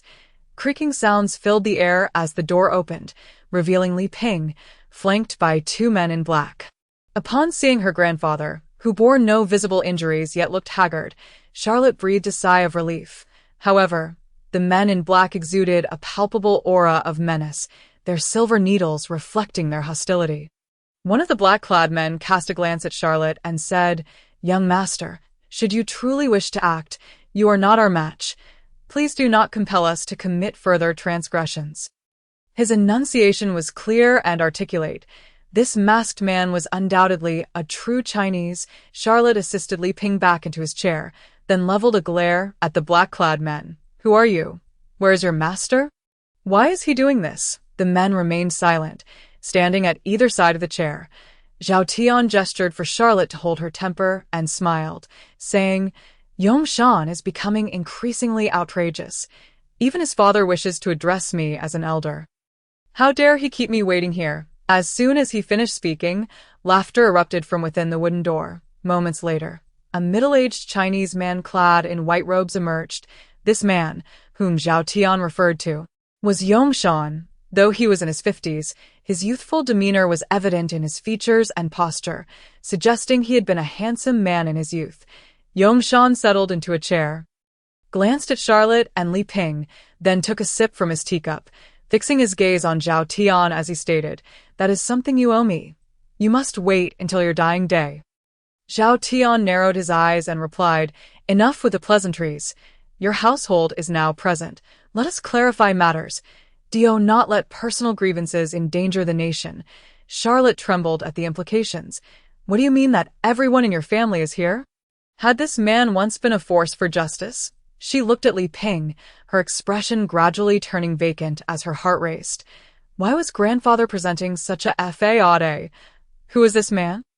No, Leon number 3 claimed to be the young master? No, it could not be.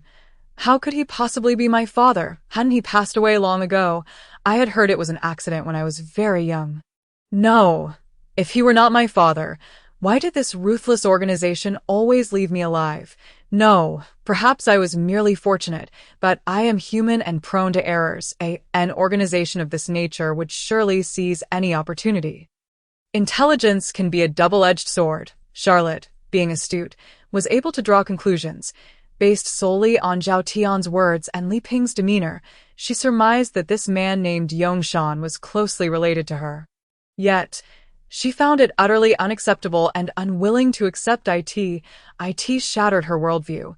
How could this man possibly be her father? No, it was inconceivable. How could her father be such a person? What had the church done? What was the church? How could a righteous person engage in such deeds? Zhao Tian discreetly observed Charlotte's expression, letting out a soft sigh. Though it was a hard truth to swallow, it remained a reality. This man was indeed Charlotte's biological father, Fang Yongshan, and the tale was far more intricate than one could imagine. He wished to share the story with Charlotte gradually, allowing her some psychological preparation before confronting the truth. But upon reflection, he realized his time was running short, his remaining days. He yearned to discover whether this destined love could be buried without regret in the soil, setting aside personal interests. If this matter were not resolved promptly, with Fang Yongshan's prodigious intellect and abilities, he could reorganize and expand the church within a decade or so until his demise. Once the church spread its wings, it would be too late. In truth, the church did not seek to dominate the world, but rather to instigate its rebirth. Yet this so-called rebirth was akin to annihilation, reflecting on the church's original intent. Zhao Tian felt a deep sense of melancholy. This turmoil stemmed from the seeds he had sown decades prior, a consequence of his momentary folly that led to such grave errors. Fang Yongshan was right. He owed him and an entire family. Noticing Fang Yongshan's silence and seeing Li Ping and Charlotte rendered motionless, Zhao Tian sighed softly and said, "Yongshan, cease your research. It defies the natural order." Fang Yongshan chuckled, looking at Zhao Tian, and replied, "Today you dare to ask me to stop. You know that is impossible. Of course, you could kill me. Who in this world could possibly defeat you?" Zhao Tian's expression twitched. Fang Yongshan represented a considerable burden on his conscience, a reflection of his own karma. After all, he felt guilty. How could he bring himself to do it? Fang Yongshan scrutinized Zhao Tian's aging visage and continued. 20 years ago, I implored you for the secret to immortality, and you denied me. I have since endeavored to develop a potion for rebirth, and I am now on the verge of success. Do you wish to prevent it? Master, has centuries of cultivation led you to this moment? Zhao Tian shook his head, sighed, and said, Yongshan, with your wisdom, why do you entertain my fanciful words? What is the secret to longevity in this world? No one can escape the cycle of birth, aging, illness, and death. Wake up. Fang Yongshan let out a cold laugh, glanced at the utterly dazed Charlotte, and remarked, have you comprehended all 4 pieces? You are fortunate. Taoist Master Zhang is willing to teach you the Taoist internal arts. You must unravel the mystery of the pharmacopoeia. Come, tell me, what secrets lie within? Charlotte inhaled deeply, refraining from responding to Fang Yongshan. Instead, she inquired, Where have you been all these years? Fang Yongshan paused momentarily and replied, Me, I have always been here, but I cannot leave. Did I have significant matters to attend to? What could be so significant? Are you willing to forsake family, even engage in actions against humanity? Perhaps due to shock. Charlotte remained unusually calm, her tone flat. Chapter 24. The Escape Room. William was indeed a peculiar and extraordinary individual. After more than 2 decades, he reunited with his son, yet he felt no excitement. No, he was indeed thrilled. But the source of his exhilaration lay not in his son himself, but rather in the skills he possessed. He gazed at Charlotte and said, You may not understand now, but you will in time. You are my only son, and all this wealth shall one day belong to you. Why do you speak to your father in such a manner? Charlotte shook her head. She found the man before her to be utterly unfamiliar. Vastly different from her preconceived notion of a father. Though blood binds, she felt an inherent reluctance to know him. Suddenly, she could empathize with Tokugawa's initial sentiments. The feeling of abandonment by a father was indeed ineffable. Charlotte was uncertain of William's motives or mindset, yet regardless, she could not forgive such a father. She harbored neither hatred nor love for him. Rather, she simply wished to remain indifferent towards him. Yes, that was it. She slowly bent down to assist the sluggishly Ping, saying, Grandfather, let us go home. We shall not concern ourselves with anything. We will return to Chuhua, where Iguang will nurture little flowers and Ear will always be by your side. Li Ping had lost the demeanor of a medical sage, resembling a victim of Alzheimer's, performing actions alongside Charlotte. While Charlotte knew her grandfather's health was intact, she remained oblivious to what William had said to him that resulted in this state. Charlotte cast a cold glance at William and asked, What did you say to my grandfather? Just a father-son reunion. William smiled, but his expression suddenly turned grave. Charlotte, is this how you converse with your father? Have you entirely forgotten the teachings of the Fong family? Charlotte smiled, her grin laced with bitterness. She pointed at William and said, What an excellent example. After more than 2 decades apart, you appear so stern. Yes, you are my father, but what of it? Have you ever acted as a father? You have failed in your responsibilities, so why should I honor you? Impudent. William's anger flared, and the 2 men in black behind him stirred slightly. I do not care what grand reasons you may have or what you wish to accomplish. I am disinterested in all your past tribulations, if you do not regard me as your son. Then I shall have lost my father. After all, you have been dead for over 20 years. Charlotte straightened her posture, gazing unwaveringly at William, declaring, From this day forth, I shall act as if I have never met you.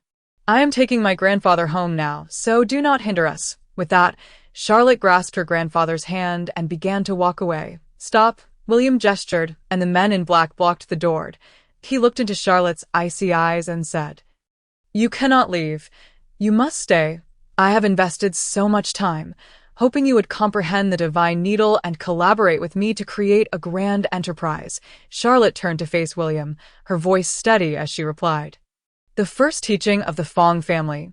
Generations of the Fong family practice medicine, with medical ethics as the foremost priority.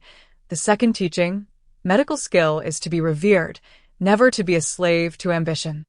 I have etched these 2 teachings into my heart. I cannot assist you. William chuckled. Intergenerational education certainly has its flaws. I did not expect you to be as obstinate as your grandfather in this regard. You lack the standing to comment on my grandfather, Charlotte retorted coldly, thrusting 2 fingers toward the men in black, stating, If you wish to detain me, it will come at a terrible cost, though the men in black contemplated action. Charlotte was, after all, William's son. Their status was that of his master. How could they dare to act? They hesitated, casting uncertain glances at William. William observed Charlotte's retreating silhouette and remarked, You have yet to hear my plans. Why can I not say you cannot assist me? Perhaps you too might find interest in this matter. Li Ping, as if triggered by some mechanism, hastily grasped Charlotte's hand, urging, Let us leave. We must depart from this place. William gestured, and in an instant, the wooden cabin was surrounded by dozens of individuals. Charlotte glared at William, then turned to the bewildered Zhao Tian, saying, "Master, please help me." Were Zhao Tian to act, the number of adversaries would multiply tenfold. Yet regrettably, Zhao Tian had no such intentions. He gazed at Charlotte and said, "You have grown.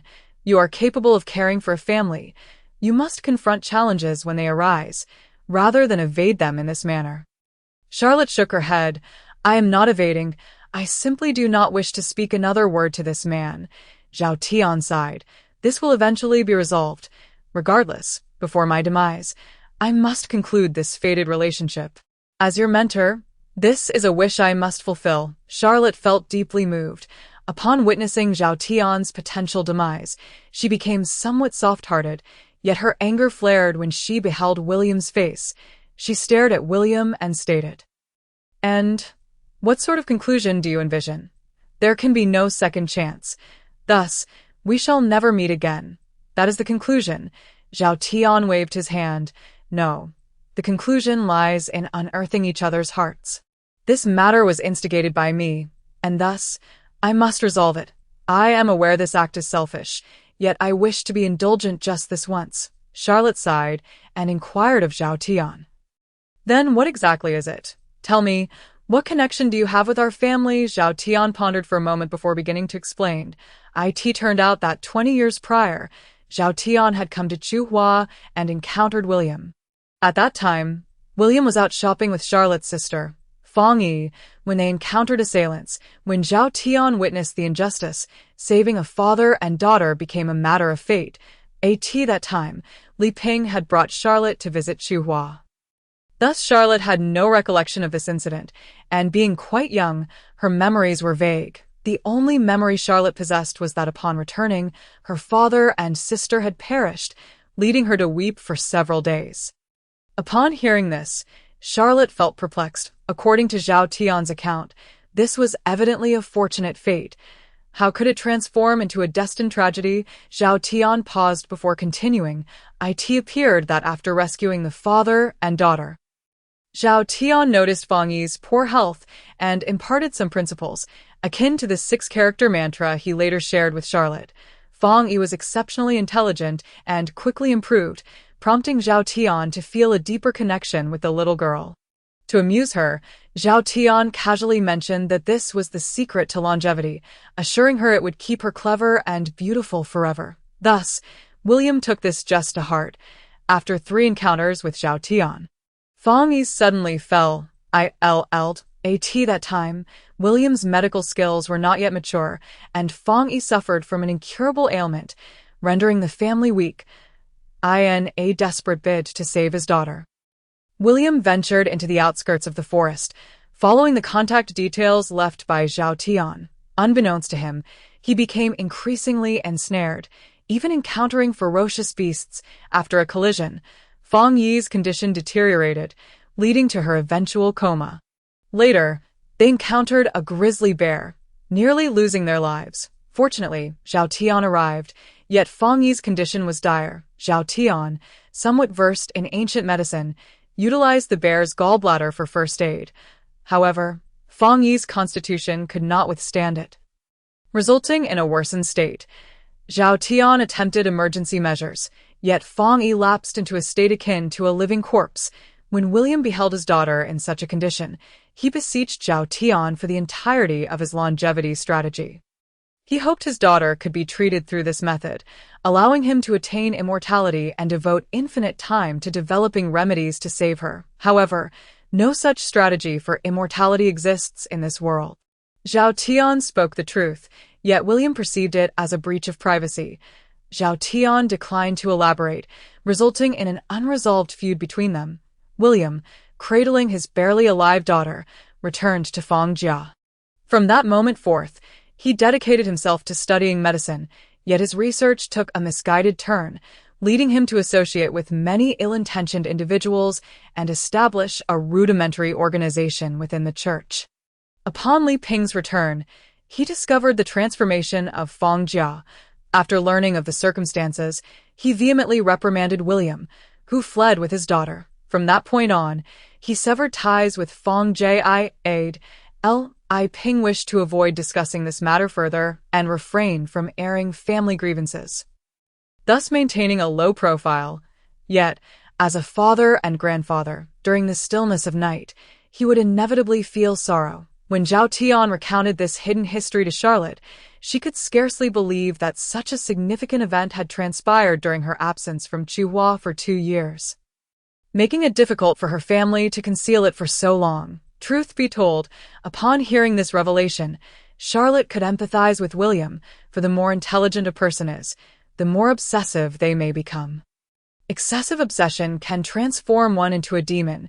Regarding demons, their actions sometimes exceed their control. However, Charlotte, despite her understanding of him, cannot forgive him. After all, abandoning family and straying from the path is no justification.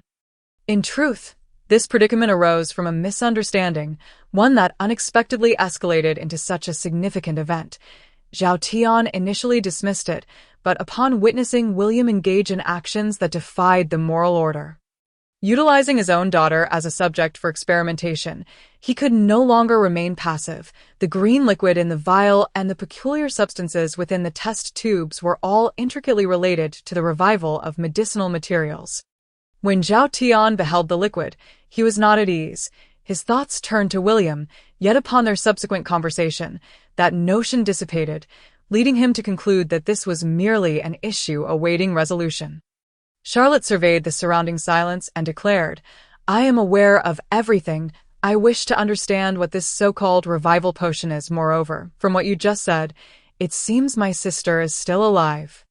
William looked at Charlotte and replied, "She is alive, but she has yet to awaken." Charlotte urgently retorted, "Take me to see her." Although she harbored no feelings for this father, her sister still held deep affection for him. After all, they had shared a close bond in their childhood, leaving a lasting impression. Upon hearing that her sister was alive, albeit unresponsive, Charlotte felt compelled to act. The best outcome would be if her sister Fong Yi and their grandmother Yun Zhao exhibited similar symptoms, thus making treatment easier. William shook his head, stating, "My medicine is not yet ready, and other preparations are incomplete. Relying on your 99 to 99 unity will not awaken Fong Yi." Charlotte frowned slightly, just as she was about to speak. Li Ping rose and said, "Yongshan, cease defiling Fong Yi's remains. Let her be buried." Charlotte trembled all over. Had her sister truly died? Yet why did father claim she simply would not awaken? Grandfather would not jest or speak such falsehoods. What has transpired? Why use the term defile? Upon hearing Li Ping's words, William's demeanor shifted dramatically. They were not merely indifferent. Rather, they became ferocious. He abruptly stood, pointing at Li Ping's nose, and shouted, "What do you understand? You know nothing. You people cannot be cured. I have found my own path. On what grounds do you accuse me of blasphemy?" When grandfather was reprimanded, Charlotte was incensed. She leaned forward and retorted in front of him, "How absurd! When did it become your place to judge my grandfather's medical skills? Who do you think you are?" The two men glared at each other, ready to clash. Li Ping stepped in between them and said, "No. To be fair, Yongshan's medical talents are not inferior to anyone else's. His innovative thinking is remarkable, and he is quite extraordinary. However, he has strayed from the path. One misstep leads to another." Upon hearing his father support him, William's initial surprise faded, replaced by a confident smile directed at Charlotte. Charlotte, furious, looked at her grandfather and pointed at her father, exclaiming, "Grandfather, how can you still speak on his behalf? What kind of man is he?" "He is a man who abandoned his wife and children." Suddenly, Zhao Tian, who had remained silent, smashed the wooden table. He stood up and declared, "I am not here to witness your family squabbles." Zhao Tian found this situation deeply troubling. His primary reason for being here was to address Fong Yi lying in the ice coffin, not to witness their quarrel.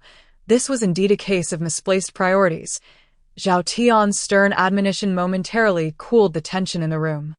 He scanned the crowd and commanded, "Let us go see Fong Yi." William scoffed and opened a secret compartment. A long tunnel appeared within, and he and Zhao Tian proceeded inside. Charlotte contemplated following them, but Li Ping grasped her arm and asked, "Are you certain you wish to enter?" Charlotte rarely witnessed her grandfather in such a fragile state. She was uncertain what her sister's body and her father's words had done to him. However, Charlotte understood that a cardiologist was still needed for heart issues. She had to help resolve her grandfather's emotional turmoil. She grasped her grandfather's arm and said, "You go ahead. I will see my sister."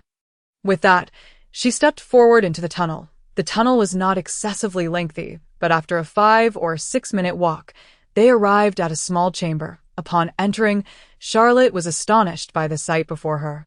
It was an artificial ice chamber, filled with ice sculptures and the deepest corner lay an ice coffin, surrounded by various test tubes for research. William approached the ice coffin, speaking lovingly to a little girl inside. Yet Charlotte knew that her father's kindness was warped, shaped by a complex web of emotions such as guilt, hatred, and obsession.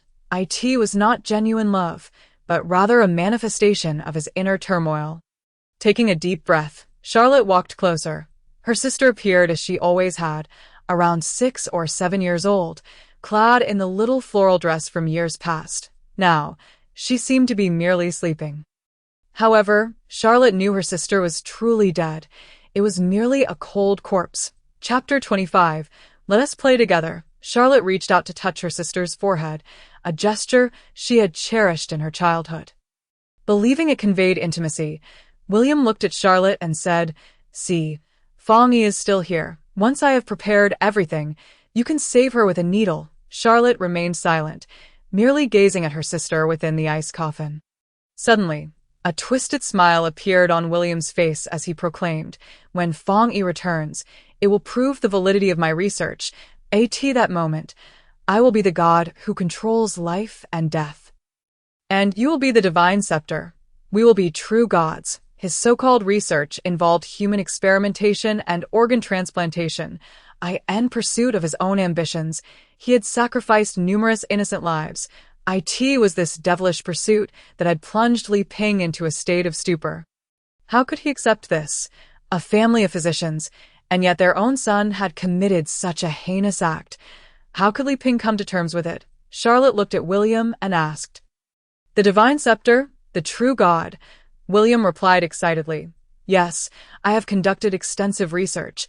Bien Ke was a god capable of resurrection. You are the key, with my organ transplantation methods, who cannot be saved," as he thought of this. William grew increasingly animated, laughing like a devil. Charlotte cast a cold glance at William and said, "Are you suggesting using someone else's intestines to save another? To save one life, you take another? Why not? This world operates on the principle of survival of the fittest. What is the problem?" William sneered. "This is not ordinary medicine. This is not a typical transplantation. It requires a divine needle, granting her breath." Allowing her to rise from the dead, Charlotte gazed at her father, sighing. Suddenly, a wave of compassion washed over her. She gently touched her sister's braid and said, "Father, let her go. Do not defile her body or her life. Medicine is not sorcery. Once a person is dead, they cannot be revived. My sister has departed. Allow her to rest." William erupted in fury, shouting, "What did you say? You are the descendant of the divine needle. You understand Taoism and Qigong. With such exceptional talents, you are as obstinate as your grandfather. What blasphemy against life! This is the recreation of life. It is a miracle." Charlotte shook her head and replied, "When did you begin to believe in gods? What recreates life? This is merely an exchange of life for life, utterly meaningless. Furthermore, you place too much significance on the 99 and 99 unity. It is not called the magic needle. Yet it cannot truly resurrect the dead." William was on the brink of collapse. After dedicating over 20 years to ensure his son learned the divine needle to save his daughter, how could his son turn around and tell him it was impossible? What kind of absurdity was this? Did he expect to be struck again? No, such a thing must not happen. William seized Charlotte by the collar and exclaimed, "It is impossible. I have been researching for decades. The divine needle is indeed divine. You can transfer your true energy to the patient. As long as Fong Yi receives your true energy, she will rise from the dead. My research cannot fail." Charlotte gazed at her frenzied father with sympathetic eyes and said, "What is the magic needle? It is merely a name given by people. One cannot defy the natural order of life and death. How then can one create what lies beyond human capability? Who is the patient? The one who lives is the patient. My sister. She is dead. Bang! William struck Charlotte across the face, shouting, "What a rebellious child! Stop speaking. Do not say another word. You are a doctor. The whole world calls you a doctor. How can a doctor be unable to save his own sister?" Charlotte had always despised being struck. Yet blood is thicker than water. Her father would always be her father. When a son strikes his father, it is akin to a thunderbolt. Charlotte found herself unable to do so. Moreover, to Charlotte, her father was merely a pitiful man. A wretched madman. Charlotte did not feel struck by William's accusation that a doctor could not save his own sister. Instead, she faced the reality calmly. My sister is dead. How can one resurrect someone who has been gone for over 20 years? This is not a film, nor is it a fantastical tale. Reality is harsh. One must learn to confront it. Only by confronting it can we move forward. Charlotte slowly rose from the ground, brushed off her sleeves, touched the blood at the corner of her mouth, and looked up at William, saying, "No matter how cruel the truth may be, I must tell you that you have merely sealed your sister in an ice coffin, pretending she is still alive, but that is not enough. Stop deluding yourself." William's eyes were red, and he looked around. If all of this is self-deception, then what have I been doing for the past 20 years? Impossible. I am a demon. How could my research be flawed? Wouldn't my son be unwilling to save his daughter? No, that cannot be. Charlotte is inherently a very kind person. It is simply inconceivable that she would not save her sister. Is what Charlotte said true? Did Fong Yi not save her? William refused to believe it, for he believed that everything he had upheld for over 20 years would collapse overnight. He pulled out a handgun from his pocket, pointing it at Charlotte, and declared, "No, she can still be saved. You must do it, or I will kill you and then take my own life, and we will reunite underground." Madness. William had completely lost his mind. Zhao Tian observed that things were spiraling out of control. His sleeves trembled slightly as he prepared to take action. Charlotte, already in a state of qi manipulation, sensed the master's movements. She raised her hand to signal Zhao Tian to remain still. In the next moment, Charlotte slowly approached William and said, "All right, I will heal her." Zhao Tian's eyes widened, thinking he had misheard. This person named Charlotte, did she say heal? There is absolutely no logic in that. What exactly does she intend to do? Upon hearing that Charlotte was willing to use magical needles to save his daughter, William was overjoyed. He seized Charlotte's arm and moved towards the ice coffin, beginning to manipulate the test tubes himself. The test tubes contained unapproved forbidden substances heavily harmful to the human body, yet William had discovered a method of neutralization through an alternative approach.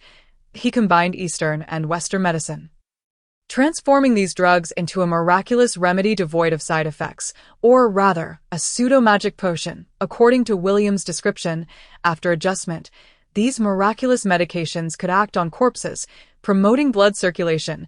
Charlotte offered no response. She merely sniffed and recognized it as pseudoscience. She did not refute him nor look at William, but her eyes were filled with sorrow. Sometimes, the madness driven by wealth is merely a fine line away, akin to a heart torn between heaven and hell. At that moment, William was no longer a rational man, or rather, he had ceased to be one long ago. The most frightening aspect of madness is not the madness itself, but the facade of normalcy it presents. Such a madman is indeed the most terrifying. Undoubtedly, William embodied such madness, a seemingly normal individual who could bring disaster or even annihilation to the nation and its people. William was lost in his own delusions. Believing that Charlotte genuinely wished to assist him, just as he prepared to retrieve some organs he had obtained from somewhere, Charlotte approached him from behind and swiftly administered 2 injections. The area at the back of the neck is a vital point. No one could ever train to defend against such a position. Seizing the opportunity, Charlotte struck twice. Of course, she did not take his life, nor did she harm him. She merely exerted control over him. Suddenly, William's entire body felt as though it were shackled by iron chains. rendering him utterly immobile, unable even to turn his neck. His lips twitched violently as he asked, "Charlotte, what are you doing?" Charlotte knelt on the ground, gazing at William, and said, "Although you have failed to fulfill your responsibilities as a father to me, I cannot deny that you have been a good father. Seeing how tirelessly you have sought to save your sister over the years, even at the cost of betraying the entire world." William looked at Charlotte, whose expression was cold and sorrowful, and asked, "What do you want? Why are you kneeling? Why do you wear such an expression? Do you wish to kill your father? Though initially I truly despised you, merely resenting why you had to leave me, my mother, and my grandparents. That was only because I loved you. Deep down, I still yearned for a father, for a paternal figure. I do not know how you have lived these past years, but that is irrelevant." Charlotte ignored William's questions. She sighed and continued, "After all, you are my father. As my son has taught me, this holds no significance. But your actions are wrong, and I know you harbor wounds within, but you cannot vent your rage upon the innocent."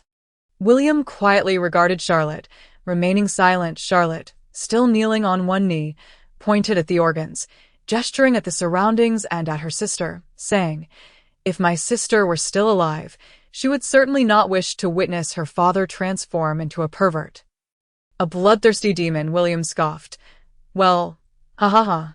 Now my son has given me a serious lesson. You dare to lecture me about what my son has taught." Charlotte became profoundly sorrowful. She knelt on both knees and implored, "Father, stop this. Surrender yourself. Confess your sins." After pondering for a moment, William replied, "All right, let me go first." Charlotte shook her head. "I am no longer a child. Do not attempt to deceive me with such lies." Having said that, Charlotte glanced back at her grandfather and Zhao Tian, stating, "The body of my sister and the subsequent matters will trouble you both. I will notify my friends to clear this place of the rubbish. Before that, I wish to speak with my father. No, no one can touch my daughter." William's eyes reddened, his emotions surged, yet his body remained immobile. Charlotte shook her head and turned. "Do not delay. Take my sister away." Zhao Tian rolled his eyes, glaring at Charlotte. "What do you intend to do?" Charlotte smiled and replied, "If father does not wish to surrender to the law, then I shall take care of my family."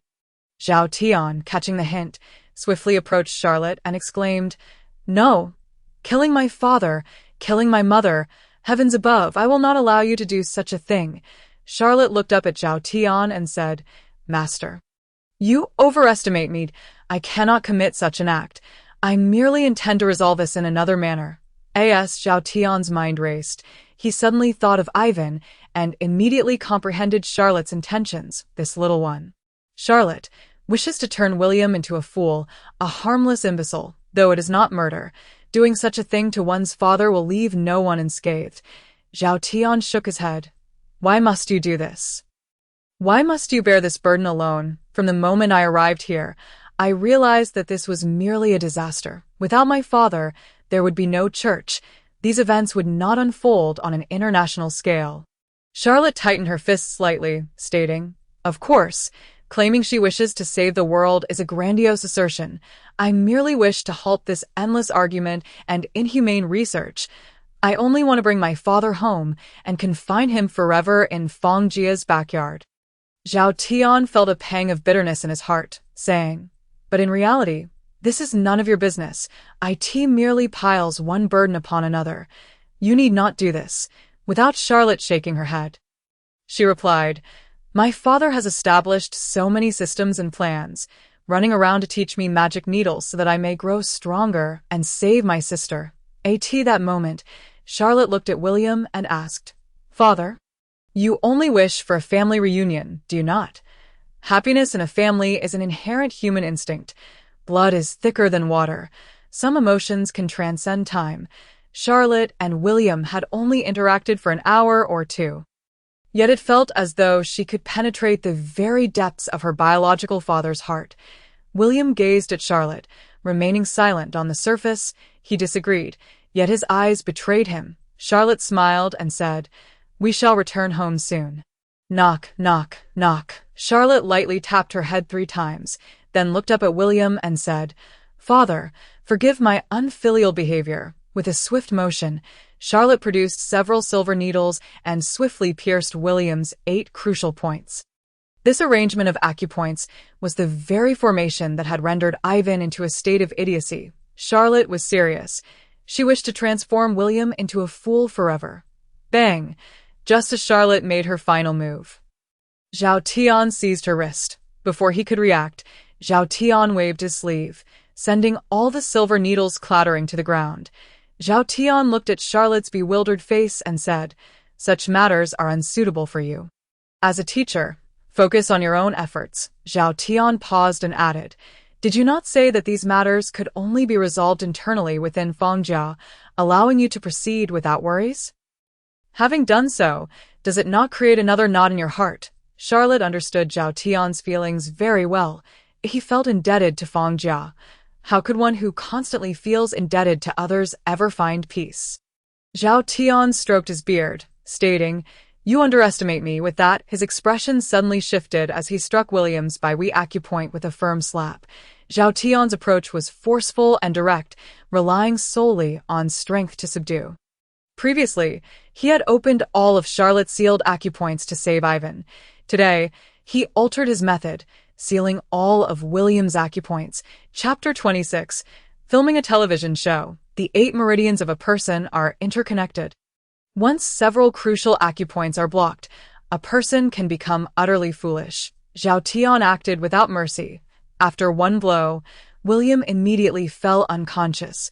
When he awakens, he will become nothing more than a vacant-minded fool.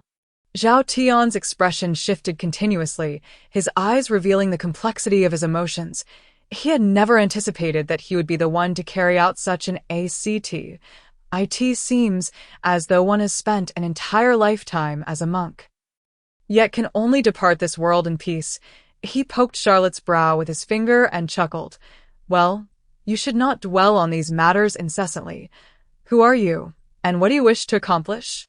You ought to focus on more pressing affairs." Zhao Tian prodded her forehead. Charlotte suddenly grasped certain truths.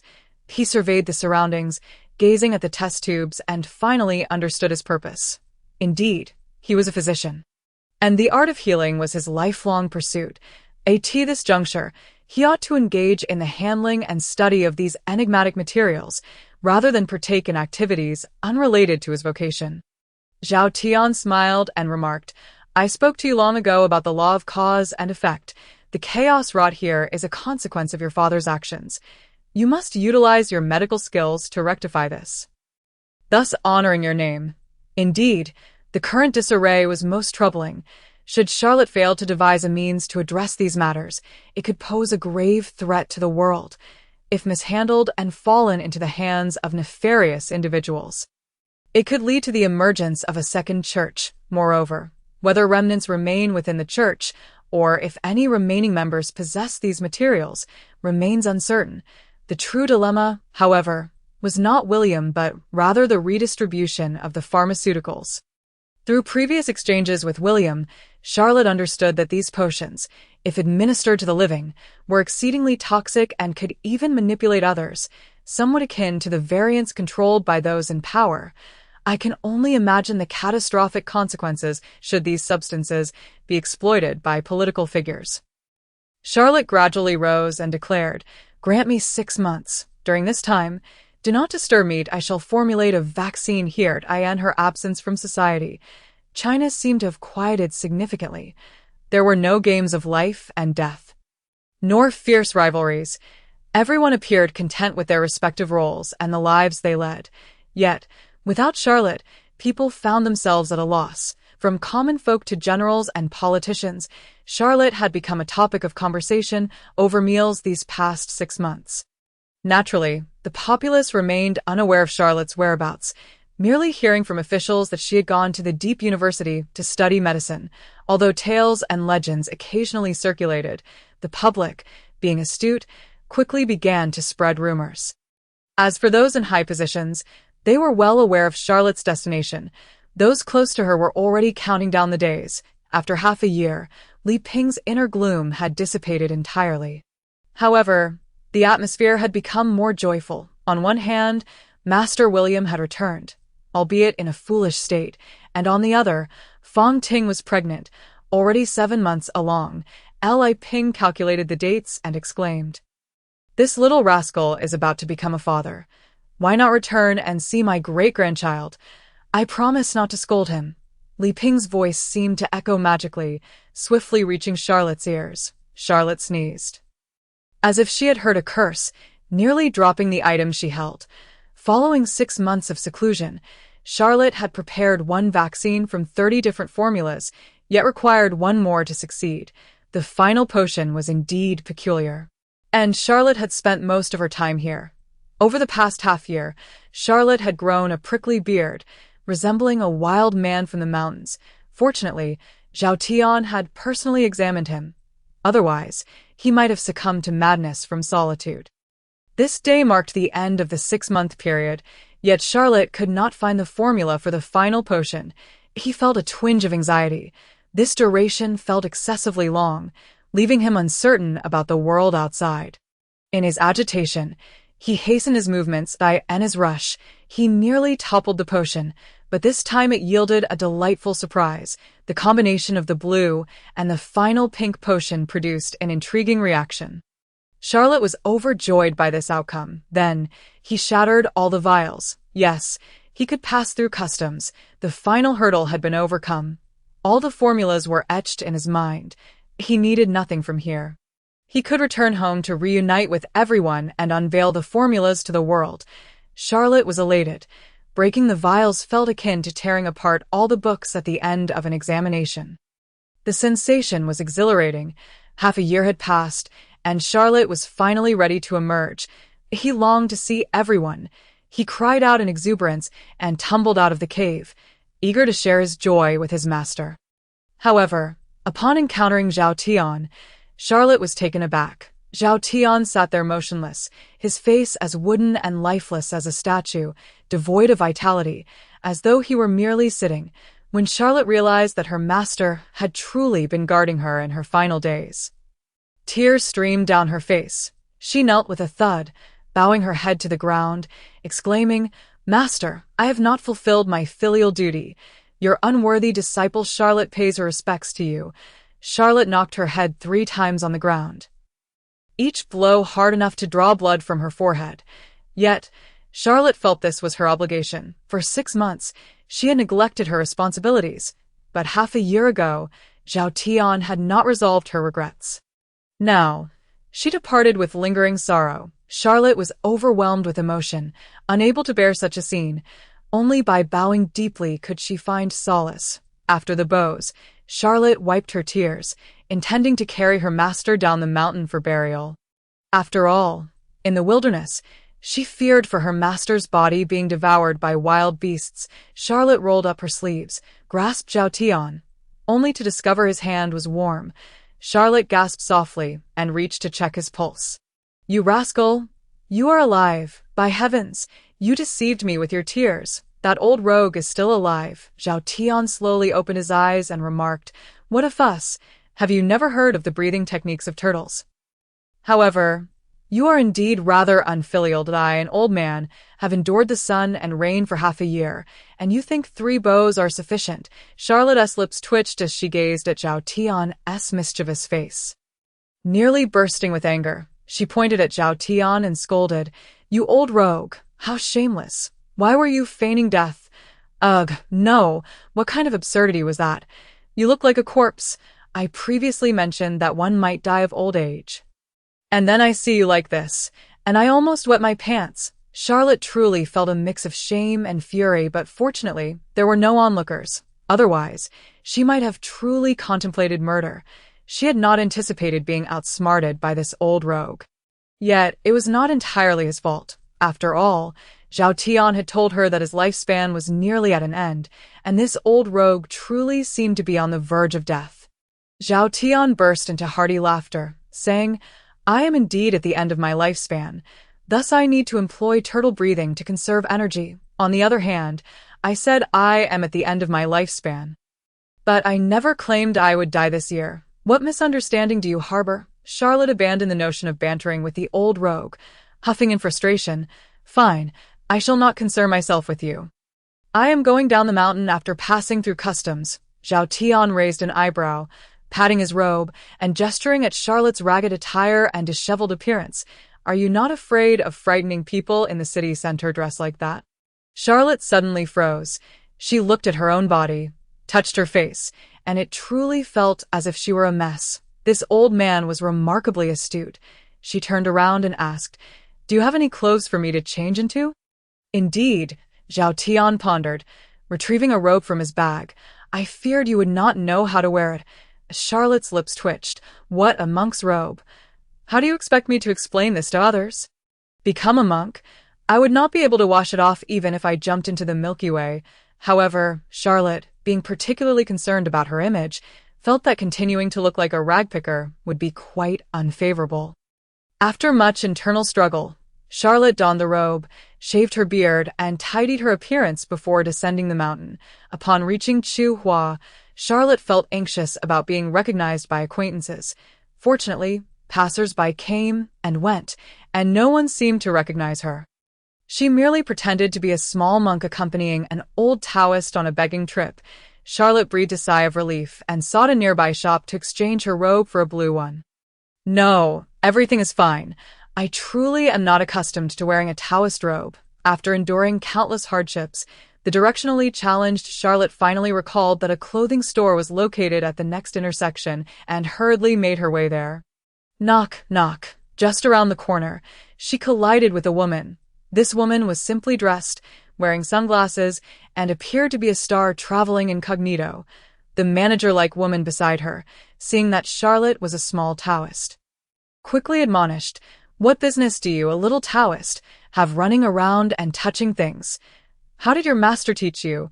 Charlotte glanced at the manager, feeling a sense of familiarity, then looked at the woman in sunglasses. Alarmed, she hastily covered her face with her sleeve and said, "I'm sorry, I'll be going now." The girl in sunglasses briefly frowned, then removed her glasses, glancing around to scrutinize Charlotte, realizing that this individual seemed very familiar. Charlotte felt as though she was about to be unmasked, and she swiftly turned to flee, at which point the girl called out loudly, "Charlotte! You are Charlotte! I recognize you. You are Charlotte. I am Lu Ting. Why did you run when you saw me?" Charlotte certainly recognized her as Lu Ting, for she was aware of her familiarity, which compelled her to escape promptly. Lu Ting pursued her, questioning, "Why did you run? Why are you wearing a Taoist robe? Where have you been these past 6 months? They say you went off to deepen your medical studies. Why have you turned into a Taoist?" "No, I am not Charlotte." "Miss, you've mistaken me for someone else." Charlotte, feeling frightened, fled.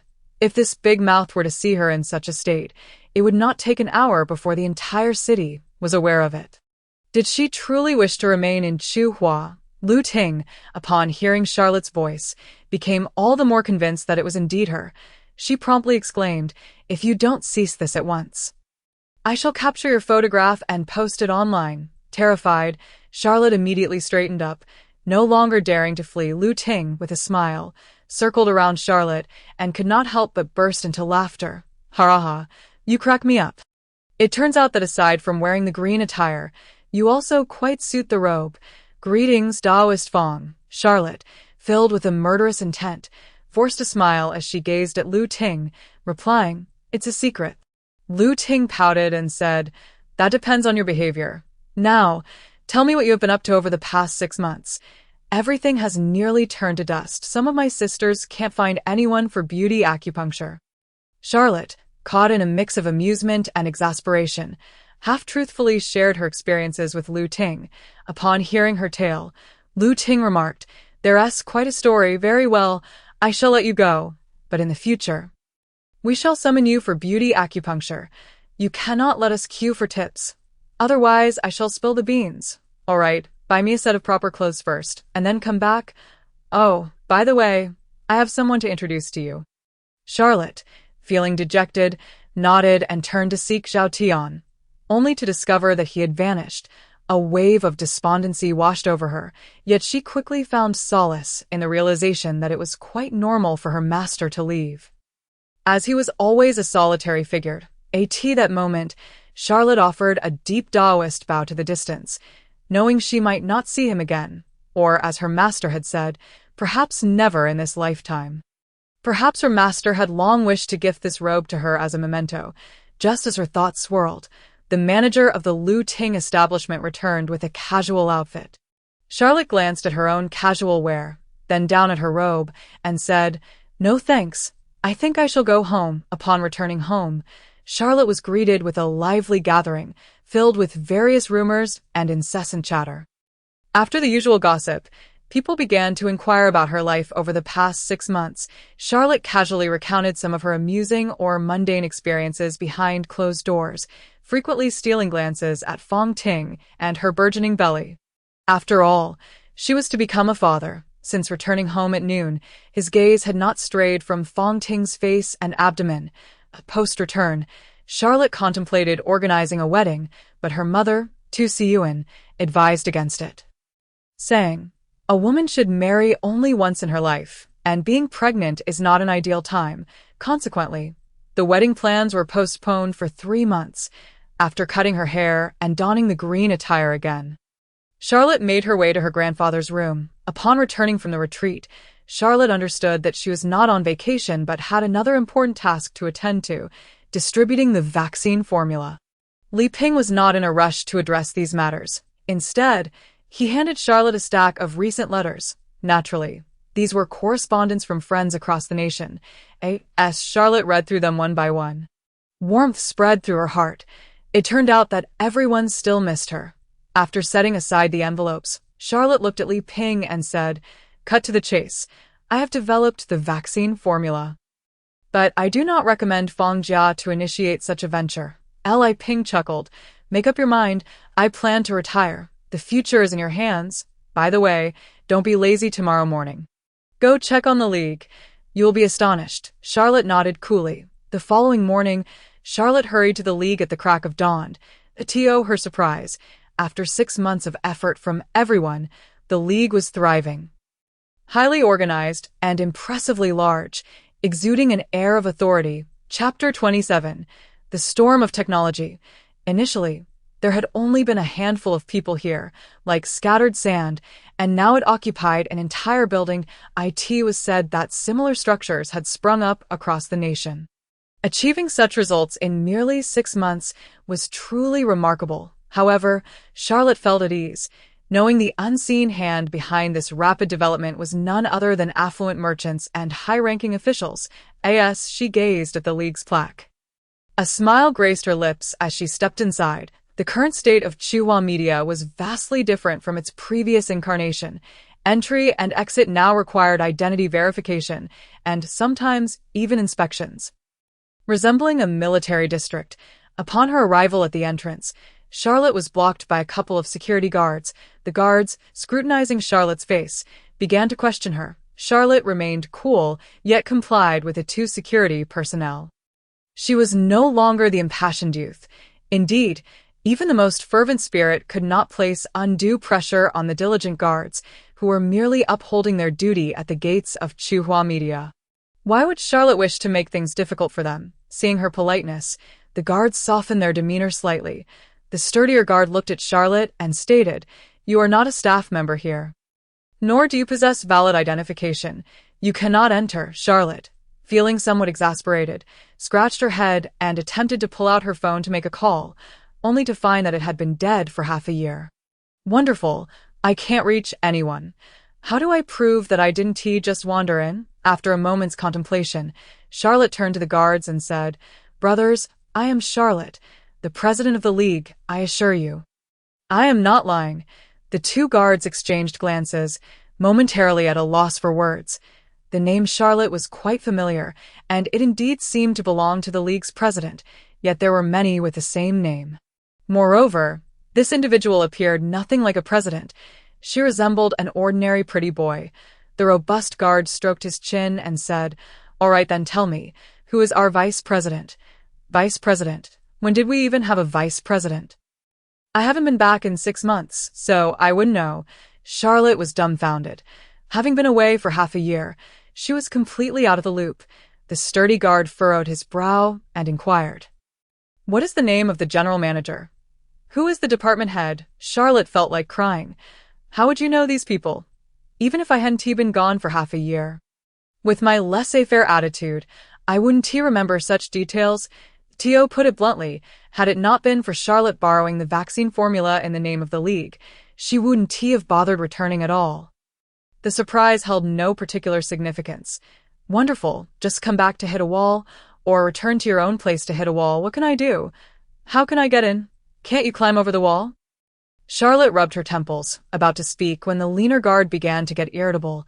He pushed Charlotte, saying, "All right, enough of this act pretending to be our president. You should leave quickly, or we will have to call the police."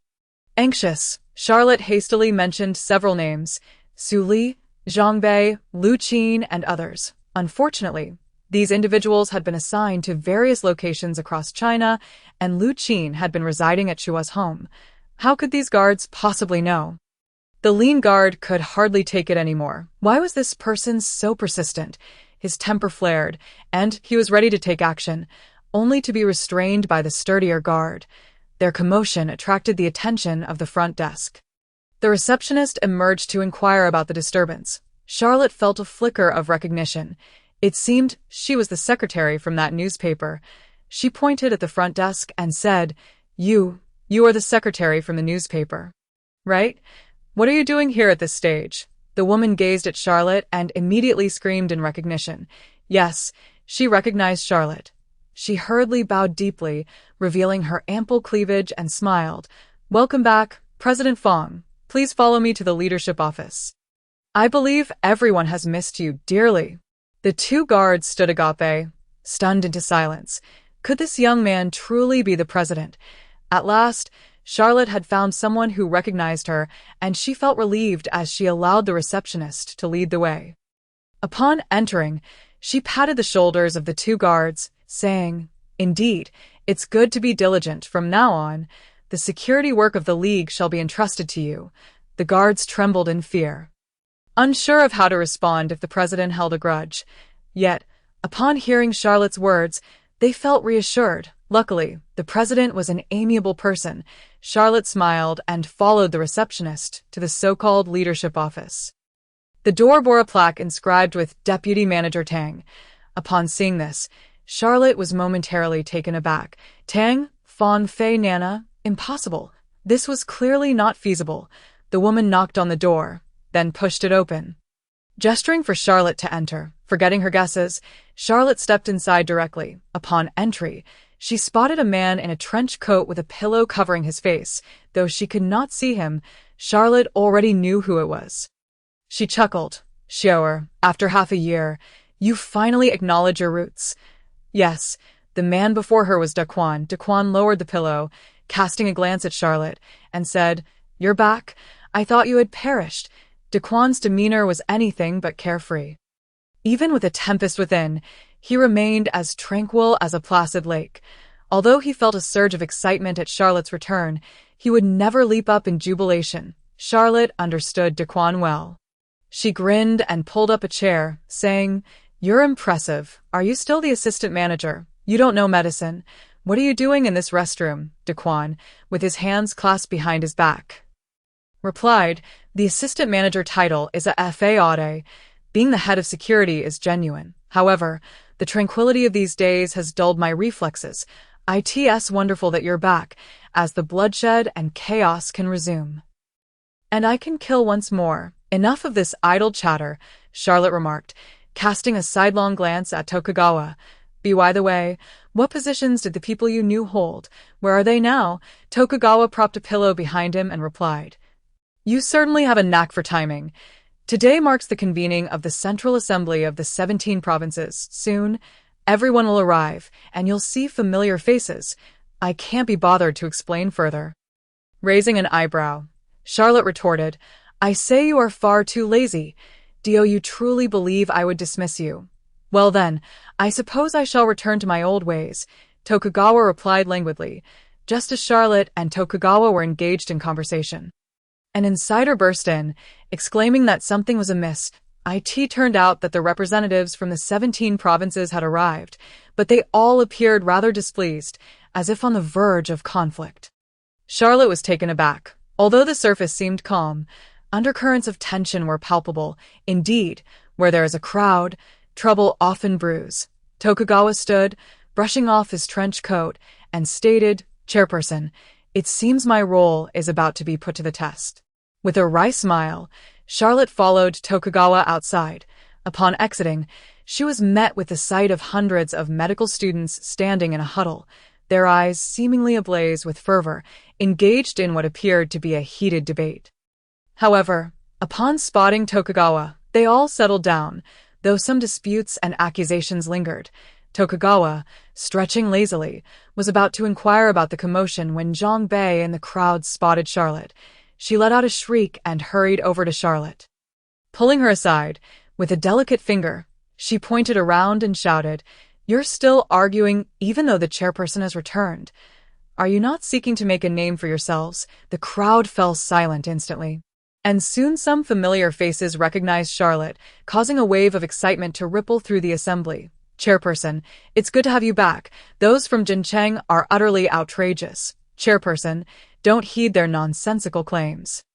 The most absurd are from Jiangsu, Zhejiang, and Shanghai. No, Chairperson, I assure you, these individuals have gone astray. They hardly resemble doctors anymore. Charlotte, we've known each other for years. Can you trust my words? Listen to me," they implored. Charlotte surveyed the chaotic scene, glanced at Zhang Bei, then at Tokugawa, and sighed helplessly. "Returning does not mean I am unconcerned. Do you truly not enjoy life?" After Charlotte's intervention, the atmosphere in the room improved significantly. The attendees were core members of the alliance from the 17 provinces, a mix of newcomers and veterans. They all knew and respected Charlotte. Her presence, willing to take charge, brought them joy. Thus, they obediently rallied behind her to assist. The newcomers could be described as strangers to Charlotte, yet not entirely unfamiliar. Her legendary exploits were known worldwide, evident to all, yet there lingered a sense of distance, creating an inherent barrier. Naturally, some young individuals, who were overly compliant with their own desires, felt discontent. After all, they were not significantly younger than Charlotte. Why could she achieve what they could not? Crowded environments often breed trouble, and Charlotte had no time to question each individual or delve into discussions. After delivering a few opening remarks, she led everyone to a large conference room for their meeting. Initially, the Assembly of the 17 provinces was meant to discuss matters related to medicine and alliance strategies. But Charlotte's sudden arrival transformed it into a meeting on the allocation and distribution of new vaccines. Many young interns expressed their resistance in such peaceful times. Why introduce a new vaccine? The process for new vaccines involves numerous layers and requires considerable manpower and resources to produce, not to mention the overwhelming theoretical aspects that render it tedious. The meeting dragged on for approximately 2 hours. With some newcomers already dozing off, but of course, these newcomers had been transferred from other medical departments, drawn by the recent surge in traditional medicine, which seemed to profit even from cats and dogs. In reality, these medical meetings often revolved around resistance and countermeasures. Noticing a short-haired man whispering with a long-haired girl, Charlotte picked up a magazine from the table, rolled it into a tube, and pointed at them, saying, "You two, come down." The couple, amidst the chuckles of the audience, made their way to the stage. People have their pride, just as trees have their bark. Charlotte's sudden action incited outrage in the couple. With a smile, she addressed them. "Do you find my lecture tedious? Or do you believe these medical achievements are unworthy of your attention? Or perhaps you simply do not wish to be doctors?"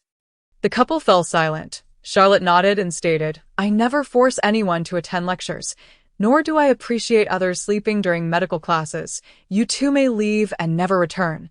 They were taken aback. "Charlotte, is this your way of making a mark upon your return? Are you really here to punish us?" The short man, momentarily enraged, retorted, "I take my studies seriously, as does my girlfriend, even if you are the chairperson.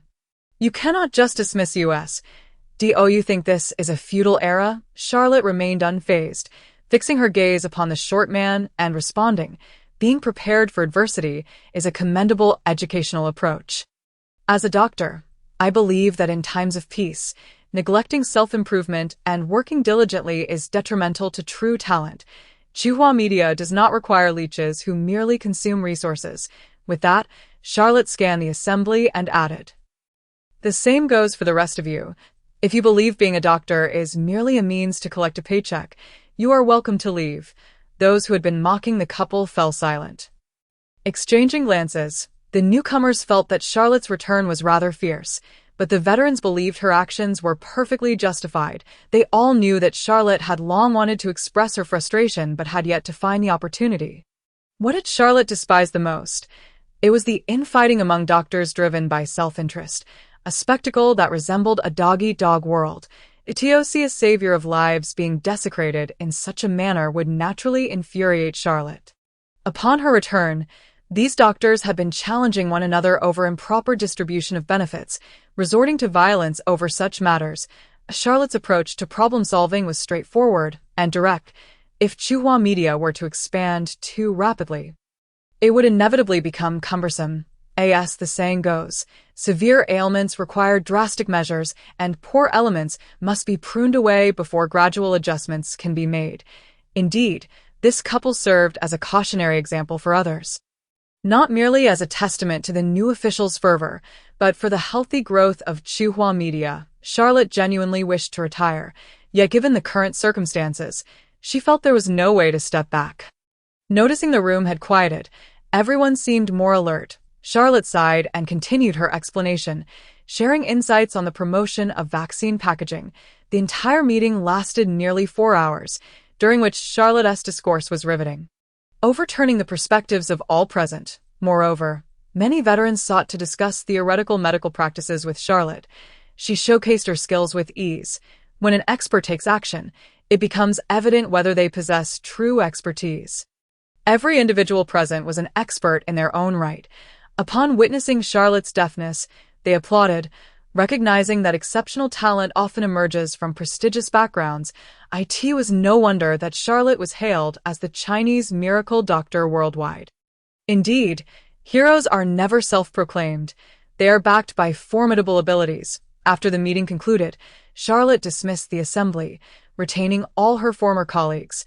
Once the room was cleared, Lu Wei approached Charlotte, saying, "Half a year of training has transformed you into someone so formidable.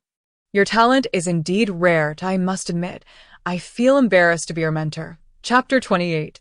Strike me. Charlotte shook her head and replied, "Teacher, you are far too modest. The success of the new drug is largely attributable to the 5 elements of acupuncture. This new medication was crafted by my own hands. It is not solely my achievement." Lu Wei chuckled. "When do you plan to release it?" After a moment's thought, Charlotte responded, "Tomorrow I have something to announce." "What is it?" "Retirement. You are better suited to lead." "No, that is not appropriate." Lu Wei quickly waved his hands, exclaiming, "In terms of strength and potential, you are undoubtedly the best in China. You certainly deserve that position." "If I were to take it, wouldn't others accuse me of nepotism?" "No, absolutely not." Charlotte smiled. "How could it be inappropriate? In terms of reputation, strength, and experience, you are a top figure in the country.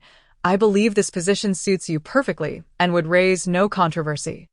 With that, Charlotte handed a USB drive to Su Li, saying, "This contains the complete works of Bien Quebec. Please organize it and compile it into a textbook with your grandfather, then make it public." Su Li, being astute, sensed the tone in Charlotte's voice and could not help but ask, "Why do you sound as if you plan to leave? What do you want?" "Indeed, I just," Charlotte replied with a self-deprecating smile. "What would I leave behind? I was born and raised in Chihua. Where would I go? I only wish to retire, but I must fulfill my responsibilities before I do, or my father would surely reprimand me." Lu Wei furrowed his brow and looked at Charlotte, saying, "You are in your prime. Why retire? Bien K is a national treasure. How can you handle it unilaterally? Does Fanga know about this?" Charlotte laughed. "The past weakness of traditional medicine stemmed from ignorance. Now that I am making the pharmacopoeia public, everyone has the chance to become a doctor. It is an opportunity for all. The most crucial point is that what was once secret will no longer be so. And no one will contend over the classics." Lu Wei remained silent. "I never anticipated that Charlotte would possess such a facet. Indeed, should such actions be taken, numerous disputes in the world would diminish significantly. However, the pharmacopoeia remains the property of the state, and Lu Wei finds himself in a difficult position. Charlotte gently patted Lu Wei's hand and reassured him, "Do not worry, I have already discussed this with my grandfather. And he has spoken to the individuals from Chuhua. There will be no issues." Lu Wei could not help but chuckle and scold. "I understand your intentions, you rascal. Ultimately, you simply wish to escape responsibility. I am nearing 80 years of age. Do you still have the gall to make me toil day and night?" Charlotte relished this light-hearted conversational atmosphere. He quietly stepped forward and whispered, "The main reason is that my child is about to be born. I wish to be with my wife and family, to go on a honeymoon and lead a blissful life. You know how it is." Lu Wei pretended to be angry, saying, very well, I truly cannot tolerate you. Return to your family. I still have 3 to 5 years left to live. When my time comes, you will return to my side." "What are you talking about? You have a long life ahead of you. Besides, if you wish to retire, you can let Suli take over, or you may select talent from the league. It does not necessarily have to be me. Enough of this. I shall return to dine. Everyone, feel free to drop by when you have the time." Charlotte's face lit up with delight as he turned and dashed away. Lu Wei and the others exchanged glances and chuckled helplessly. This man claims he has not changed, yet he is transformed. He proclaims he is transformed, yet he remains unchanged. Nevertheless, Charlotte is still Charlotte, the same beloved Charlotte they have always known. The following day, Charlotte indeed unveiled specific plans regarding the new medication and announced his intention to step down. Lu Wei leaped from the position of vice chairman to that of chairman. Charlotte no longer held any role within the league, yet Lu Wei insisted on bestowing upon him the titles of lifelong honorary member and chief consultant. Upon inquiring, Charlotte discovered that the 2 titles were merely symbolic, and he accepted them with gratitude before discreetly departing. The atmosphere at the venue remained fervent, and no one noticed Charlotte's exit, though Zhang Bei followed him with a keen gaze. Upon returning to the front door, Charlotte placed his hand on the doorknob, cleared his throat, and turned back to say, "Why are you sneaking around behind me? Are you coming to my house for dinner and to admire my appearance?" "Nonsense. I am your teacher and your grandfather's disciple. By lineage, you are his elder sister. What are you babbling about? I am Zhang Bei. Regardless, I shall consider myself your godmother." Charlotte found himself unable to resist Zhang Bei's insistence. With a wry smile, he conceded, "Very well then, the newcomers are guests. Come in for a simple meal." With that, Charlotte entered the room, only to be taken aback once more. Everyone he recognized was present, not only his sworn brothers, but also various high-ranking officials and all his trusted confidants. Gathered in his own home, Fan Ting approached with a smile and said, "Host, everyone has been waiting for quite some time. Let us dine together." 5 years later, Huaxia traditional medicine gained global acclaim, and a 10-meter-tall statue of Charlotte graced the entrance of the Chu-Hua Alliance. On this day, 5 years hence, no one was unaware of Charlotte, and no one felt ashamed to study traditional Chinese medicine, as the new medication he had introduced 5 years prior had been implemented. The purpose of this new medication was to prevent illness and promote health. Perhaps this is a broad assertion, but there was a case 2 years ago involving a patient suffering from the aftereffects of a stroke, who, after taking this medication in conjunction with the unique 5 elements acupuncture technique from the Hu family, was able to stand again within 3 months. This could be described as a miracle. Renowned worldwide, many sought to uncover the recipe, yet Lu Wei, for various strategic reasons, chose to keep it confidential for the time being, merely stating that it was a supplement to 5 elements acupuncture. Thankfully, Lu Wei managed to maintain this secrecy. Otherwise, if the recipe were to be revealed, Charlotte would indeed be sought after worldwide. The formula itself comprised rather ordinary traditional Chinese medicinal ingredients, yet Charlotte's genius mind blended them seamlessly. Of course, this was also attributed to ginseng and certain green elixirs, but these remained classified secrets of Huaxia. Thus Lu Wei refrained from disclosure, with government support, due to the feasibility and certain mystique surrounding the prescription. The status of traditional Chinese medicine soared, and the standing of Chu-Hua media also rose correspondingly. Fortunately, under the leadership of Lu Wei and other seasoned traditional practitioners, there was no absolute power that led to absolute corruption. On this day, Lu Wei and the others once again gathered at Charlotte's home. Charlotte had been away from Chu-Hua for several years. Li Ping mentioned her plans to travel the world with Fong Ting and her children. She added that education should commence from a young age, combining travel with broadening the children's horizons and imparting medical knowledge. Lu Wei and the others chuckled upon hearing this news. This fellow had always been full of surprises. How many could have imagined that this young man was now a father? Speaking of Charlotte, everyone felt nostalgic, as it had been quite some time. 5 years, to be exact. Lu Wei gazed out the window at the old tree sprouting new branches and sighed. Charlotte, it has been 5 springs and autumns. It is time for your return. Meanwhile, on the street near the small north gate of Chu-Hua, a handsome man with a bald head, dressed in a traditional black robe, walked hand in hand with a beautiful woman on his left and a 4- or 5-year-old child on his right. The child touched the bald man's smooth face and remarked, Daddy, is Grandpa fierce? Does he have a beard now? The bald man playfully pinched the child's nose and replied, Yes, if you cannot recite the herbal decoction, Grandpa will smack your hand. The child giggled and said, I know my daddy must have been punished by my great-grandfather before. The bald man's expression darkened, and he pinched the child's nose again, saying, Fong Hao, you little rascal, how can you be so cheeky at such a young age?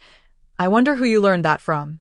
Fong Hao's eyes darted around before he suddenly turned his pitiful face to the beautiful woman, shouting, Mommy, Daddy is going to hit me.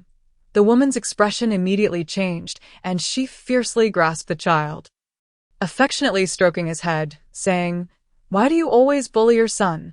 The bald man scoffed, Fong Ting, you are too lenient with a child. Don't you understand that boys need to be toughened up? Just as the bald man finished speaking, commotion arose in the street.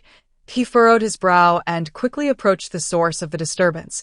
Pushing through the crowd, he discovered that an elderly man had suddenly collapsed on the ground.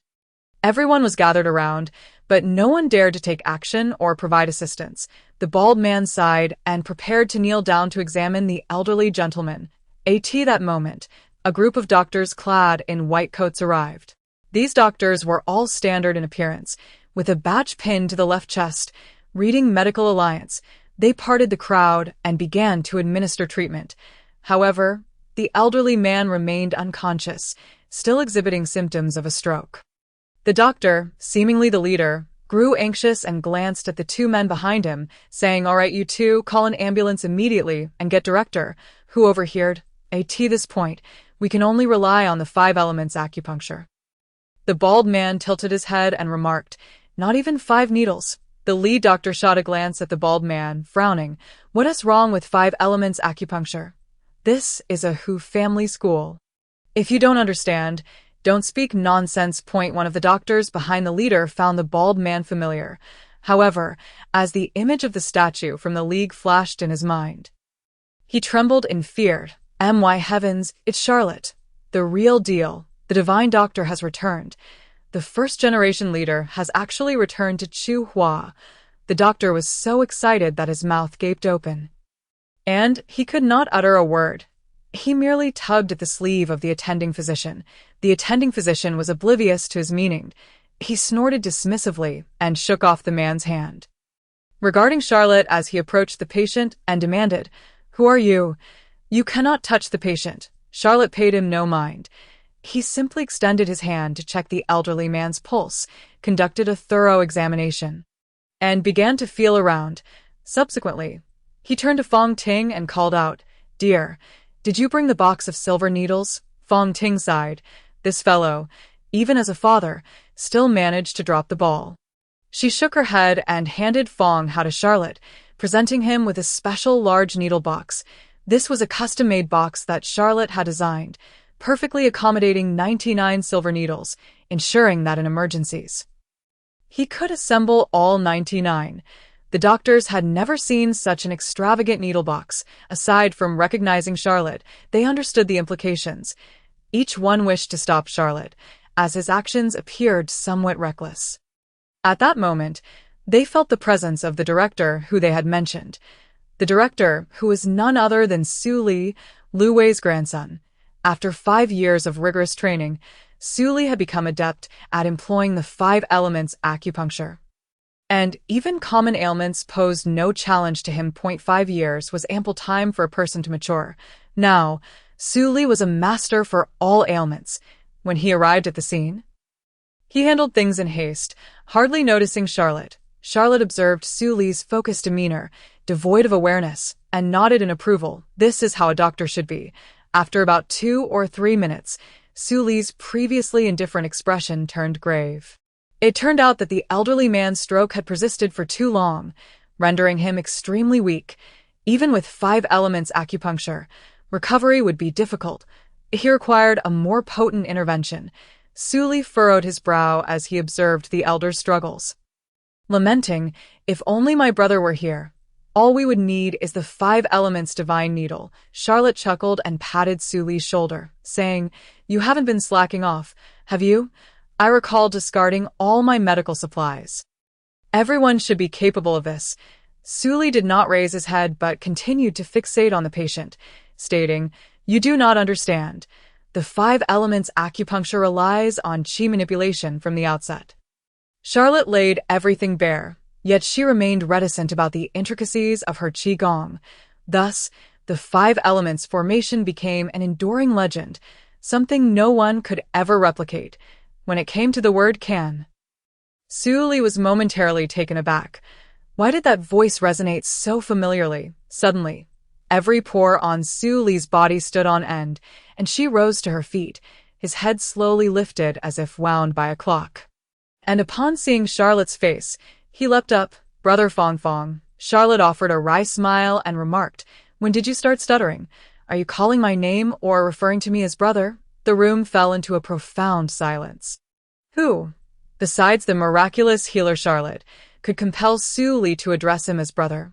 Indeed, Charlotte was the very prototype of that 10-meter bronze statue. The crowd erupted into fervor, shrieking and cheering. Charlotte, however, paid no heed to the cacophony. The patient before her was her utmost priority. She appeared composed as she began administering an injection to the uncle. After stitching up 99 needles, she turned to Su Li and said, "I apologize. I forgot that the 5 elements needle requires a robust foundation. Shortly, I will write down the essential techniques of the 5 elements needle and the 6-character formula for everyone to follow." With that, she rolled up her sleeves and commenced channeling her qi to identify the ailment. Once she located the issue, Charlotte assisted the uncle into a seated position, extracted the 99 needles, administered a swift reprimand, and then punctured the Baihui acupoint with a needle. The uncle expelled a mouthful of stagnant blood and regained consciousness, albeit still somewhat feeble. Charlotte nodded, instructing the doctors present to escort him to the hospital. Witnessing Charlotte's treatment, the onlookers trembled with excitement, particularly the doctors, who struggled to contain their emotions. Observing such miraculous skills felt akin to being in a cinematic experience. It was simply awe-inspiring. More importantly, they were in the presence of the true Charlotte. Many believed she had been wandering far and wide, never to return. Chapter 29. Playtime. In the face of the crowd's overwhelming enthusiasm, Charlotte appeared unaccustomed as she ushered her wife and children into Su Li's vehicle. Finally exhaling a sigh of relief, "To what extent have you elevated my status over the years? They have no idea that I am the leader of the White Lotus sect." Su Li chuckled ruefully. "After all these years, you are finally willing to return. How could you come back merely to take over the leadership? Grandfather is truly aging. This position rightfully belongs to you." Charlotte, with a playful gesture, stated, "No need for that, teacher. You can take it." Su Li shook his head, asserting, "I am not ashamed to say that you bear responsibility for this matter. You were too hasty, leaving no foundational qigong techniques for the gifted elites within the Alliance to inherit. You need only feign being a leader for 5 years. Otherwise, I will have the city locked down." Charlotte raised an eyebrow, pointing at Su Li, "That is akin to kidnapping. Regardless of your assertions, I believe everyone would concur." Su Li pressed the brakes.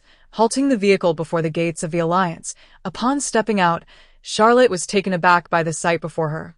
Everyone was holding banners in her honor, and familiar faces were woven within the crowd.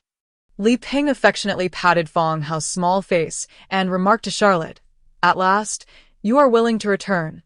The alliance began with you. The responsibility is yours." Charlotte paused and replied, "Grandfather, you have misunderstood. I did not return to assume leadership." An anxious Su Na and Zhang Mei stepped forward, questioning, "What do you mean by returning without returning?" Charlotte hesitated, stating, "Today is a meeting. I genuinely did not know I was coming back merely to enroll the children in school." All present were astounded by Charlotte's revelation. How had this young man remained unchanged after all these years? It was truly vexing. Charlotte Hao laughed heartily, raising her hand. "What does it mean to be an ally?" Charlotte glanced back at Charlotte Hao and said, "The leader is not palatable. Being a leader is quite burdensome. Bitter medicine must be good, kid. That's not medicine, it's trouble. Mother says not to fear trouble. Being proactive is what makes a good child. Your mother deceived you. Mother wouldn't mislead me. You are the one doing the deceiving." Charlotte was left speechless. This impudent child had quite the sharp tongue. Li Ping looked at Charlotte Hao with affection, saying, "Hao, tell your grandfather that you wish to be a doctor." Fang Hao pondered for a moment, placing his finger in his mouth. "If you become a doctor, can you also be an ally? Indeed, you are more capable and accomplished than your father." "You can certainly do so," Li Ping said, casting a meaningful glance at Charlotte before addressing Fang Hao. Yes, I am a doctor now. Tomorrow I will be a leader." Fang Hao clapped his hands, poking Charlotte's shoulder. "Dad, call the leader." The child's straightforwardness elicited a hearty laugh from Ald. Charlotte's face flushed with indignation as she raised her sleeve. Pointing at Charlotte Hao, "Have I not yet memorized the compendium of Materia Medica? How dare I call you a leader? Are you feeling cheeky?" With a playful smack, Li Ping patted Charlotte's head, threatening, "If you dare bully my great-grandson, I will take you down." Charlotte rubbed her sore head, about to speak when Su Li suddenly interjected, "Brother Chu Hua, there's an urgent telegram from the hospital. A comatose patient requires our treatment." "I inquired about the situation. You must come." Charlotte turned to accept the ammunition box, nodding, "Quickly, let us save the patient." Li Na interjected, "I have no work today. Let us have some fish. I still have shredded meat at home. I think the celery from the vegetable garden is quite good. I'll stir-fry the celery shreds, 2 dishes, and there's leftover seaweed and egg soup from yesterday. Oh, I must eat leftovers." The two brothers-in-law began bickering again. Charlotte remarked, "Do you think this soup can be saved? Isn't there a large bucket?" Li replied. Charlotte countered, "There's a little black monkey at home. Do you think that bucket of vegetable soup can be preserved?" "On what grounds do you presume there's a little black monkey at home, along with food?" "Yesterday, the villagers didn't finish a single bucket of soup. After Charlotte brought it back, it disappeared into the bellies of the monkeys and the little black one. It didn't even last until evening, let alone today. If you fancy it, just boil another batch. It's not a big deal. Seaweed is still a novelty for Gushan County. People usually consume green vegetable soup." When Charlotte purchased it, he found it quite pricey, but fortunately, he didn't need a ticket. Charlotte lacked $5 and $10 bills, so he bought a pack. For Charlotte, seaweed is a treasure. 40 years later, supermarkets would sell a pack of seaweed soup for a hefty price. However, what Charlotte didn't know was that at this time, the coastal region of Dongyu began cultivating seaweed, and the cultivation area was limited, hence its high price, contrary to his belief regarding transportation conditions. "Are there any shrimp?" Old Wang pondered for a moment, inquiring. "You look like a little shrimp," Li Na retorted, exasperated with her brother who always wanted to eat everything. Charlotte chuckled. "Shrimp is not an issue. I'll go into the village shortly to fetch a few cages. We can place them in the water tomorrow to catch them. If you want to catch little river shrimp, it's easier to use a basket by the small creek." Villagers were in need of food, but indeed, there were plenty of aquatic products in the water. As for Charlotte, it was peculiar. He felt he had no rice to eat. Why not consume fish or shrimp?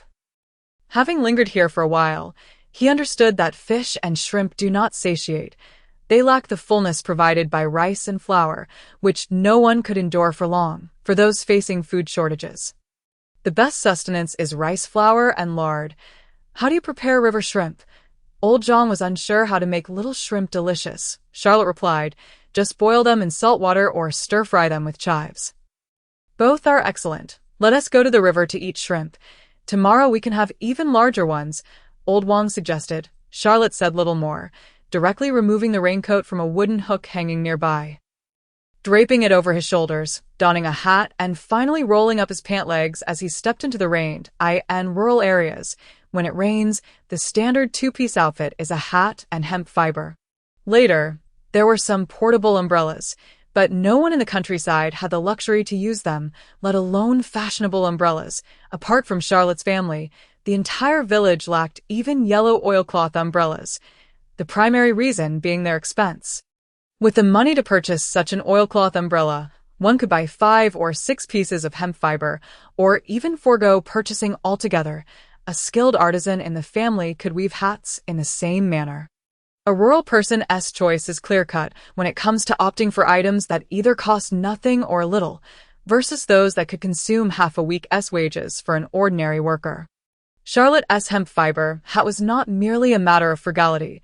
This fellow had taste. With this item, his previously shallow soul seemed to acquire a touch of the refined elegance reminiscent of Tao Yuanming. Charlotte, clad in rain boots, stepped carefully into the village, arriving at the doorstep of the Sima family, where he knocked on the door. The Sima household was now enclosed by a courtyard wall, featuring only a main gate. In the yard where the main house once stood, 2 tents had been erected, one for his own family, the other for Charlotte's. Who is it? Upon hearing, Charlotte called out, "It's me, Charlotte." The door swung open, and Charlotte stepped inside. There, within the Sima household, she discovered not just one person but 3 individuals she had never encountered before. 3 women, 2 in their 30s and 1 around 50, upon seeing Charlotte enter. Sima smiled and said, "This is my uncle's cousin." Charlotte smiled at the 3 women. Nodding in turn, "I came to borrow a few shrimp traps to toss into the river and catch some shrimp." She explained her purpose. Sima hurriedly stood up to assist Charlotte in locating the traps. Currently, Sima was residing in a tent. Despite being the village chief, his house was not the first to be built. Rather, it was the last. In Sima's words, he was merely seeking a place to shelter from the rain, and I'm not worried about waiting a year or 2 with the shrimp traps in hand. Charlotte emerged from the tent and made her way directly to the riverbank. Upon reaching the river, she noticed that no one was around, so she entered her space and cut some pig liver with a knife to use as bait for the traps. After preparing the bait, Charlotte returned and tossed the traps into the river, securing the rope attached to them to a nearby tree trunk. As several traps submerged, Charlotte prepared to head home. Just as she reached the small stone bridge, she spotted Wang Long approaching with a shovel. Wang Long, now resembling Charlotte with his hat and hemp fibers, was less particular about his footwear, opting to go barefoot while his pant legs were rolled up nearly to his thighs, leaving his shins to his knees entirely free of mud. "Uncle Yanping, what have you been up to?" Charlotte paused to greet Wang Long. "Oh, it's you, Charlotte," he replied. "Why aren't you resting at home on such a rainy day?" Charlotte gestured toward the recently cherished area. "I borrowed a few shrimp traps from Uncle Charlotte to catch some shrimp. My brother-in-law is here. I can't expect anything good," Wang Long remarked with a smile as he walked closer to Charlotte. Then inquired if she had seen anyone from the Charlotte family. "Yes, that would be my cousin, right?" Charlotte thought this matter must surely align with her expectations. Wang Long quipped, "Cousins across 3,000 miles. Yet they embrace as if sleeping together." Haha, Charlotte was at a loss for words regarding this somewhat ambiguous and favored comment from the younger generation. Wang Long continued, "Your cousin is here for his lover," which piqued Charlotte's interest. The one in her 50s, but his cousin is only in her 30s. Pondering this seemed illogical. If Sima's cousin were 50, wouldn't that make one of the 30-somethings her cousin? Yet, that too seemed implausible. Where would a woman in her 30s find Sima? Wouldn't she go directly to her father? And what about that woman in her 50s, the one with the square face? Wang Long added, that sounds promising." Charlotte remarked. What delicacies are in store? Wang Long responded. Others dare not take much. What's the matter? Charlotte inquired further.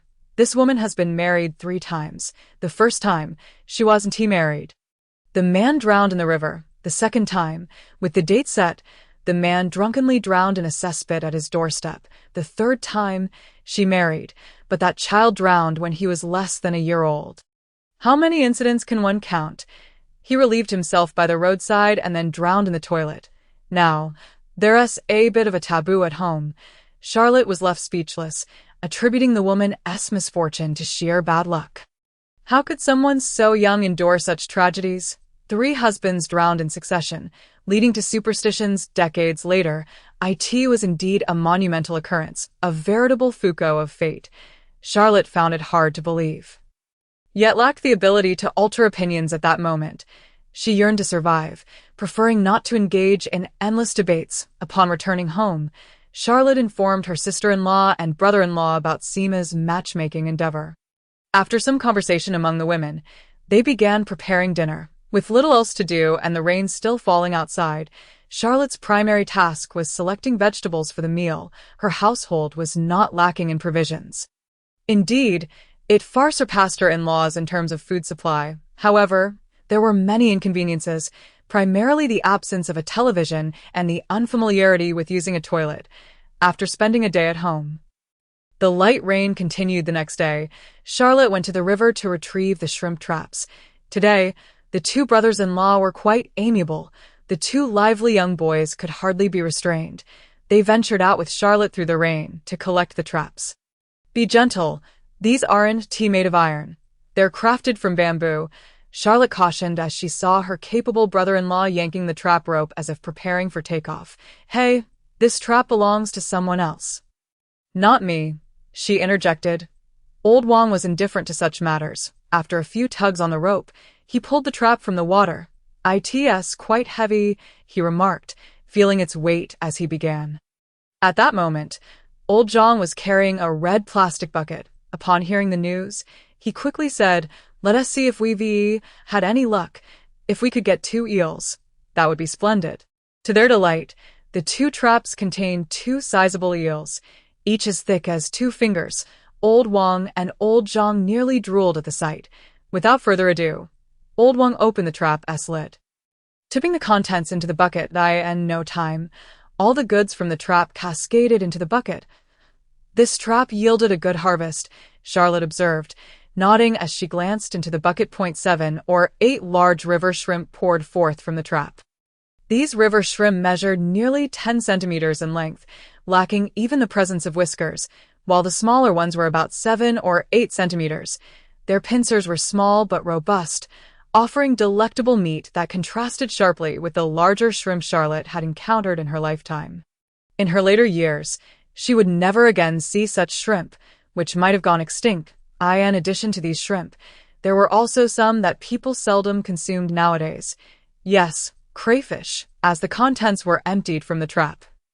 Apart from the river shrimp, there was also a small eel. Aside from these, most were crayfish. The crayfish of this era were not small at all, with the smallest fetching 9 yuan when spread out in the palm. They could nearly match the length of a hand, their bodies a deep red, almost black. They were significantly larger than the crayfish that would later be sold for 7 or 8 yuan worldwide. Is there another trap? After emptying out all the contents, he looked back into the trap. Old Wang inquired. Charlotte replied, There's one last one. Let us go. Chapter 30. Suffering. The 3 jubilant individuals proceeded to the last trap. However, as the trap was pulled up, the excitement of the Charlotte brothers faded upon discovering it contained nothing but a pound of black fish. What on earth is this? Old Wang and Old Zhang expressed their irritation. Black fish good. Charlotte was quite pleased to see the black fish flopping about on the grassy bank. This fish is tough and not very palatable, Old Wang stated. Charlotte chuckled. Is that so? Are you implying my mother's cooking is subpar? Old Zhang immediately grew wary. I didn't say what you claimed, Charlotte retorted. To be honest, Mina's culinary skills are rather mediocre, merely at the level of a housewife. There's no point in expecting too much. Even with a cookbook, Charlotte surpassed Mina. However, this truth could not be voiced, especially when it came to matters concerning her mother-in-law. Voicing such opinions would be seen as ignorance. A breach of common sense. Yes, we're all like that. What is there to say? Oh, there's nothing to discuss. You mentioned earlier that the fish isn't tasty because the chef's skills are lacking. Old Zhang noted, winking at his brother as he spoke. Yes, I heard that. Old Zhang received his brother's signal and paused for a moment before cautiously nodding. Charlotte sighed. I wonder if you two are twins. Understanding a glance seems to take a minute. Don't you think one of you has been taken away? Were you just picked up? I was originally taken away by the owner, Charlotte laughed. Both brothers-in-law stood dumbfounded. Seeing the fish still flopping about, Charlotte bent down, grabbed 2 strands of Tibetan mastiff tail grass, and twisted them into a small rope. Then, using her foot to pin down the nearly exhausted fish, she inserted the stem through its gills and out of its mouth, tying it securely in her hand. By the way, how did you end up unemployed? Did you get into a fight with your factory manager? Charlotte suddenly recalled and asked. Old Wang replied, Don't blame me. Do you still care about the factory manager? Charlotte laughed. Old Zhang interjected, Actually, it wasn't my brother's fault. He got into a scuffle for a woman in their workshop. The woman was quite beautiful. Their manager, an old lecher, wanted to get close to her. One day, my brother saw her crying and asked what was wrong. After she told him, my brother said if he dared to touch her again, he would deal with him. Charlotte understood that old Wang was a hero saving the damsel in distress. Oh, now you're unemployed. Did that girl say anything? What is the connection between you two? There must be a dramatic tale of mutual devotion, Charlotte suggested. This time, old Wang squirmed, the burly man shifting uncomfortably as if he might regurgitate the breakfast Charlotte had prepared. She said nothing, nor did I mention it. Looking at her brothers-in-law, Charlotte sensed uncertainty in the air. This young man claimed to be a hero rescuing the damsel, yet he was merely caught up in the moment, losing not just his job but also achieving nothing substantial. Don't hesitate. If you genuinely like her, go ask her out. If she is bored, you won't be wasting her time. People are fascinating. You needn't squander time. If you've lost your job, bring back a new wife, Charlotte encouraged. Is that feasible? Old Wang seemed a bit dazed, fearing rejection. What is wrong with that? Do you know how I courted your sister? That is how I came to be. Charlotte replied, Look at all I've shown you. Old Wang shook his head. I can't compare to you. Why do I feel as though you are not complimenting me? Charlotte inquired, her gaze fixed upon her brother-in-law. No, Lao Wang protested, waving his hands in denial. I was just praising you. Did I heard that you only handed my sister over? I thought you were berating me. No, I must inform your sister, Charlotte stated. Lao Wang panicked. No, brother-in-law, are you truly my dear brother-in-law? I am. He replied, I admit my mistake. I apologize. Is that acceptable? Lao Wang said. Charlotte, curious, asked, Why are you so afraid of your sister? Old Zhang explained, My parents used to leave for work before dawn and wouldn't return until 7 or even 10 at night. It was only my sister who took care of us, cooking and washing clothes. Charlotte nodded thoughtfully. I understand. Such circumstances were all too common in the 1980s. Both siblings bore the responsibility of caring for their younger siblings, truly making the eldest brother akin to a father and the younger sister like a mother. It is quite normal for a petite sister likely not to cook and do laundry for her younger brother. The nets had all been collected, and the 2 brothers-in-law returned home with their catch. Charlotte, carrying several shrimp traps, ventured to Shima's house. Upon reaching the doorstep, she knocked, and upon hearing voices inside, she pushed the door and entered the yard. I've come to return the traps. Charlotte leaned the traps against the eastern wall. I've saved some shrimp for you. Take them back. Your family has arrived. Shima quickly approached. There's plenty, Charlotte exclaimed.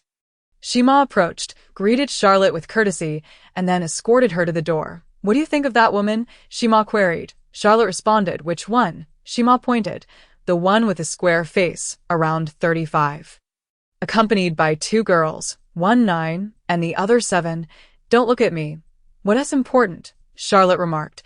She hesitated to express her opinion on the matter, as it was Shima's personal affair, and moreover, involved the woman's husband. Although Charlotte recognized the absurdity of it, she understood that those living with the woman would not mind such things.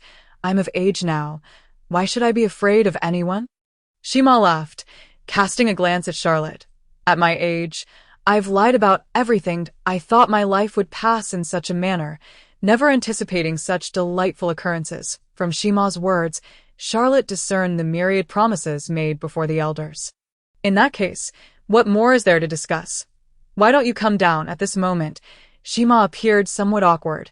Charlotte sensed his embarrassment regarding the idea of an older man courting a younger woman. Not expecting it to unfold in this manner. What can I do for you, as long as I can assist? Charlotte directly inquired upon observing Shima's hesitance. Shima explained, her family requires some money to find a bride for her younger brother. If not, they are considering trading relatives, Charlotte replied without hesitation. How much? 1,000 yuan. I can certainly manage that. Besides, I am not in a hurry for this money. If it's available, just return it. If not, it can wait a few years. It's no trouble. Just ensure you keep an eye on this person. Don't hand the money to someone else and run off, Charlotte advised. She understood that the woman marrying Shima was not solely due to the reluctance of young men to pursue her, but because financial stability was a significant factor. Why would a rural family seek to marry into a situation like this, not only gaining a wife but also two dependents? Shima shook his head. My cousin introduced me. She asked from the same village. Reliable. If it weren't for fear of others, I wouldn't even be in this position. Then I shall send you the money in a couple of days. No, let us make it tomorrow that I'll be bringing the bride back to town, and can conveniently bring you the money, Charlotte proposed. Thank you, Shima replied. For what? Charlotte waved her hand dismissively, after chatting a bit more. Shima returned, and Charlotte made her way back to her own yard. Upon her return, Lina had already prepared the fish, cleaned the shrimp, and had them ready to cook. As for the crayfish, Lina hadn't managed to acquire them and could only wait for Charlotte's return. Charlotte took scissors to snip off the crayfish legs, trim the sides of the shells, remove the gills, and clean out the intestines. In no time, over a dozen crayfish were processed. Early in the morning, the rain continued to fall, albeit much lighter than the previous day, yet it showed no signs of stopping. Gazing at the overcast sky, it seemed there was little hope for the rain to cease today. The rain persisted, prompting Lina to head back, as she had recently taken a few days off and now lacked a phone to take pictures. At this moment, if she were to request more time off, she would need to personally submit a leave request. Otherwise, her family would need to intervene. Nowadays, travel was primarily by bicycle and notifications were mostly communicated through voice messages. If there was an opportunity to take leave, Lina would return. I brought a large bag of vegetables for my in-laws. Charlotte had also borrowed a new cart from the village. This cart was useful for tying up tents and was particularly convenient in the rain. The animal pulling the cart was, of course, a monkey. Now traversing this slippery mountain path, horses were less reliable than mules, while mules were inferior to oxen, as oxen had split hooves, whereas horses and mules possessed round hooves, affecting their grip on the ground. After loading the items onto the cart, Charlotte helped Lina into the seat by the engine hood, preparing to urge the monkey to set off. Wait, sister. Wait for us. Hey, the sun has risen in the west. Why did you wake up so early today when you could have slept in until noon? Charlotte laughed at her two brothers-in-law. Lao Wang replied, We were exhausted yesterday. Haha, Charlotte chuckled softly, falling silent thereafter. Elena looked at her brother and asked, What do you intend to do? We're going to catch crayfish. Since you won TB here at noon, my brothers and I will prepare some crayfish. Then steam a pot of rice and enjoy a meal of crayfish soup with rice. Old Zhang explained, Dio, you think the crayfish are foolish enough to have lunch under the traps? Are they more naive than the two of you? Lina remarked to her two brothers. Lao Wang suggested, Then let us do it tomorrow. Elena was disinclined to engage in conversation with the two of them. To this day, she remained troubled about work and her two brothers. Elena understood the hardships her parents endured for her two brothers, yet they behaved like perpetual children, carefree and oblivious. Witnessing their foolishness ignited her frustration. The two knuckleheads collided directly with a cart. As soon as Charlotte saw everyone had gathered, she patted the monkey on the back. Let us go. Upon hearing this, the monkey eagerly stomped its feet on the ground. And the cart began to move like an old Tibetan mastiff. Upon reaching the village entrance, Lao Wang and the two brothers dismounted to borrow a shrimp trap from someone. Charlotte and his wife continued on their motorcycle. Upon arriving at Shima's house, Charlotte noticed Shima had rushed out, raising a hand. "Charlotte, going to town?" "Yes. Is there anything you need me to bring?" Charlotte thought Shima's family guest wanted to buy some meat or something. Shima replied, "No, my relatives are leaving today. They were supposed to be driven back. Now that you're going to town, I thought I'd ask you for a ride." "And oh problem, hop on." Charlotte felt it was no big deal. So, he jumped off the motorcycle, ready to assist with carrying a bag or something. Shima entered the yard, beckoning three women to come out, and together with Charlotte, they loaded the luggage onto the cart. "Thank you," Shima waved. Charlotte smiled and waved back. "No worries, rest assured, I'll ensure it arrives safely in town, not to mention, the monkey could comfortably carry 4 or 5 people on the cart. Even if there were mud puddles along the way, the monkey's strength was sturdy enough to handle it." The journey into town continued, and the 4 women began chatting. Charlotte focused on driving, not interrupting, yet occasionally listening in. The women discussed trivial matters, sharing snippets of mundane gossip. However, with so many people on the road, it naturally felt lively. It was unlike driving alone where no one spoke. With several people together, there was laughter, making the journey feel swifter. Unbeknownst to them, the afternoon passed, and the cart reached town. "Oh, you want to enter my brother's house?" At the entrance of Shima's cousin's home, his cousin dismounted from the cart and exchanged polite words with Charlotte. "No, we need to catch the bus. Have you gathered all your belongings?" Li Na then assisted the 3 women in loading all their items onto the cart. "All right, thank you. What is there to welcome?" "It's from the villagers," Li Na smiled. Charlotte said, "Everything is ready. Let us go. There is still work to be done." "All right, then be careful on the way," Shima's cousin said. With such politeness, Li Na climbed back onto the cart, and Charlotte took his place on the axle, urging the monkey to pull the cart westward. Upon arriving at Old Hay's yard entrance, Charlotte clapped his hands and called out. And Old Hay hurried out to open the door for him. "Why is it raining?" Old Hay asked curiously. Charlotte replied, "Do you have any meat? Please cut some for me." What a coincidence, come into the yard. "Today we have not only pork but also fine beef from our local yellow cattle." Old Hay gestured for Charlotte to enter the yard, speaking while closing the door. Upon hearing there was beef, particularly local beef, Charlotte's interest piqued immediately. "That sounds wonderful. Let us go take a look." He directed the monkey to park the cart in the yard. Charlotte and Li Na entered the main room. In the very center of the main room, there lay 2 semicircular cuts of meat, one pork and the other beef. "Where are the offal?" Charlotte inquired. The old rogue replied, "Not today. These cuts were ordered by the people from the county yard. If you had arrived even a night later, they might have been all gone." Charlotte glanced at Lena and asked, "How much?" "Let us get 5 jin and 5 liang of pork belly. See what us left." "It's all for you lot anyway," Lena said. Lena refrained from commenting on her husband's taste. While others favored fatty cuts, he insisted on lean meat, preferring to use lard rather than eat anything marbled with fat. Chapter 31. Let us go inside. Charlotte gestured. Just as usual. Give me all those pork chops, and trim off my hind leg. Where's the beef? Hand me that knife. Divide this piece in 2, leaving the one with the bone for me. The old man spoke little, bending down to pick up the bone knife and began to portion the meat. After a good 10 minutes, he wrapped the meat in lotus leaves, placing them into 2 small baskets. "Next time, I'll bring a little basket. I have 7 or 8 of these at home. They're not very useful." Charlotte chuckled. The old rogue remarked, "This isn't worth much. When my father has time, he can cut a few reeds and roll a couple of smokes to make up for it. These days, craftsmanship isn't valued because too many know how to do it. Anyone from the countryside is just as illiterate as city folks." Once they had the meat outside, Charlotte escorted Lena to the bus stop. About 10 minutes later, the bus arrived. Charlotte placed the vegetables and meat on board alongside Lena, then secured Lena's bicycle on the luggage rack beneath the bus. With everything settled, Charlotte chatted with Lena as the vehicle started, before preparing to ride her scooter back to the village. As she passed the town's grain and oil shop, Charlotte noticed an unusual scene. Two sharply dressed men stood at the entrance of a store. Had they not been stationed there, she might have thought the grain shop had employed two deities, just as Charlotte pondered this. Another head peeked out from between the two sentinels. "Hey, can we hire a vehicle?" Charlotte looked around, realizing she was the only one with a scooter, and pointed to herself, asking, "Are you asking me besides you? Is there anyone else driving?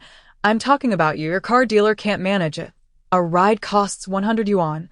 Upon seeing the expression on the man's face, Charlotte's desire to assist evaporated like a wisp of rain into the mud. "I have things to do. Besides, where do you see me needing 100 from you?" With that, Charlotte turned to the monkey and said, "Hurry up, you worthless thing. Can't even see the obvious."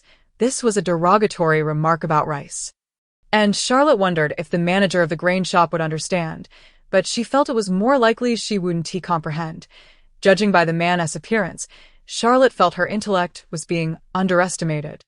Charlotte, is that you?" Suddenly, a voice reached her ears, imbued with an inexplicable and unfathomable delight. As she listened to the sound, a vivid image surged in Charlotte's mind. A large nostriled Kong reached out, calling Wei Zi. Her body instinctively wished to flee from such a voice, yet her eyes could not resist the urge to look, to see who could produce such an effeminate tone. Turning around, Charlotte realized she truly recognized the person. "Who is it?" Old Li. However, Old Li at that moment bore little resemblance to the man she had known in October of the previous year. Now, he was clad in a crisp gray suit, his feet adorned with black leather shoes. Although he was muddied, the shine of his past was still evident. The suit was accompanied by a crisp white shirt and a red-black striped tie, complete with a tie clip, all accentuated by his slicked-back hair and a light gray blazer. My goodness, this is the brightest star of 1982. Old Li, Charlotte exclaimed with a beaming smile. "Indeed, you haven't forgotten me." As Old Li approached, he extended his arms and enveloped Charlotte in a hearty embrace. Charlotte nearly dropped her goods, overwhelmed by the strong scent of his cologne. Perhaps others found it delightful, but it immediately reminded her of the black students from the nearby university. "Forget it, I just jumped out of 404. After the embrace, Old Li patted Charlotte with a box. "Now, everything returns to the rightful owner." Charlotte opened the box to find a watch inside, pushing Old Li aside. She discreetly scratched her nose. "What? Does looking like this make you wealthy?" "That's for sure, but not quite. I've already sent you some money, though I haven't brought it all. Firstly, it's rather cumbersome due to the amount. Secondly, I plan to establish a company here, and you can invest. We'll settle accounts with the brothers. I'll give you 6 to 4. Old Li said cheerfully. That moment, Charlotte did not look at Old Li. Her gaze had shifted to another young man emerging from the grain shop. This young man's attire appeared more reliable than Old Li's. Old Li was wearing a suit that seemed to cater to a Hong Kong or European style, which felt somewhat loose on an Asian frame, explaining why many wore oversized suits in old films of the 80s. Conversely, the Japanese-style suit focused on the waist and physique, more suitable for East Asian figures. The same style of shoes gave off a casual vibe on Old Li, while the young man exuded an air of refined gentlemanliness. When Charlotte caught sight of his face, she felt an inkling of familiarity. Noticing Charlotte's expression, Old Li chuckled. "Don't you remember him?" Charlotte shook her head apologetically. "I don't recall where I've seen him, but he does look somewhat familiar." The young man approached Charlotte, bending slightly to extend his hand. Before he could speak, Old Li interrupted. "Let him think." After a moment of contemplation, Charlotte shook her head again. "I truly can't recall, but he looks quite familiar. I must have seen him at the securities conference last year." Charlotte had never expected this to be a guest from the securities conference, as she was certain she hadn't encountered anyone so young dressed like this in the county, nor had she seen him on the train. That night, we had dinner together and even embraced a grandson.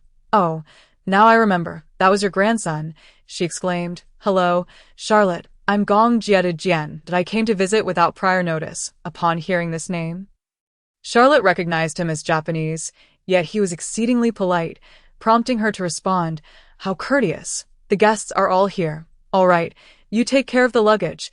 We're heading to his house. Then Old Lee dove under the hood. Introducing Charlotte to the German family, it was only then that Charlotte understood why this individual had invested in Chinshur so early.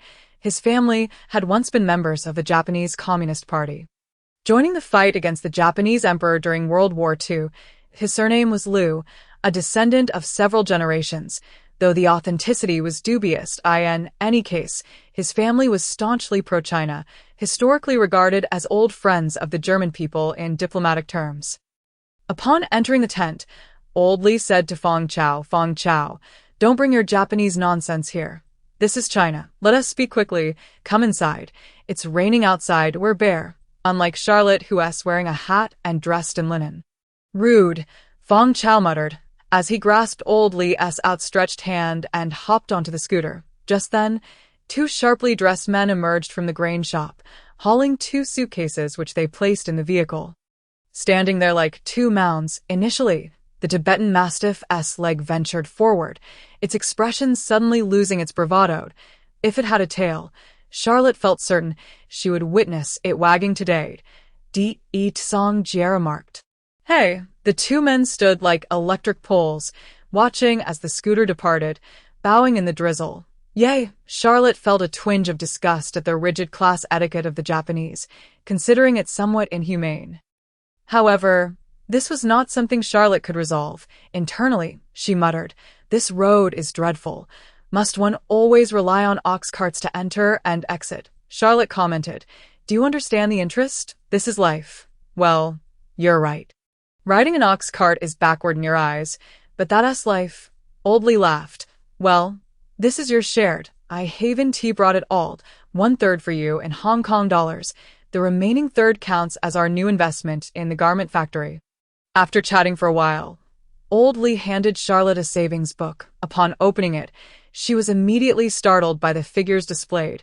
Is this 1/3?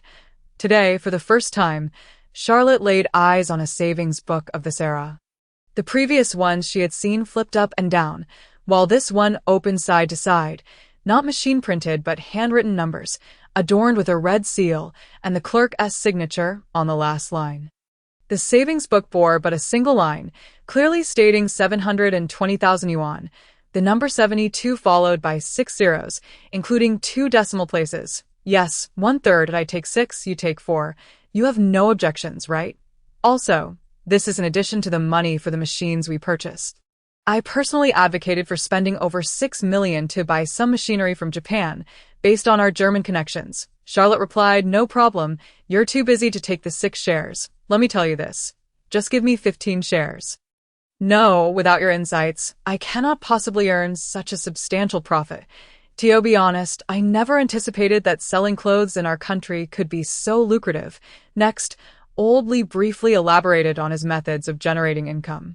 Charlotte often listened to her boss recount how he began profiting from the garment industry. Oh, his exact words were making a fortune. Now I comprehend. Her boss was not exaggerating when he claimed that money is not a typographical error.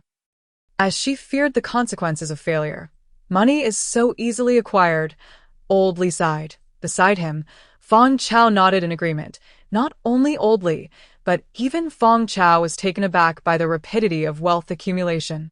In March, when the textile factory reported its expenses, it shocked his grandfather, who had flown from Osaka to Chin Shat that time.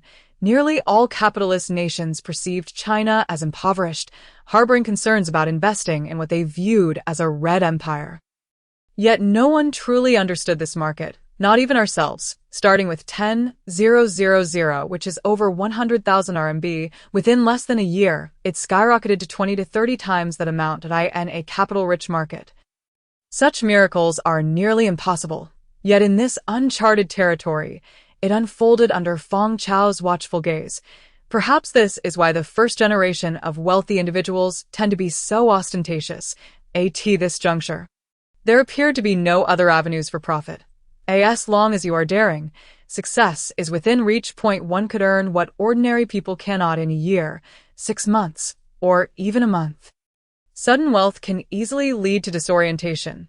Thus, Dining in hotels and tipping the waitstaff at karaoke bars, they would toss dollars without a thought, never offering RMB. Just a casual throw could equate to a year or two of a server's salary. Such ostentation naturally gave rise to terms like wealthy individuals. This is a digression. The money being earned truly astonished Charlotte. She also gained a deeper understanding of old Lee's capabilities, while Charlotte taught him how to sell shirts. She did not instruct him on how to present himself as a foreign investor. Yet, old Lee instinctively recognized the privileges that foreign enterprises enjoy in China, which local firms, be they private or state-owned, do not.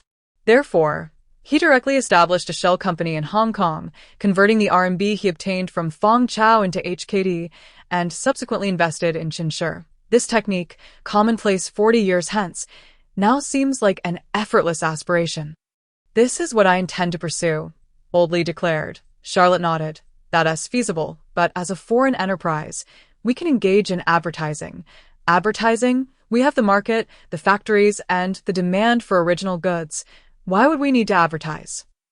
Old Lee queried, slightly perplexed. Charlotte responded, "Have you considered creating a brand that caters to the people when we launch new products in a few days?" Old Lee pondered her words. "Let me think about it." Charlotte reassured him, "There's no rush. Take your time. Even if it takes 3 to 5 years, that's perfectly acceptable. Our country's market is vast, and its margin for error is greater than you might imagine." Charlotte had never contemplated establishing a high-end clothing brand in China. Upon her arrival, aside from sports brands, only a few domestic names were known. In terms of fashion, Chinese clothing enterprises still lagged on the world stage. With many talented individuals failing to achieve success, Charlotte felt she could offer old Lee no valuable advice. If she did, it might not be constructive, but rather a pitfall for him. That moment. Fong Chao interjected, "Charlotte, do you believe there is still substantial investment potential in the textile industry in China?" Fong Chao perceived that local textile factories were abundant, certainly dominating the low-end market, while the high-end was seized by Europe. As the owner of an RB business, it was entirely normal for him to feel apprehensive about the future market. Charlotte looked at Fong Chao and confidently asserted, "Let us not discuss the textile industry. Even if you were to sell a bowl of beef noodles in China, if after 5 years of effort you earn 10 million, that would be a failure. Currently, no one is certain about the future of the Chinese market. Even the most formidable and aggressive financial analysts hesitate to assert that in 40 years, China's GDP will surpass 70 of America's." Charlotte seemed to take all of this for granted. Benefiting from the insights of 40 years hence, as she remained steadfast in the direction of national policies, "If it were you, which industry would you choose to enter? The primary condition is insufficient funds." Fong Chao inquired. Given the affinity towards China, especially during World War II when they stood on the side of justice, Charlotte's favorable impression of him naturally increased. "I never said that. Don't joke if I misspoke. If I were you, I would venture into instant noodles, suited to the Chinese populace, not the RB or Hong Kong flavors, and pay close attention to packaging and advertising. Of course, the most crucial point is understanding the distinction between modern and traditional enterprises." Charlotte began to ramble. Chapter 32. It has begun. What is the difference? Old Lee and Fong Chao asked simultaneously. Charlotte replied, "Traditional enterprises sell products. Contemporary enterprises sell ideas." "What does that mean? For example, you cannot merely speak of the product of instant noodles. You must sell happiness to your customers. Are you not speaking nonsense?" Old Lee chuckled. "Can one truly attain happiness from instant noodles? What has the full banquet transformed into? No, the more so, you must sell happiness." Charlotte fixed her gaze on Old Lee. Old Lee had not seen car advertisements in decades, for vehicles costing hundreds of thousands. What is sold besides happiness? A family of 3 or 5 sits inside, radiating joy. Moreover, the more upscale the vehicle, the less joy is marketed. A full banquet naturally does not require selling happiness, but instant noodles must, and they should be sold at a discount. For companies like Konghe and Tong, which have dominated the domestic market for 40 years, Charlotte's perspective was neither entirely positive nor negative. If that is the case, why can't Fong Chao achieve the same? After all, They are all foreign merchants profiting. Besides, Charlotte wasn't particularly acquainted with their bosses, right? As they continued their discussion on investments, Charlotte shared all his thoughts with them, and if any disagreements arose, they would deliberate together. All three had amiable dispositions, lacking any obsession to convince one another, thus fostering a harmonious relationship as they walked together. Upon returning to the village, as a light rain fell, everyone either sheltered indoors or under tents, and no one noticed that a guest from RB had arrived at Charlotte's home. Others might be oblivious, but Old Wang and Old Zhang were well aware, as their room was given to Feng Chao, while the south room on the west side was allocated to Old Li. And the north room on the west side became the brothers' residence. Charlotte resided in the kitchen, cohabiting with his food. Charlotte, Old Li, and Feng Chao were engaged in business discussions, while Old Wang and Old Zhang, lacking understanding, often gathered out of curiosity to eavesdrop. At this moment, their perception of Charlotte shifted. I used to think my brother-in-law was a sycophant. Now, kid, his brother-in-law is a hero. Look, whether they are foreign investors or Hong Kong merchants. They have visited our home without disdain for our living conditions. The three were engrossed in discussions, reminiscent of ancient sages. Now, if one were to describe these two brothers, it would be that they were unaware of what they were saying, yet felt that the trio was remarkable. During this visit, I need you to assist me with something, Charlotte stated. Old Li remained silent, merely raising his chin, signaling, speak. Charlotte continued, I have a design. Take it to a port city and help me apply for an international patent. You wish to apply for a patent? Old Li was genuinely taken aback. A year ago, he had no notion of what a patent was, yet Charlotte's associates were keen on applying for one. In what manner? Old Li inquired. Charlotte replied, hydroelectric power generation. Old Li deemed this venture unfeasible. He believed hydroelectric generators were not viable. Although he had never seen one, he understood there were certain complexities involved. I suspect making money might be challenging, but even if I apply, it would still be mine, Charlotte asserted. This item has a simple structure and minimal technical requirements. It's primarily about the design. Given its limited power output, it is only suitable for small villages, and currently, its applications are quite narrow, so it will not find a market. Vortex power generation, let alone in large cities, would be a source of frustration even in small counties. This technology will only come into play 40 years later, when everyone speaks of green energy. Presently, both hydroelectric and thermal power have a singular aim: to grow larger and larger. Do you have any other particularly easy money-making ideas? What hydroelectric power? Old Li chuckled. Another avenue? Yes, I have many ideas, Charlotte replied. With this line of thought, Charlotte envisioned a bright future.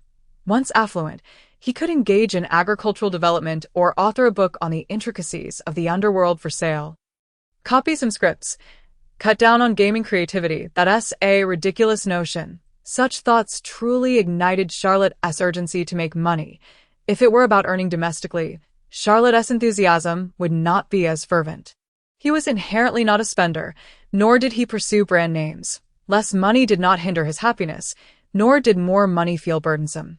Now, Feng Chao had agreed to attempt selling the peaches produced in the village to RB.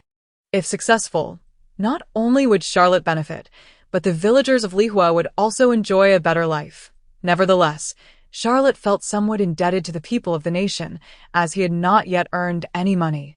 In the subsequent discourse, Old Mi owed an apology to the people of the nation. What is this? Transformers, indeed. Yes, indeed.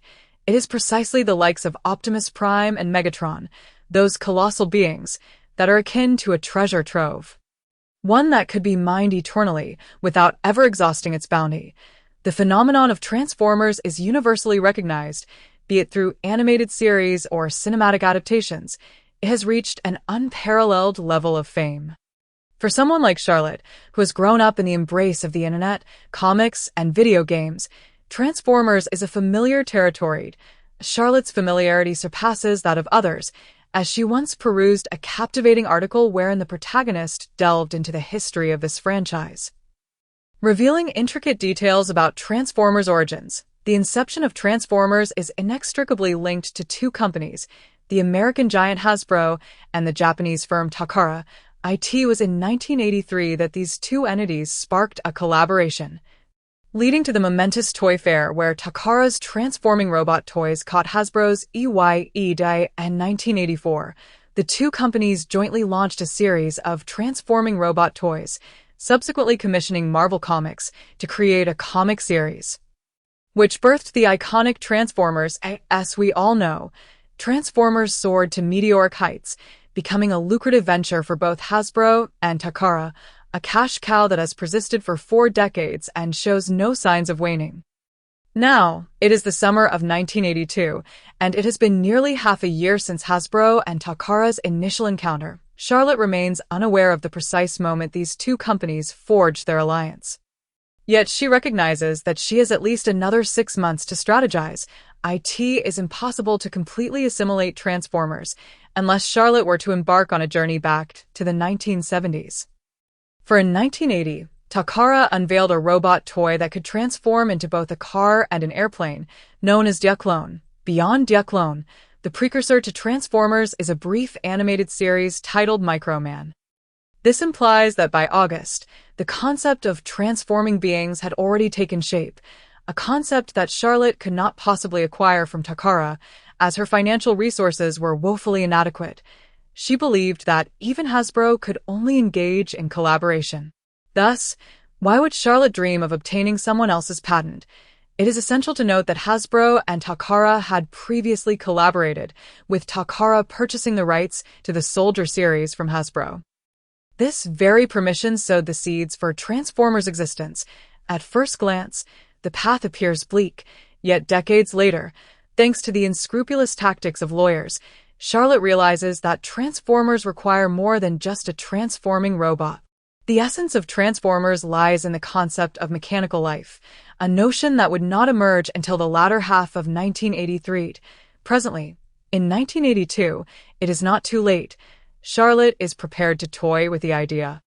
Naturally, the information found online is not always reliable, and Baidu Baiki is often a chaotic mess. Applying for a patent would merely squander 2,000 or 3,000 yuan. However, what if she succeeds, once accomplished?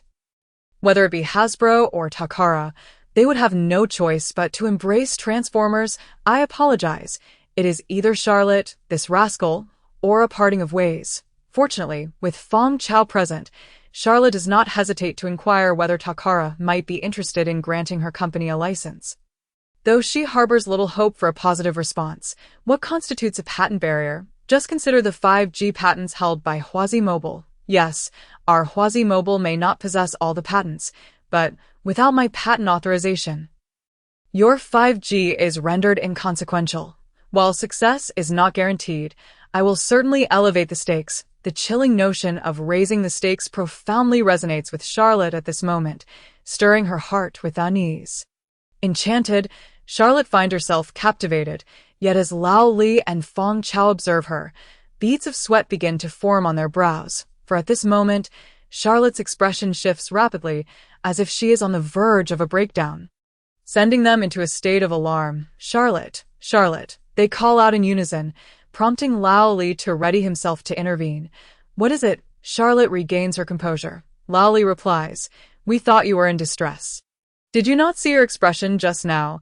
It was as if you had been struck by lightning, your countenance changing in an instant. Is it truly that exaggerated? Charlotte's inner turmoil deepens. She envisions a splendid spectacle that would unfold when Takara and Hasbro respond to her perceived success. Do not bid farewell, Charlotte muses, unable to suppress a smile at the thought. If travelers did not engage in such antics, life would seem decidedly less exhilarating, would it not?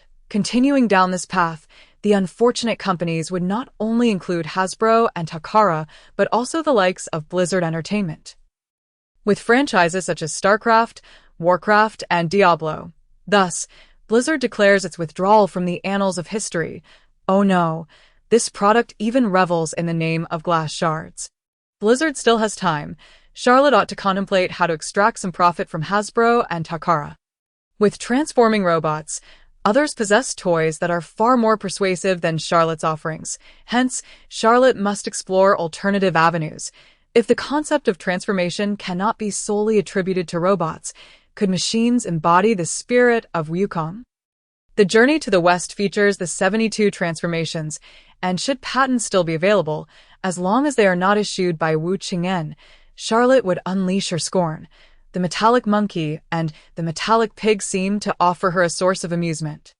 Of course, she primarily intends to showcase the notion of mechanical life, pausing only momentarily, for even if she does not need to relieve herself, she must still stand in line. After a while, Charlotte inquires of Lao Li and Fong Chao. May I travel to Hong Kong? I have discovered that patents are not limited to one or two. Lao Li and Fong Chao now appear as if they have lost their sanity. They had genuinely not anticipated such a development. Now, after a brief period, there is a newfound urgency. Fong Chao understands he cannot inquire further, as the patents have yet to be filed, and they have not reached that level of intimacy. As for Lao Li, he has no desire to ask. He assumed Charlotte was joking about electrical patents. It seemed utterly absurd. Of course, it is not an issue. The company has issued an invitation, but it is somewhat complicated domestically. Lao Li explains, recounting the entire situation from beginning to end. Let us not waste any time. We must act swiftly, for time is of the essence, insists Charlotte. Upon hearing the mention of traveling to a port city, Lao Wang and Lao Zhang become visibly agitated. Sister-in-law, I wish to go as well. Before Charlotte can respond, Lao Li interjects, go ahead. It is no problem. In an instant, Charlotte's share diminishes from 40 to 15. Leaving Lao Li genuinely regretful. How much would it cost to bring Charlotte's two brothers-in-law to the port city? Merely a few tens of thousands of Hong Kong dollars a year ago, Lao Li could not have afforded such an expense. But now, it is akin to plucking a single hair from Bosqua's leg. Charlotte ponders for a moment before nodding in agreement with her two brothers-in-law. After all, she possesses funds, just received 700,000. Filing for a patent would not require such a substantial amount. When it comes to action, this matter must be executed. The following day, Charlotte returns to the county town with everyone, while Fong Chao and Lao Li busily prepare. Upon hearing of the trip to Hong Kong, Li Na expresses her desire to join, yet her work prevents her from doing so, leaving her to watch helplessly as her husband and two brothers embark on the train southward. First, I went to Chinshi to clear customs, and then I headed to Hong Kong. Upon arrival at the hotel, I forewent rest. Lao Li, accompanied by Lao Wang and Lao Zhang, ventured out to explore, while Charlotte remained in the inn, discussing the application process for the company with an intermediary. Two companies were involved, Blizzard Entertainment and DreamWorks. This individual did not even bother to adjust their offer, taking pride in their shamelessness. After concluding the discussions regarding the company, I began the application for the patent on living robots, a process that proved rather intricate. To enhance the likelihood of success, Charlotte temporarily hired a number of professional animators and comic artists. As long as Charlotte remembers the path, there will be someone to guide her, simultaneously creating a world steeped in mechanical mythology. Of course, these are merely design concepts. This endeavor serves to bemuse others, while also aiming to share in the profits of Transformers, thus limiting Charlotte's application of mechanical life to toys, comics, films, and television imagery. To increase the chances of success, Charlotte heeded the advice of specialists to narrow the scope of her application. For Charlotte, as long as she could intertwine her work with Transformers, that was sufficient.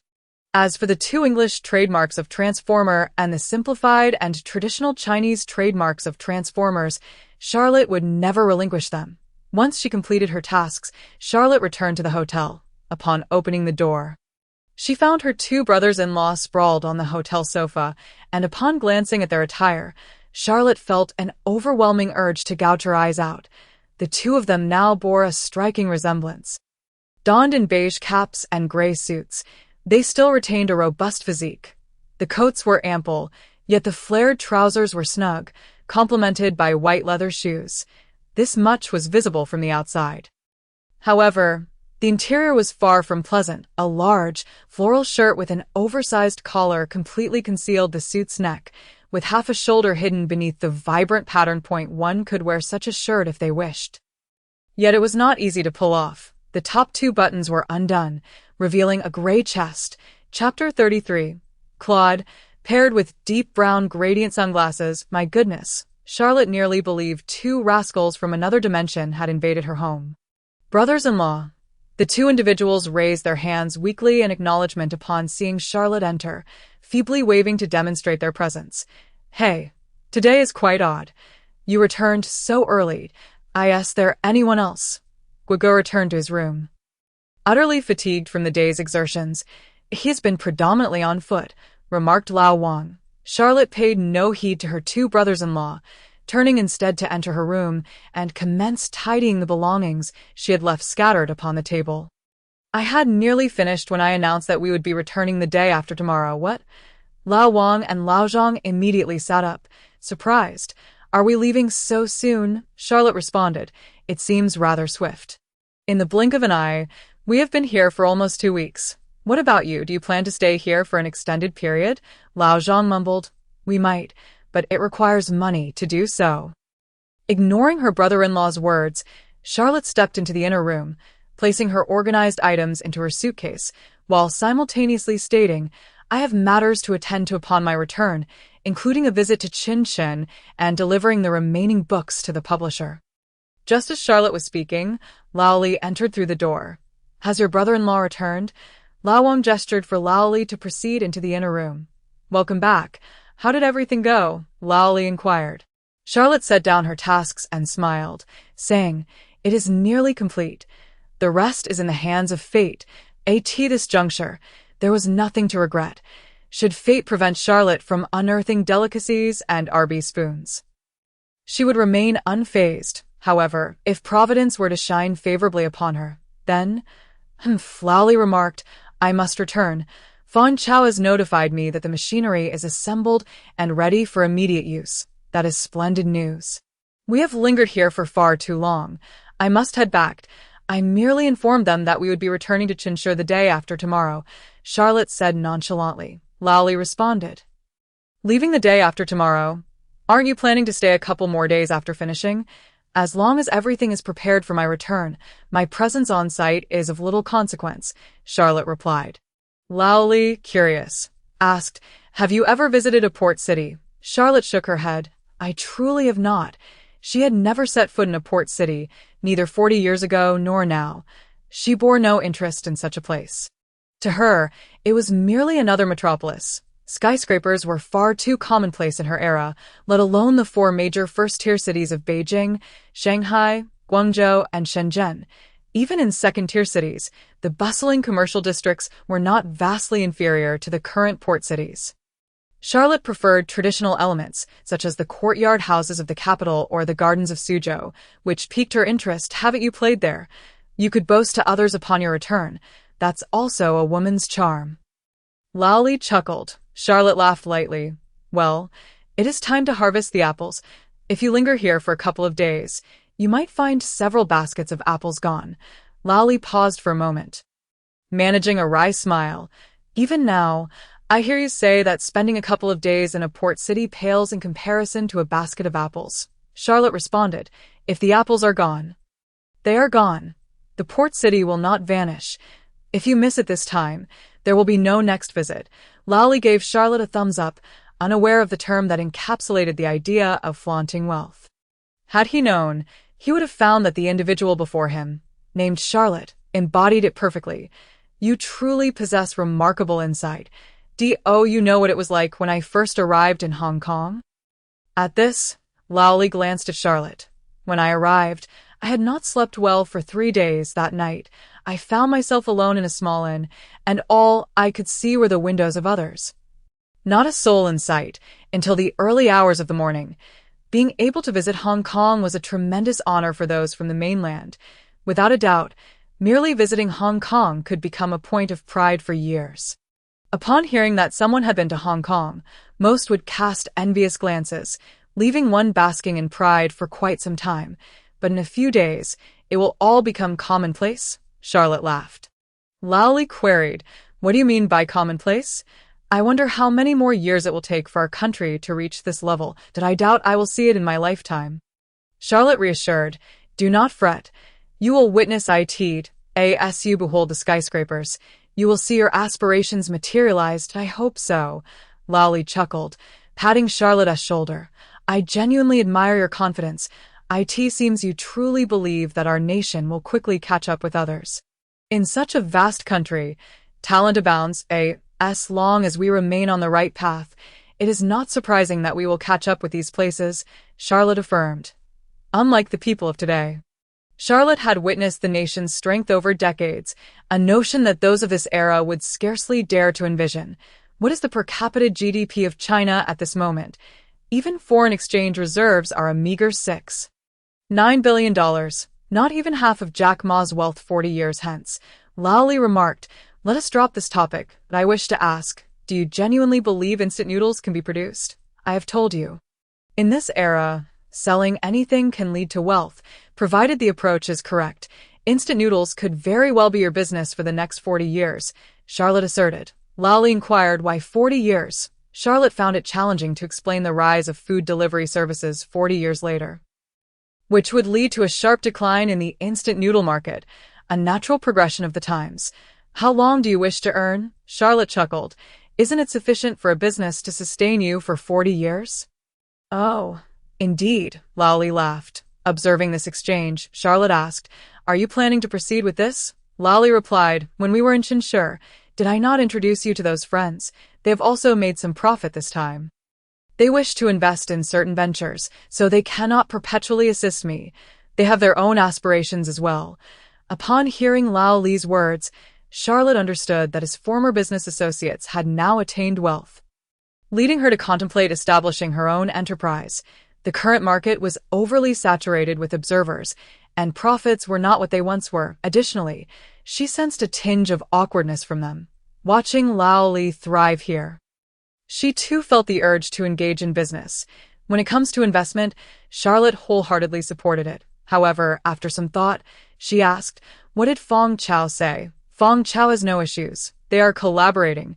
Fong Chao is handling the equipment from RB, while they oversee managing and developing the flavors of the instant noodles.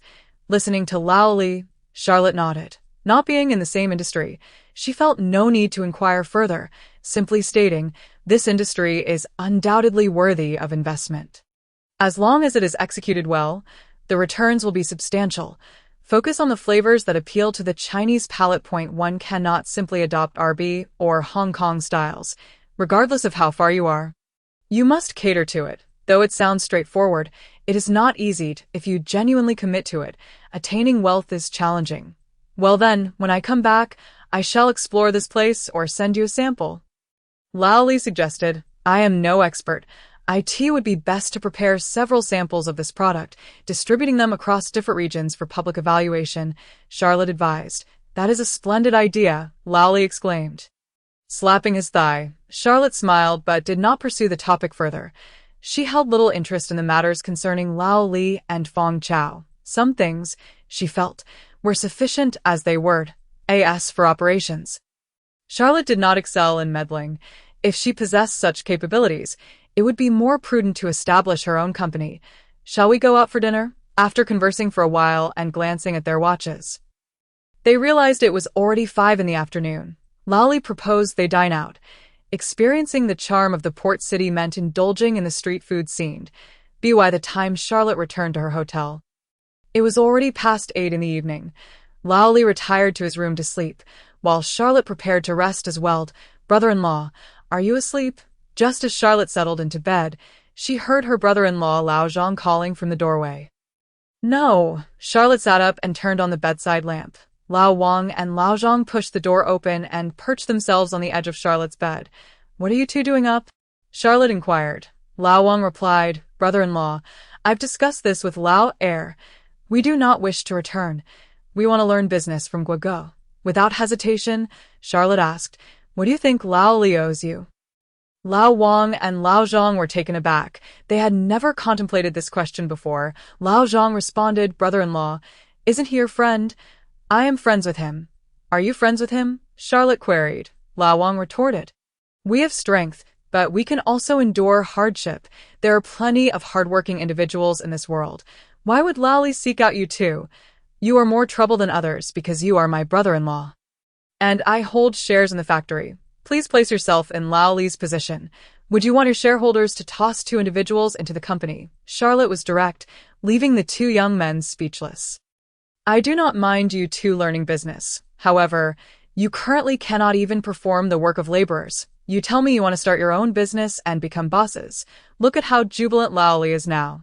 But you have not seen someone squatting in a corner at -5 degrees, waiting for villagers to convene for a meeting for a business deal, Charlotte remarked. Anyone can encounter business opportunities. Without a good temperament, how can you start a business and be a boss? You might not even be able to handle hot meals. As for her two brothers-in-law's dispositions, Charlotte believed they were ill-suited for business. At least not at this moment, and even leaders could easily reprimand them. What qualities do you expect from an entrepreneur who struggles to make ends meet? If you wish to engage in business, you must diligently work at home for a couple of years. Only by earnestly performing simple tasks can I converse with Lao Li. I even pointed out a business opportunity to you. However, since both of you are in this situation, if you possess the capability to inform others on your own, I shall refrain from mentioning it, Charlotte remarked, after bidding farewell to her two brothers-in-law. Charlotte extinguished the lights and retired for the night. The following day, I departed early from the port city and headed to Chuncheon. Old Li took Charlotte to the newly established factory, temporarily arranging accommodations for her in the dormitory, before borrowing a vehicle to transport Charlotte to the publishing house. The car borrowed was a Nissan Laurel from Fong Chao Textiles, which bore a resemblance to the old Crown model. Being rather boxy in shape, akin to the taxis within the port, although not aesthetically pleasing, it was by no means inexpensive, with a price tag ranging from 700,000 to nearly 800,000 RMB when seriously imported to China. This price would surpass that of a Rolls-Royce 40 years hence. The vehicle was borrowed for Charlotte's cosmetic enhancement. Initially, Charlotte paid it little mind, yet Old Li emphasized the importance of maintaining a respectable image in business dealings. In truth, Fong Chao Textile Factory was not far from Lungfu Printing Factory, merely a 5 to 6 minute drive. Upon nearing Lungfu Printing, the driver promptly alerted Charlotte. Consequently, Charlotte shifted her focus towards Lungfu Printing. The Lungfu Library resembled a large factory, surrounded by walls, encompassing approximately 40 to 50 acres. It is worth noting that 4 decades later, the cost of a square meter here would reach hundreds of thousands. Currently, apart from the factory, the area lacked the ambience of a major metropolis anticipated 40 years hence. The entrance showcased a quintessential factory design, with a guardhouse on the left and a marble backdrop inscribed with Lungfu Library. While Lungfu Printing was adorned in 2 rows of golden characters on the right, the central entrance featured an iron gate, devoid of automatic sliding doors. Upon arrival at the entrance, the first sight was a 3-story cement building. Unremarkable in its appearance, it had a Western architectural style, reminiscent of a diminutive White House, lacking its grandeur. Perhaps in contemporary aesthetics, it was still deemed acceptable. Behind the small building lay 8 or 9 standard factory units, pristine and constructed several years prior, while half of the area remained vacant. As the vehicle approached the entrance, Charlotte noticed a group of individuals gathered outside, where a banner read, "Welcome Mr. Charlotte for guidance." Such an abundance of patriotic fervor. "Welcome, welcome, Charlotte. We eagerly anticipate your presence." Upon spotting Charlotte's Nissan vehicle coming to a halt, Mu Liangyong hastily advanced to open the car door, resting his hands on the frame in a gesture of deference. This level of service was commendable, his demeanor exceedingly humble. "How courteous," Charlotte remarked. Today, she had come alone, as Old Li had prior commitments. Without a second thought, she left her 2 brothers-in-law behind, allowing them to face potential embarrassment at Old Li's company. "Allow me to introduce you to our general manager." As Charlotte disembarked, Mu Yongliang began to present her. Charlotte extended her hand to the smiling young man, expressing her pleasure in meeting him. "We welcome Charlotte to our company." The significantly younger Charlotte could not help but marvel at this fact. At the tender age of 28, she had ascended to the position of general manager at Lungfu, a testament to her family's influence. Yet this circumstance was unique. In her early 20s, She could earn what most people would not accumulate throughout their entire lifetime through a single book. Charlotte also found herself astonished by the youthfulness of the general manager. Initially, she had presumed that regardless of age, individuals would be around 35, yet he appeared to be in his 20s. After a brief exchange of pleasantries and familiarizing herself with the mid-level management team, they clasped hands and proceeded into the small building, taking a seat in the reception area. Where conversation commenced, the topic naturally gravitated towards Charlotte's audacious work. Charlotte teaches you to learn Chinese, although brazen. The market response had been unexpectedly favorable, with hundreds of thousands of copies sold in such a short span, prompting continual orders from Guohua. I have brought along the next few volumes, Charlotte, eschewing any pretentiousness. Simply place the remaining books on the table. Chapter 34, Cherish. In the conference room, few immediately reached for the books, as both Mu and the young general manager understood that the gentleman seated before them, Mr. Charlotte, represented their golden opportunity. If they served him well, their publishing project would yield a flagship endeavor at least 5 years down the line. Some even contemplated establishing Longfu as the standard for English textbooks. Whenever English textbooks were mentioned, Longfu Library would come to mind. To realize this vision, they needed to win over Charlotte. As Charlotte presented the last few copies, she awaited an offer. After a prolonged silence, she pondered, are these individuals no longer on duty? They hardly seemed like it. Did they not claim sales were robust? It was merely a matter of effort. Charlotte maintained her patience, just as she prepared to pass the time with the group.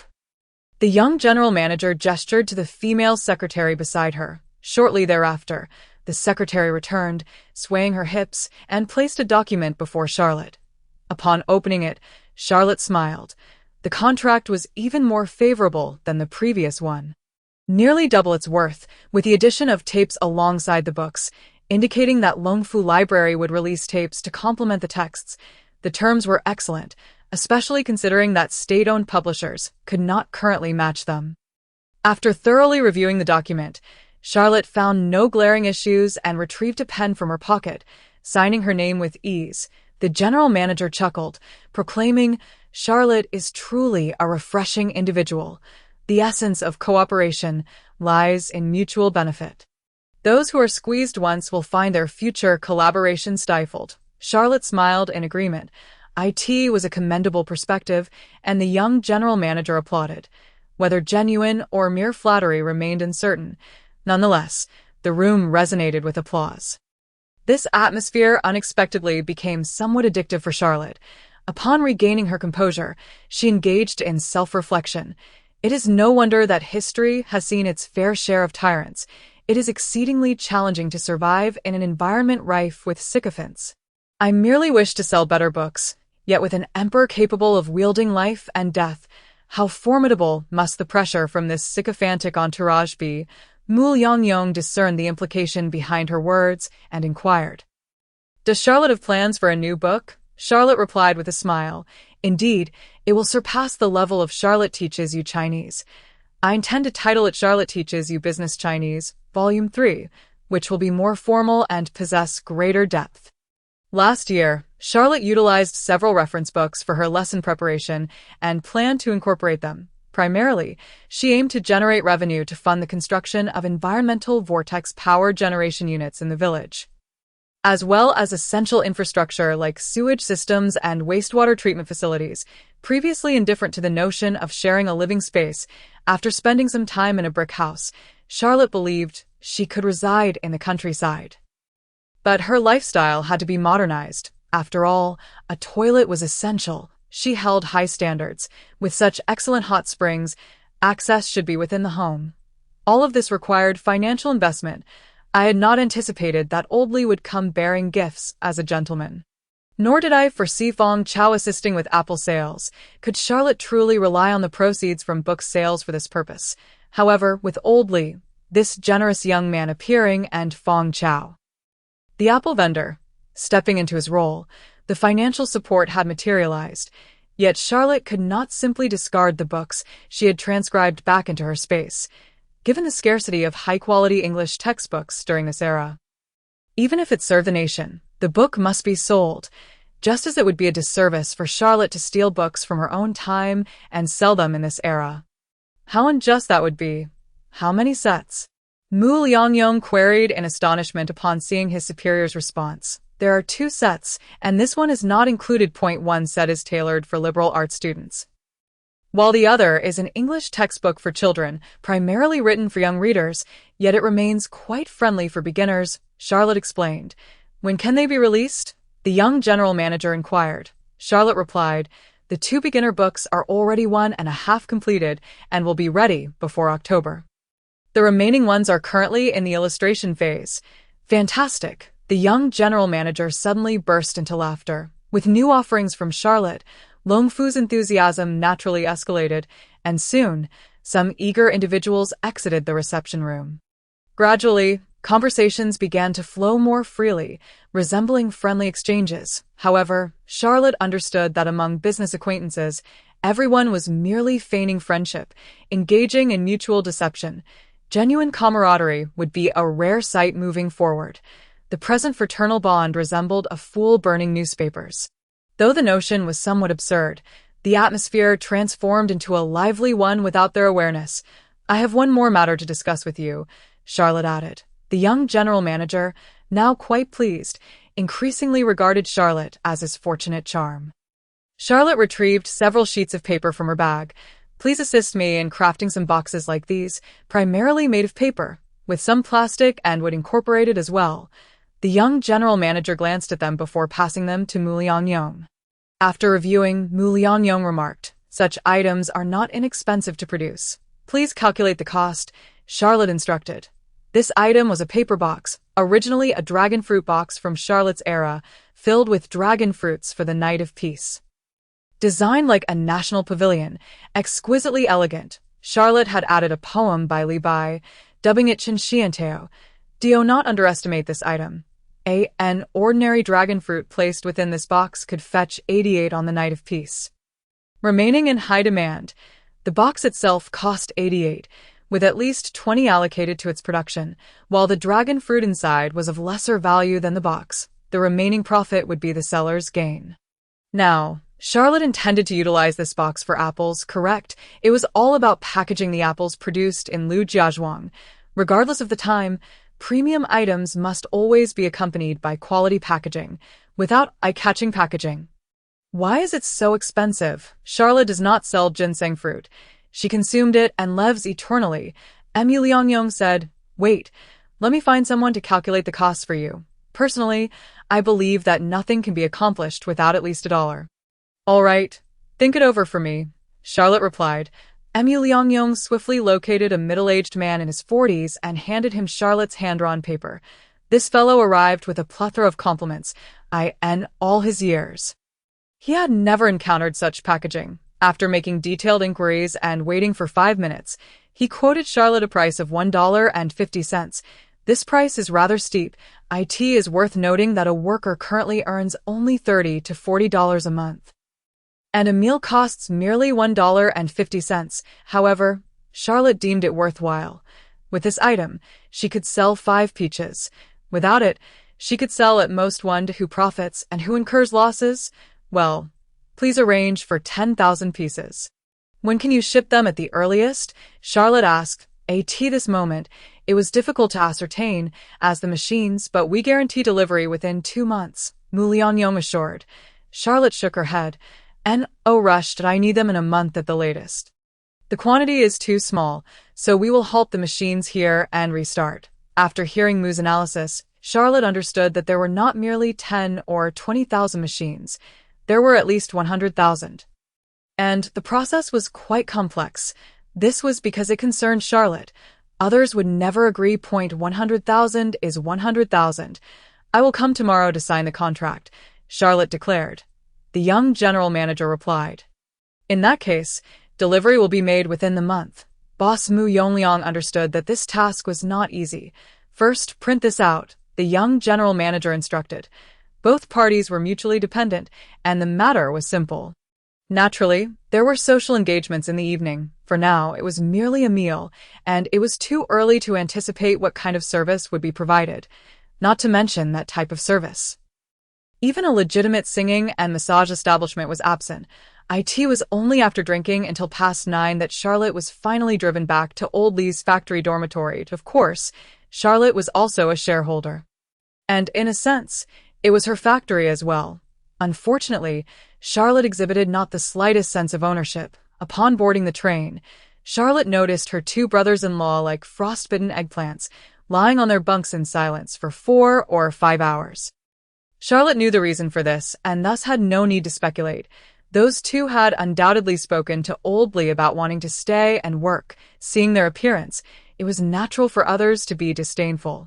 Charlotte strongly supported Old Lee's actions while also feeling a bit superior. In the domestic context, relationships were paramount. Many individuals, once they became prosperous and the business thrived, immediately surrounded themselves with acquaintances, yet every living being sought to arrange a position for themselves to earn money. Often, those who entered through back doors lacked diligence, directly leading to a poor atmosphere within the company. Just think about it. A person who idles away their days can earn the same salary as someone who works hard. Who can change the mindset of such individuals? In this way, those who previously worked in this field would find ways to slack off, leaving little room for leisure. Who would work diligently for the long term? Charlotte's experience was rather bloody. I once operated a fast food restaurant with someone. The cashier was someone's girlfriend, and the one purchasing vegetables was another's cousin. Remarkably, out of the 5 people in the entire establishment, 4 were relatives or friends. In the end, the fast food restaurant lasted less than 3 months before going belly up. Not even the collapse of steel stopped Charlotte from moving on. Thus, people received their monthly paychecks, while the 2 bosses, not working for free, had injected 20 to 30,000. From that moment, Charlotte learned never to do business with friends and to avoid involving relatives in business affairs. Brother-in-law, just as Charlotte pondered these matters, Old Wang peeked down from the upper bunk. Noticing Charlotte looking up at him, Old Wang asked, "Brother-in-law, do you think Brother Guo believes we know nothing? Regardless of whether you succeed, he would not permit you to work. If you continue this way, I will lose respect for him," Charlotte replied, casting a glance at her 2 brothers-in-law. Observing their curiosity, she continued, "He treats you well. Do you think he gets along with you?" "That is because I bring value to others." To clarify, the 2 of you are mingling with others because I can offer him benefits. Do you understand? In the end, her 2 brothers-in-law were not particularly dim-witted and quickly grasped the meaning behind Charlotte's words. It did not imply that they had the capability to stand on equal footing with Old Lee. Old Lee conveyed this matter to them and requested a conversation with Charlotte. The meaning was clear. It was inappropriate for the 2 of you to seek me out at the company. You lack the qualification. The only person allowed to speak with me is your sister's husband, Charlotte. I wish to enter and speak with your sister's husband. Charlotte did not ponder much, as she feared the 2 young men in town would suffer a setback. But this was reality. If you lack capability, why should you stand on equal footing with others? If your pockets are emptier than your face, why would a millionaire waste time on you? Yet we wish to see. For it was only when we reached the port city that we realized how small our hometown was, Old Zhang remarked. Old Wang, not as clever as his brother, could only nod along, Charlotte said. There is no rush in business. You can engage in commerce at any time, but if you wish to hone your skills, you need not go to Chinchur or Hong Kong. You only need to do your job well. If you genuinely want me to support you, it will be effortless. What should we do, brother-in-law? We will agree to whatever you say. Old Zhang replied, "Haven't you 2 already fought with the factory manager? Bring a gift to their home and apologize." Charlotte smiled as she suggested. Old Wang immediately protested, "I won't do it. It's not my fault." Just as if you were still doing business, when someone places a bottle of liquor in front of you, calling you to twist the yanga dry before signing the contract. Do you even want to proceed? Charlotte remarked, "If you cannot show respect, what business are you in? And it seems like you have some respect now. You got beaten up and your parents had to plead with others to get your job back.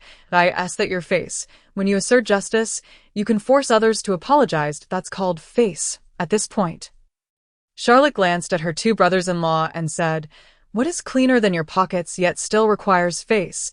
Let me tell you, a man earning a living while kneeling outside is not shameful. He can support a family and provide clothes for his wife and children. That is face. That is what it means to be a man. Are you two so proud? How amusing. With that, Charlotte lay back on her bunk, placing her hands behind her head and closing her eyes. After a while, old Wang's voice broke the silence. Brother-in-law, do you have something to say? Charlotte replied. Speak your mind. Old Wang said, Isn't it just an apology? Can't we go? Charlotte responded. How you proceed is your business. As long as the two of you can retrieve this job, your brother-in-law will arrange a business opportunity for you, if you cannot get it back. Then continue to work diligently with me at home. Just in time for apple picking, I need laborers. After saying this, without waiting for the two to respond, Charlotte lay down and fell asleep. Charlotte supported and encouraged her brothers-in-law's brave rescue efforts. But everything was resolved through strength. IT was absolutely not business, but rather gang-related. Years later, a television drama stated, the world of Jianghu is not merely about fighting and killing, it concerns the world at large. Charlotte sought to temper her two brothers-in-law through this experience. IT was not that Charlotte was stingy, unwilling to spend money to guide them. Charlotte was not that type of person. She had been alone for over 20 years. Without family, T.O. Charlotte, her sister's brother was akin to her own brother. If you earn money, spend it. There is nothing to be reluctant about. Chapter 35. Rhythm. However, the temperaments and experiences of these two individuals were unlikely to lead to success. Praising them abruptly would not benefit them but rather prove detrimental. Possessing wealth that one cannot match is a curse, not a blessing. This world is rife with temptations and ill-intentioned individuals. The three of them exchanged only a handful of words on their journey. They took a 2-day train ride to the provincial capital of northern Jiangsu, rested for a night, and boarded the first bus the following morning, by 1 o'clock in the afternoon. They safely returned to the small county town. As Charlotte stood on the land of this small county, a sense of tranquility washed over her, as if a long-lost traveler had returned home. Unlike her two brothers-in-law, who sought to escape the small town, Charlotte, having grown up in the city, cherished the essence of the town. I will go inform my sister. Before old Wang could say anything, someone called out from the other side, Weigua, are you back from the port city? Suddenly, the term port city was like a stone thrown into a pond, creating ripples of excitement. In less than a minute, old Wang and old Zhang were surrounded by a throng of elderly women and young wives, all clamoring to see what treasures they had brought back from the port city. Only Charlotte hid in a corner, chuckling at the scene unfolding before her. After about 5 minutes, Charlotte noticed Li Na and her ticket scalper companion arriving. So, she waved to catch their attention. A Xiaoyan naturally came to admire the fashion brought from the port city. Li Na approached Charlotte, noticing that Charlotte's clothes were wrinkled. She reached out to smooth them out. You're back. You must be tired from the journey, right? Li Na asked while helping her husband with his attire. Charlotte jested, I'm not tired. I slept the whole way. I was moved by old Li, the foreign businessman. Next time you have some free time, I will take you out for a delightful excursion. A port city becomes rather dull in your absence. You are a man of substance. Li Na felt her cheeks flush with indignation at Charlotte's teasing and playfully pinched her waist. Are they still obedient? Li Na inquired, glancing at her two younger brothers. Obedient, they are both 18 now. Can they truly disobey? However, this time they wished to work with Qin Shi, but old Li declined, Charlotte remarked. Li Na replied, It is good that he refused. They have never left home and have not endured much hardship. Once there, they might cause trouble. Whether their relationship with you is good or not is uncertain, but it will undoubtedly affect you. Upon hearing Li Na's words, Charlotte couldn't help but exclaim, Where can one find such a daughter-in-law? She considers everything from every angle, never disregarding her husband's feelings or the practical circumstances for the sake of her brothers. In truth, it would be best to temper the tempers of the two of them. If they are truly suited for business, we will support them. Even if they are not, it would be better for them to stay and manage a supermarket. What is a supermarket? Li Na inquired curiously. It is a store, Charlotte explained casually. Oh, Li Na was puzzled as to why running a store seemed so easy when described by her husband. I have brought a jersey for Ma Xiaoyan and each of them. You should deliver it to them, Charlotte instructed. Elena shot a glance at Charlotte. Do you even know what size they wear? I know a ghost. The size is the same from 1.5 meters to 1.8 meters. Taller means tighter, shorter means looser. Charlotte chuckled as she explained. Upon hearing this, Lena laughed. What are you feeling guilty about? Tell me which one you prefer, Da, after half a month without seeing you. Your awareness is heightened, and you are already considering taking a concubine. Charlotte chuckled.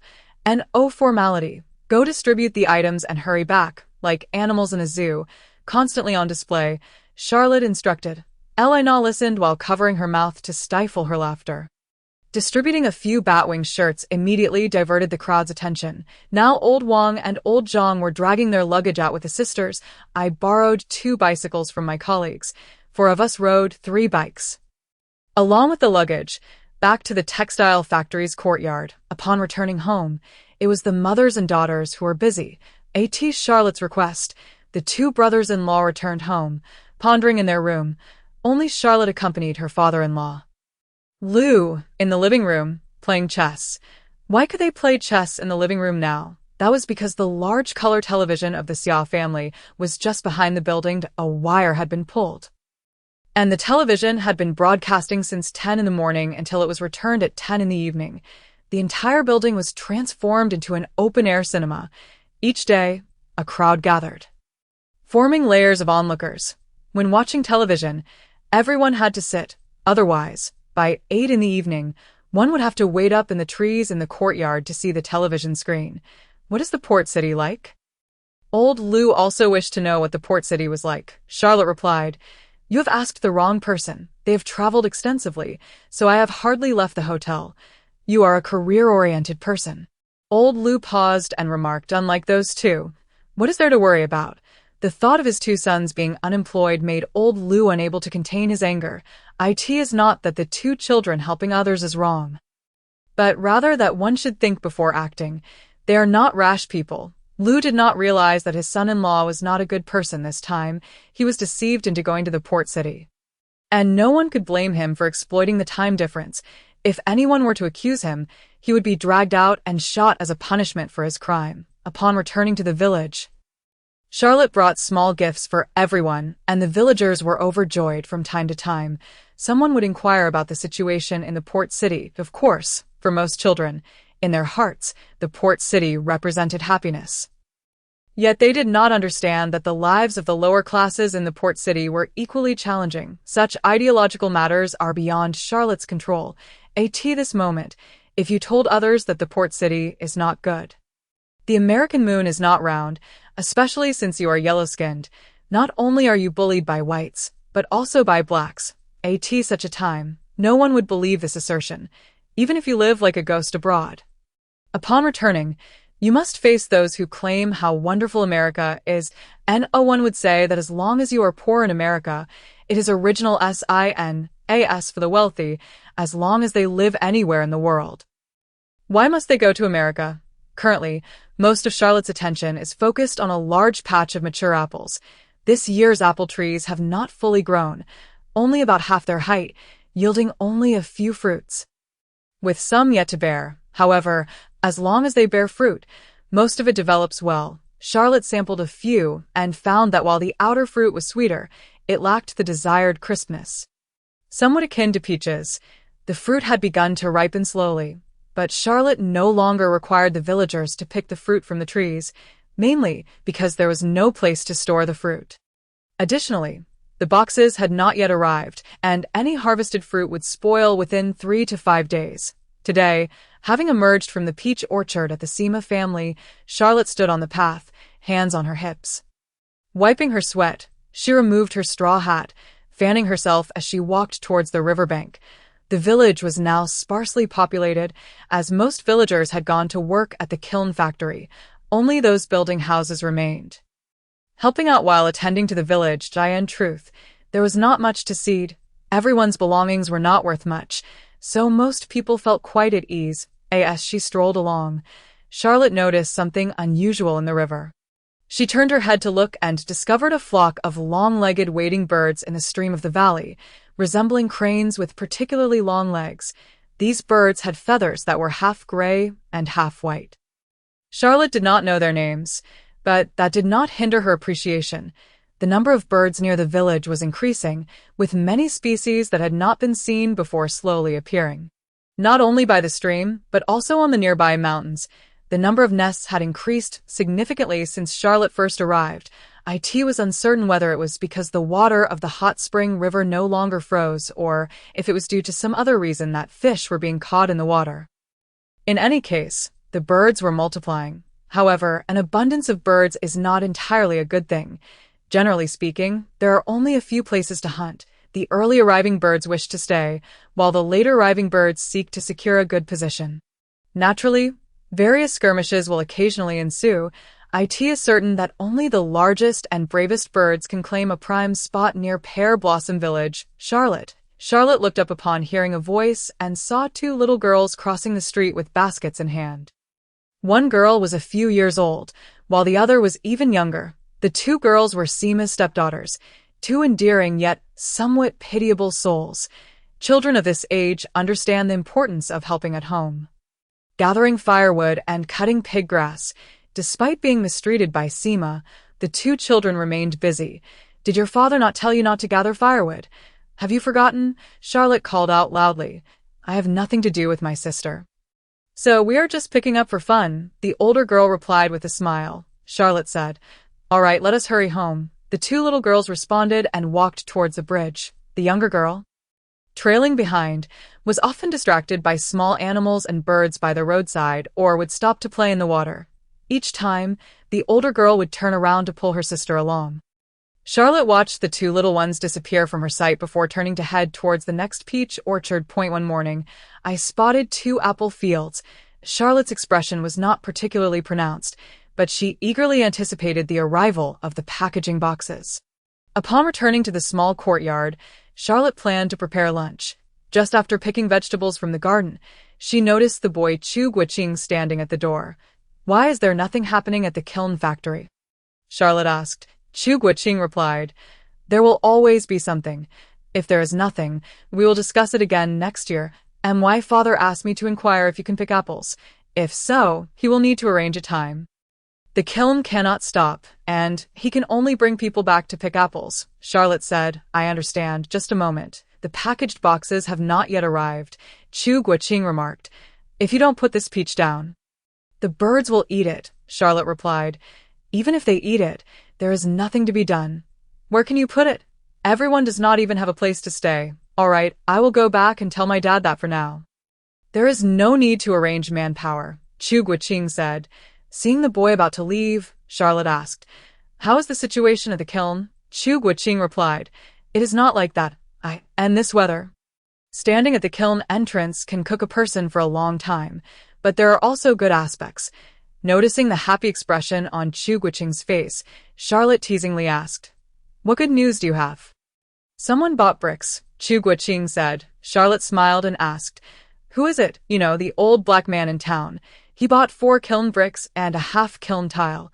Grandpa Qingju joked that the money you used to buy meat from him ultimately flowed back to the village. And Chu Guiqing laughed heartily. Upon hearing this, Charlotte also chuckled. "This man has made quite a bit of money this year.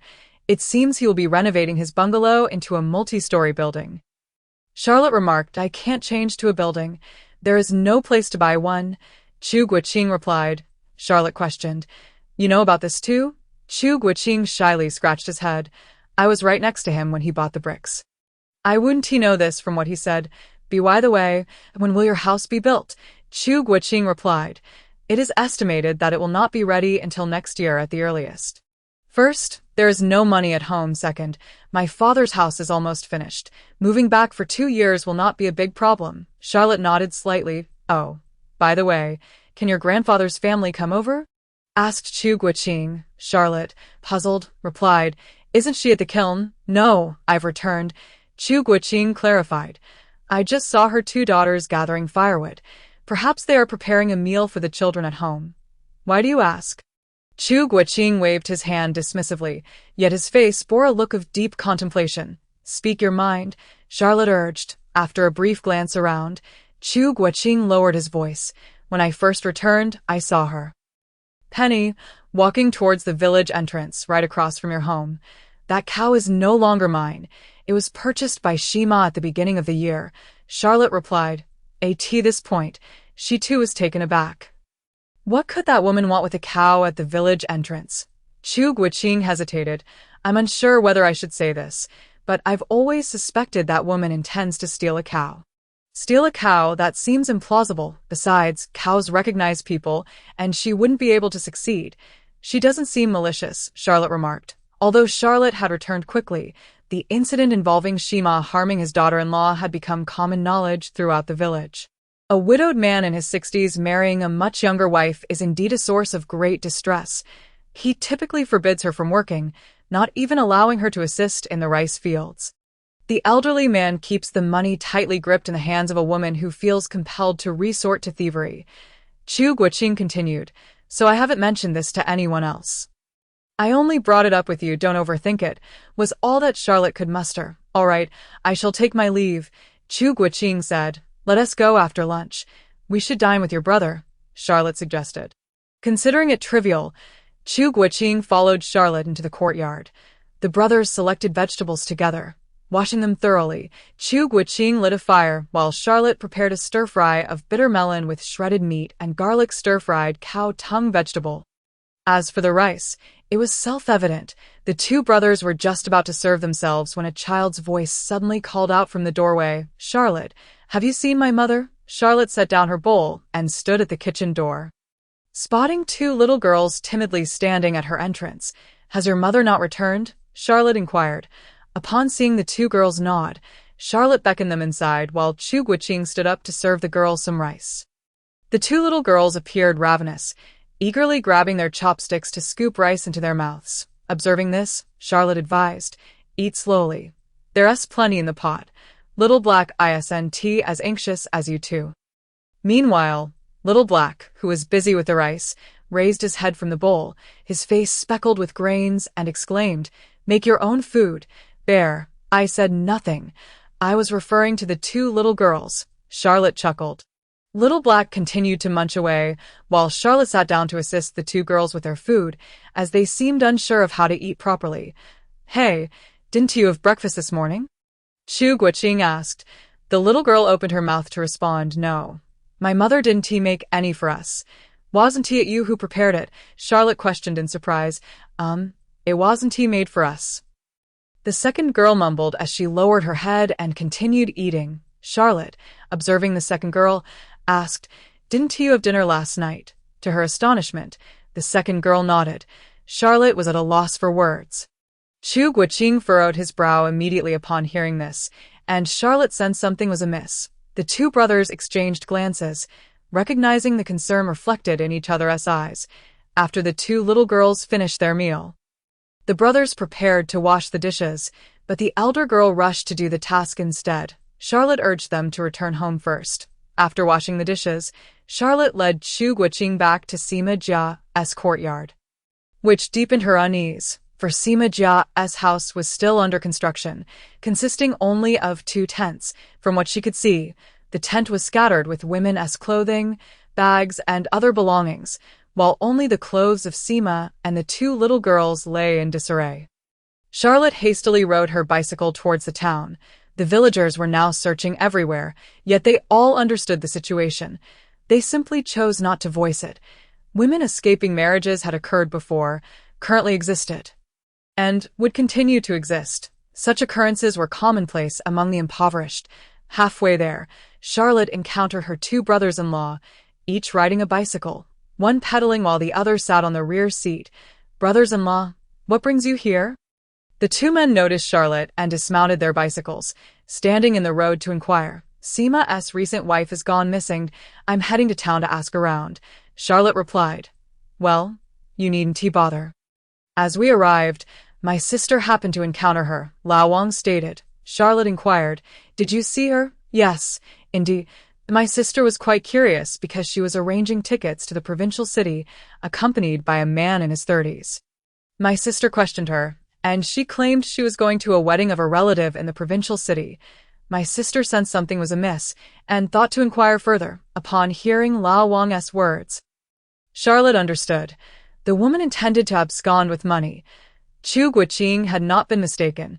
At the moment of her departure, this woman aimed to take the only valuable asset from the Sima family, the water buffalo.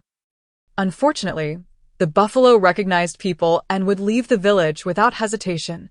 Ultimately, this matter was forgotten. Come, accompany me to find Sima and share your insights, Charlotte urged as she turned her bicycle around, and the three of them headed straight for the brick factory. Upon arriving at the brick factory, they found the boys present, while the elders had returned to the village. Thus, the trio made their way back to the village. Upon reaching Sima's home, they heard the two little girls crying, pleading with Sima not to send them back to their grandmother's house. Daddy, Daddy, please don't send my sister and me away. Grandma doesn't feed us and makes us work with uncles and aunts. Wah, the elder girl clung to Sima's leg, crying, Daddy, Daddy, we can work. Please don't send us away. If you send us back, they will kill us. The younger girl clutched Sima's leg as well. Charlotte looked up to see a circle of village elders and influential figures gathered around. Charlotte is back, Ouyang remarked upon seeing her return. Charlotte nodded, signaling her two brothers-in-law to come to the hospital and share what they knew.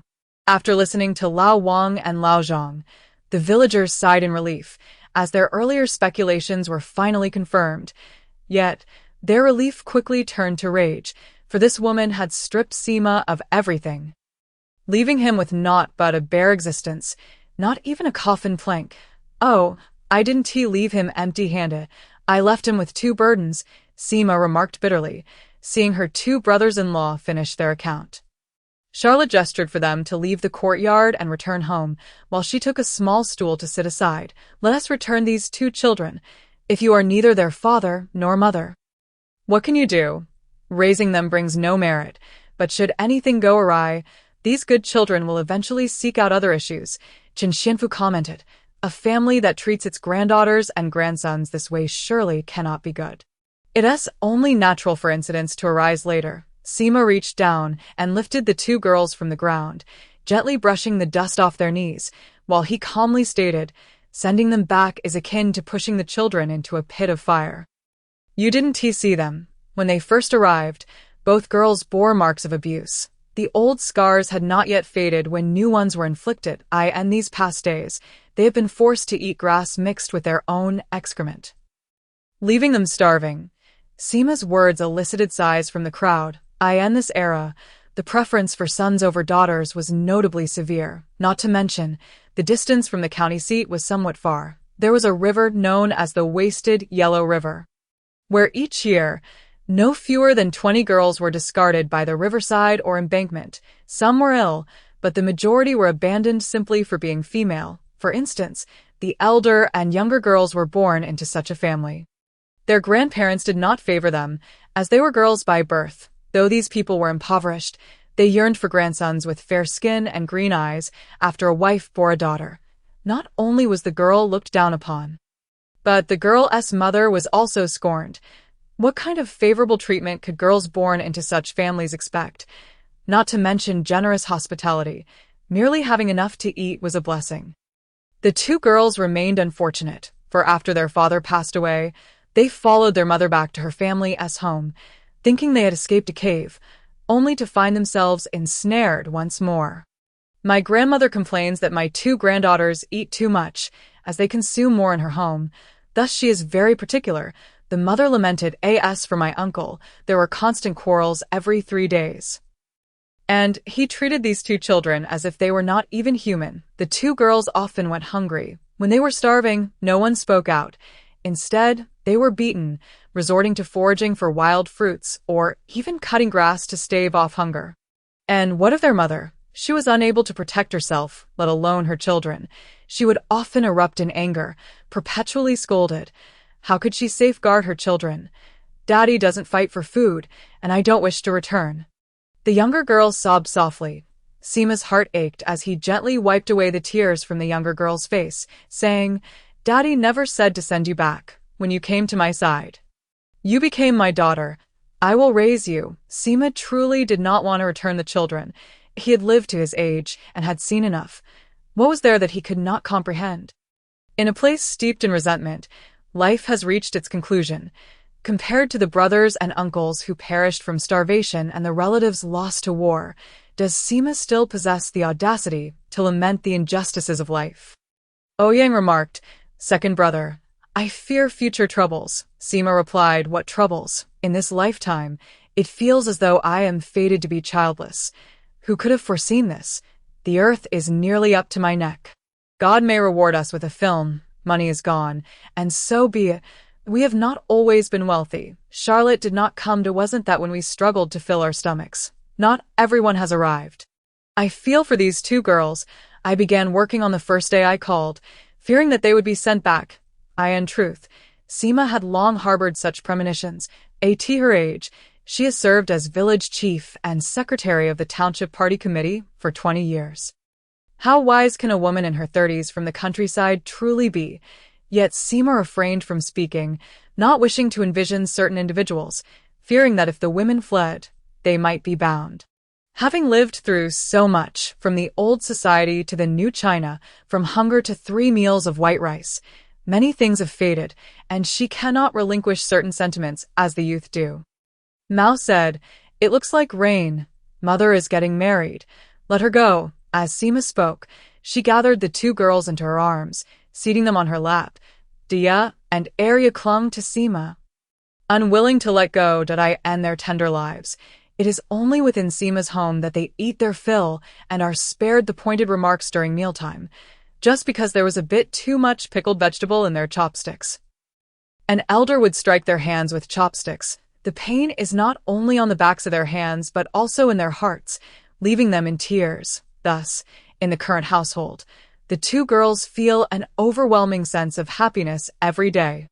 They do not wish to leave their Papa Lu, and they exert every effort to prevent him from sending them back. Upon hearing this, everyone fell silent, yet they were all in their 40s. They had witnessed the coexistence of animals and humans more than once or twice. Everyone understood that it was not easy for Sima to find a wife, now that his wife is left. It is not difficult to comprehend his desire to raise the two girls. However, concerns linger that raising 2 daughters might attract others seeking to pluck apples, requiring assistance. Ji Wei-Zhen fell silent for a moment. Took 2 puffs of smoke, unsure if he was addressing everyone or merely talking to himself. "Keep them, as long as these 2 little ones wish to stay with you, even if the King of Heaven comes. He cannot take them away," Ji Wei-Zhen made it clear. "VIP? Then let us have a proper discussion. Having lived for decades, why fear anything with that?" Ji Wei-Zhen stood up, pulling his coat over his shoulder. "All is well." As Charlotte noticed everyone rising to leave, she too stood up. "Charlotte," Sima called out. "What is it?" she inquired. Sima responded, "I fear I may not be able to repay the money immediately. Please allow me another year or 2. Charlotte chuckled. "What am I saying? However, we did agree. If you cannot repay, the old elm tree behind that house shall belong to me." "Hey, you are being dishonest. That is my coffin fund." Sima laughed. Naturally, Sima was aware that Charlotte was jesting. The old elm tree from her family could hardly fetch 1,000 yuan, let alone 4 or 5 trees tied together. "Very well, I shall take my leave, if you find yourself short of funds here." "Do tell me, Tio, be honest. I have already been swindled. The tickets are exorbitantly priced." Charlotte laughed. Sima stated, "Then I wish you abundant wealth, abundant wealth, abundant wealth." Charlotte laughed heartily. "How did you decide to accept this apple?" Sima inquired. Charlotte replied, "How could it be? We must wait for the boxes to arrive. Otherwise, how can we collect? What packaging box? Is it necessary to have a box to sell apples?" Sima still felt somewhat perplexed. "That box contains the price at which it can be sold. Without it, it is merely an ordinary peach." "Very well, I shan't tell you." Charlotte playfully tapped her, turning to leave Sima's home. Upon returning home, she entered the courtyard to find her 2 little clown brothers seated beneath the eaves. Before them lay a laundry list containing 7 or 8 croissants, with one of them grinning mischievously beside them. Xiao He sat directly on the ground, happily munching away. "Did you go to Aunt Gau's to pick melons again? How many times must I tell you not to keep picking them? They are worth money," Charlotte instructed, training Charlotte to touch one. The taste of the melon instantly inspired her to sing a song of conquest. "Can't you at least wipe your face and apologize?" Charlotte asked. Old Zhang replied. We were just about to go. We lacked the courage to enter someone else's door 6 or 7 times. The longest we waited was nearly an hour at the entrance. Later, we wanted to go. But that guy was caught by the police, Old Wang remarked, while chewing on a melon. Brother-in-law, your drawing is truly dreadful. What drawing? Charlotte asked. Old Wang replied, the one you left on the table. Whatever you drew. Even elementary school students who have taken art classes draw better than you. Hearing Old Wang's comment, Charlotte understood that the boy had seen the drawing she had left on the table. As for what the drawing depicted, these individuals had no way of knowing. However, Charlotte was aware that if another person had been there, they would undoubtedly know, upon seeing what Charlotte had on her table. That person would likely exclaim, you are truly shameless. I came here to copy Slam Dunk. Indeed, the drawing on Charlotte's table was of the renowned Slam Dunk, as for what would become of Inoue Teikiko in the future. That was beyond Charlotte's consideration. Regardless, she knew that any idol she admired or marked would be doomed. To put it simply, as long as Charlotte enjoyed it, as long as she found it feasible to plagiarize. To easily earn money that satisfied her mischievous whims as a traveler, she would not let it go. Blizzard has perished. Do you think someone like Charlotte would care about another Inoue Teikiko? Inoue Teikiko need not complain, for among the current list of victims, he is not the most unfortunate. The most unfortunate should be the RB gamers. Why? Chapter 37. No skill, because on the very first day Charlotte returned, she unearthed a gaming console from her space. She had once spent 90 yuan on JD.com, while her palm was worth 400 yuan. The thrill of bullying is enjoyable, setting aside this power. 2 dragons. Tank battles and the reflections of Cao Cao's biography. Among them, Mario and Contra stand out as the most famous. Important matters should be repeated thrice. Contra, Contra, Contra. Important matters should come in threes. Tetris, Tetris. Ever since the malicious penchant for plagiarism emerged, Charlotte found it increasingly difficult to suppress her thoughts. She did not crave ostentation, yet is there anything more suitable for a middle-aged homebody than the realms of comics and gaming? In any case, Charlotte could not think of anything else. She could reside in Lihua village, indulging her whims while thwarting the success of others. Thus, a few days ago, Charlotte sent a telegram to Old Li, instructing him to have Fong Chao scour the market for all the RB games available for purchase from Marbi. Or even the discounted, unsold materials. It is not that Charlotte sought to check numbers. Where could they be procured?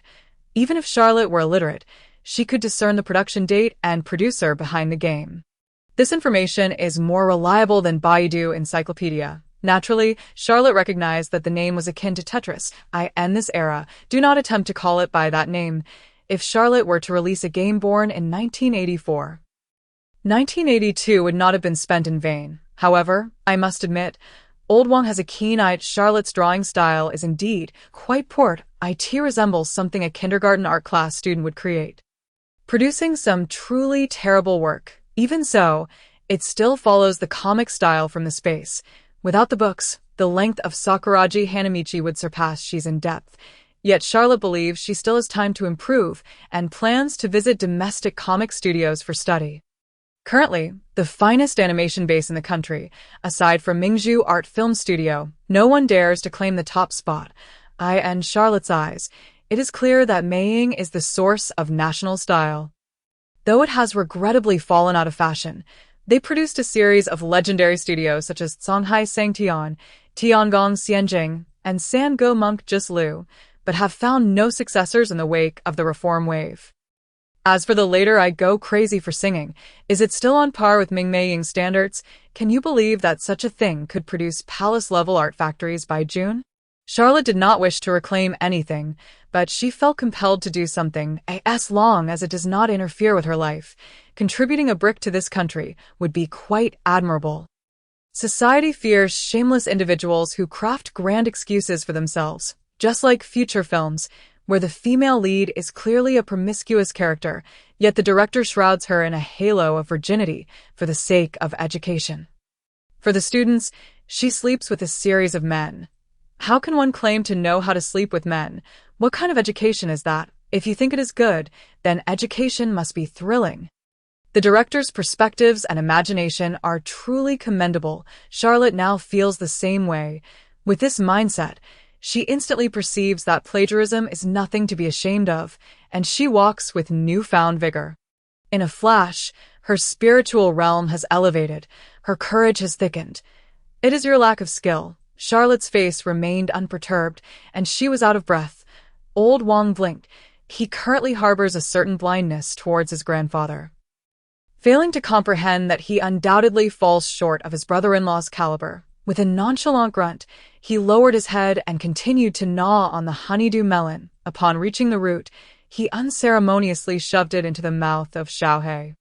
Xiaohe, being a good child, showed no disdain for old Wang's unkempt mouth, chewing contentedly. In a few days, I must make a trip to the port city, announced Charlotte. What for? Inquired old Wang. Patents, Charlotte replied.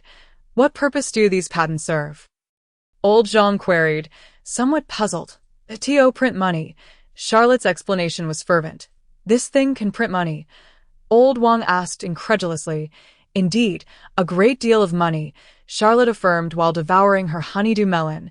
When the two brothers-in-law heard this, they remarked that their brother-in-law must possess far more than 700,000, for he had received that sum without a second glance, unlike the two of them who nearly fainted at the thought. How many can there be? The two brothers-in-law were quite curious. Enough to bury the two of you, Charlotte replied. Gold heavier than both of you combined.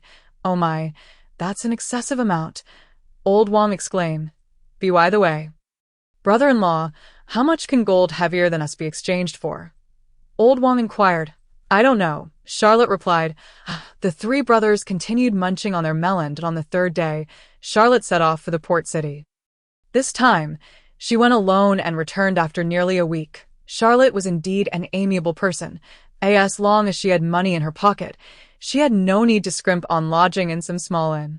Consequently, Charlotte spent a substantial portion of her 700,000. Fortunately, the new payments from the printing factory made Charlotte feel considerably more at ease. After returning home for about a week, the peach blossoms arrived, prompting Charlotte to take everyone peach-picking. After a day of arduous labor, Charlotte and her two brothers-in-law gathered 20 baskets of apples. Do not underestimate these 20 baskets. The three of them were utterly exhausted. The apples were difficult to pick without scissors. One had to use gloved hands to snip them, and one must not speak while picking, lest saliva touches the peaches. Any peach that came into contact with saliva had to be discarded for a night. If such a peach was placed in a basket, it would cause the other peaches to rot completely. To prevent any saliva contamination, all three wore masks. Once picked, the apples had to be placed immediately into boxes, with each apple housed in its own container. The trio aimed to gather 400 to 500 apples a day, weighing around 200 kilograms. I said, brother-in-law, is it really necessary to go to such lengths? It's merely peach picking, old Zhang commented. Old Wang added, indeed, brother-in-law, your standards are exceedingly high. Look at us. By the end of the day, we could pour a pound of sweat from our boots. Charlotte didn't even glance at her two brothers-in-law and retorted, do you think I hired you to play for 20 yuan a day? If you don't want to work or pick peaches, be wary of your wages being docked. Picking peaches was laborious and did not warrant complaints from the two men towards Charlotte. However, as the old adage goes, earning money is hard and enduring hardship is even harder. If earning 20 yuan a day were so simple, why would Charlotte work so hard? Even her brothers-in-law were not paid such a high wage. Old Wang and old Zhang murmured amongst themselves, though their words were indistinct.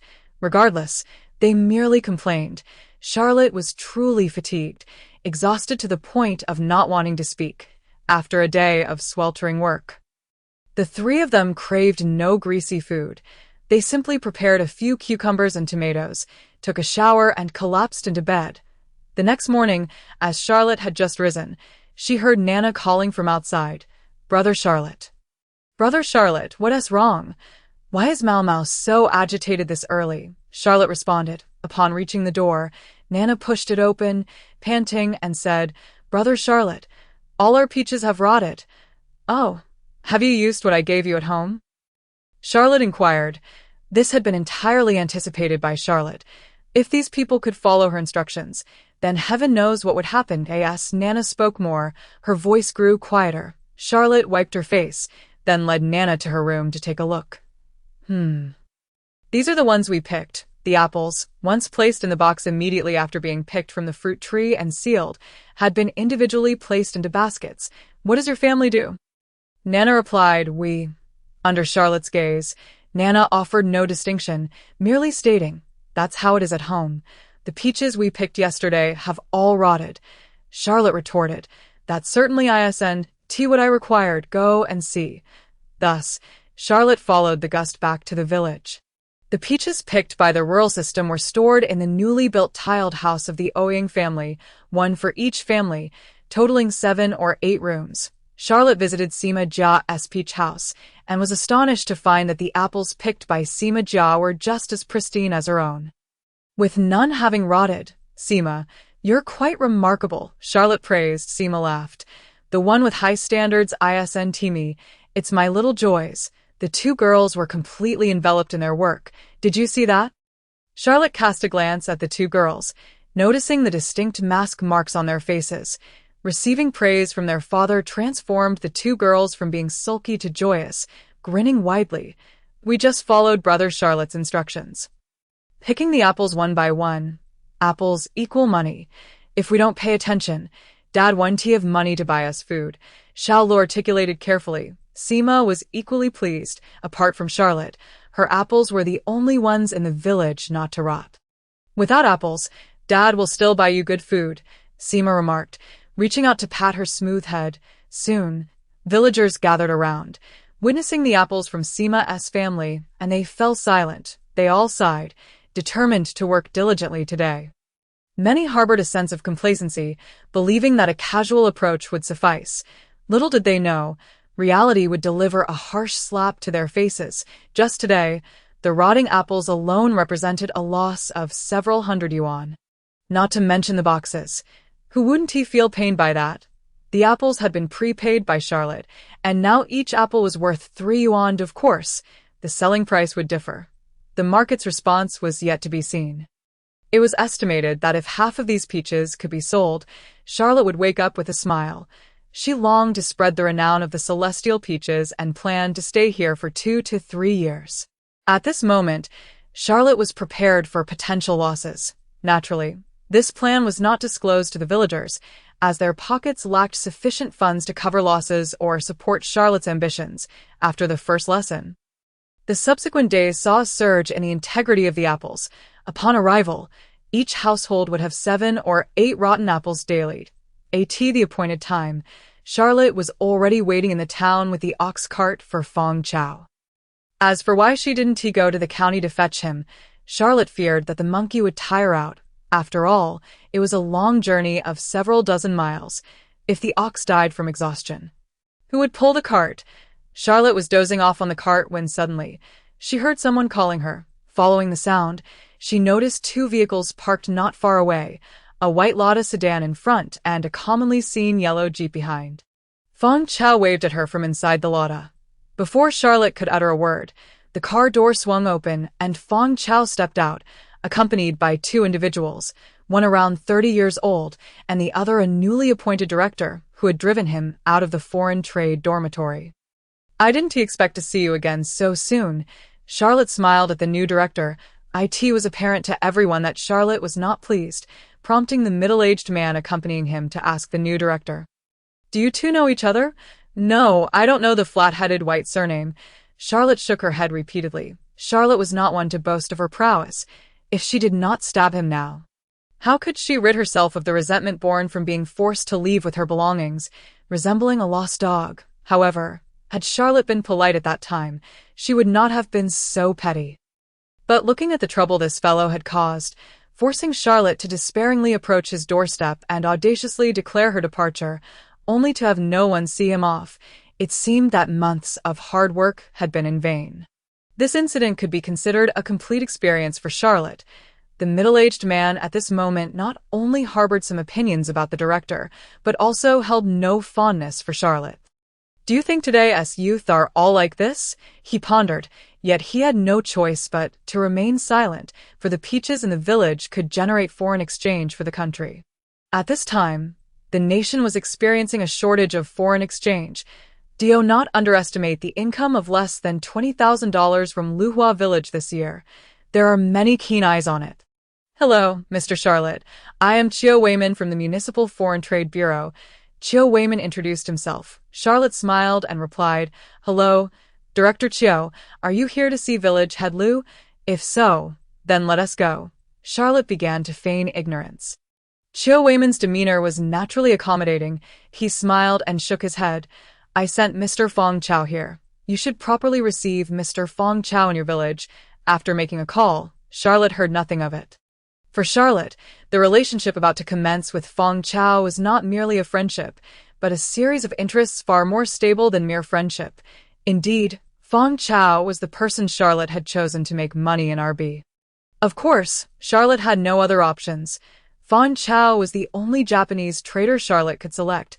There was no second option available to her. However, to label Fong Chao as a Japanese trader would be inappropriate. After all, everyone is engaged in the pursuit of wealth. Long live profit. Plagiarism is no sin. Amen. Fong Chao is not alone.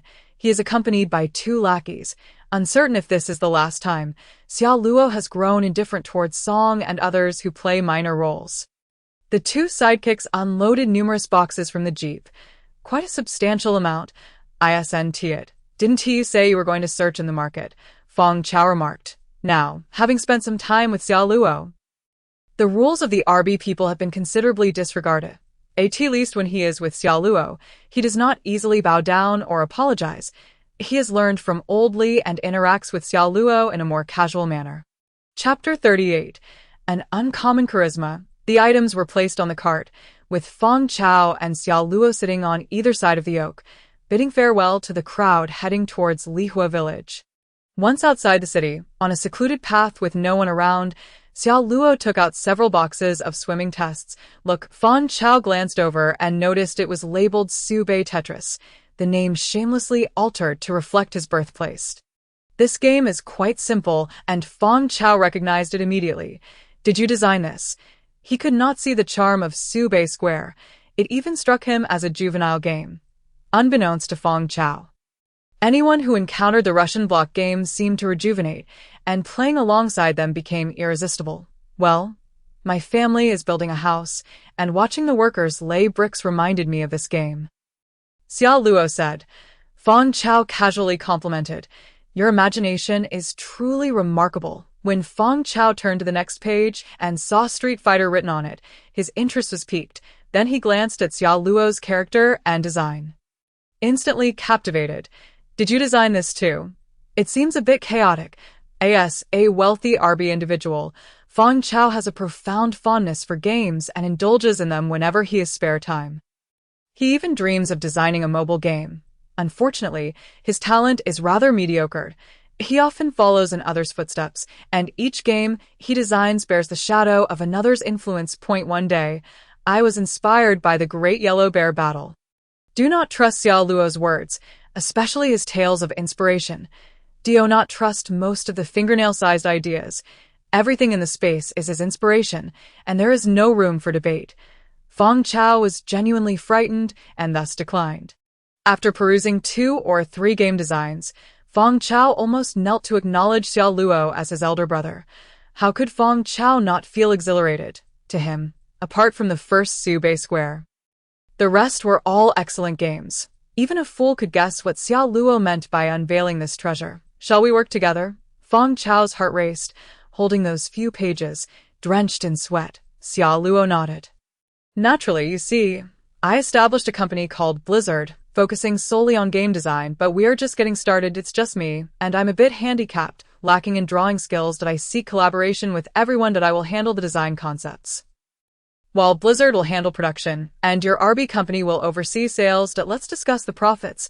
To penetrate the RB market, Xiao Luo must find partners. Otherwise, he would be swiftly overwhelmed. Which of the Nintendo folks is decent? Yes, indeed. Everyone shares similar thoughts, right? Ha, in the world of capital, are those seeking wealth truly virtuous? Surely not. Do not be deceived by the entrepreneurs in front of the camera. Their words are as unreliable as Xiao Luo's inspirations. Feng Chao now brimmed with joy, feeling as if spring had arrived. A S and RB person, he naturally understood the profitability of the gaming market. Once he established a foothold in this market, he might turn his fortunes around within his family. Even if not entirely, the money in his pocket is substantial strength and should not be underestimated. Give it to me.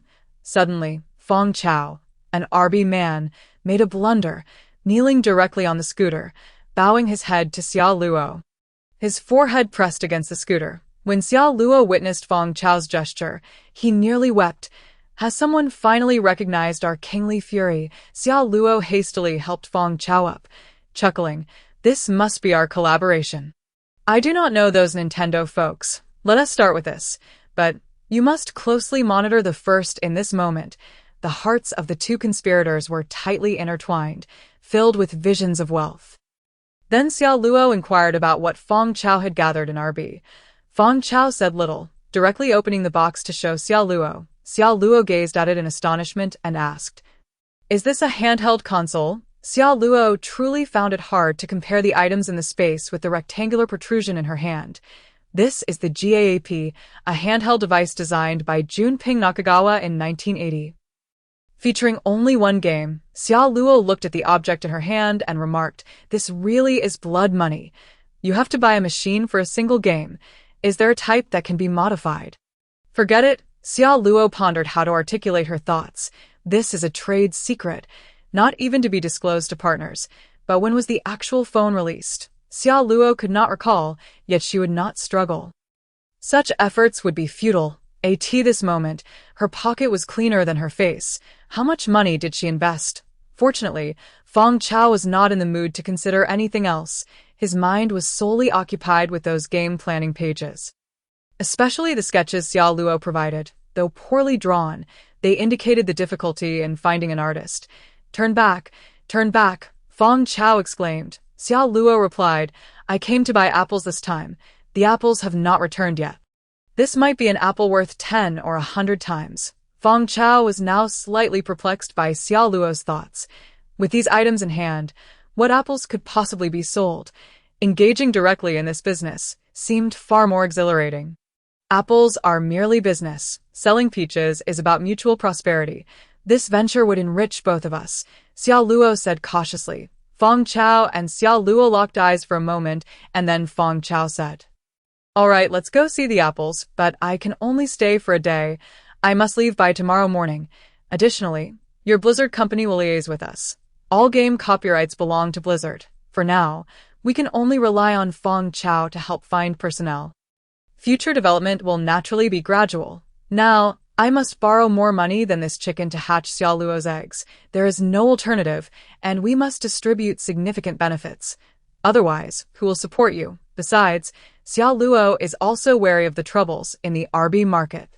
After all, he knows nothing about it. Similarly, in the American market, Xiao Luo is prepared to collaborate with American companies. In Xiao Luo's plan, Blizzard Entertainment will eventually become a production company. Speaking of distribution, the Chinese market will surely be firmly in hand.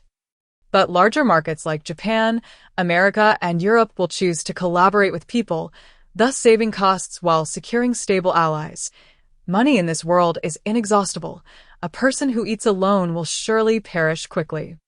As they become too detestable to die in the courtyard, the sun's afterglow had not entirely faded, leaving behind a fiery red cloud-like sunset in the west. A gentle breeze wafted through the valley, bringing a sense of comfort into the courtyard. Feng Chao sat on a small stool, having dried 3 peaches. That moment, he held the 4th one, leaning forward to prevent the peach juice from splattering onto his clothes. He had not expected such delicious apples existed in this world. While eating, he gave Xiao Luo a thumbs up. "A good apple is one that can be sold at a reasonable price," Xiao Luo replied with a smile. That moment, Feng Chao was devoid of the pretentious demeanor typical of RB individuals. He was utterly relaxed, legs crossed, wearing baggy shorts and a tank top. If he did not declare himself as an RB person, no one would notice. If he were alive, he would be akin to an enemy infiltrating China before liberation. Initially, upon hearing that RB individuals had arrived, the villagers of Lihua village were curious and sought excuses to come and take a look, but after one glance, their interest waned. Many likely assumed this person was a fake RB individual. Otherwise, how could he lack a small hygiene mustache? Unable to work, yet you claim to be RB, your pricing is too steep. Even in the RB market, including shipping and my profit, the price is still exorbitant. Fong Chao remarked, "Ola, sell it first. If the rest cannot be sold, it can be offered for public tasting. Regardless, the price cannot drop. I will lose it for several years," Xiao Luo said. Fong Chao wished to understand Xiao Luo's reasoning for this, but he did not wish to delve deeper. Who could be so talented without a hint of obsession, and such an obsession in selling peaches is a good thing. I increasingly enjoy staying in China. Fong Chao consumed the peach and casually tossed the pit over the wall. Lao Wang and Lao Zhang were engrossed in playing games since Fong Chao arrived. They had been teaching these two how to play, and the two quickly became addicted. So far, they have been playing 4 or 5 video games that have run out of power at this time. The gaming console had a short lifespan, far inferior to the future battery technology, thus could not last long. Fortunately, the games were mediocre, and the graphics were even less impressive, merely black and white screens. The characters were represented by a circle, a square, and 2 sticks, symbolizing the head, body, and legs respectively. As for the monsters, they were delineated by 2 small triangles. You say, with such graphics, Xiao Luo had no desire to play.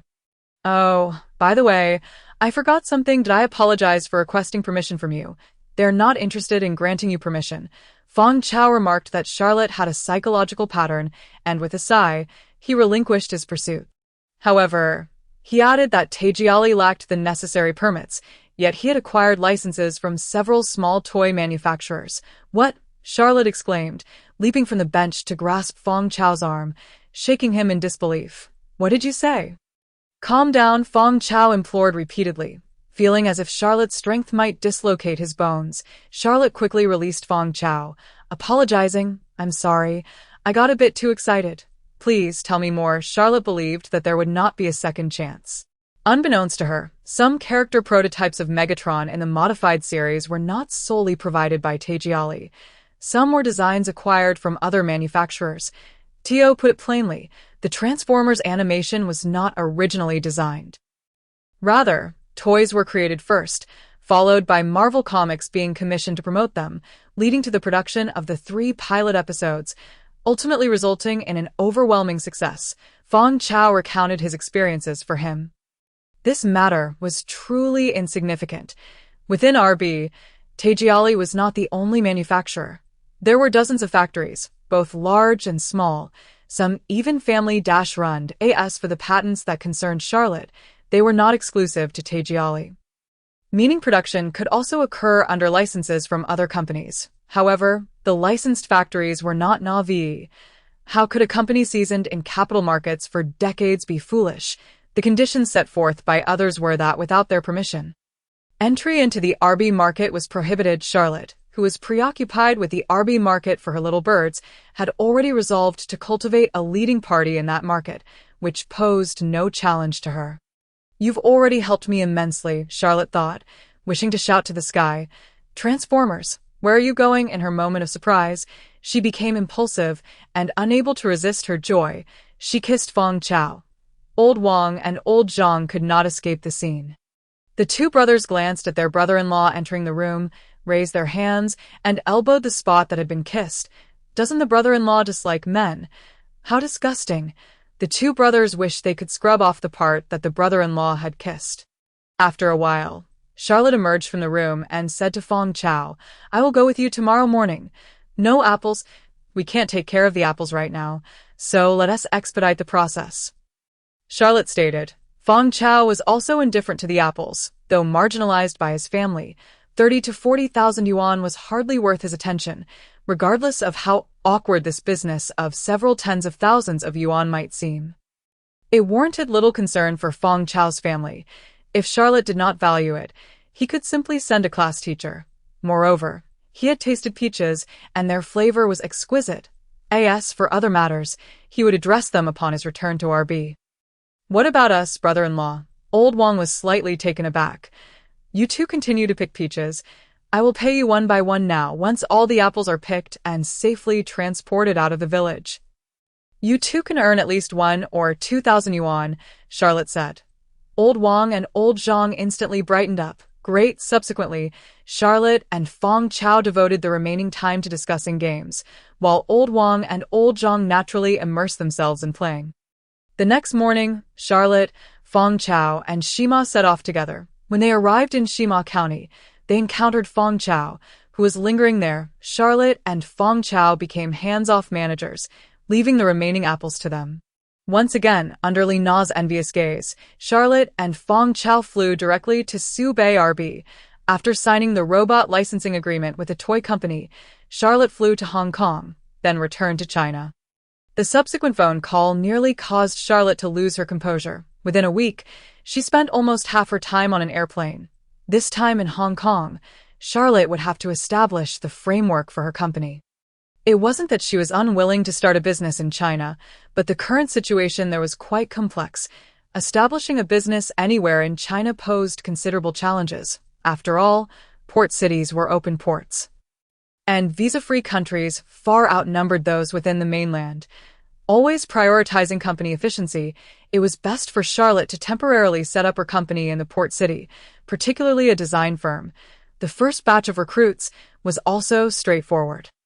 They rented a small office, not even 20 square meters, and hired a girl who was an employee of Blizzard as well as DreamWorks. Essentially, her job was to handle normal office tasks and answer the phone. The requirements were simple: proficiency in Chinese and Mandarin. The reason was clear. The boss did not understand Cantonese. Chapter 39. The trend is behind me. This flight completely emptied Charlotte's pockets.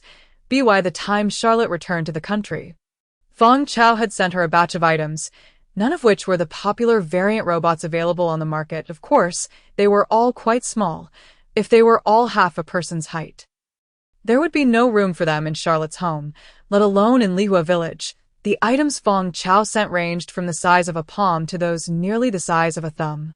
When Charlotte returned to Lihua village, not only were most of the village's children playing with the robots in her yard, but even Shima was there. Charlotte truly didn't know what to say. Indeed, just imagine, the entire village, young and old, playing with the robots alongside their aunt. This scene was remarkably vivid. Hey, come back. Shima set down the robot in her hand and smiled at Charlotte. Charlotte nodded. I'm back.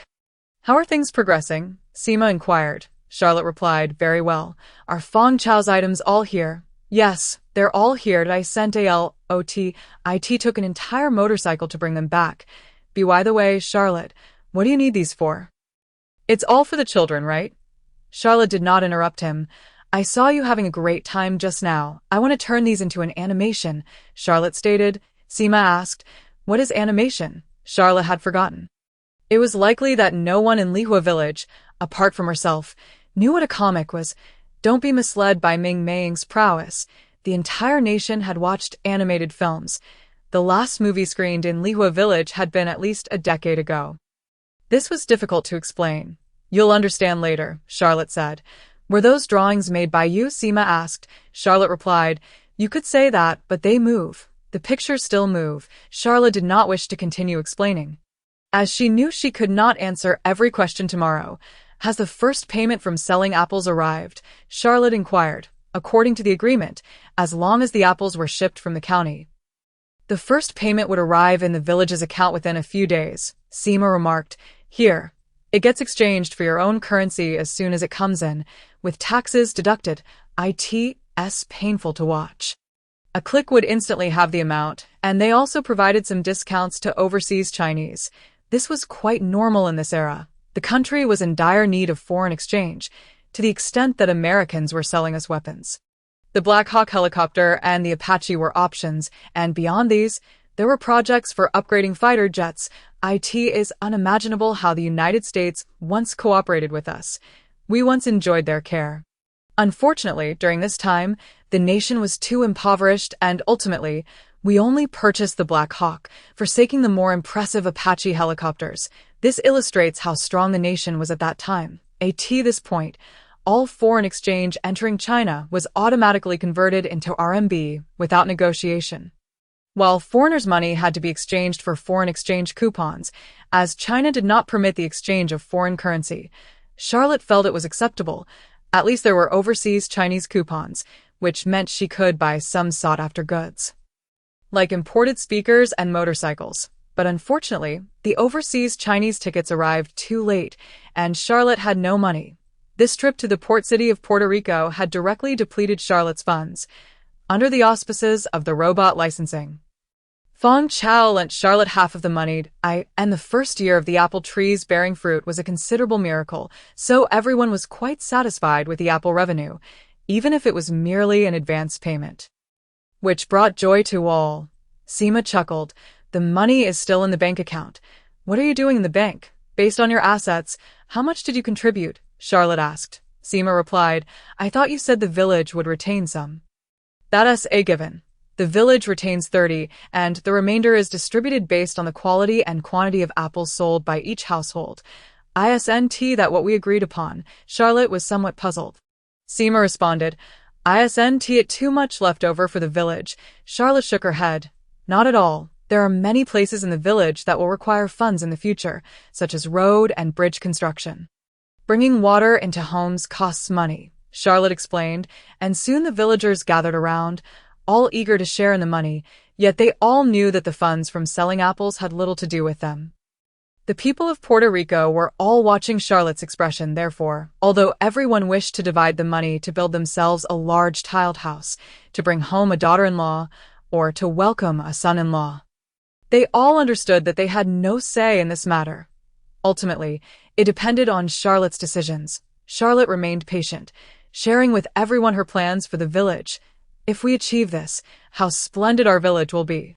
Upon hearing this, Ji Wei-Zhen was astonished. After a lengthy pause from Charlotte, he sighed, Charlotte, will it really work?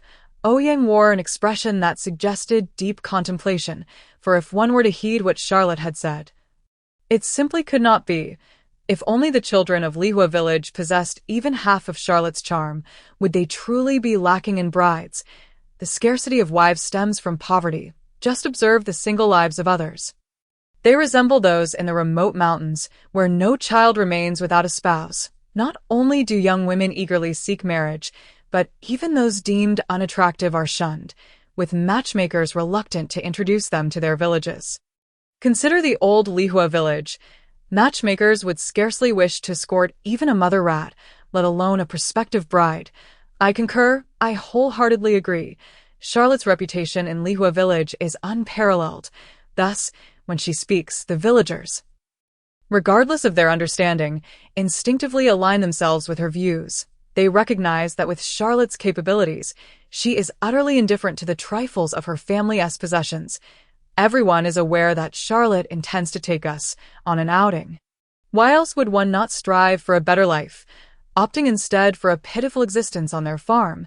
The villagers are overthinking matters. I am unsure why Charlotte revels in the countryside. She delights in the sound of raindrops pattering against the tiles during a downpour, relishing the gentle rustling of the rain as she closes the window. This ambience is what she cherishes. All concurred, and Sima chuckled, exclaiming, I never anticipated that Lihua village genuinely requires an accountant. Upon hearing Sima's words, laughter erupted among the villagers. In the past, Lihua village had no need for an accountant. The entire village was impoverished, with tax collectors from the town arriving to gather dues. This time, however, the situation is different. This village is, in fact, quite affluent, and not merely in a modest sense. Suddenly, a sum of 20,000 yuan appeared in the accounts, a veritable fortune. But what purpose does this money serve now? Soon, Sima expressed concern once more. It was not just him. Several elder villagers shared the same worry. Where has the village's considerable wealth been expended? What are the expenses? Are you contemplating purchasing pigs? I have heard that pigs can now be sold profitably in the market. Such talk is futile. As soon as one acquires wealth, they consider raising pigs. Who does not possess pigs? And to raise pigs at that. I have a desire to procure some sheep for rearing. Charlotte's sheep have thrived remarkably well. This fellow has little ambition, transitioning from pigs to sheep. A discussion ensued. Charlotte remained silent, smiling as she tossed her luggage back inside. Upon emerging, she sat down, observing the toys in her home while listening to the villagers' debates.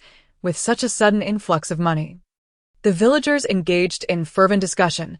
However, their conversations remained cyclical, with no one contemplating the repair of roads or the acquisition of a harvester for the village. While lamenting the villagers' short-sightedness, Charlotte busied herself with the toys.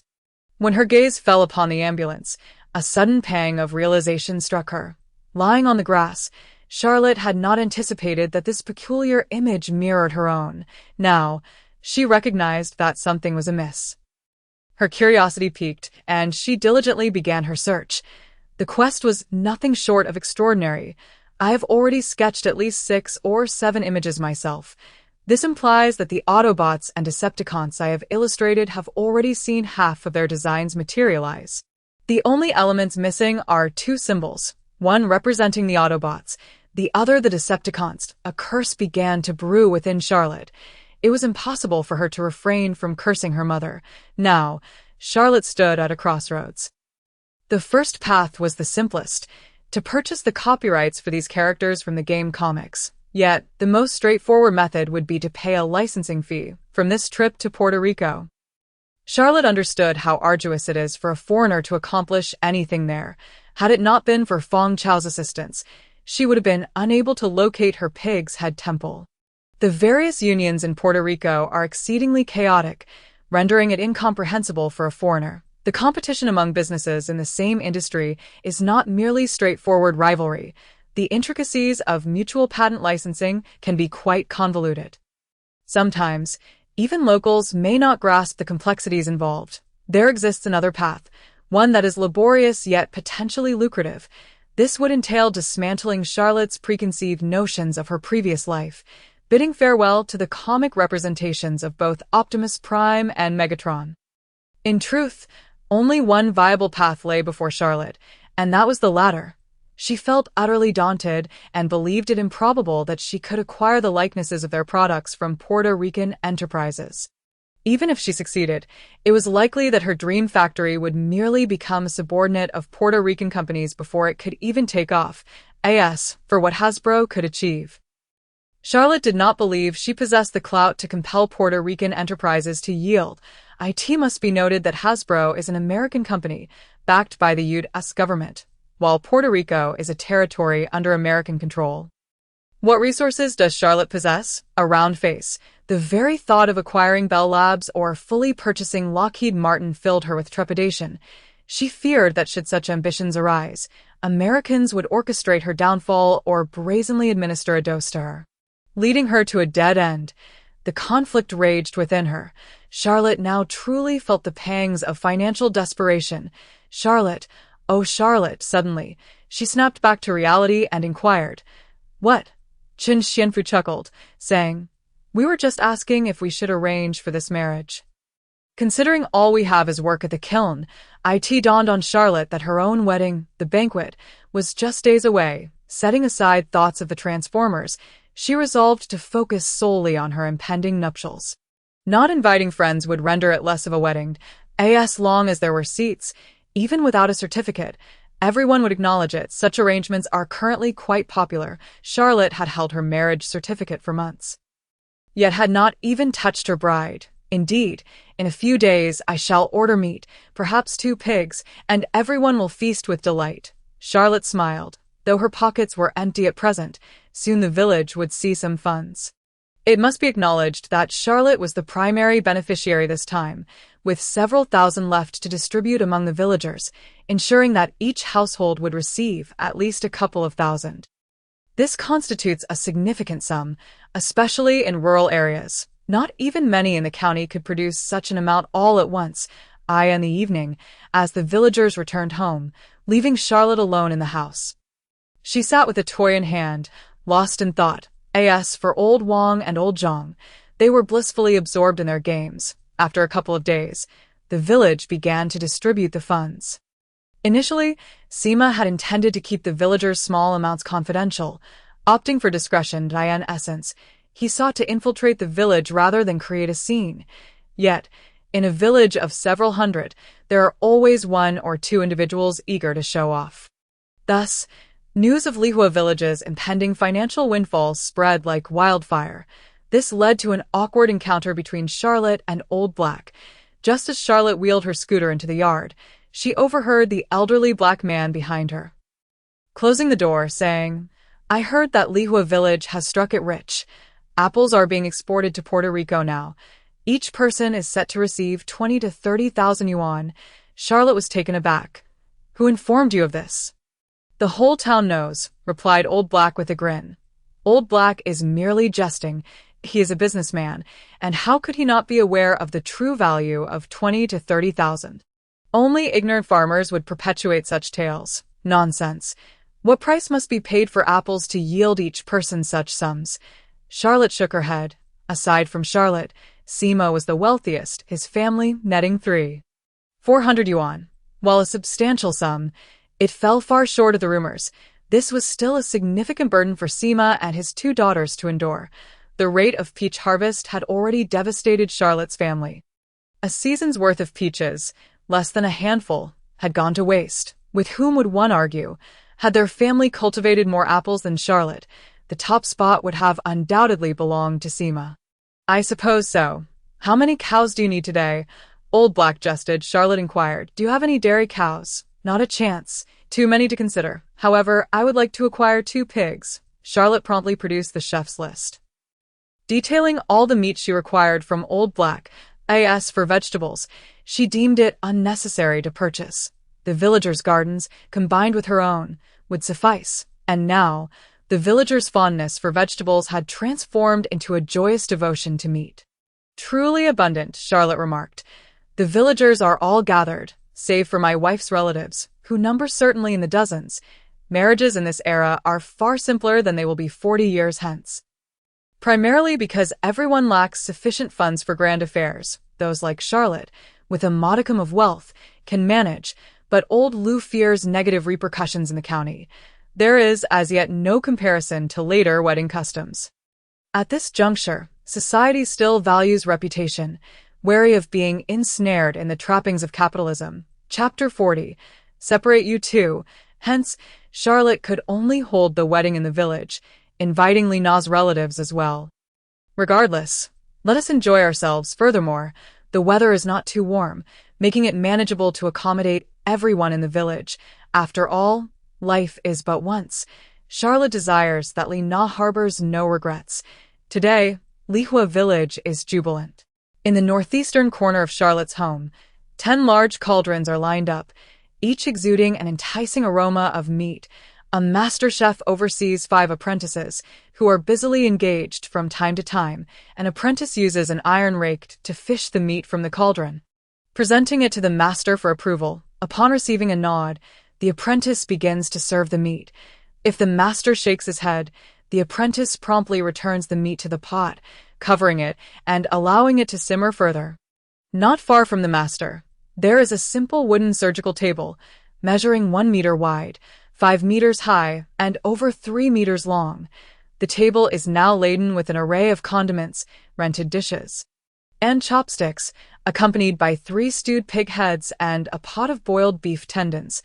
The remaining threshing area has been adorned with a joyous canopy, which, while referred to as a happiness tent, is merely a 2-meter-high structure, topped with plastic sheeting and reinforced with bamboo, primarily designed to shield against the sun while also blocking the wind. Within a single tent, there are 2 to 4 tables. And starting tonight, these tents will host grand feasts. The so-called flowing banquet allows one group to finish their meal while another continues, reminiscent of a flowing stream. In rural parlance, it is termed a flowing banquet. Based on attendance estimates, Charlotte must attend at least 2 classes tomorrow. Currently, there are 2 main guests, a relative of Lina, such as an aunt or uncle. Both Lu S. and Mina S. families are populous. with Lu being the eldest among 7 sisters, all of whom are married women. Altogether, Mina's siblings outnumber Lu's, as 9 siblings have established their own families. Consequently, there are at least 30 adults. In addition to the myriad children from each household, presently, there are at least 2 or 3, leading to nearly 40 cousins of Lina's age, among whom roughly 7 or 8 are already wed. To put it succinctly, Lina's relatives exceed the total population of Lihua village. However, today around a dozen individuals are absent, some due to distance, such as those residing in cities or having married elsewhere. While others simply look down upon these rural relatives, as the old adage goes, food nurtures 100 kinds of people. What sort of relatives does it not support? Lihua village still has its inhabitants. But that aspect need not be elaborated upon. Charlotte's marriage is undoubtedly essential. At this moment, aside from the children and a few girls dressed as brides, everyone is bustling about, unlike in later times, where one simply sits in a hotel awaiting a banquet. These gatherings are primarily for friends and family, and it is quite normal to lend a hand. In truth, hiring a chef to prepare the feast at home is far superior to booking a restaurant. Firstly, it is a cost-saving measure. When a restaurant sets up its tables, the average family often feels a pang of envy, not just due to financial concerns, but also due to the grain coupons involved. Furthermore, the quality of the dishes is not always guaranteed, as even the restaurant's chefs and waitstaff are state employees who may not take kindly to dissatisfaction, potentially leading to unfortunate consequences. Do you think your wedding will turn out well? Secondly, the food served is tangible and the quality of the ingredients is assured. For instance, the pigs used here are locally sourced, of course. Foreign pigs are no longer available, as all foreign pork comes from state-operated farms and requires meat coupons at the market. How could Charlotte possibly convert her money into meat coupons to purchase foreign pork? Following the sound, Charlotte glanced over to see Chu Guoqing running toward her. "What's the matter?" Charlotte called out loudly. "We've brought you crabs." Chu Guoqing waved his hand from behind, urging, hurry up, hurry up." A group of children, a few years younger than him, followed his call. 2 of them carried a basket, with a total of 7 or 8 baskets in line, making their way towards Charlotte. This season is prime time for crab feasting, so Charlotte had instructed these children to catch crabs and promised to pay them by weight, although it is less than market price. It is still a decent income for the children of Lihua village. Look, several baskets of crabs were placed before Charlotte, as Chu Guoqing lifted the lids to show her. Charlotte glanced at him and noticed that each crab was quite sizable, approximately 4 tails each. It is worth noting that all these crabs are female, none are male. Charlotte had indeed spent a considerable sum on such large specimens. However, currently, they are not particularly valuable, while they may fetch a higher price in urban areas. Local farmers seldom indulge in such delicacies, either due to insufficient means or the hassle involved. Good, good. The chef also came over to take a look, nodding in appreciation. These large blue crabs are top-notch. But they will perish if left like this. Someone should bind them. How so? Chu Guoqing inquired. Charlotte understood the importance of perseverance, yet one cannot expect him to endure indefinitely. The chef, observing that no one would bind the crabs in this place, realized he would have to do it himself. When would he find the time to bind those 4 baskets of crabs? Thus, the chef devised a plan to place all the crabs into snakeskin bags, indeed, fertilizer bags, tightening their mouths to prevent any movement. Upon hearing this, Chu Guoqing replied, "No need for that. Just put them in jars. If they die by tomorrow, we can come back to fish them out. The river has a dozen or so traps. There's ample space, but Charlotte brother does not want them. All right, let your crabs be. Just keep track of the account. After I finish my tasks in the next couple of days, we will settle up." Charlotte smiled. Chu Guoqing and the other children immediately waved their hands, saying, "No money. Your wedding doesn't require us to give you anything. This is a gift for us." Charlotte chuckled as she ruffled the hair of the youngest girl. "Indeed, everyone now knows how to give gifts. Charlotte brother, don't mess up my hair. I'm 15 this year. I'm already a young lady." The girl protested, visibly displeased. "Very well, you are indeed a young lady. When you have the chance, come inside and let the older sisters bring you some candy. Charlotte replied, in preparation for this wedding, Charlotte has invested considerable thought and effort. Not to mention, she has purchased nearly 30 kilograms of White Rabbit creamy candy. This confection is rather expensive, and if it weren't for the once-in-a-lifetime occasion, Charlotte would truly hesitate to part with the money. Upon hearing that there would be milk candy, the children darted into the courtyard, clutching several baskets as if propelled by wings, especially the aforementioned young lady, who ran faster than a rabbit. Charlotte entered the small room, beginning to count the stools one by one, contemplating that she would need to fetch more from the village. Just as she was tallying a few, Wang Jie approached. And oh, need to count. I've already done it 3 times. There are plenty of stools, 12 tables and 120 stools, Wang Jie remarked. Besides, he added, you are indeed quite particular. If this woman and the children were left at someone else's home, at least 5 tables of dishes could have been saved. Charlotte laughed. This is the only time in my life. What am I to do? By the way, Uncle Shooping, I heard there was good news at your home yesterday. It is now customary that women and children do not dine at the same table. 40 years later, when Charlotte arrived here, how could she endorse such a practice? Hence, the multitude of tables.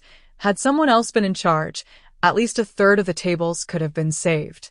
Upon Wang Jie mentioning the good news, he appeared even more delighted. Indeed, it is a joyous occasion. If both parties have reached an agreement, it will only take 2 to 3 months. Yesterday, Wang Jie's elder brother Yang Jun went on a blind date with a girl. I heard the girl nodded in agreement, and the Wang family is exceedingly pleased, because in blind dates, as long as the girl agrees, it is almost a success, especially since Yang Jun is already 35 or 36 years old and lacks the luxury of being selective. After the excitement, Wang Jie added, That's what you were hoping for over there. If you like it, then go ahead, Charlotte responded.